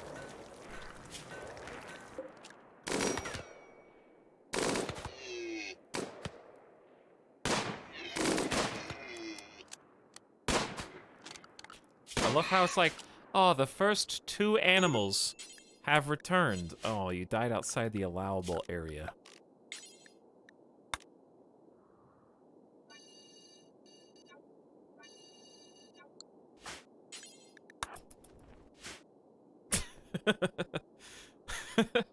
A machine gun goes. Brrr. Oh, there you go, Roguy. There you go. Psychi tea plus 12. Drinking that tea made me feel great. I love having this energy. High on Psychi tea for 6 hours. Pain down, tiredness down. 6 hours of feeling good. Colony moods going up. Okay, are we close to being able to make some fuel? We're already 60% grown on the next rice harvest. That doesn't mean much. There's really, like, not a lot of food. How come we slowed down on the cooking of the meals and such?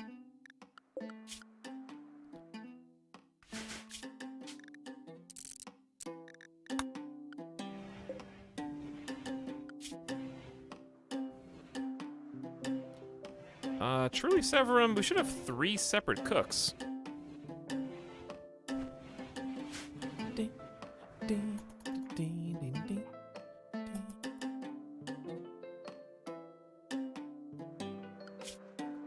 Alright, well, Rogai, chemical hunger. You're high on Psychite right now.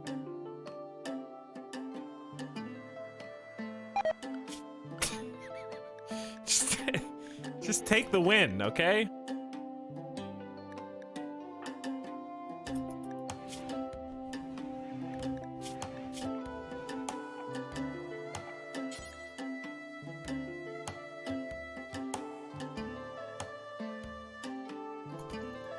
I want to... I'm just waiting. Being patient, let them sleep. But someone's got to cook, or else you're all going to starve.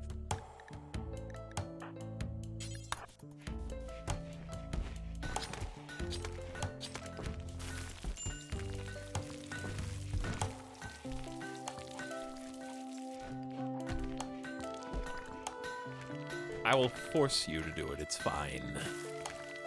We butchered a human! Think about that for 2 more days. Rebuffed by Thornathus. Yes, Thornathus is married. Rebuffed by Avarax. Yes, Avarax is married. My rival Teeny Tiny Tim died. Serves them justice. Yeah, how do you guys feel about Teeny Tiny Tim? Let's see. Opinion of my wife Avarax. +8. Professor Dirk, doesn't seem to mind that a colonist died. Actually, yes. It's worse, though, that an innocent prisoner died. One of the prisoners died despite being harmless. -3, colonist died. One of our people died. We should be able to take care of our own. Constraining clothes. It's 19 degrees outside. My sister Wasp died. -14. Opinion of my husband Scooty Jr. 1. Oh no. Slighted ×2 and insulted -16. Oof. Scooty Jr. says much better opinion. Thornathus is glad that Teeny Tiny Tim is dead. Teeny Tiny Tim -80.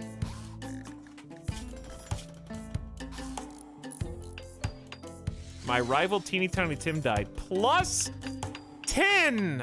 Wow! Oof. My rival Teeny Tiny Tim died. +2. I'm seeing a theme here. Okay, we've got someone that did like Teeny Tiny Tim.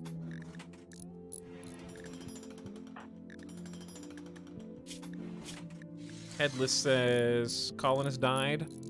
Avarax colonist died. Scooty Jr. colonist died.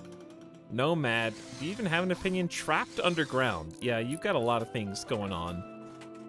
We're still feeding you, though.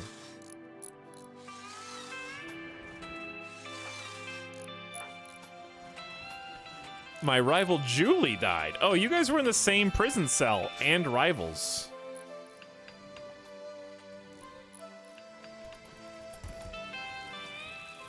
Like, I want to allow some fuel to be made, but we're barely breaking even right now, chat.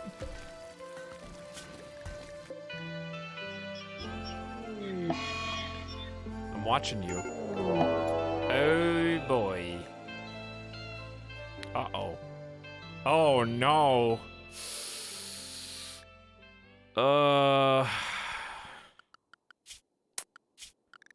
Everybody get inside. The wargs are here, it's time to hide.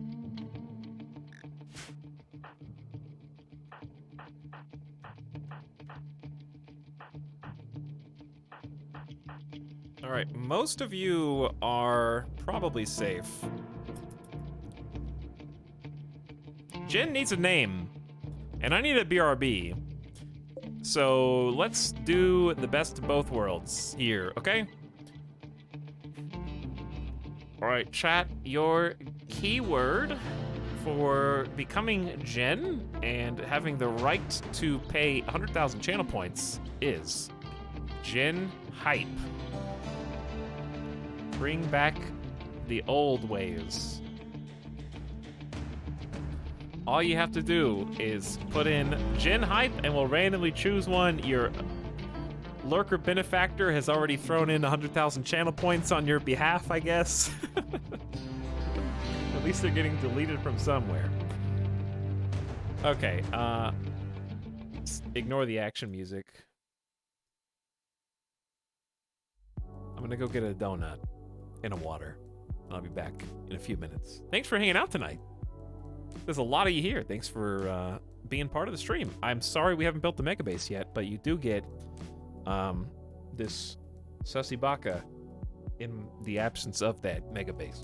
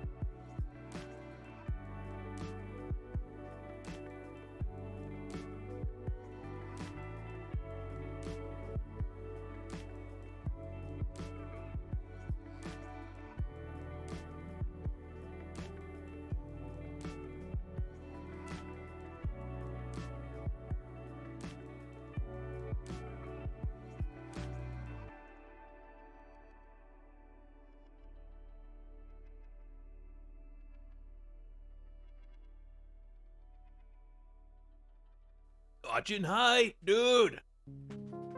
Gen Hype.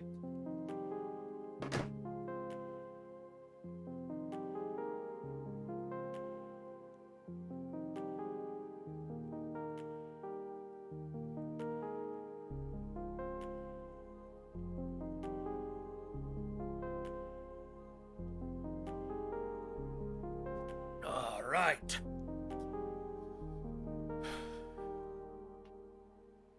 Hey. Hey. Hey. Okay, I did some stretches. I've got some water. Midas has got some water. I ate a donut. Oh yeah. All right, let's roll. Let's roll it. Tradamski was chosen to become Jin.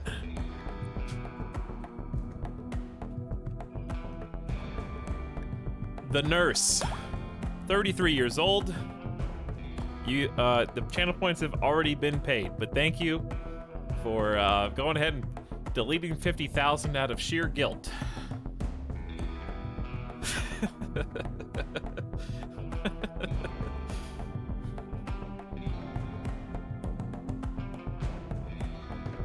And another 50K. Chat's already overpaid. By the way, any channel points that are not used by the end of this stream are just deleted. You did press the delete 50,000 channel points button after all.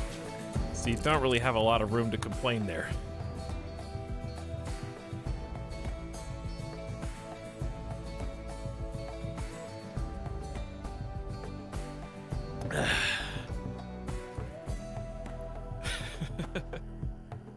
The market is crashing. I don't think it is.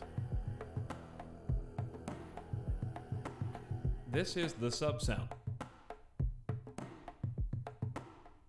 I want to do that like spam bot raise channel points thing again, but I don't even know what I would do it for. Why did you guys just delete another 100,000 channel points? Sell, sell, sell. The market's crashing. Everybody's cashing in their channel points.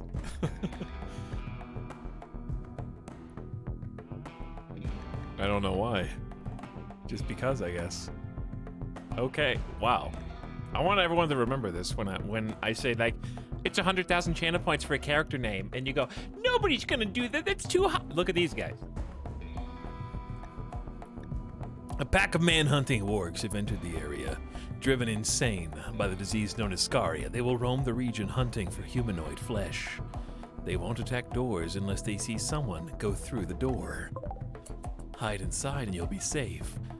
Prepare for your traps to all get triggered. All right, Tradamski. What? Oh no, which side? Please be south. No!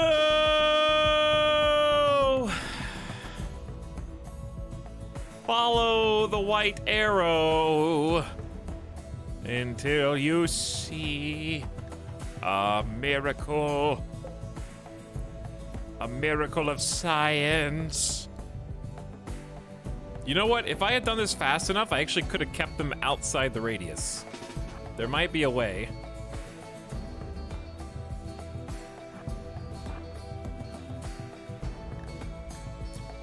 Raramilo.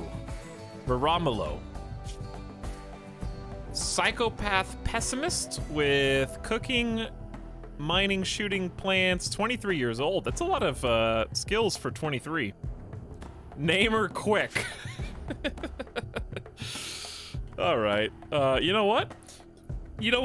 Channel point delete chat. You didn't say that they had to be used for a good character. Maybe a dead character is where those channel points are going to spin. Roll the dice.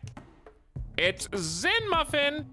But what if Zen Muffin survives somehow? What if? It's possible.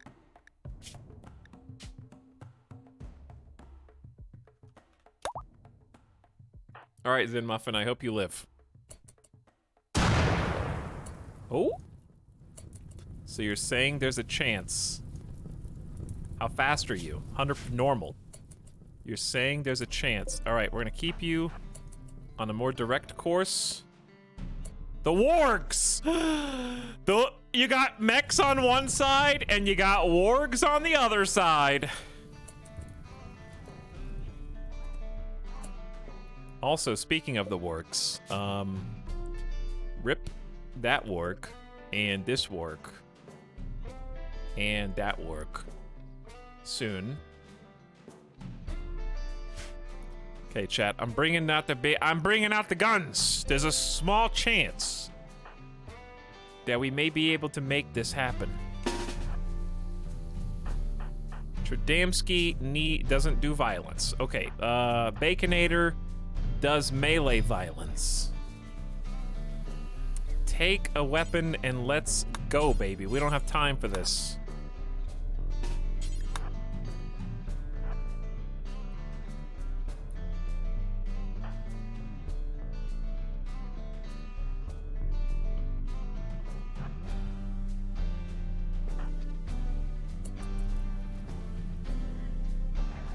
If we get far enough away from the mechs that they turn around, then we hide. Wait, one is still on the way. Why is one still coming?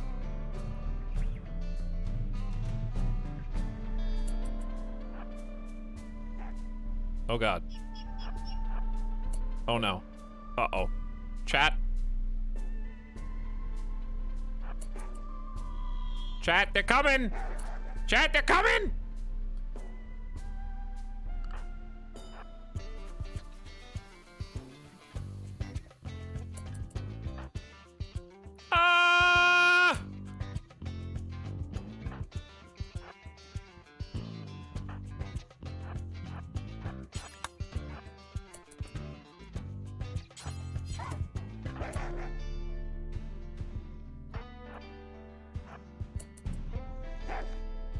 Oh my god, what have I done?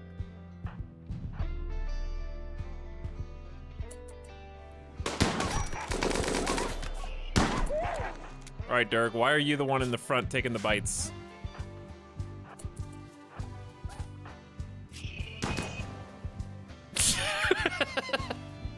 We need to get the rest of the robots down here.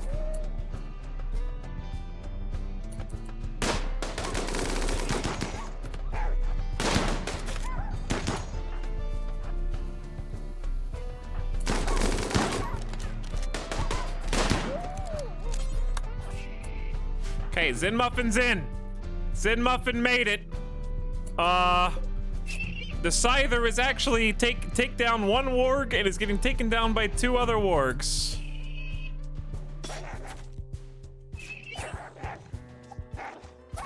Should have bet. Maybe we should have bet. All right, I'm gonna let you guys go back inside and let's make sure you're all scheduled correctly. Chat, I never changed their drug policy. Wait.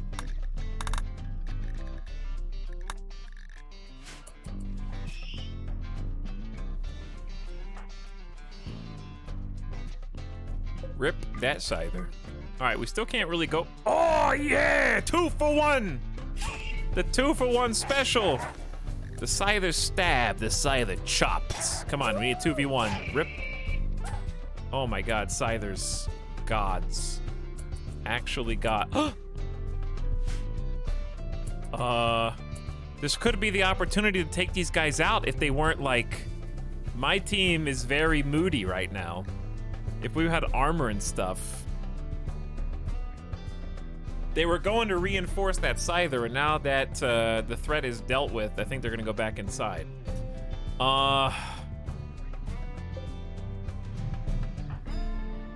This could have been our opportunity to do something, but everybody's already gone.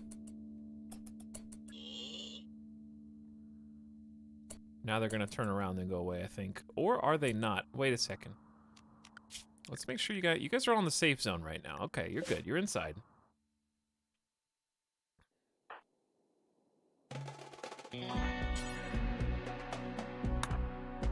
Okay, we need to get two before we do anything. Let's get the colonists set up, and then we'll figure out if we want to try and make a move. I don't think we'll have the opportunity to make a move, but it's possible. So, schedule. I mean, workload.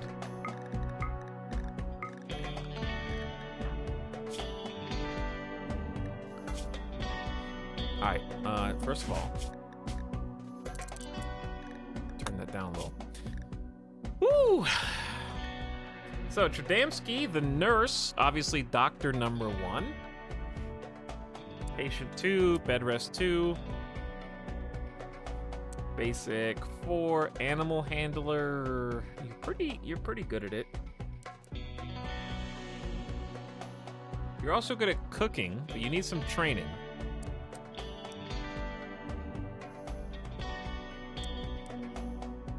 I'm still going to give you the opportunity to do that. Smithing, tailoring, and crafting is also your area of expertise. So I'll bump that above mining.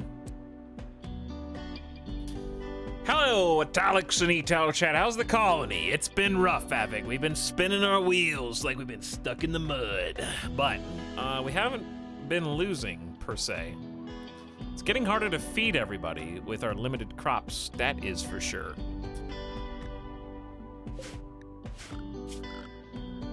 I do think it is time, soon, to capitalize on the geothermal spot. So we're gonna go ahead and queue that up. Once we queue that up, we will be able to support another sun lamp.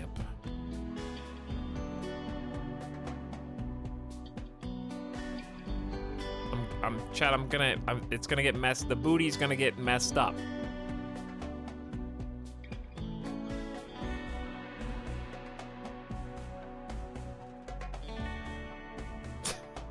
We did lose one colonist who suicided into all the mechs and aliens for some reason. I don't know why. But how's it going, Havoc? Hope you're doing swell, dude. Thanks for hanging out.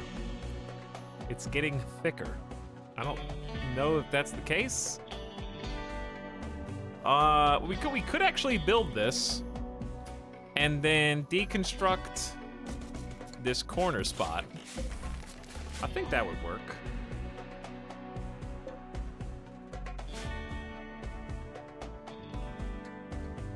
Back. Me too. Okay, anyways. Yeah, what have you been up to, Avik? Did you enjoy, I know you had already played it, but did you enjoy the last spell? I thought that was a really cool game.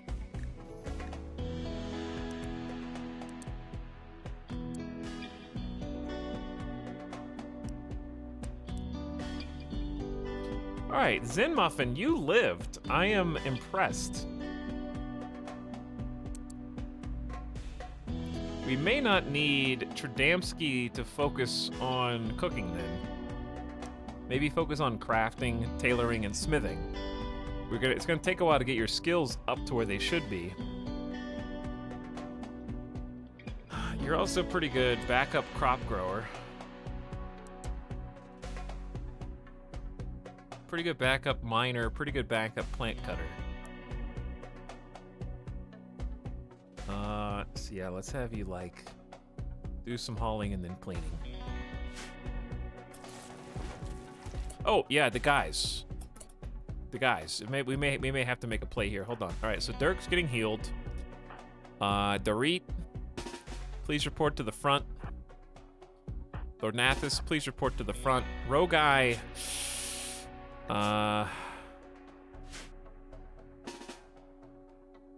Please drink some sidekite tea, then report to the front. Truly, please, after you heal, go put on a flak helmet. Arvarax, please report to the front. Scooty Jr., please report to the front. Baconator, please don a flak helmet and then report to the front. Too many errors, please report to the front. Tradamski, please continue on as you were. Zen Muffin, please clothe yourself. Equip a... You have a level 4, but with passion. A survival rifle would be very keen. You need clothes. Okay. Rogai didn't even make it to the Psychite T.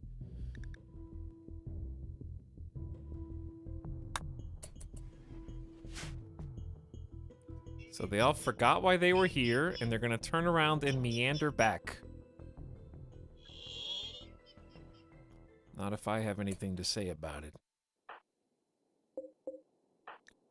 Dirk really didn't get that injured. Dirk, I'd like you to re-equip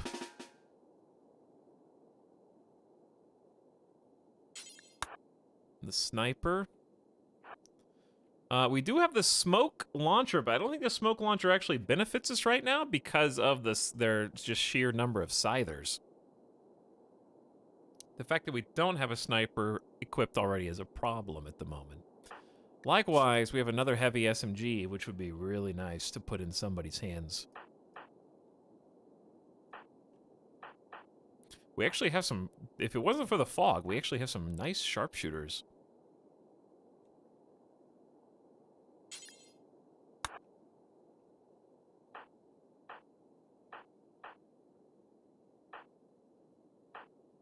All right, I think we just go with what we got right now. Okay. So who's got the most range? Thornathus does. You gotta watch out for their sniper, though.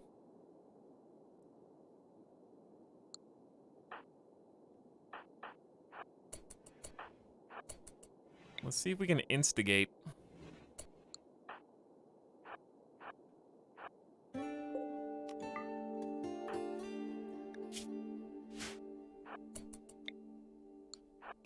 They got 2 lancers there. When we get counter sniped, it's gonna hurt. I'm just trying to see if I can catch their attention.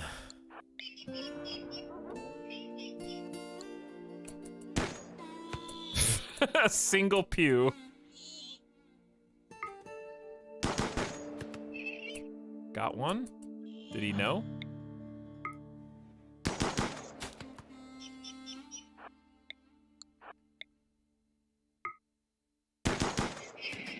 Oh, he knows!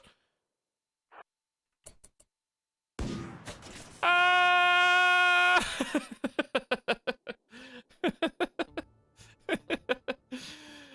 Ah!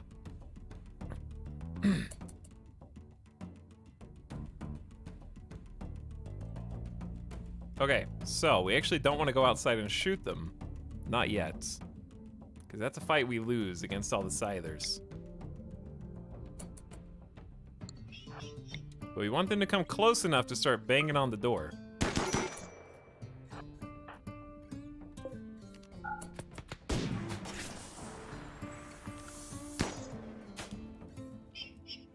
Because we got traps here.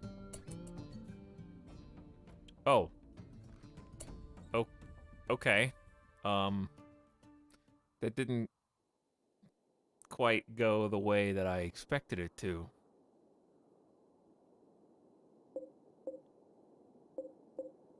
Even though, like, most of their Scythers are already injured.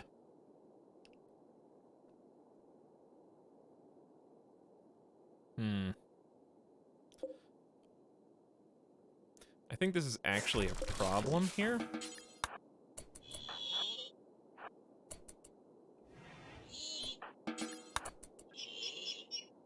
Because then we can't sit on the side.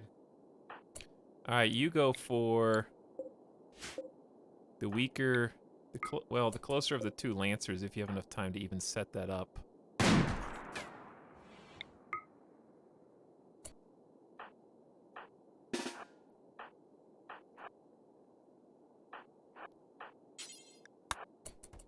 Okay. Come on, Durg.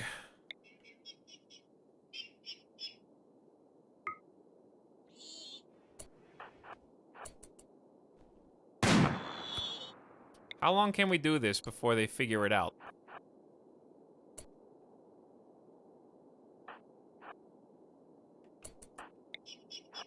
Here we go again. Anyone about to have a mental snap here? By the way, where is Truly? Well, Truly is, but Truly's not even... Oh, I put... Well, it's actually warm enough. Truly, can you go... Drink some Psychite... Drink Psychite tea, and then come here.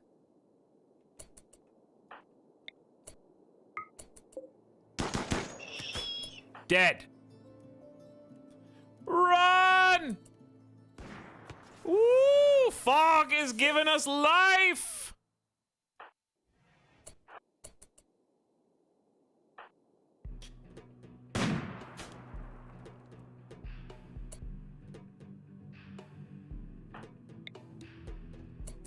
I'm watching you. Okay, here's the problem. He's taking aim.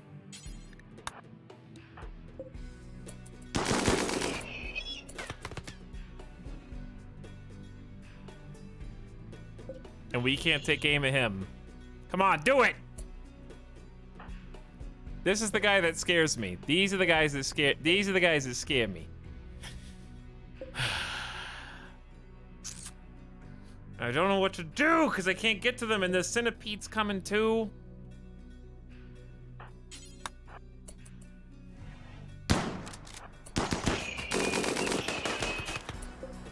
Did that really not?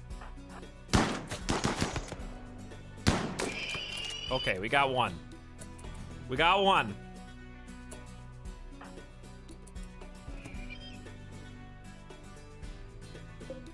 Get a little closer. Get a little closer. That's right, where I can see you. Little closer. Little closer.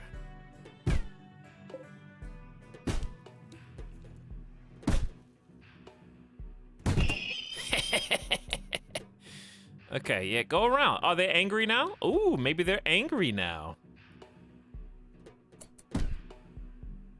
Go ahead. Yeah, we'll wait. Go.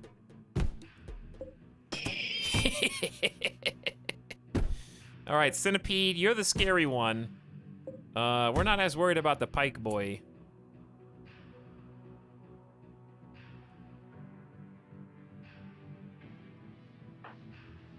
He's not as scared. I think we gotta just take the chance. Let's go! Centipede. How did we even open the door? We can't, chat, we can't get out. Truly Severum can't get through. There we go. Gunshot LMG. That's not even in friendly fire range. That's the adjacent tile. How did we get friendly fired from one tile away? I've never seen that happen in RimWorld. It was Scooty Junior's. Where Scooty is the one directly behind Truly Severum. I don't think that's even possible. Very confusing. Like, Doritos should be able to friendly fire. Like, in RimWorld, it's not possible for two pawns standing next to each other to friendly fire each other.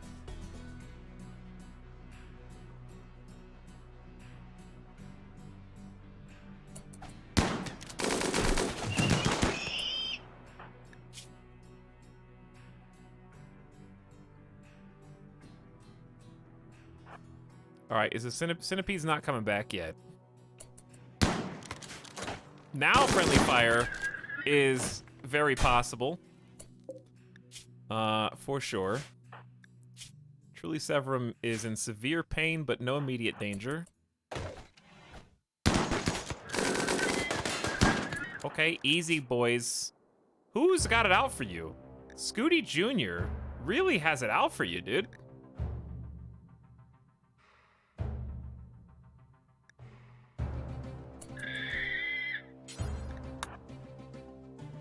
All right, Centipede's coming. It's time to leave. Chat, do you think now that we've handled most things... Oh, there's another Scyther here. He's almost dead, though. This Centipede. Do you think we have a good enough team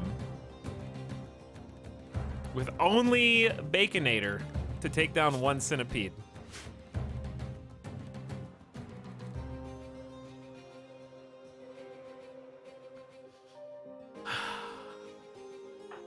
We could bring Zen Muffin in.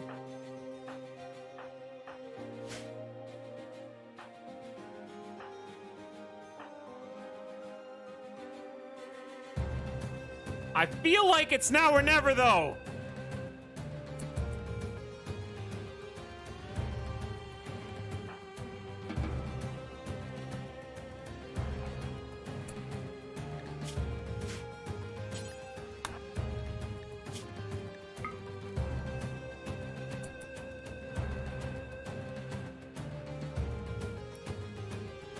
It takes so long to get that off. Who's standing here?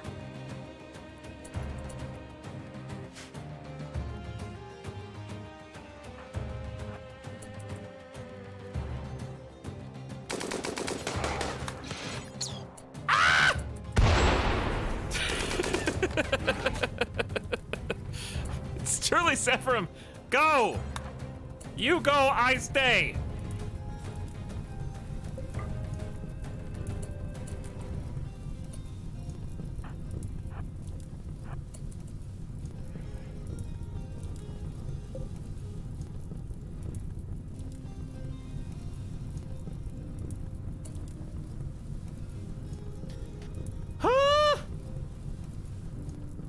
People arrive. Hi.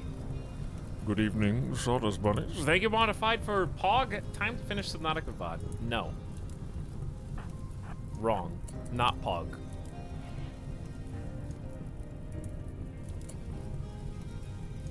Okay, we are going to send Baconator into the fray, chat. We're gonna do it, but we're gonna do it like this. Quickly, quickly. Come closer, Centipede. Come closer, Centipede. I need your attention. Chat, how long till Centipede can shoot again? We gotta go because they're gonna die. They're not gonna die, but they're gonna like go crazy. Also, who's gonna doctor in here?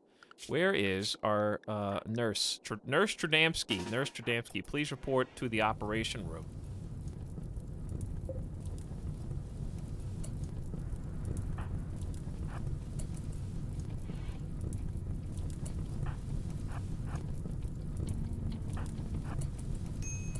Chat, this is a very bad, desperate play.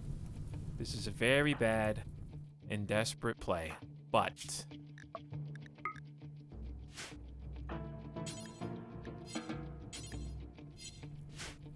if it works, it will go down in history.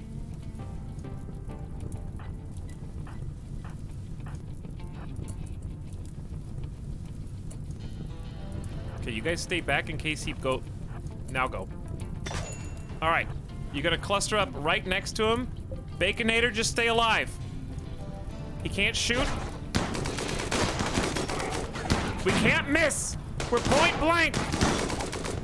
Stay alive. We can't miss. 8 heavy SMGs. Ah! Baconator is down and he's got a shot off. How? You got hit 4 times. The wimp is killing me. I should have pain. Hang on. Dirk, can you pain block while you're on fire? Pain block. Can you pain block? Get up, Baconator. Genius plays. Where are you guys going?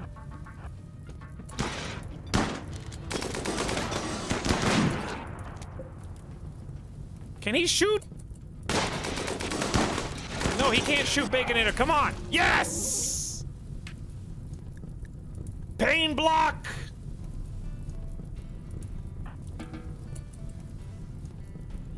All right, now get inside. Fix your burns.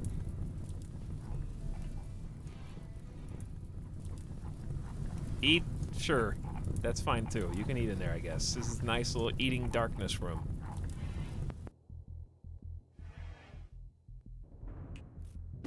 Centipedes suck. And we managed to do it before the other... There's another land, like a scyther somewhere around here.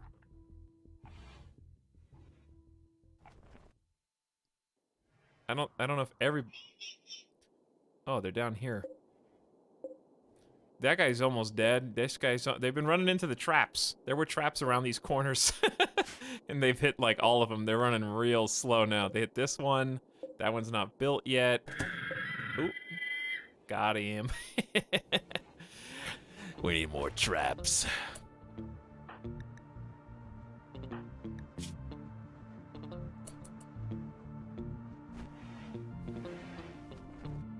Alright, you guys recover to the best of your ability. Let's make sure everyone is inside. Except for... Wait. Okay, you can wander a little bit. Cargo pods. We haven't got cargo pods in ages. 9 packaged survival meals. Nifty. Trap grid the entire map. I'm trying my best.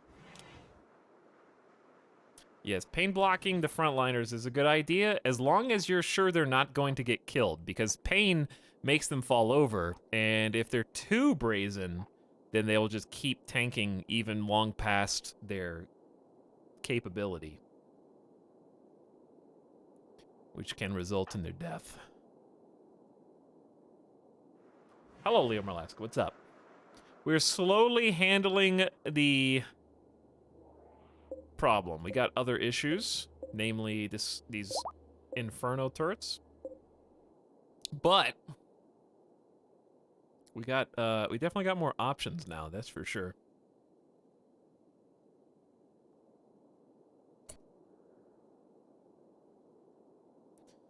Let's do this quickly. Dorito, clean real quick. Truly, how you doing?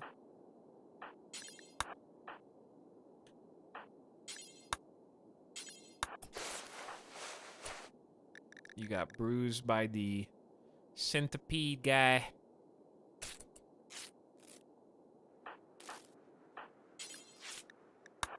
Make sure you guys are actually healing instead of just pretending to heal.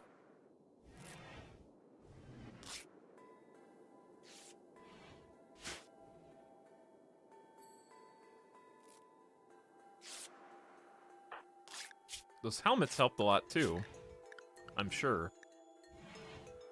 Just protecting the noggin with some actual, like, flak helmets.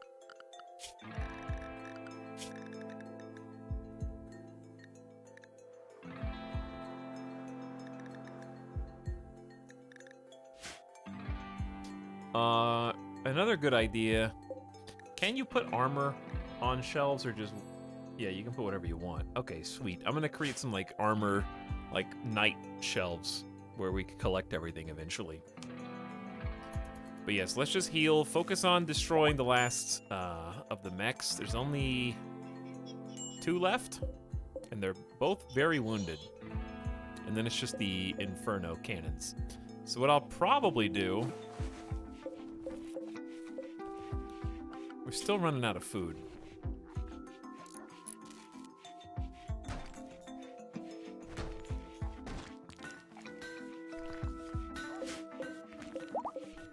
I mean, we got rice harvest today. It's getting a little close. We made a sun lamp for fun.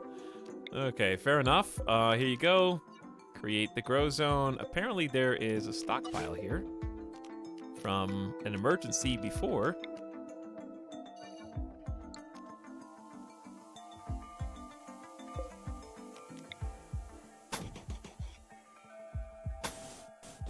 Sorry, Hoopstone.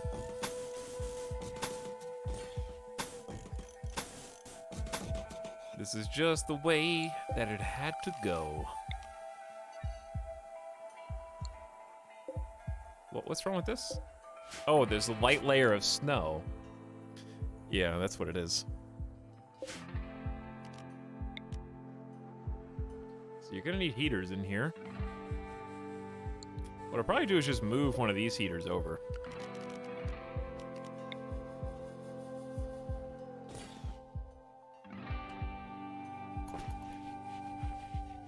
We need a door. Yeah, they do need a door, huh?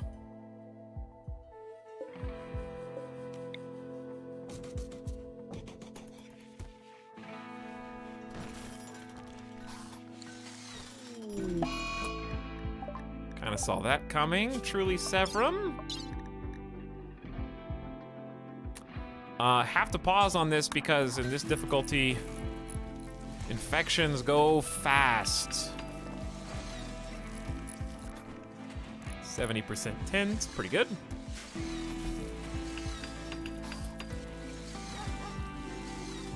But yeah, while we kind of recuperate, while we heal, just build up this other grow zone.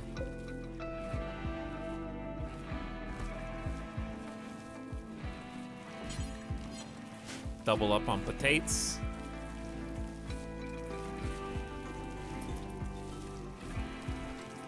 Getting a little close to the wire again. But we're about 50% grown on these. And the rice will give us some short-term relief.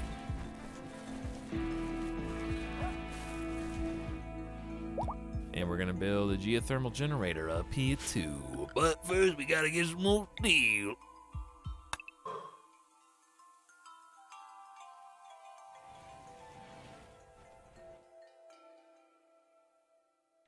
There's still a bunch of steel left on the map. It's just some of it's a little further away.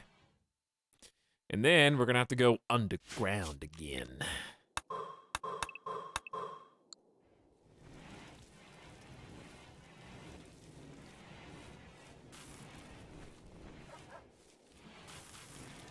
Imagine getting burned so bad your stomach is burned. Kind of what happened, I guess. Stomach infection from the burn treatment. All right, battery storage is looking good. Let's turn off 2 of these and only have 2 going at a time so we don't lose all power simultaneously if things go bad. Then we can start working on geothermal soon too. Okay, Rogai's back from a psychotic state. I'm still shocked that we got Zen Muffin from the northwest corner of the map through a Warg Manhunter horde and the pursuing mechs and managed to save them. That was crazy. Psychopath pessimist. Let's give you guys your backstories. Tradamski, childhood, mute. Tradamski was greatly affected by a traumatic event early in her life. For many years, she refused to speak to people, preferring instead to play with her household's numerous pets. +5 to animals. In adulthood, Tradamski became a nurse, working in a hospital, doing routine work such as changing bandages and taking temperatures. It was a busy job, but she could always find time for a chat with a patient. +4 to medical, or +5 medical, +4 social. Traits: misogynist. Tradamski really dislikes and distrusts women. Ascetic. Forsaken physical comforts and enjoyments in favor of a simple, pure lifestyle. She will become unhappy if she has a bedroom that's too impressive. She dislikes fancy food and prefers to eat raw. She never judges others by their appearance. So we actually could give you alone the raw.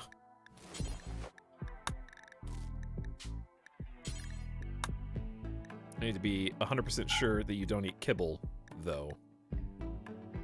Will you eat hay? Maybe. Corpses, no. Not yet.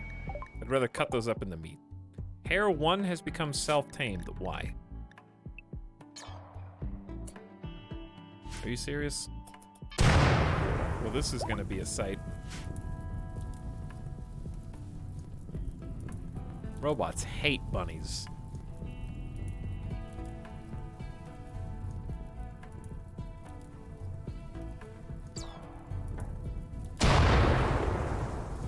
Shot me while I was in the marsh, nerd. Can't catch fire when I'm underwater. Wait a second. That's all we have to do. We just have to walk up the marsh from this edge, stay in the marsh the entire time, and just walk in.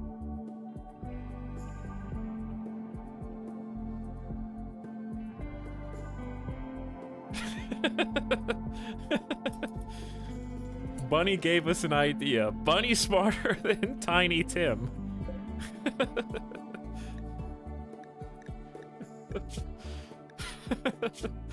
Now I feel bad for killing you. I don't have any food. What do you eat? How much do you eat? 0.55. That's a lot for a little bunny.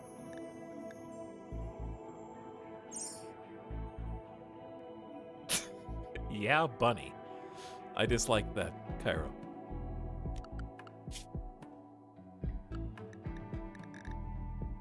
Alright, fine. The bunny can, I guess, stay alive for now.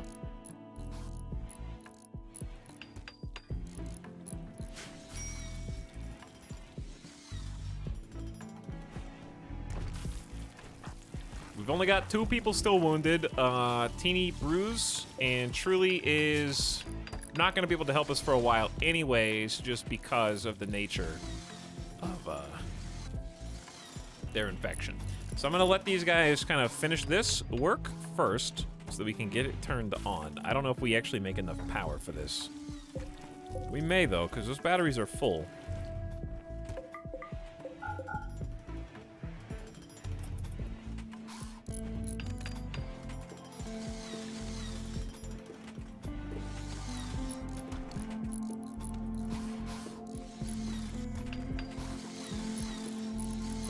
But they're almost done.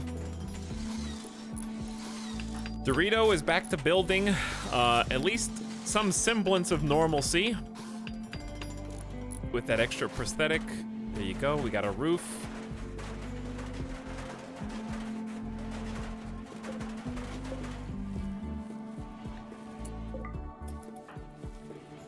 Then we'll turn on the light. Look at all the planting. All right, goodbye electricity. Let's see how fast this drains. It's not draining that fast. It'll drain better if we get the wind turbines actually doing power. All right, how's the temperature in here with only 1 heater? I mean, we're gonna have to have 2 heaters for winter, but 1 heater for summer should be fine. And maybe part of fall too. Okay, we've needed that upgrade for a long time now. Money, please. Don't eat the growing potatoes. Do they eat, like, just regular veggies?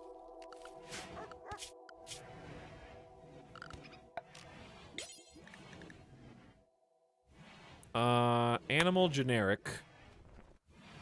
Let's just clear the grazing zone.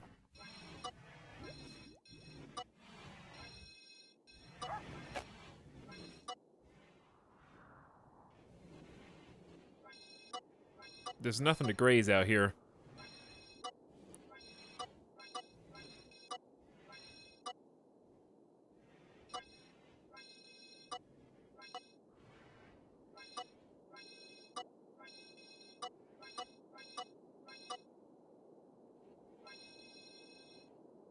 Okay.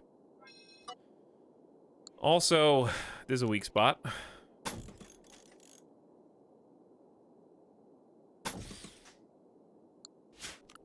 And ideally, we just mine this whole thing out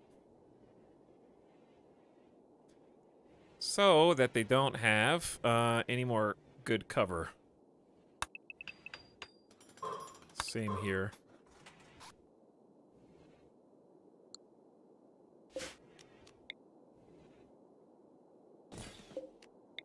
I like to put traps in the cover so that they don't use it. Okay. So they got their jobs cut out for them. Now, I say we make a play. We will... Let's just go now. Let's go now.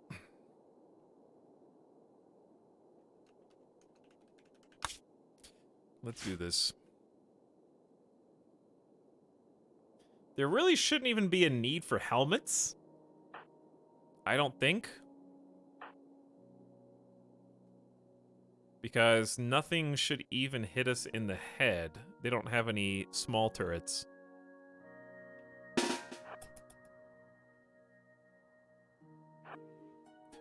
All right, here we go. Spec Ops time.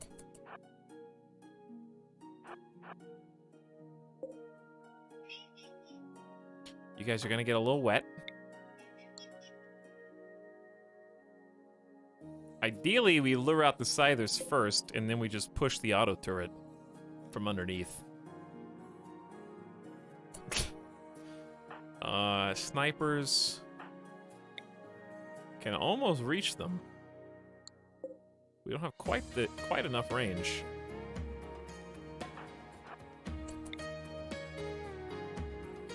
So close.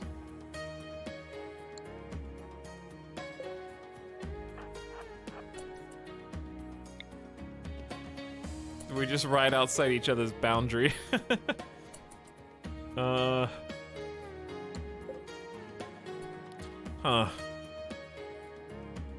I'm scared that we're just gonna get burned anyways.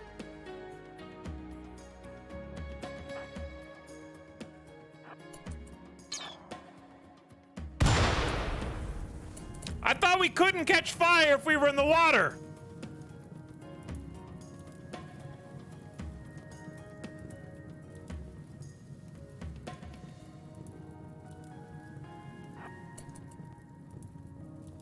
Everybody scatter. I mean, the fire went out, though. The fire did go out.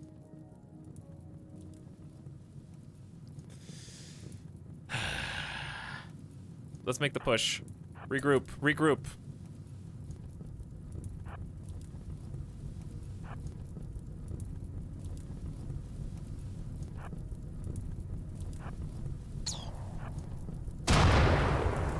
Why is it always hitting Durg?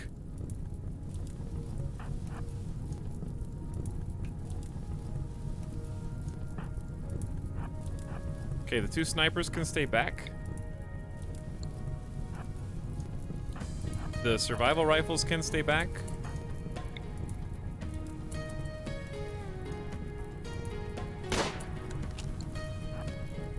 Thornathus can stay back.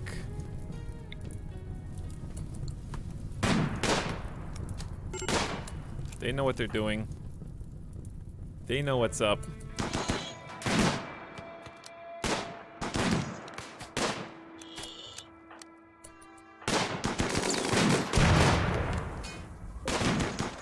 We got this.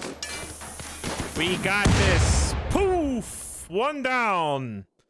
All right, so here's the problem that we have to deal with. Oh, I know just what to do.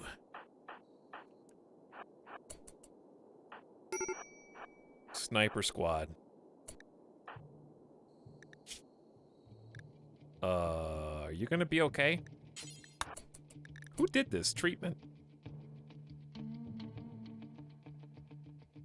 That was a 12% tend quality. Who did this? Are you gonna die?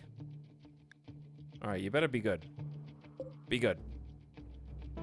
Anyways, I know what to do. Well, we definitely need to shoot these chumps.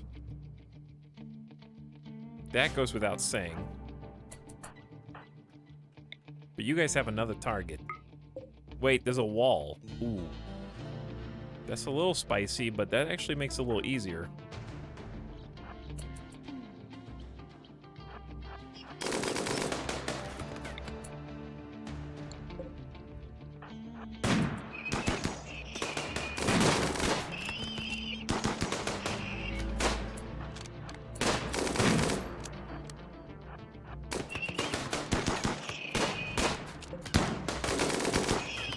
Easy. All right, now the fun part.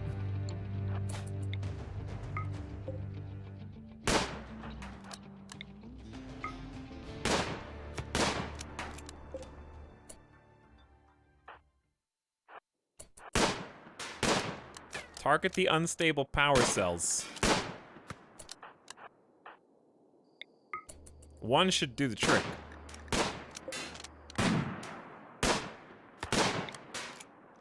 All you have to do is land your target.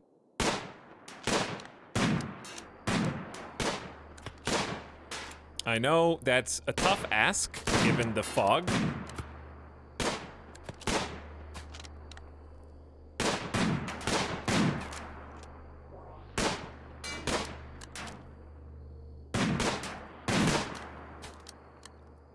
Do it. You hitting the other one. You like almost hit the other one more than you hit the front one. Yeah! Chain reaction! All gone! Behold, my magic trick.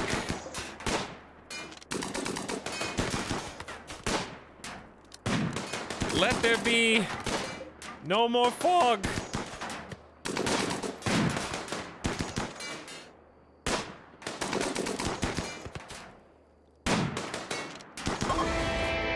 We did it. Finally, the mech invasion is over. All right, while you guys are here, though, could you please?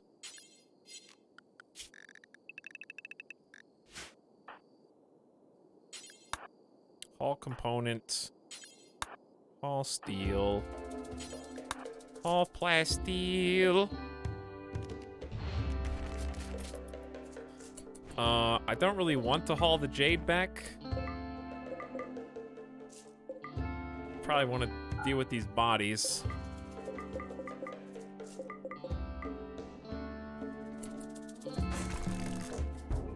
Imagine forgetting that emergency bed was there that we didn't get to use. Woo!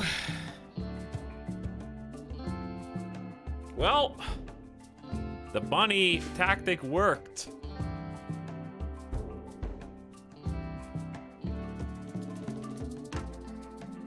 Operation Bunny Eater. Belly crawling through the swamp, keeping your head down. Blending in with the jungle. Hey, the ash has settled. It's like Randy was waiting. The volcanic ash was not directly linked to the fog machine, but Randy said, you know what? This chapter is done. Fog gone. Volcanic ash gone. Toxic fallout gone. Cold snap gone. You have a chance. All we gotta do is heal up. Oh no, it's getting a little spooky. Can you just take that immunity?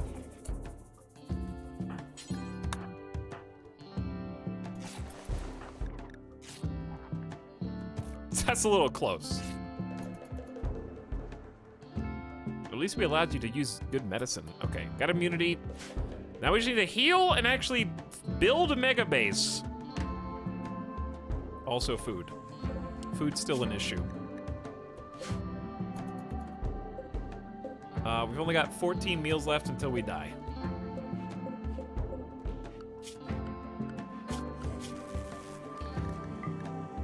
So it's a little premature to do mega base. But we're definitely gonna start something, as long as we don't get more mech clusters.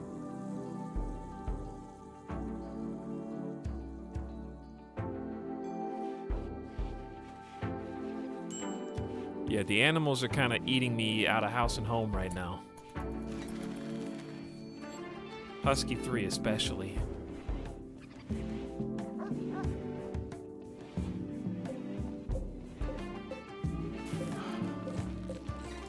I don't know if we'll be able to grow this food faster than we'll starve.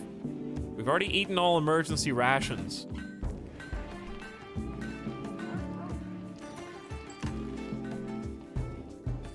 We're planting a desperate rice patch back here that I don't think is even gonna have a chance to grow since it's already almost the end of summer. Party! Screw food! Let's party!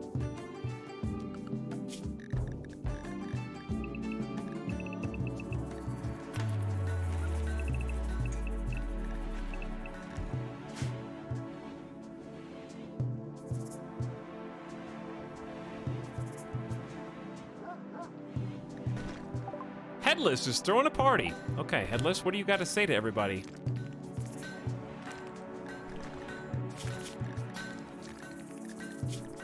Scooty Jr. chatted about computer games with Headless. Headless quipped about using grenades with Professor Dirk, backseater. Headless and Arvorex chat about getting drunk. Thornathus and Headless quipped about eating bell peppers. Headless talked about balloons with Tradamsky.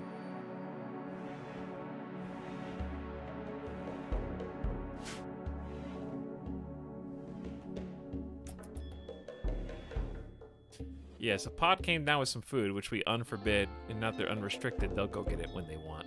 But they can't, they're not allowed to eat it yet. They're too busy partying to work. And that single table is probably Not enough anymore. Hold on. There's too many colonists for one table.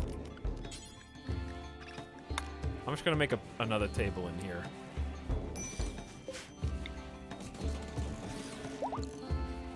I'm sure they'll enjoy the options.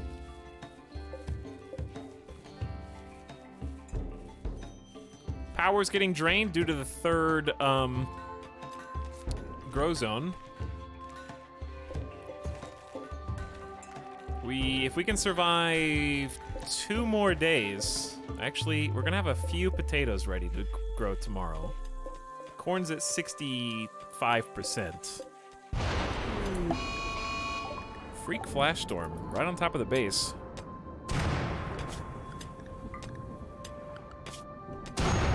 Two snow hares that could be hunted.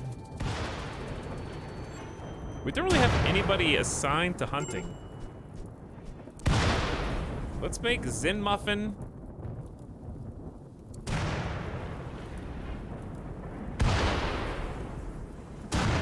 A backup hunter. Averex is a decent hunter as well and doesn't really do much.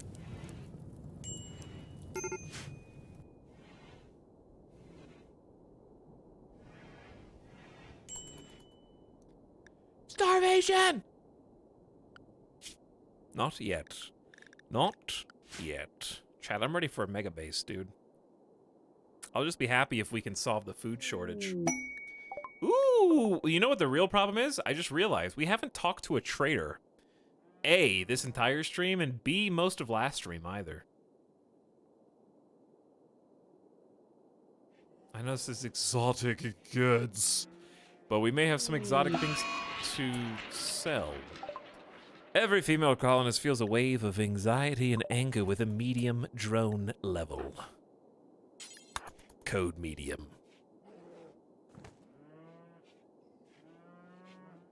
Modified, thanks again for the 32 months earlier, by the way. Scrolling down to make sure I didn't miss anybody else. Actually, I did. Single Nader gifted 5 subs. To KO Fishy, Shame Can't Aim, Gan Bear, Liquidox for the win, and Wardy.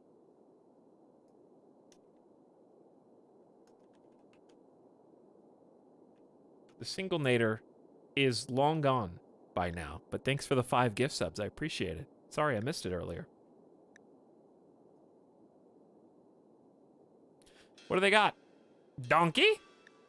Grizzly bears? Components? Advanced components? Glitter world? Meds? Tech prints? They have psychic abilities? They have a knee spike? A bionic ear? A detoxifier stomach? Eat almost anything without worrying about food poisoning. Time to sell my thrombo horns. Time to cash in on the thrombos. I forgot that we had those.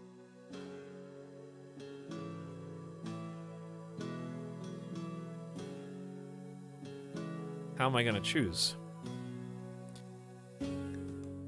I actually just don't think the donkeys is a bad idea. The problem is, because they have advanced trainability, I just need to grow hay. Have an army of hauling donkeys who just eat, like, veg would be awesome. But right now, with their 1.2 hunger rate, it's not wise. We could buy them and eat them, but that seems desperate. They don't have any food for sale, is what I'm trying to say. All right, I'll buy your components. I'll buy your advanced components for later. I'll buy your super medicine. This is the first time we've had Glitter World medicine in the whole game.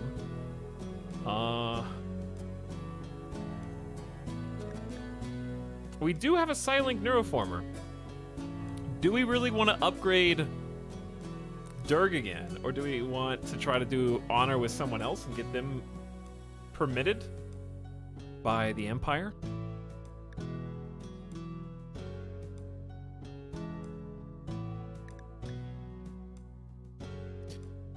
Word of trust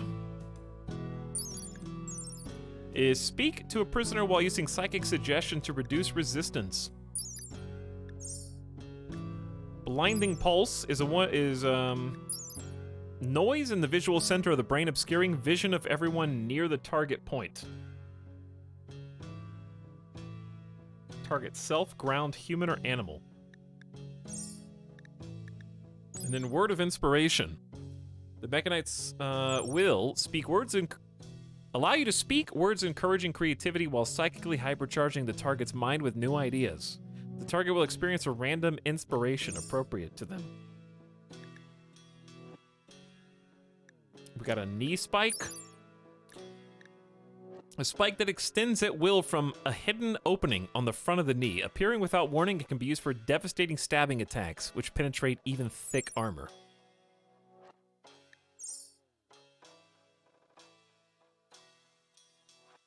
Huh.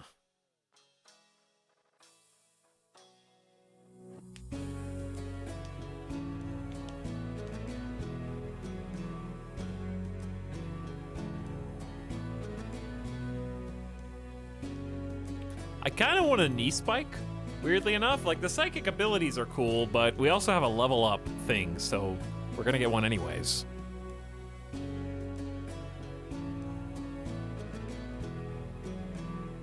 I don't have anything else I want to sell, either. So maybe we just don't get anything else. Maybe, okay, we would have enough, maybe, for Word of... No, we don't quite have enough. Unless I didn't take the advanced component.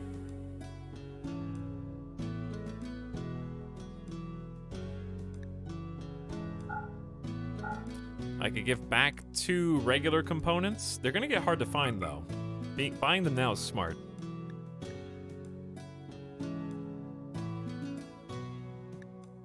Word of Trust is neat. We do want to play with the psychic powers, but knee spike's new too, but it's like 150 more expensive. And what happens if a colonist goes berserk? They'd kill your own colonists with it, or not. Do they use knee spike in social fight, or just on murderous? I think they will on murderous. They'll use whatever they got. All right, yeah, let's try Word of Trust. I will drop.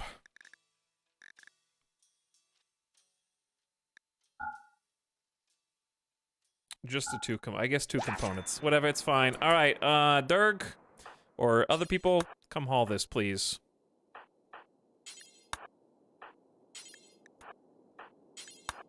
Send the squad out to come get these things. Actually, some of you are like on the... Why are you guys on the other side of the map?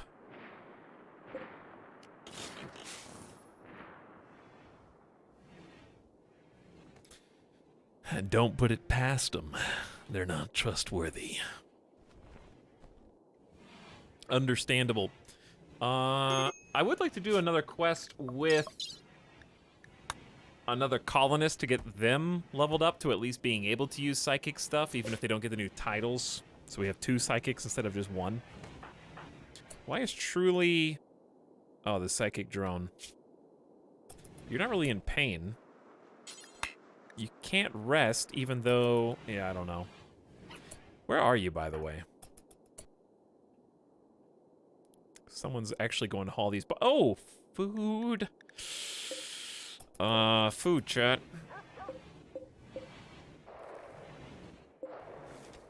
Potato? Surely Severum's going on a psych-hype binge. Not surprised. These...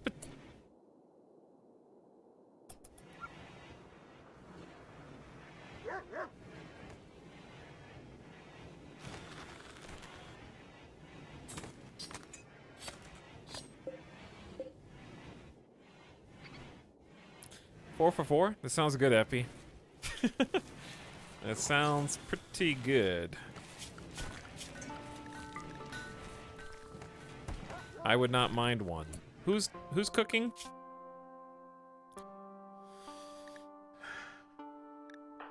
Real guy?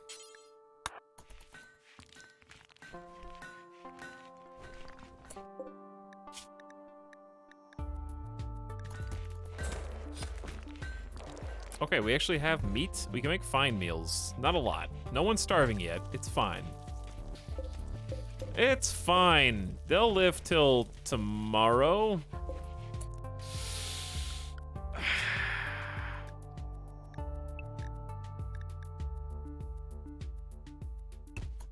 Get out. Grazing spots for both of you. We need to make kibble.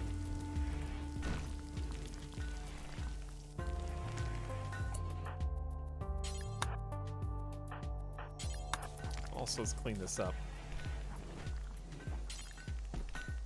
Okay, real guy, keep cooking. We got 55 potatoes. Don't spend the... Oh yeah, Trudansky eats food raw. Did you get a bonus for that?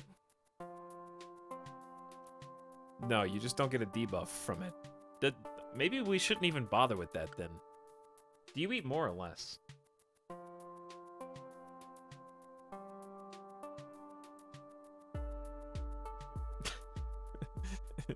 Are we jeffing Avic for jeffing Etalyx? Pawns will endeavor never to use augmented attacks from bionic implants in a social fight. Not sure if bloodlust affects that. Yeah, I think it's just murderous intent or berserk. I believe. I didn't even notice Etalyx's camera. This guy just turned it on 2 minutes ago, Kroski. You don't have to feel bad, okay? Notice this. Chat. Oh, I pushed the wrong button. I didn't mean to disappear completely.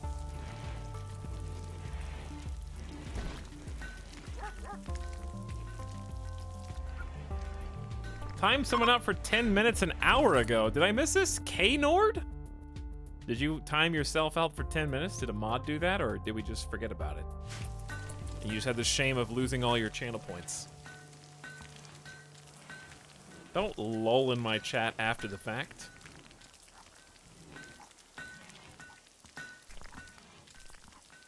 I did it. Oh. You did? Are you sure? 'Cause I think I did.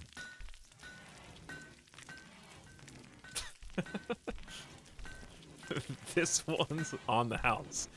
This one's free.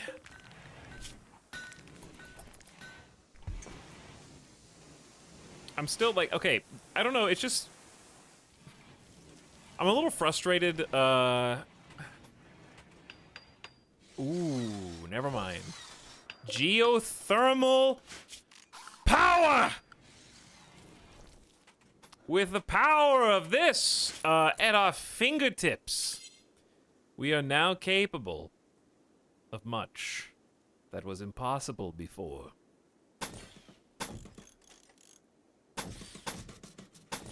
The thing that's been slowing us down, obviously, is Randy, but besides that, it is, a lack of power, really, because we can't expand or build a megabase until we have the grid to sustain it. That's just a fact.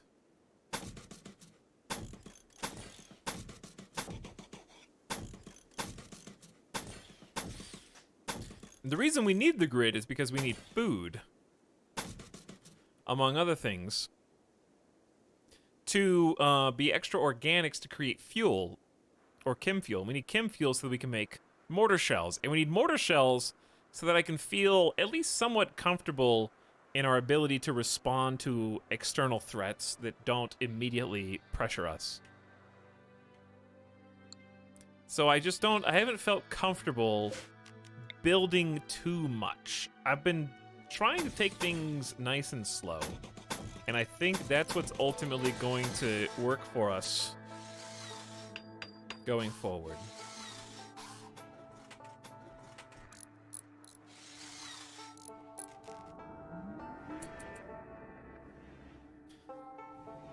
I just woke up from a bunch of fever dreams that all melted together into their own reality.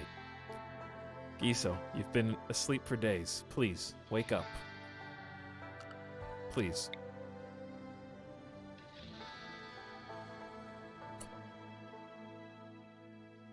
Maybe since this is already tucked in here, I'm not gonna double wall this. Hopefully it doesn't turn out to be a bad idea.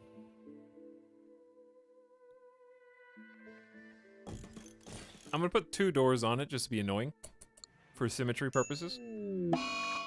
Tradamsky is wandering around psychotic days due to the moderate psychic drone. Understandable. Make sure you take your daily psychite tea.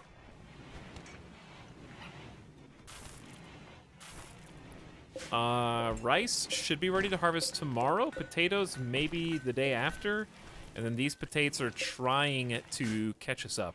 Now, anyways, now that we have that power, I'm actually tempted to do another grow zone.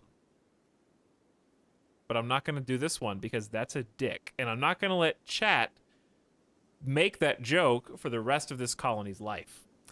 So, our options are just copy it on the same side, I think. Except we can't. There's no dirt up there.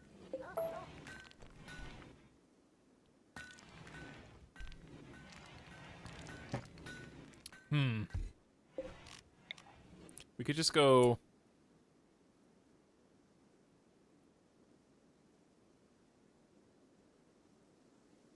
Yeah, this is,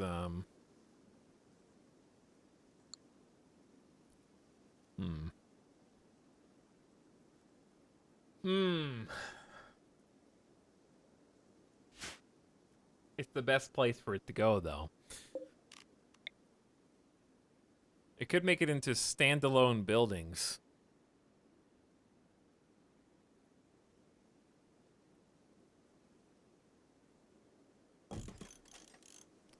It's just there's not enough space. There's not enough space for two.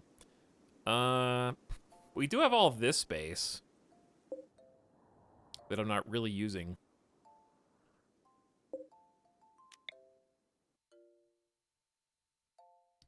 It does hurt a little bit to put these buildings here, but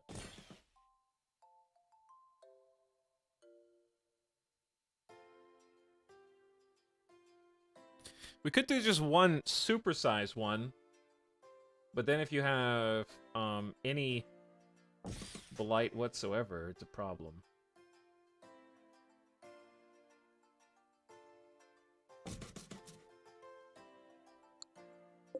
Because we need to solve the, like, crop problem before we even can afford to build the mega base.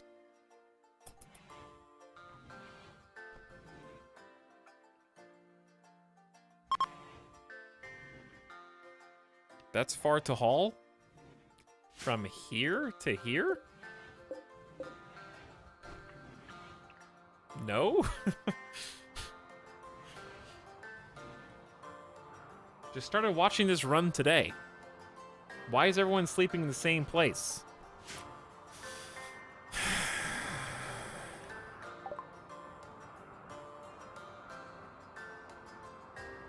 Yamuf, please.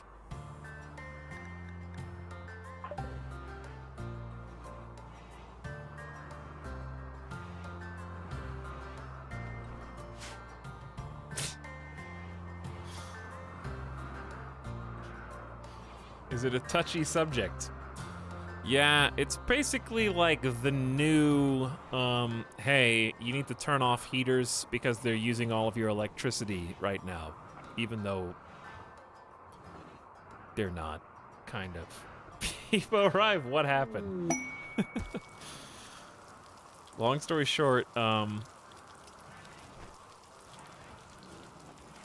due to the fact that I'm playing on losing is fun difficulty, the game is hard, and a spacious barracks is the best option we currently have for 13 colonists.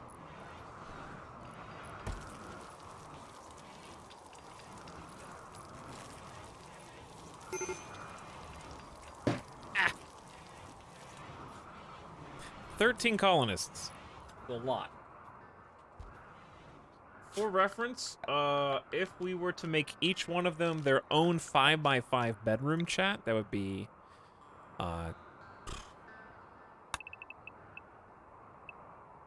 it would be about, actually you have to make a wall around that. So it'd really be a 7x7.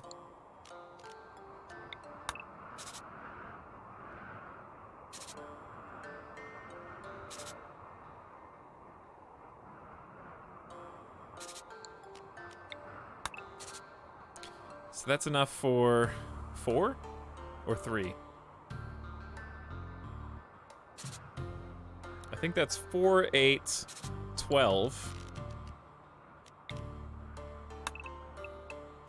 We would need at minimum, basically like twice the size of our current housing structure just for their bedrooms.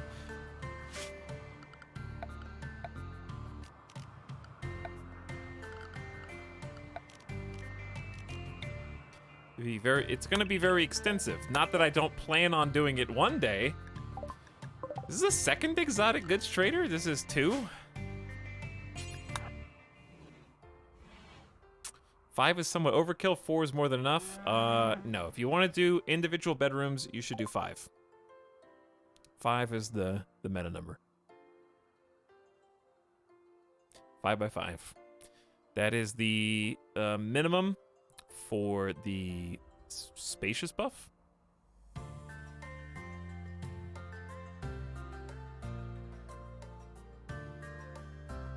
So if you're stopping at 4, you're stopping one short of basically free mood buff.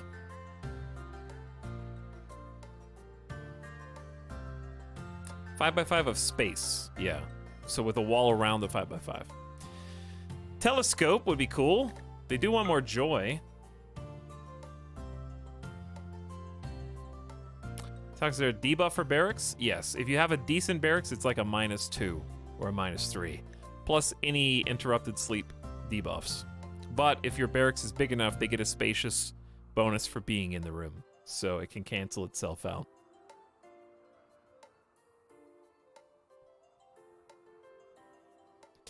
Reprocessor stomach, love enhancer. Humans have always tried to use every new technology to enhance sexual satisfaction.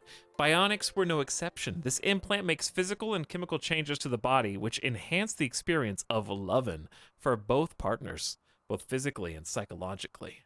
The implant unit can adapt to enhance both men and women upon being implanted. Medical skill trainer for 1,000? I'm all about that. Skip. Oh, I forgot that I got word of trust. We'll use that if we need it.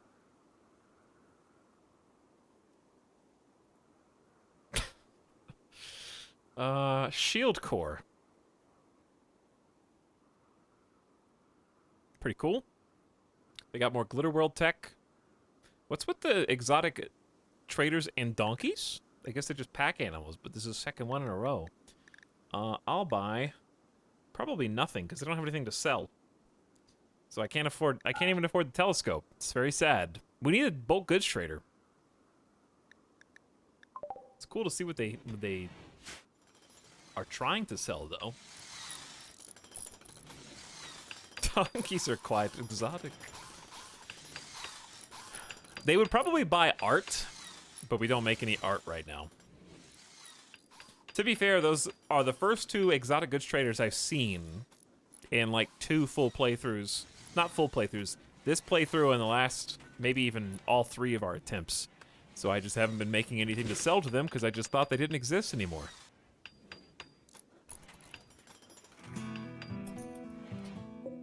I forgot. Well, it's fine. We need to get this thing connected. That's pretty important, right? I've been told.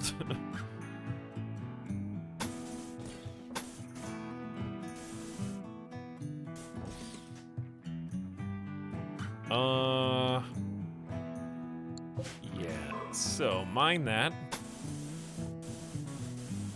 It's pretty much the best way to do it. For now, anyways.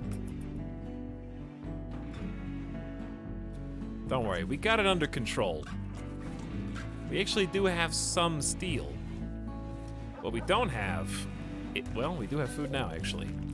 Clutch rice harvest, followed up by potatoes, and then other potatoes, and we're working on another sun lamp BP. We're trying.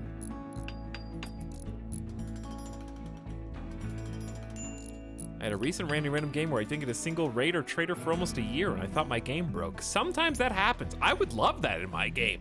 Just if Randy just left me alone for a full in-game year, I could solve the food shortage. I could start on a mega base. We can have a ton of research. That'd be great. I think I've suffered enough. This is just how many people I had to kill.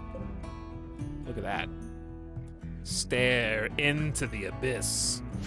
Mechanoids have been populating our colony by far too much. I would love some time to myself.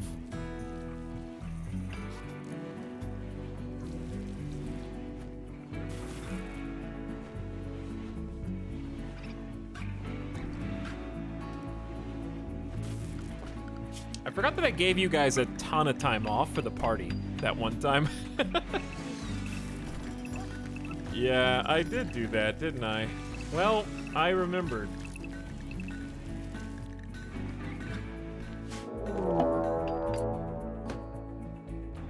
We just had to talk about it, didn't we? It's another damn mech hive.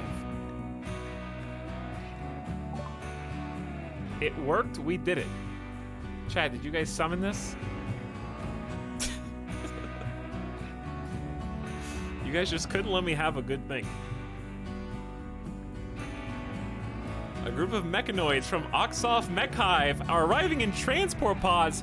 Their pods went haywire and are scattered all over the region. Well, this could be good. That could be inside of our base. We're gonna save zone everybody.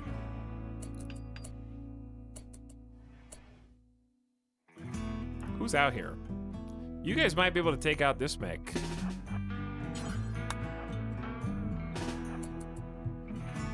We'll at least give you some cover.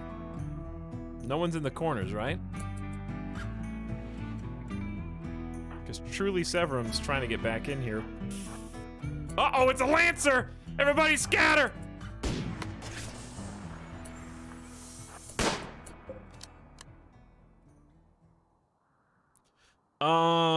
We got a pikeman, another. Is anybody in the base?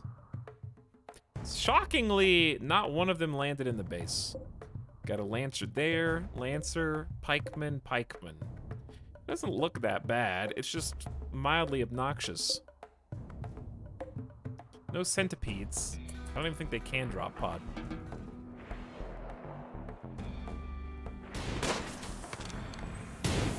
Oof.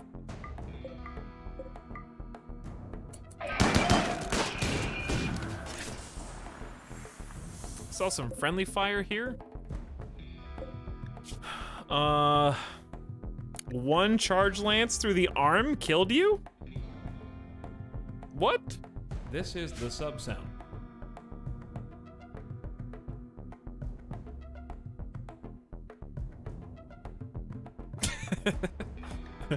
Ow, my arm, I'm dead. That is how it goes. I feel kind of bad for them.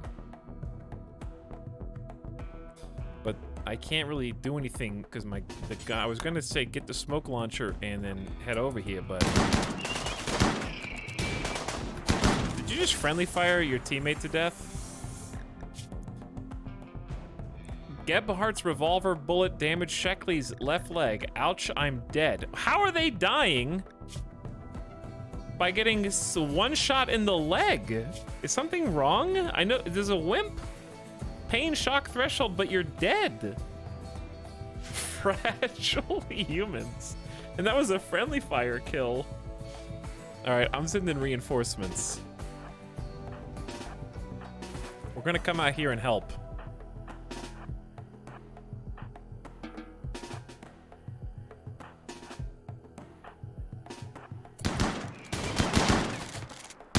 Trouble even taking one Lancer down.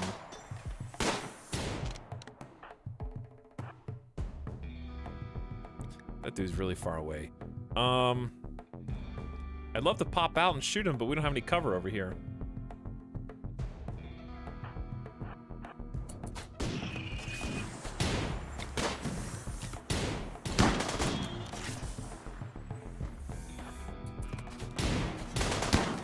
What we do have are a couple of snipers.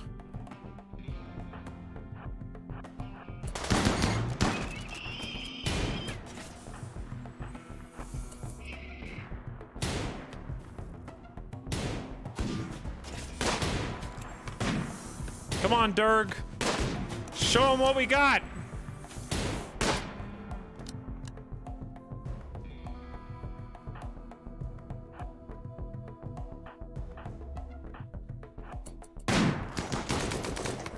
Watch the friendly fire, lads.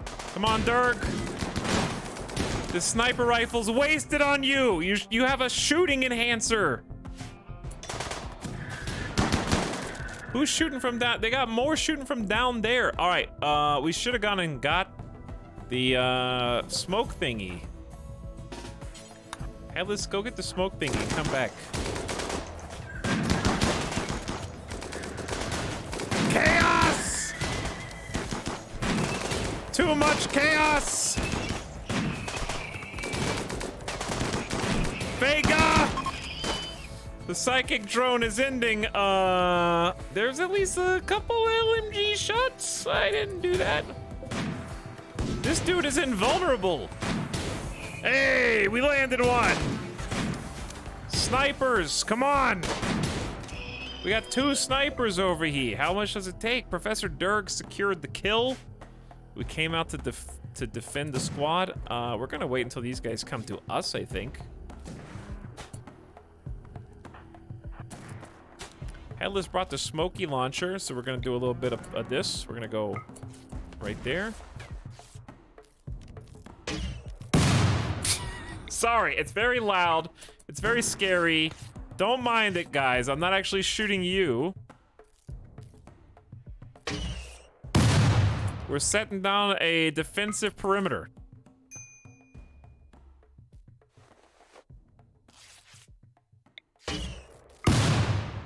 I don't know. Hang on. How does smoke work? Okay, so if the smoke's here and you're here, does the smoke actually make accuracy? Or is it only when you're standing literally inside the smoke? I'm not really sure. I've never used this before.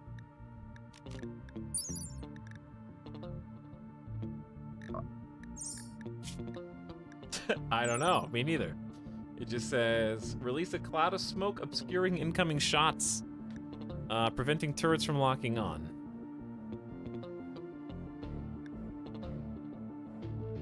I love how we have the duality of chat.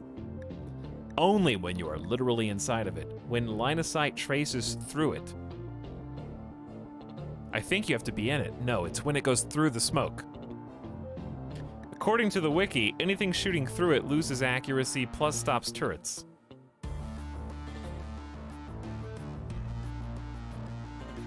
Yeah, the turret lock-on I knew about. This, or maybe that. I don't know. This, or maybe that. I'm not sure. The smoke is clearing kind of fast, though.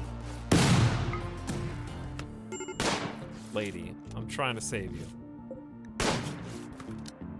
You may have not be able to save yourself.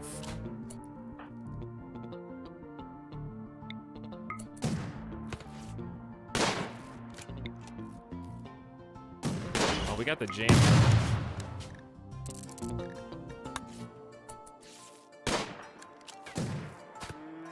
Okay, it'd be pretty funny if I chose the wrong person to shoot and I accidentally shot Lady with someone that had a gun.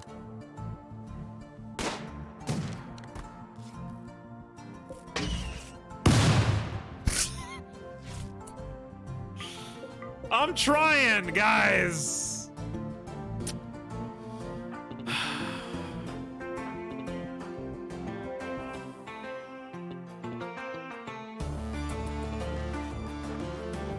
I'll do it myself.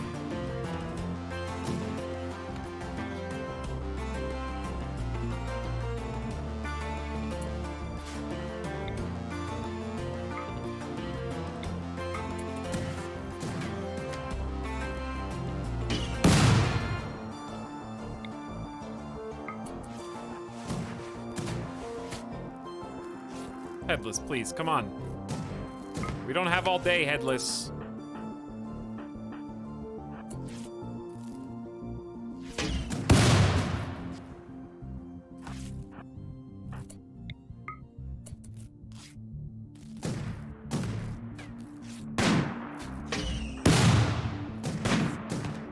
Can we shoot out of the smoke normally?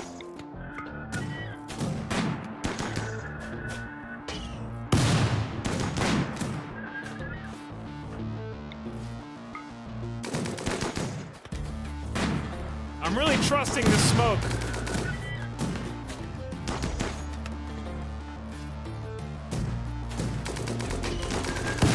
Look at this advance. Okay, Professor Durr got shot in the shoulder, but has no immediate danger.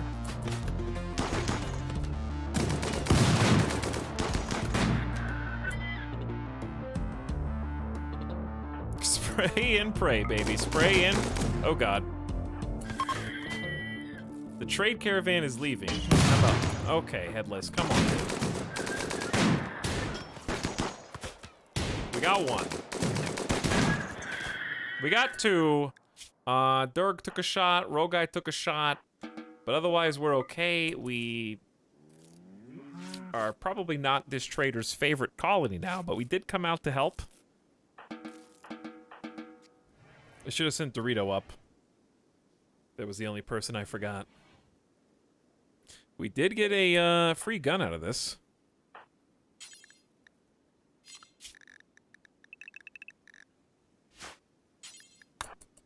And a couple meals. And so I don't need the nades, but I need the assault rifle. Yoink. That'll be my payment for defending the rest of you against the mechanoid menace. We do have some great experience here at the colony. Busto Crusto, remember the name. We specialize in anti-mech properties.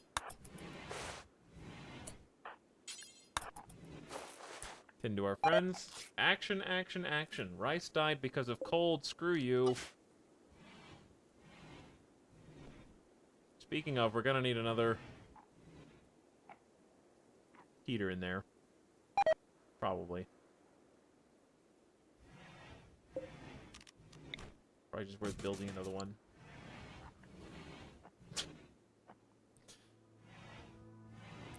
Did traders know you tried to help, or is it more like a moral obligation? I think it depends. I want to say a little bit of both, because I'm pretty sure if the whole trade caravan gets wiped, they get pissed at you by extension of being on the same tile as you.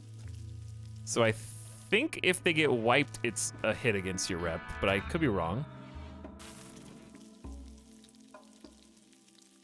Because, like, their main trader survived.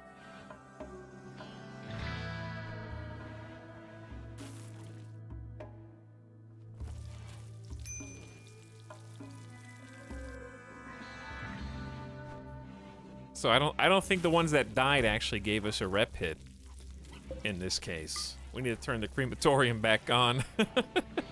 We do have geothermal power now. So we got that going for us. This thing is online. It just needs 2 more walls and ceiling and paved floor. And then we are going to probably not even need to vent it, to be honest, but I guess I can build like some small remove roof area in a couple places. If it catches fire, it's gonna be a problem. Real hazard in there. But yeah. Then we got this light. Create a potato zone. This is the mega base is actually mega food base. It wasn't supposed to be this way, but this is what we need.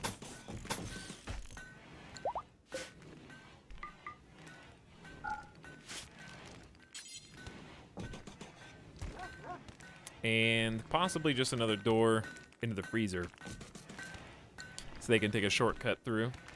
Mega base, more, yes, mega farm. That's the way. What's up, Crimson Backstage? How's it going? Ooh. Food is back on the map. Yes, we will take advantage of this. Sid Muffin went from mining to hunt. Can you handle this, Sid Muffin? This is the sub sound.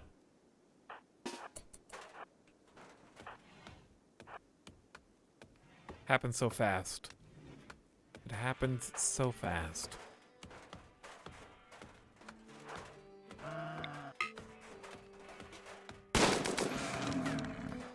Well done. Muffin has survived worse odds.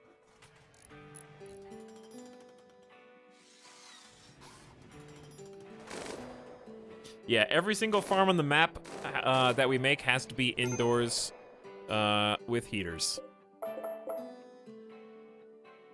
It is mandatory. Summer, our grow zone is 10 days, and that's totally misleading because we have actually not been able to grow anything out, not one thing outside. We were trying to grow some hay, and that's the only reason I think the muffalo came back. Could be wrong. There's a teeny patch of grass here and there.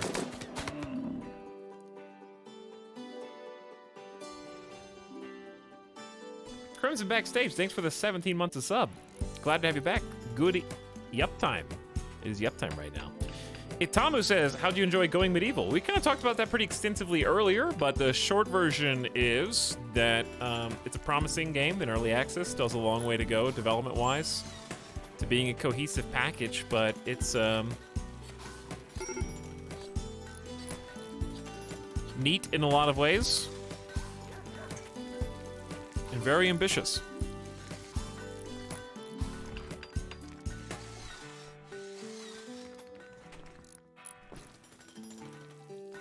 There are, I would say there's a few, there's a decent to not decent number of things to do research-wise. We didn't come close to researching the whole tree, but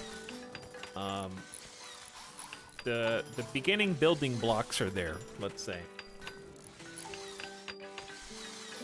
It's in a playable early access point, but it's not obviously polished yet, being in early access. Put it like that. But it'll be one to keep an eye on.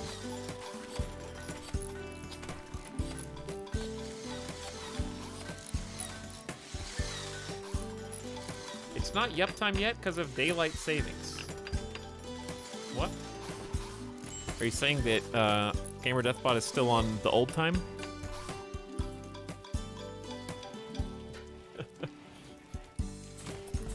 Is that what's happening? Oh, okay. I gotcha. Dude, that Muffalo group was huge. That'll give us a big boost, because we need to make kibble for the animals.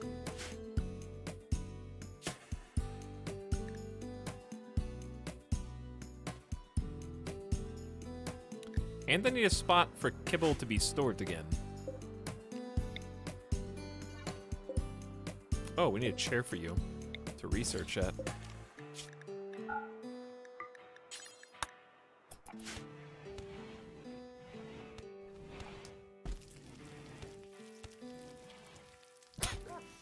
I don't think anyone's actually bullying Gamer Deathbot Karatopia. I think you're just too close to the project.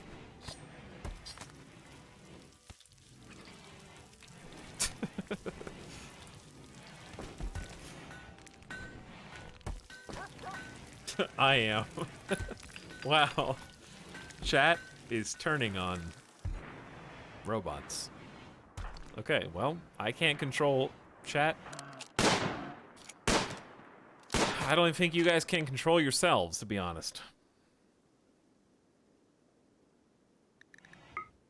Is this... Ooh, hey. The geothermal protective wall is up. Now, I would like to floor this place. Let's get...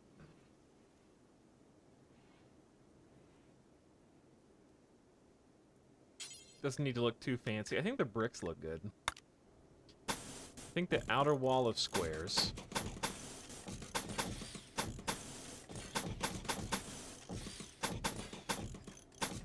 And then inner of just marble brick tiles.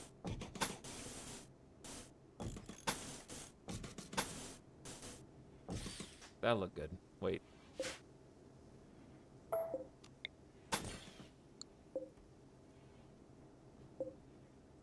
Okay, got it.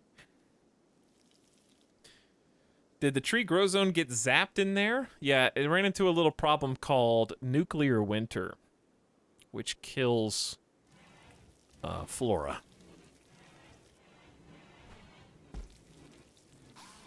Are you making a sauna? No, I already have one of those. Speaking of, we can go ahead and close these vents again.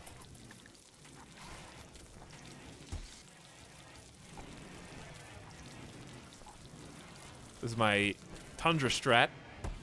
Finally perfected. Hot air from a steam geyser going directly into a big barracks.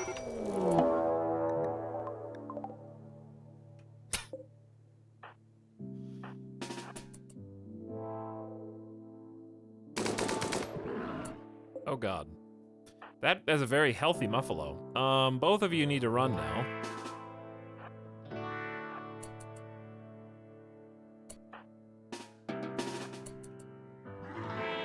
You need to go fast. Okay, so one of you is going to sit and shoot while the other one opens the door. And then the other one's gonna sit and shoot. Nice shot. The brain! Got him in the brain! When it counted. The Muffalo Revenge has been happening quite a lot. We've been getting that 2% chance often. The biggest problem with these outdoor grow zones is the need for heaters.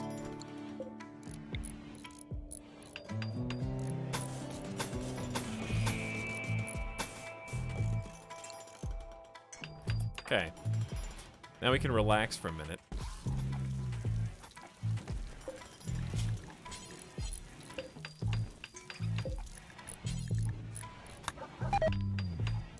Actually, we'll do preferred here, important there. How about that? Does he know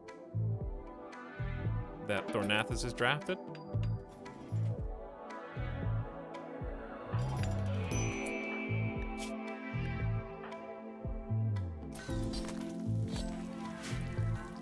He does, actually.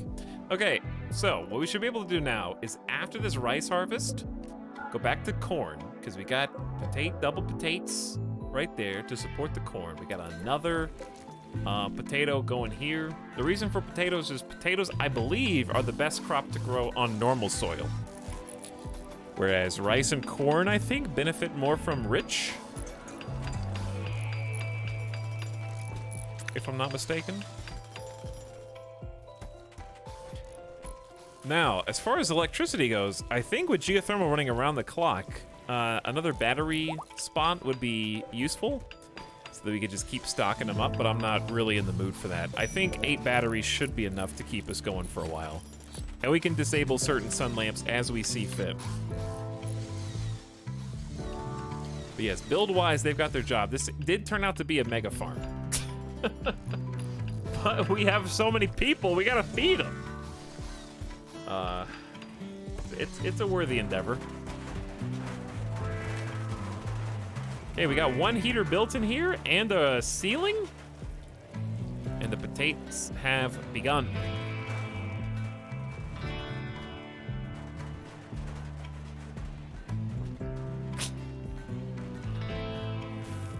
Thick Among Us is now gone. It's Among Us with like a bunny tail floof skin.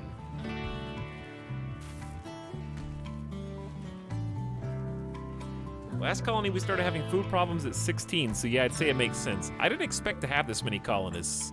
We'd have had even more if our good researcher was still with us and not burned into ash. Our other stockpile is also full now. So here's what I'm gonna do. Create some backup shelves.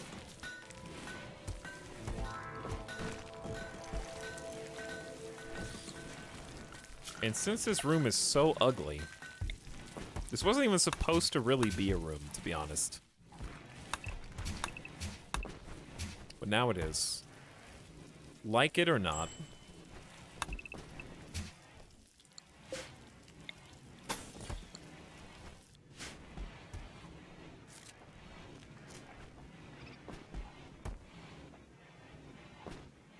You guys are depraved, you know that?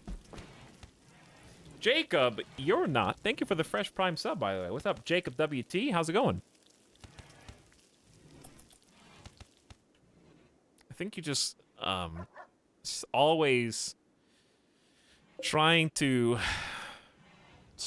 stretch the realm of possibilities, shall we say.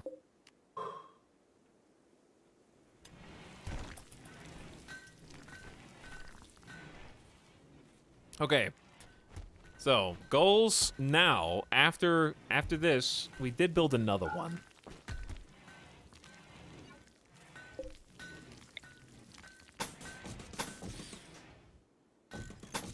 I don't know if we have enough electricity to support another one. With only one, I mean, one geothermal's nice, but I don't know if that's enough.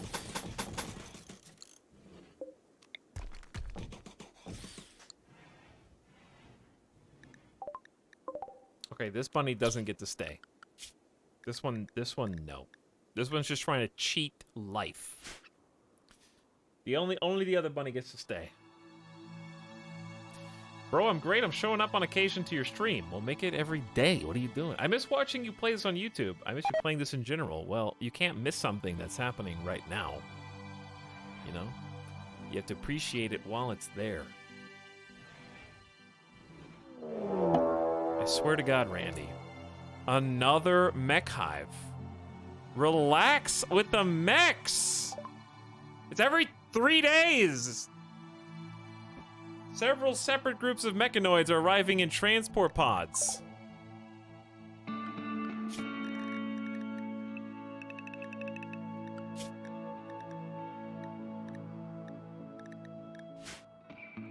Okay, sending everyone back to base. That's just a bunny. Let's see where everybody's mostly asleep. Okay, good.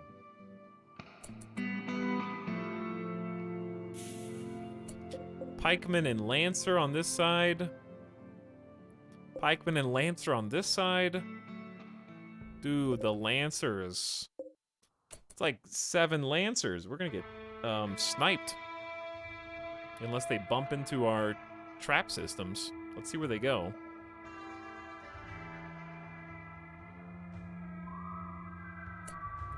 I'm gonna take a squad.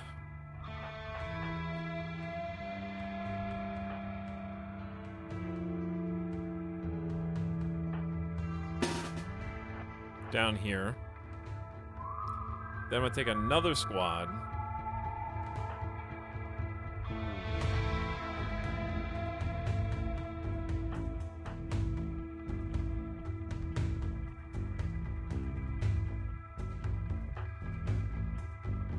Up to here. Headless has got the smoke.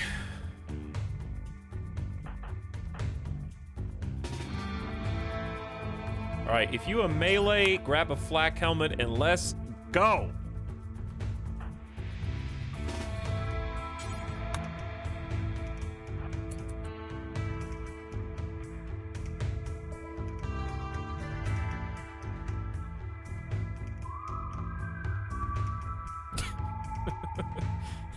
I miss the mech raids. Like I miss watching Etal play RimWorld.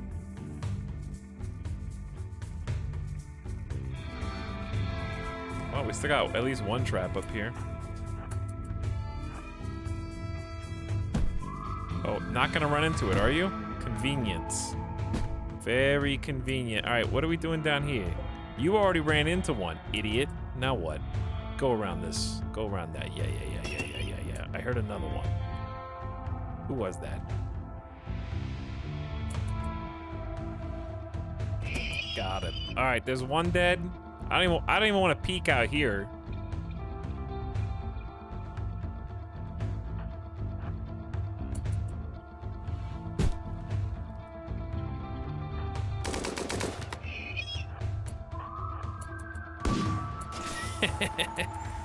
Come a little closer, nerd.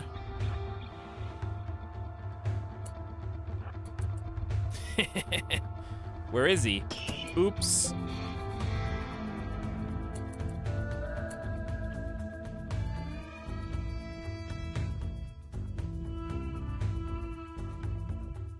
Okay, what are we doing?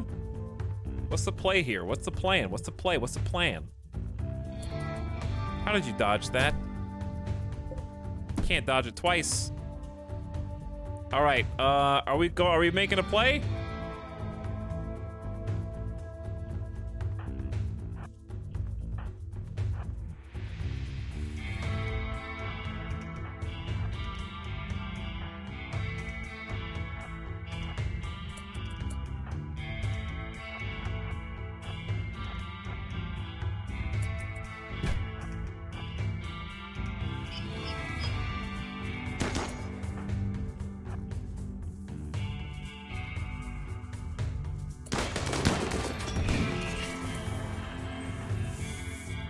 All right, Baconator, you ready, Baconator? Get him!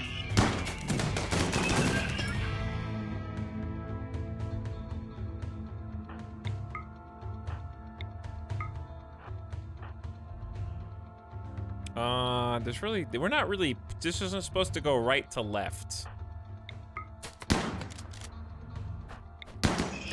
Dorito can't see.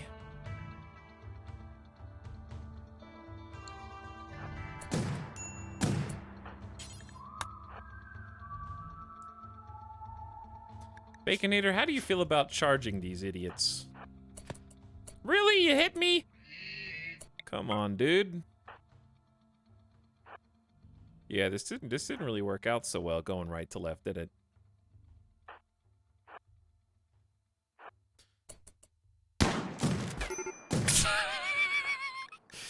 No, you shot him in the heart with a damn needle gun.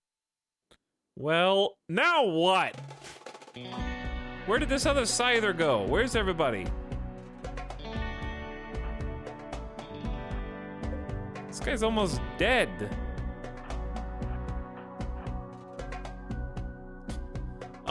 I don't really want to just stand here and get shot, but I don't know if I have a choice now.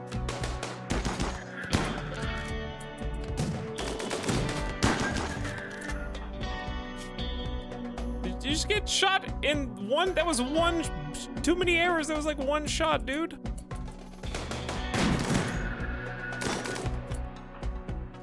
All right, we're playing with fire here. Baconator, how long till you die? 7, that's not a long time. All right, rescue, get him, Durg.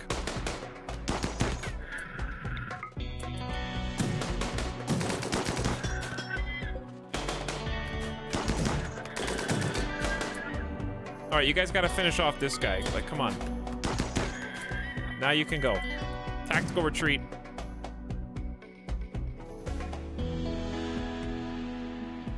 Reinforcements were on the way.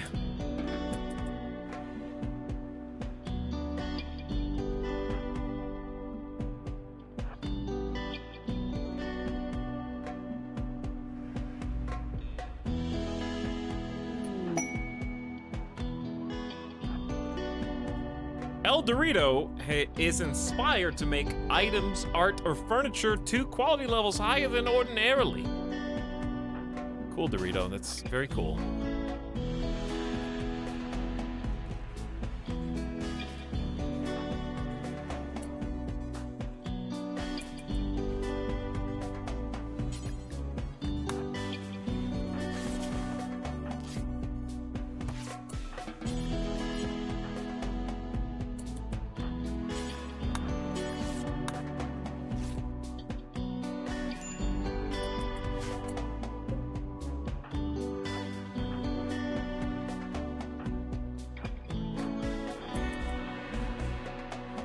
I see you, Lancer.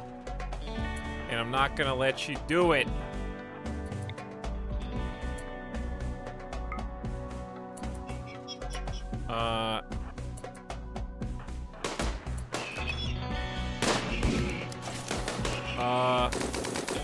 Don't. No! Okay, we're good.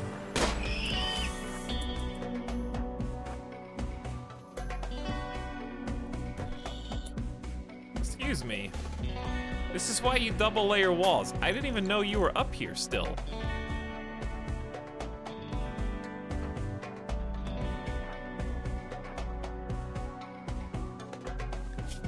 Thornathus, Avarax, Baconator needs to be tended by somebody.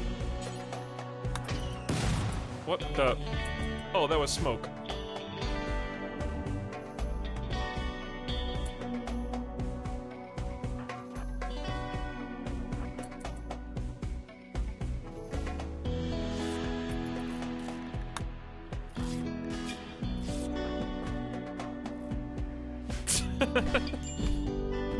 You guys... I don't think you know what you want.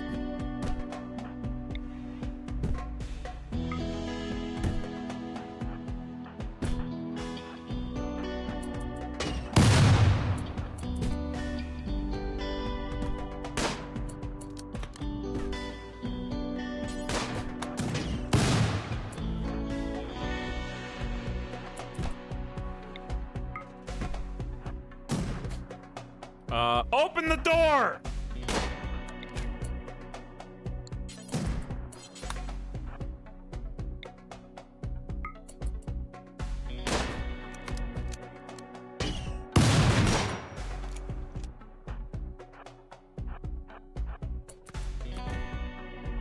I trust you truly, Severum. You can 1v1 Pikeman for sure.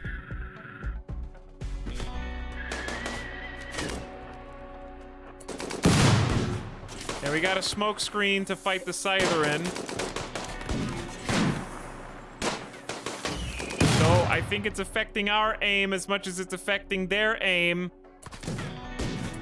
Oh god, they got a pikeman up there too.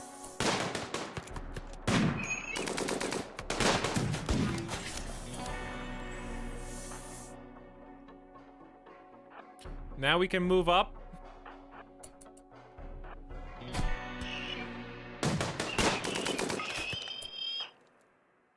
Take cover. Everybody scatter.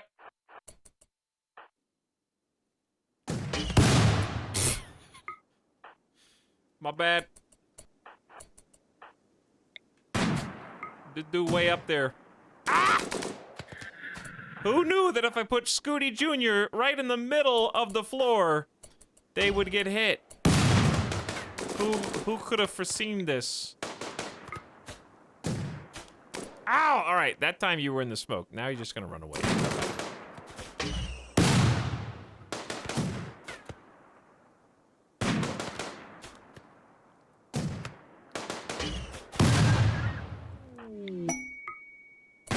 Royal Tribute Collector, we're in the middle of something here.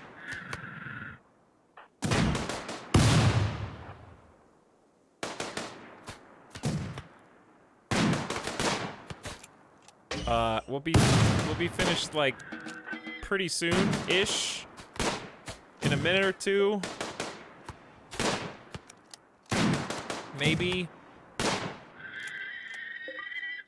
Just a kind of embarrassing display. Oh, good news, Royal Tribute Collector. The land is safe once more.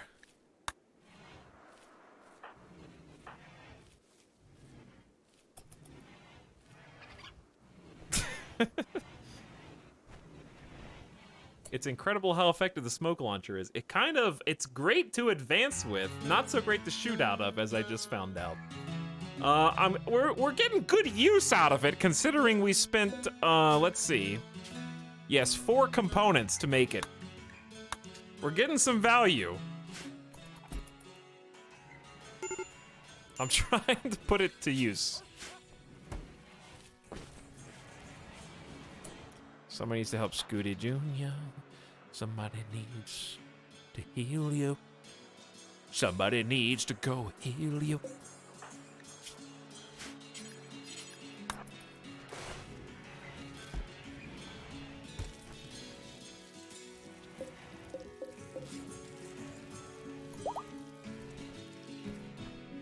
Look at the power.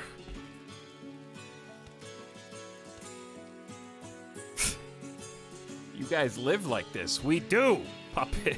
We do. We're just trying to make it through each day.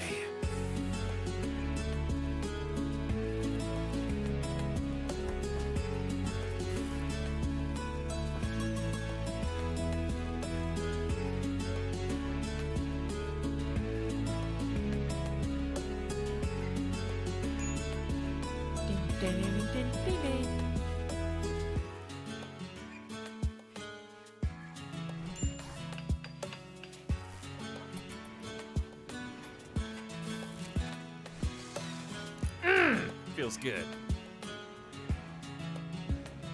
No matter how many mechs Randy throws at us, we'll find a way.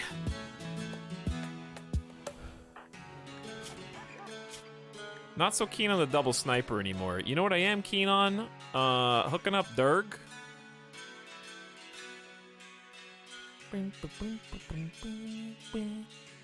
Hooking up Durg with an assault rifle. That'll shred. And let's have somebody come fetch.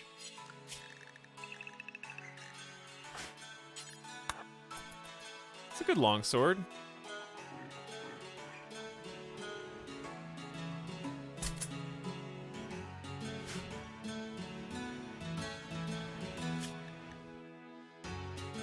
We should make a game save too.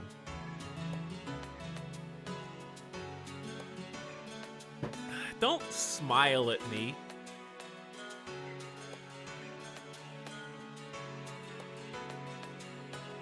While I populate my game saves.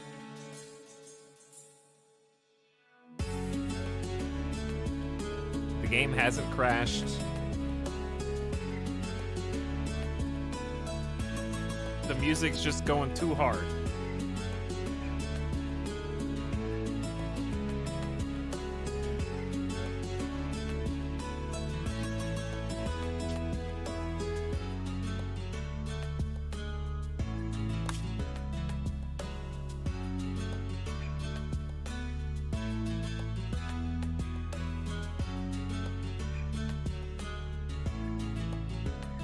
Okay. We're back. Chat, what games are you excited for coming out soon? What are the next games we should check out?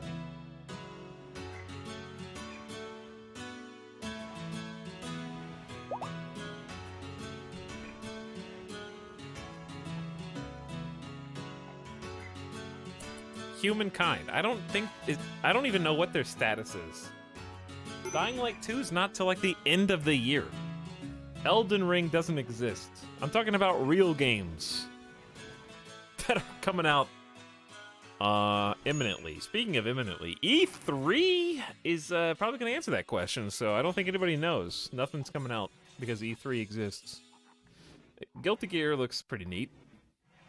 I don't think I'll stream Guilty Gear, but I'm tempted. Chat, if you get a fighting game, I remember buying Mortal Kombat X. Now, granted, this was like years ago now, I guess. Mortal Kombat X is pretty old. But Mortal Kombat 10 on PC sucked. Like, if you get a fighting game, should you just get it on console? Is that the general rule of thumb? The netcode on PC was awful. You couldn't even play online because the lag was so much. Has that improved? Obviously, that's a different game.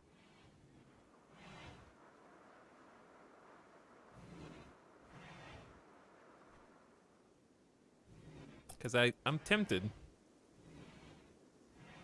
There's actually 2 console games I want. I'm kind of in the mood. Every like 2 years or so, or every year and a half, I get back into baseball. And I can just sit there and jam out to MLB The Show. That's like my free time pastime game. I haven't played it in like a long time, like 9 months or something. But I want to get that too. I don't play that online. I just do create a character and grind stats. And just smoking home runs is so addicting. Oh, Mario Golf! Dude, when's Mario Golf?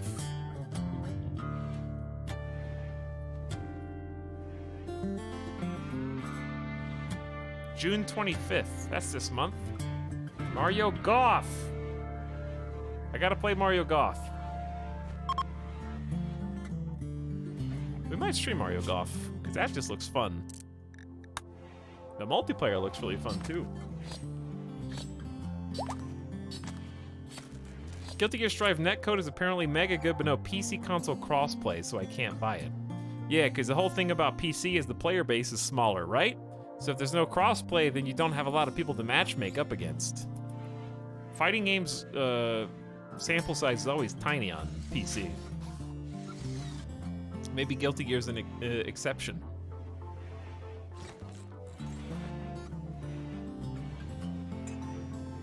Dornat is grinding up those machines.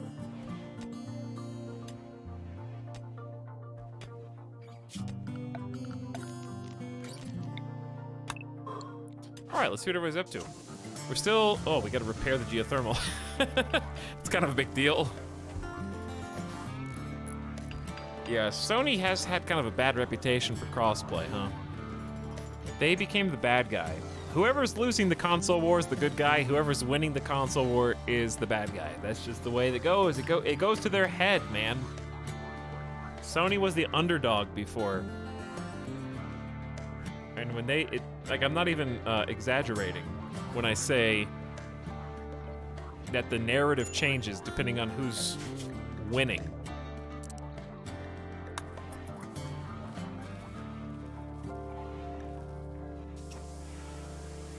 If you go back and look at like the historical, the history of crossplay on consoles, both Microsoft and Sony have both been in favor of and opposed to crossplay, depending on the generation.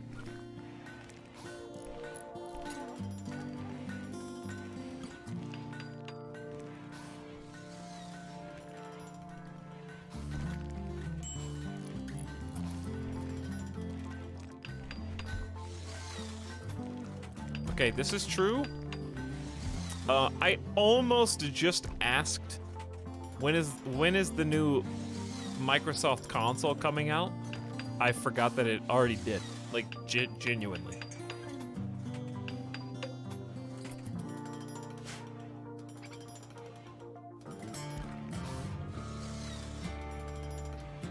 Not even trying to like poke fun. I just forgot that there was like not like a Microsoft Xbox S. I think it's called the Series X, but I don't remember. Chip shortage, Omega lol, yeah, basically. All about those chip shortages.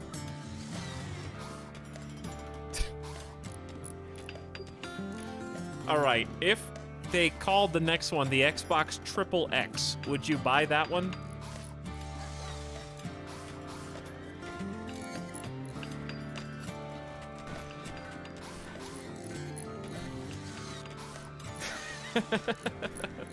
I think they should name the next one the Double X and the next one the Triple X. El Dorito has created a legendary slate shelf. News of this valuable artifact will spread across the world. What do I do with this?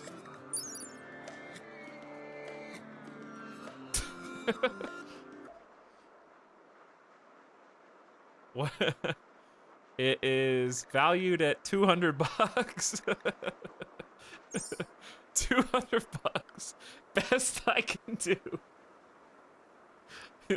But I assure you, news of this shelf will span the globe.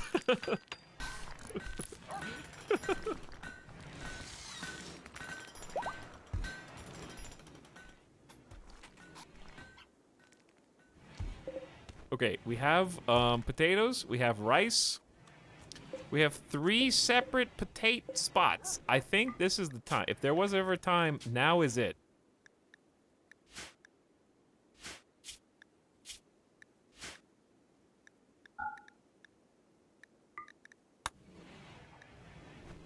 To make chunks of spacecraft have impacted nearby. I need those.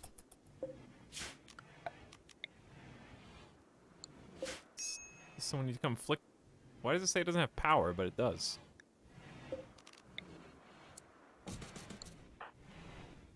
Oh. Because it doesn't.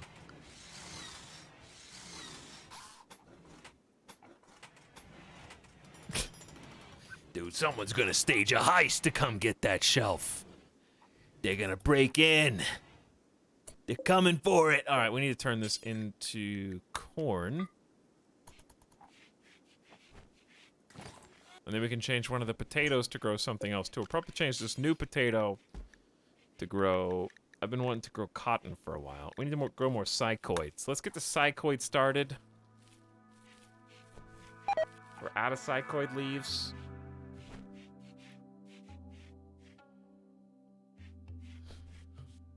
So, why should I hire you? You ever heard of something called the legendary slate shelf? Yeah, that was me.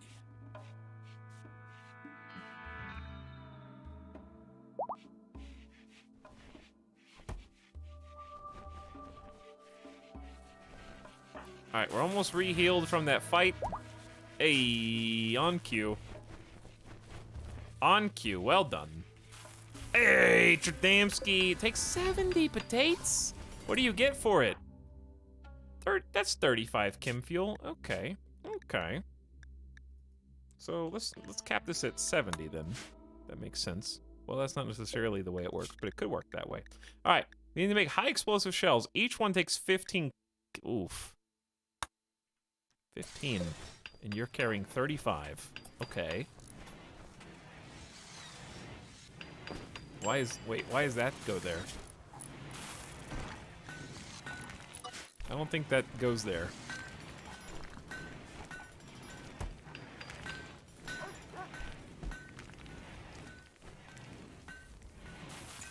$70 potatoes is 7 meals worth of potatoes.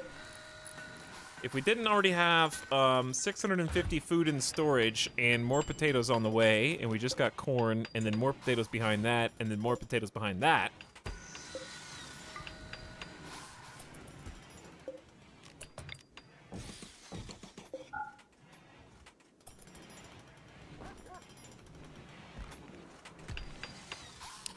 We're getting some shelves just to have some extra storage space. Polar bears. Polar bears.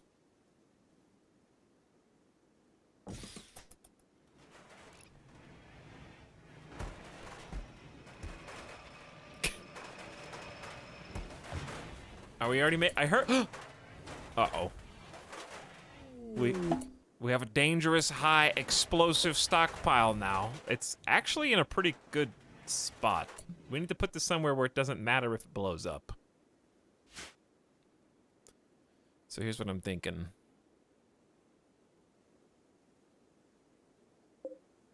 I'm thinking that we shrink this by a bit. Go over here. Create ourselves a neat little stockpile, yeah?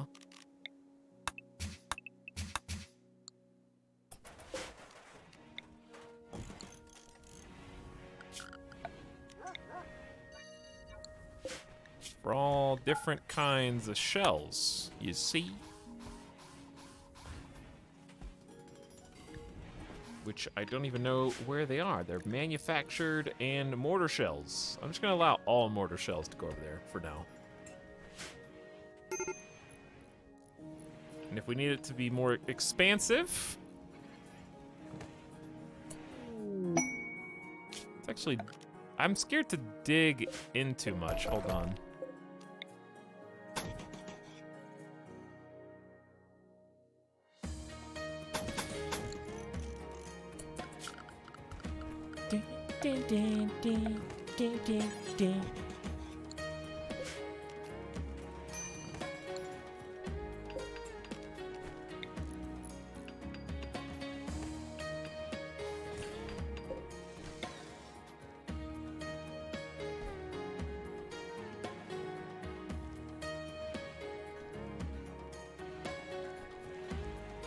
This is more even, but the other one looks more than that. I don't know. Oh, we could, yeah, this is fine.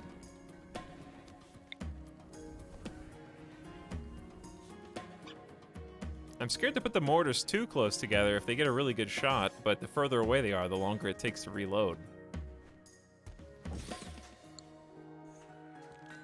Chat, we have almost, I would say never, not quite never, relied this much on mortars. We've never got mortars done this fast, let's say. Wait, did you create another masterwork? Masterwork stool Dorito. Sick. Not legendary, though. It's not legendary, is it?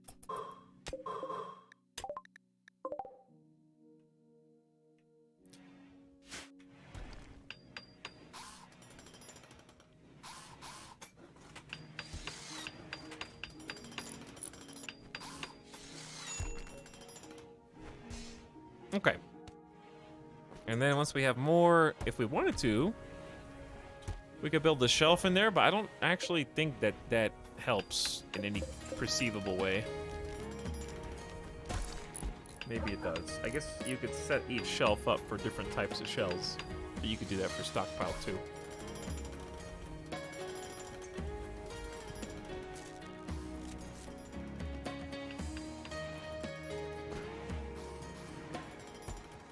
Oh, dude, they got the heaters.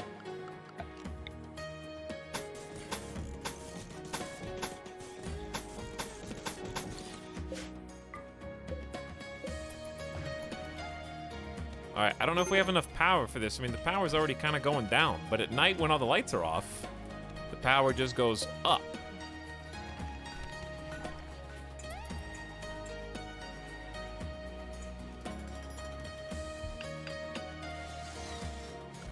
You know what? I actually forgot that shelves won't deteriorate outside.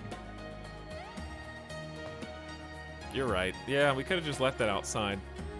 Put some shelves, but it feels safer in here so that so bad guys that get inside our walls can't just like detonate them, or at least it's a bit harder to get in.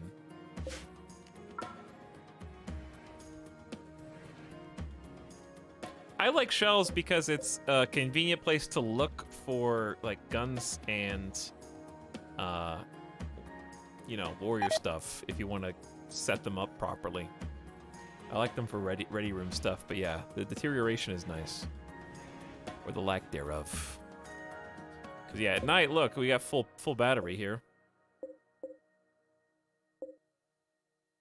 But in the morning, when all the sun lamps go on, this geothermal is only enough for like 1 and change of the sun lamps.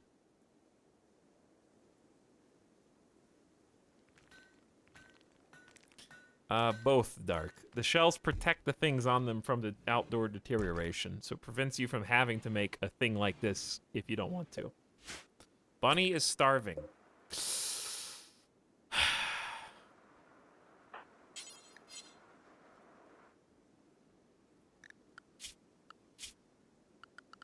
Well, maybe Bunny should just get slaughtered, okay?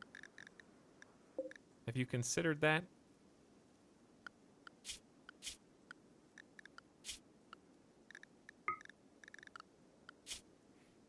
Sorry, I'm clicking on all the wrong tabs. Okay.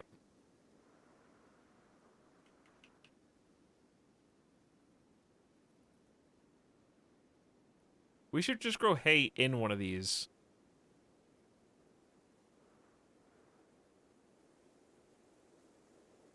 Because we got 3 dedicated to food. We don't need 4 dedicated to food, surely, but it'd be nice to have one for some backups.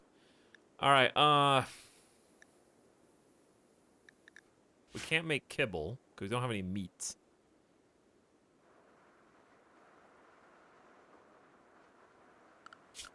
This is annoying, because I'm just gonna expand your grazing zone. Just to include a few tiles in the kitchen, okay? There.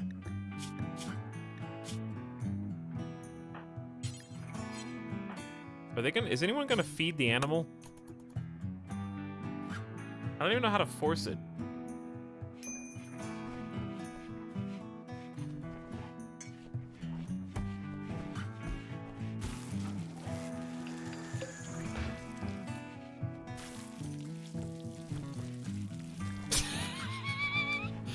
I saw that!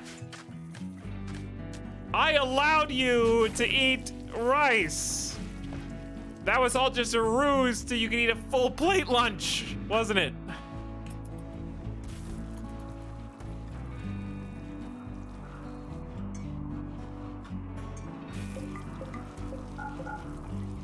off the ones that are sapping. Because the wind is a howling right now. Woo, I haven't seen anybody get pissed in a while. They really like... I don't even think there was a mental break, was there? I think they just got, like, a random insult. Roguy made a contemptuous remark about Headless' intellectual skills, and they began a fight. Fight? Only one bite? We should be grateful.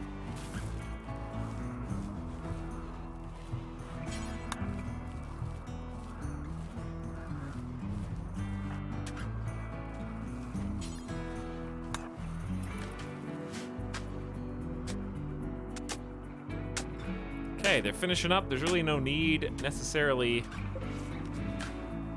for this to be lit.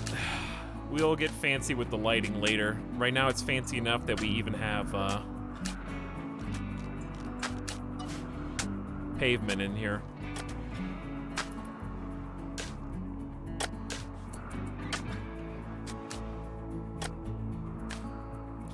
When did we play Little Hope? It was a while ago, wasn't it? Wasn't it like September, October or something? They've been making one like a year, haven't they? 10 years ago. I don't think it was that long.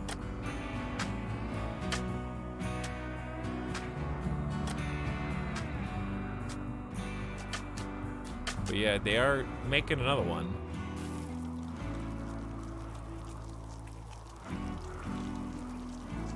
Chat, I kind of had like, first of all, I've been thinking about flying a lot. I know I've been talking about that a lot. And I need to actually just buckle down and make a decision. I think after E3, because I don't want to do like a, hey everybody, let's wake up early on like a Friday or Saturday or Sunday, and then like it's the same time as E3. Sorry, I'm not gonna do that. So after E3, E3 is starting like super early. They're starting at like 8 to 11 a.m. each day with their stuff. But I am committed. I really want to do Microsoft Flight Sim, just like a marathon. And that's Pacific time is what I mean in the morning. Watch E3 presentations is in flight entertainment. I can't because they're not like super extended jet flights. They would take hands-on. The next flights are actually going to be like really, really fun. The boring ones are not for a while. It would probably be like 3 streams before we get to the super boring flights over Antarctica. The next like 2 streams worth of Flight Sim are quite anticipated by me because we're gonna get to check out the Andes. And the Andes Mountains are awesome. Why do the boring flights at all? Because we're flying around the world. Point A to B, all the way down to Z. So, in Flight Sim, what we were doing last year, we kind of took a break, was fly to one place, starting from Las Vegas, which is where I live, with an attempt to fly around the world. So, anywhere we land is where we take off from on the next flight. So we have to do the boring flights because we're going to touch Antarctica, the continent, and Antarctica is just really big and really far away from everything. So even in the fastest jet in the game, it's going to be like 3 5-hour, 6-hour flights.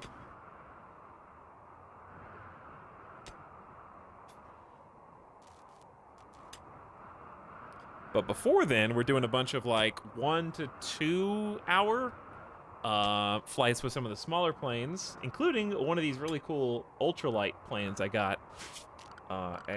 They've only done one official like plane DLC, and I got that one.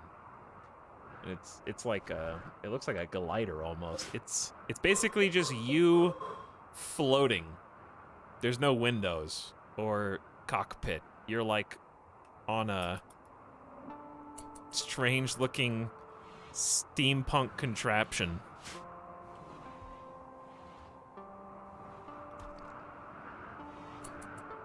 But I really want to do real time of day and real time weather, which means I'm gonna have to pick a day and start at dawn.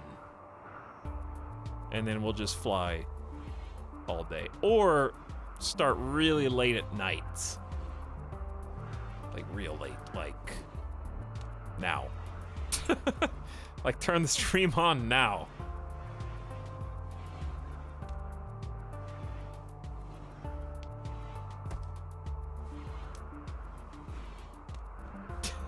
Pump it now.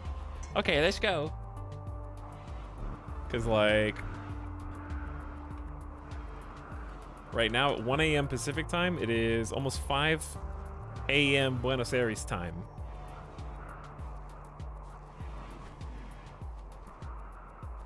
And so therefore, sunrise would be in a couple hours.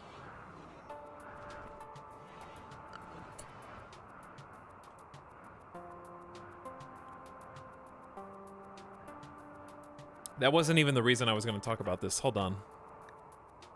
Do we have low food? Wait. Have you just been making too much biofuel? Probably. Well, there's 40 meals in here.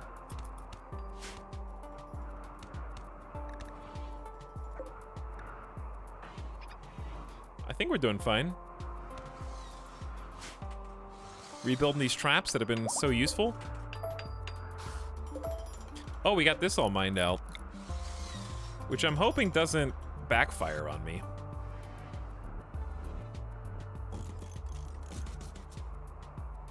Because sappers could probably dig through that really fast.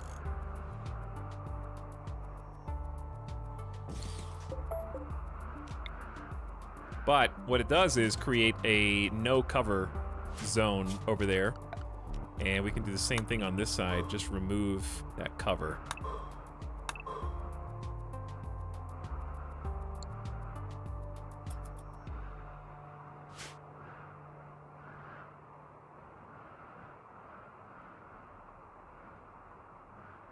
I really enjoy the chill experience of joining you for the long flights. Yeah, it's really fun, Avic. I've always enjoyed the flight sim streams. They have a little bit of panic, a little bit of manga, a lot of fun just seeing the world and checking out different planes and hearing the hum of traveling propellers or jets is really nice.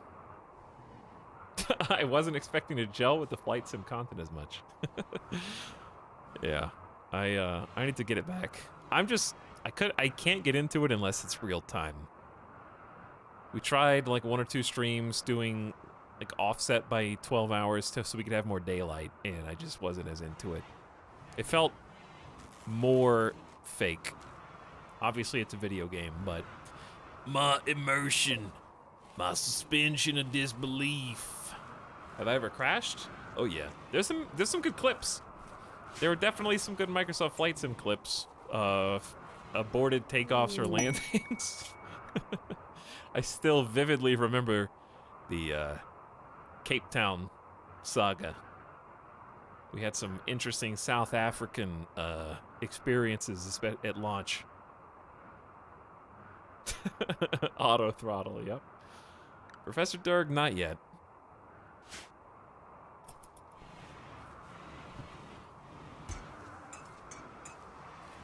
And sometimes we'll just do night streams, or like, you know, we'll do flight sim where a lot of flights happen at night. That's not a big deal.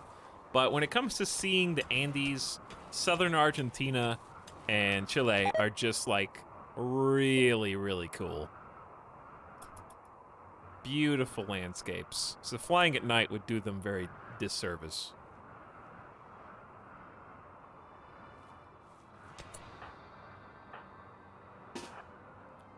I bet we could probably kill the lynx before it gets to us.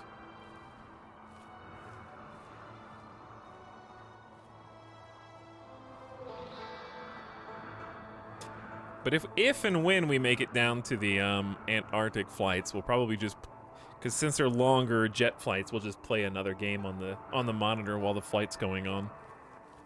Little in-flight entertainment.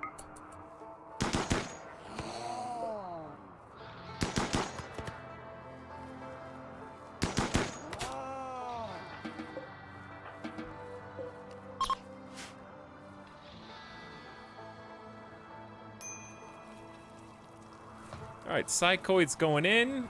We've got the necessary heaters.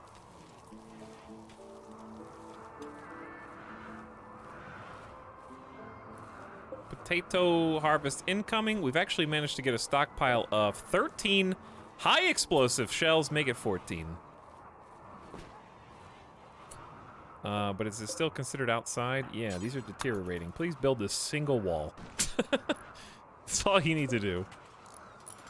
It's not much. And then roof it.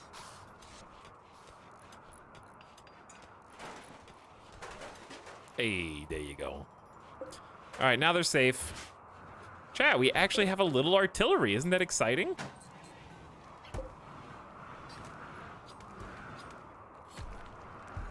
Doesn't that make you feel a lot safer against mech hives? Even though we need a lot more than 13 shells? Oh, but anyways, the reason I brought up flying, I still want to do all the things I just mentioned. However,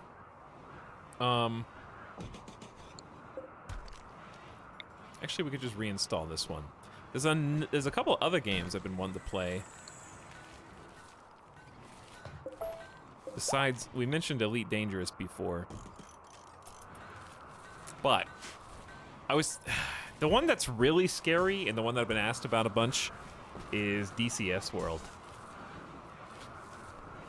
I am tempted to test out the Hind DLC that's coming out. I think it would be really fun to fly like a helicopter. That sounds exciting.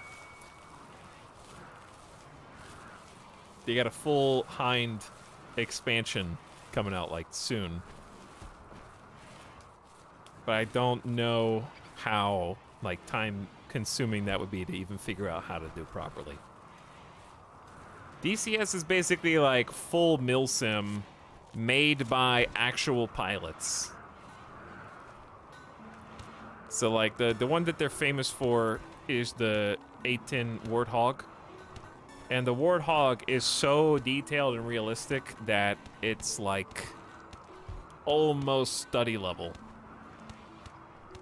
Because it's made by actual, like, that one at least is for certain made by actual like A-10 Warthog pilots. It's like flight sim with guns, yeah.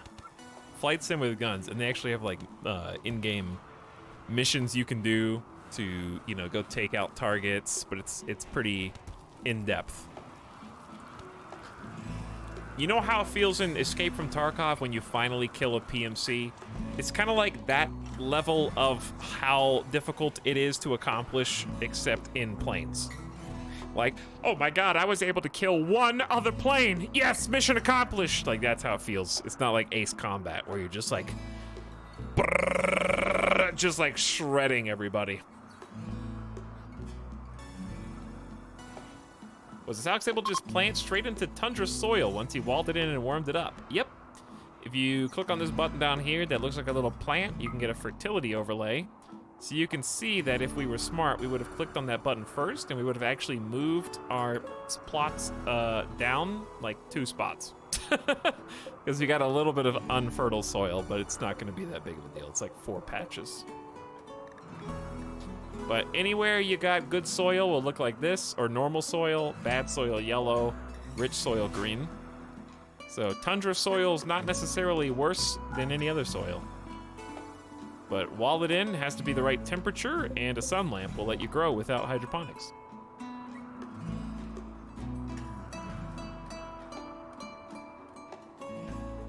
All right, I think Midas is hungry. Midas is a little hungry.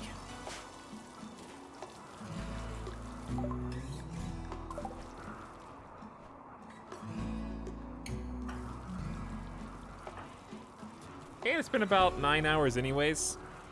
So why don't we just bookmark this here before Randy throws like 16 raids at us? It's already almost 1 a.m. Yeah, it is 1 a.m. Oh, well, We didn't build a mega base, but what we did build is honestly some pretty significant upgrades. Double walling the entire outer fortification perimeter. Got geothermal locked in for a consistent source of power when wind is not blowing. We got not just 2, but 3 new grow zones supported with our battery system. 2 additional solar generators, 2 additional wind turbines. We got a drug production lab, which we can start researching towards. Close this room in, getting some smoothing going on here. We built 2 mortars and have a small stockpile of high explosives, working on a 3rd mortar. And we can make chem fuel and process bodies in the crematorium. So it's all moving. It's all going along at a steady click, and we got some good gun upgrades. We got more assault rifles, sniper rifles, the smoke gun, and flak helmets. So I'm pretty happy with all of that.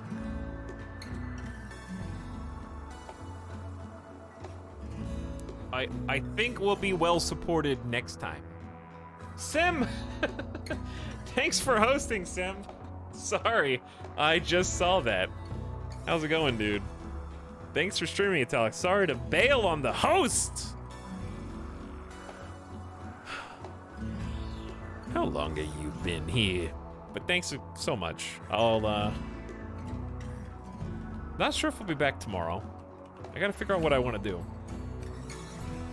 Sim was playing some Pokemon Red and Green. I hope you're having a lot of fun.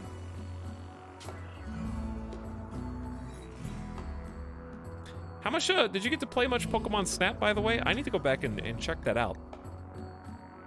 Again, not on stream, but I wanna play some more Pokemon Snap. It'd be nice and comfy. But thanks a bunch for the host. I thought I smelled something in here. But I hope your stream was good. And chat, I would appreciate it if you check out Sim, if you haven't already, from one of our previous hosts and or raids.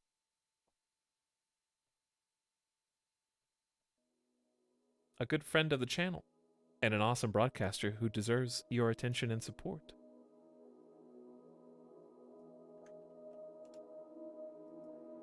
Chat, what do you guys want to do next? What do you guys want to play next? We're due for another Battle Brothers check-in. It might be day off time, Monday maybe. I don't know if I'm gonna go back to Subnautica. Chat doesn't seem to be on board with that either. I don't think. We're not gonna play RimWorld tomorrow. I'll tell you that much. VOD watchers everywhere would be in absolute shambles. It's probably gonna be new game or day off, I would think. You going somewhere? Where are you going?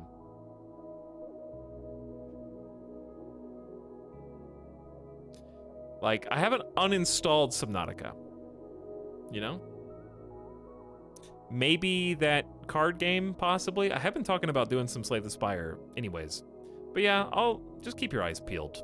No promises. I don't know how many days in a row we've streamed, but we definitely should take 1 or more days off this week, and we will. So, why don't we do an end-of-stream raid before we go? Why don't we go? Let's see.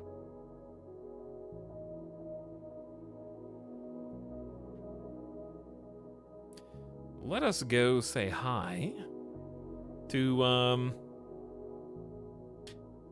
we did a Solasta raid yesterday, so let's do a Going Medieval raid today.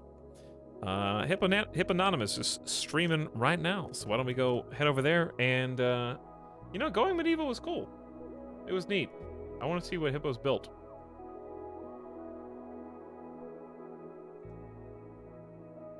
So why don't you guys give some love that way? I'm sure Hippo would appreciate it and enjoy seeing your lovely faces. Yes, days off are super important. We'll take 1 or 2 days off this week. I'll look for some more stuff to do. I need some either old favorites. I need some staples to bounce back, or something fresh. I have been really hankering to go back to Hearts of Iron again, but I'm waiting until the DLC gets a little closer. But thanks for streaming, everybody. Thanks for coming by. I appreciate you hanging out and spending some time with us. RimWorld, this time we're leaving future me with actually a pretty good place where things are taken care of. There's not an immediately pressing raid. And mechs aren't just waiting outside the doorstep, nor are people armed with guns. We have a nice springboard to jump off of to actually do megabase building and planning next time. No debate. For once. But have a good one, everybody. I will see you, if not tomorrow, then the next. I should probably take 2 days off in a row this week, but we'll see. I don't know when I'm going to do it yet. Be nice to catch my voice. But anyway, our time here is up. So have a good rest of your day on Monday, everybody. I'll see you next time.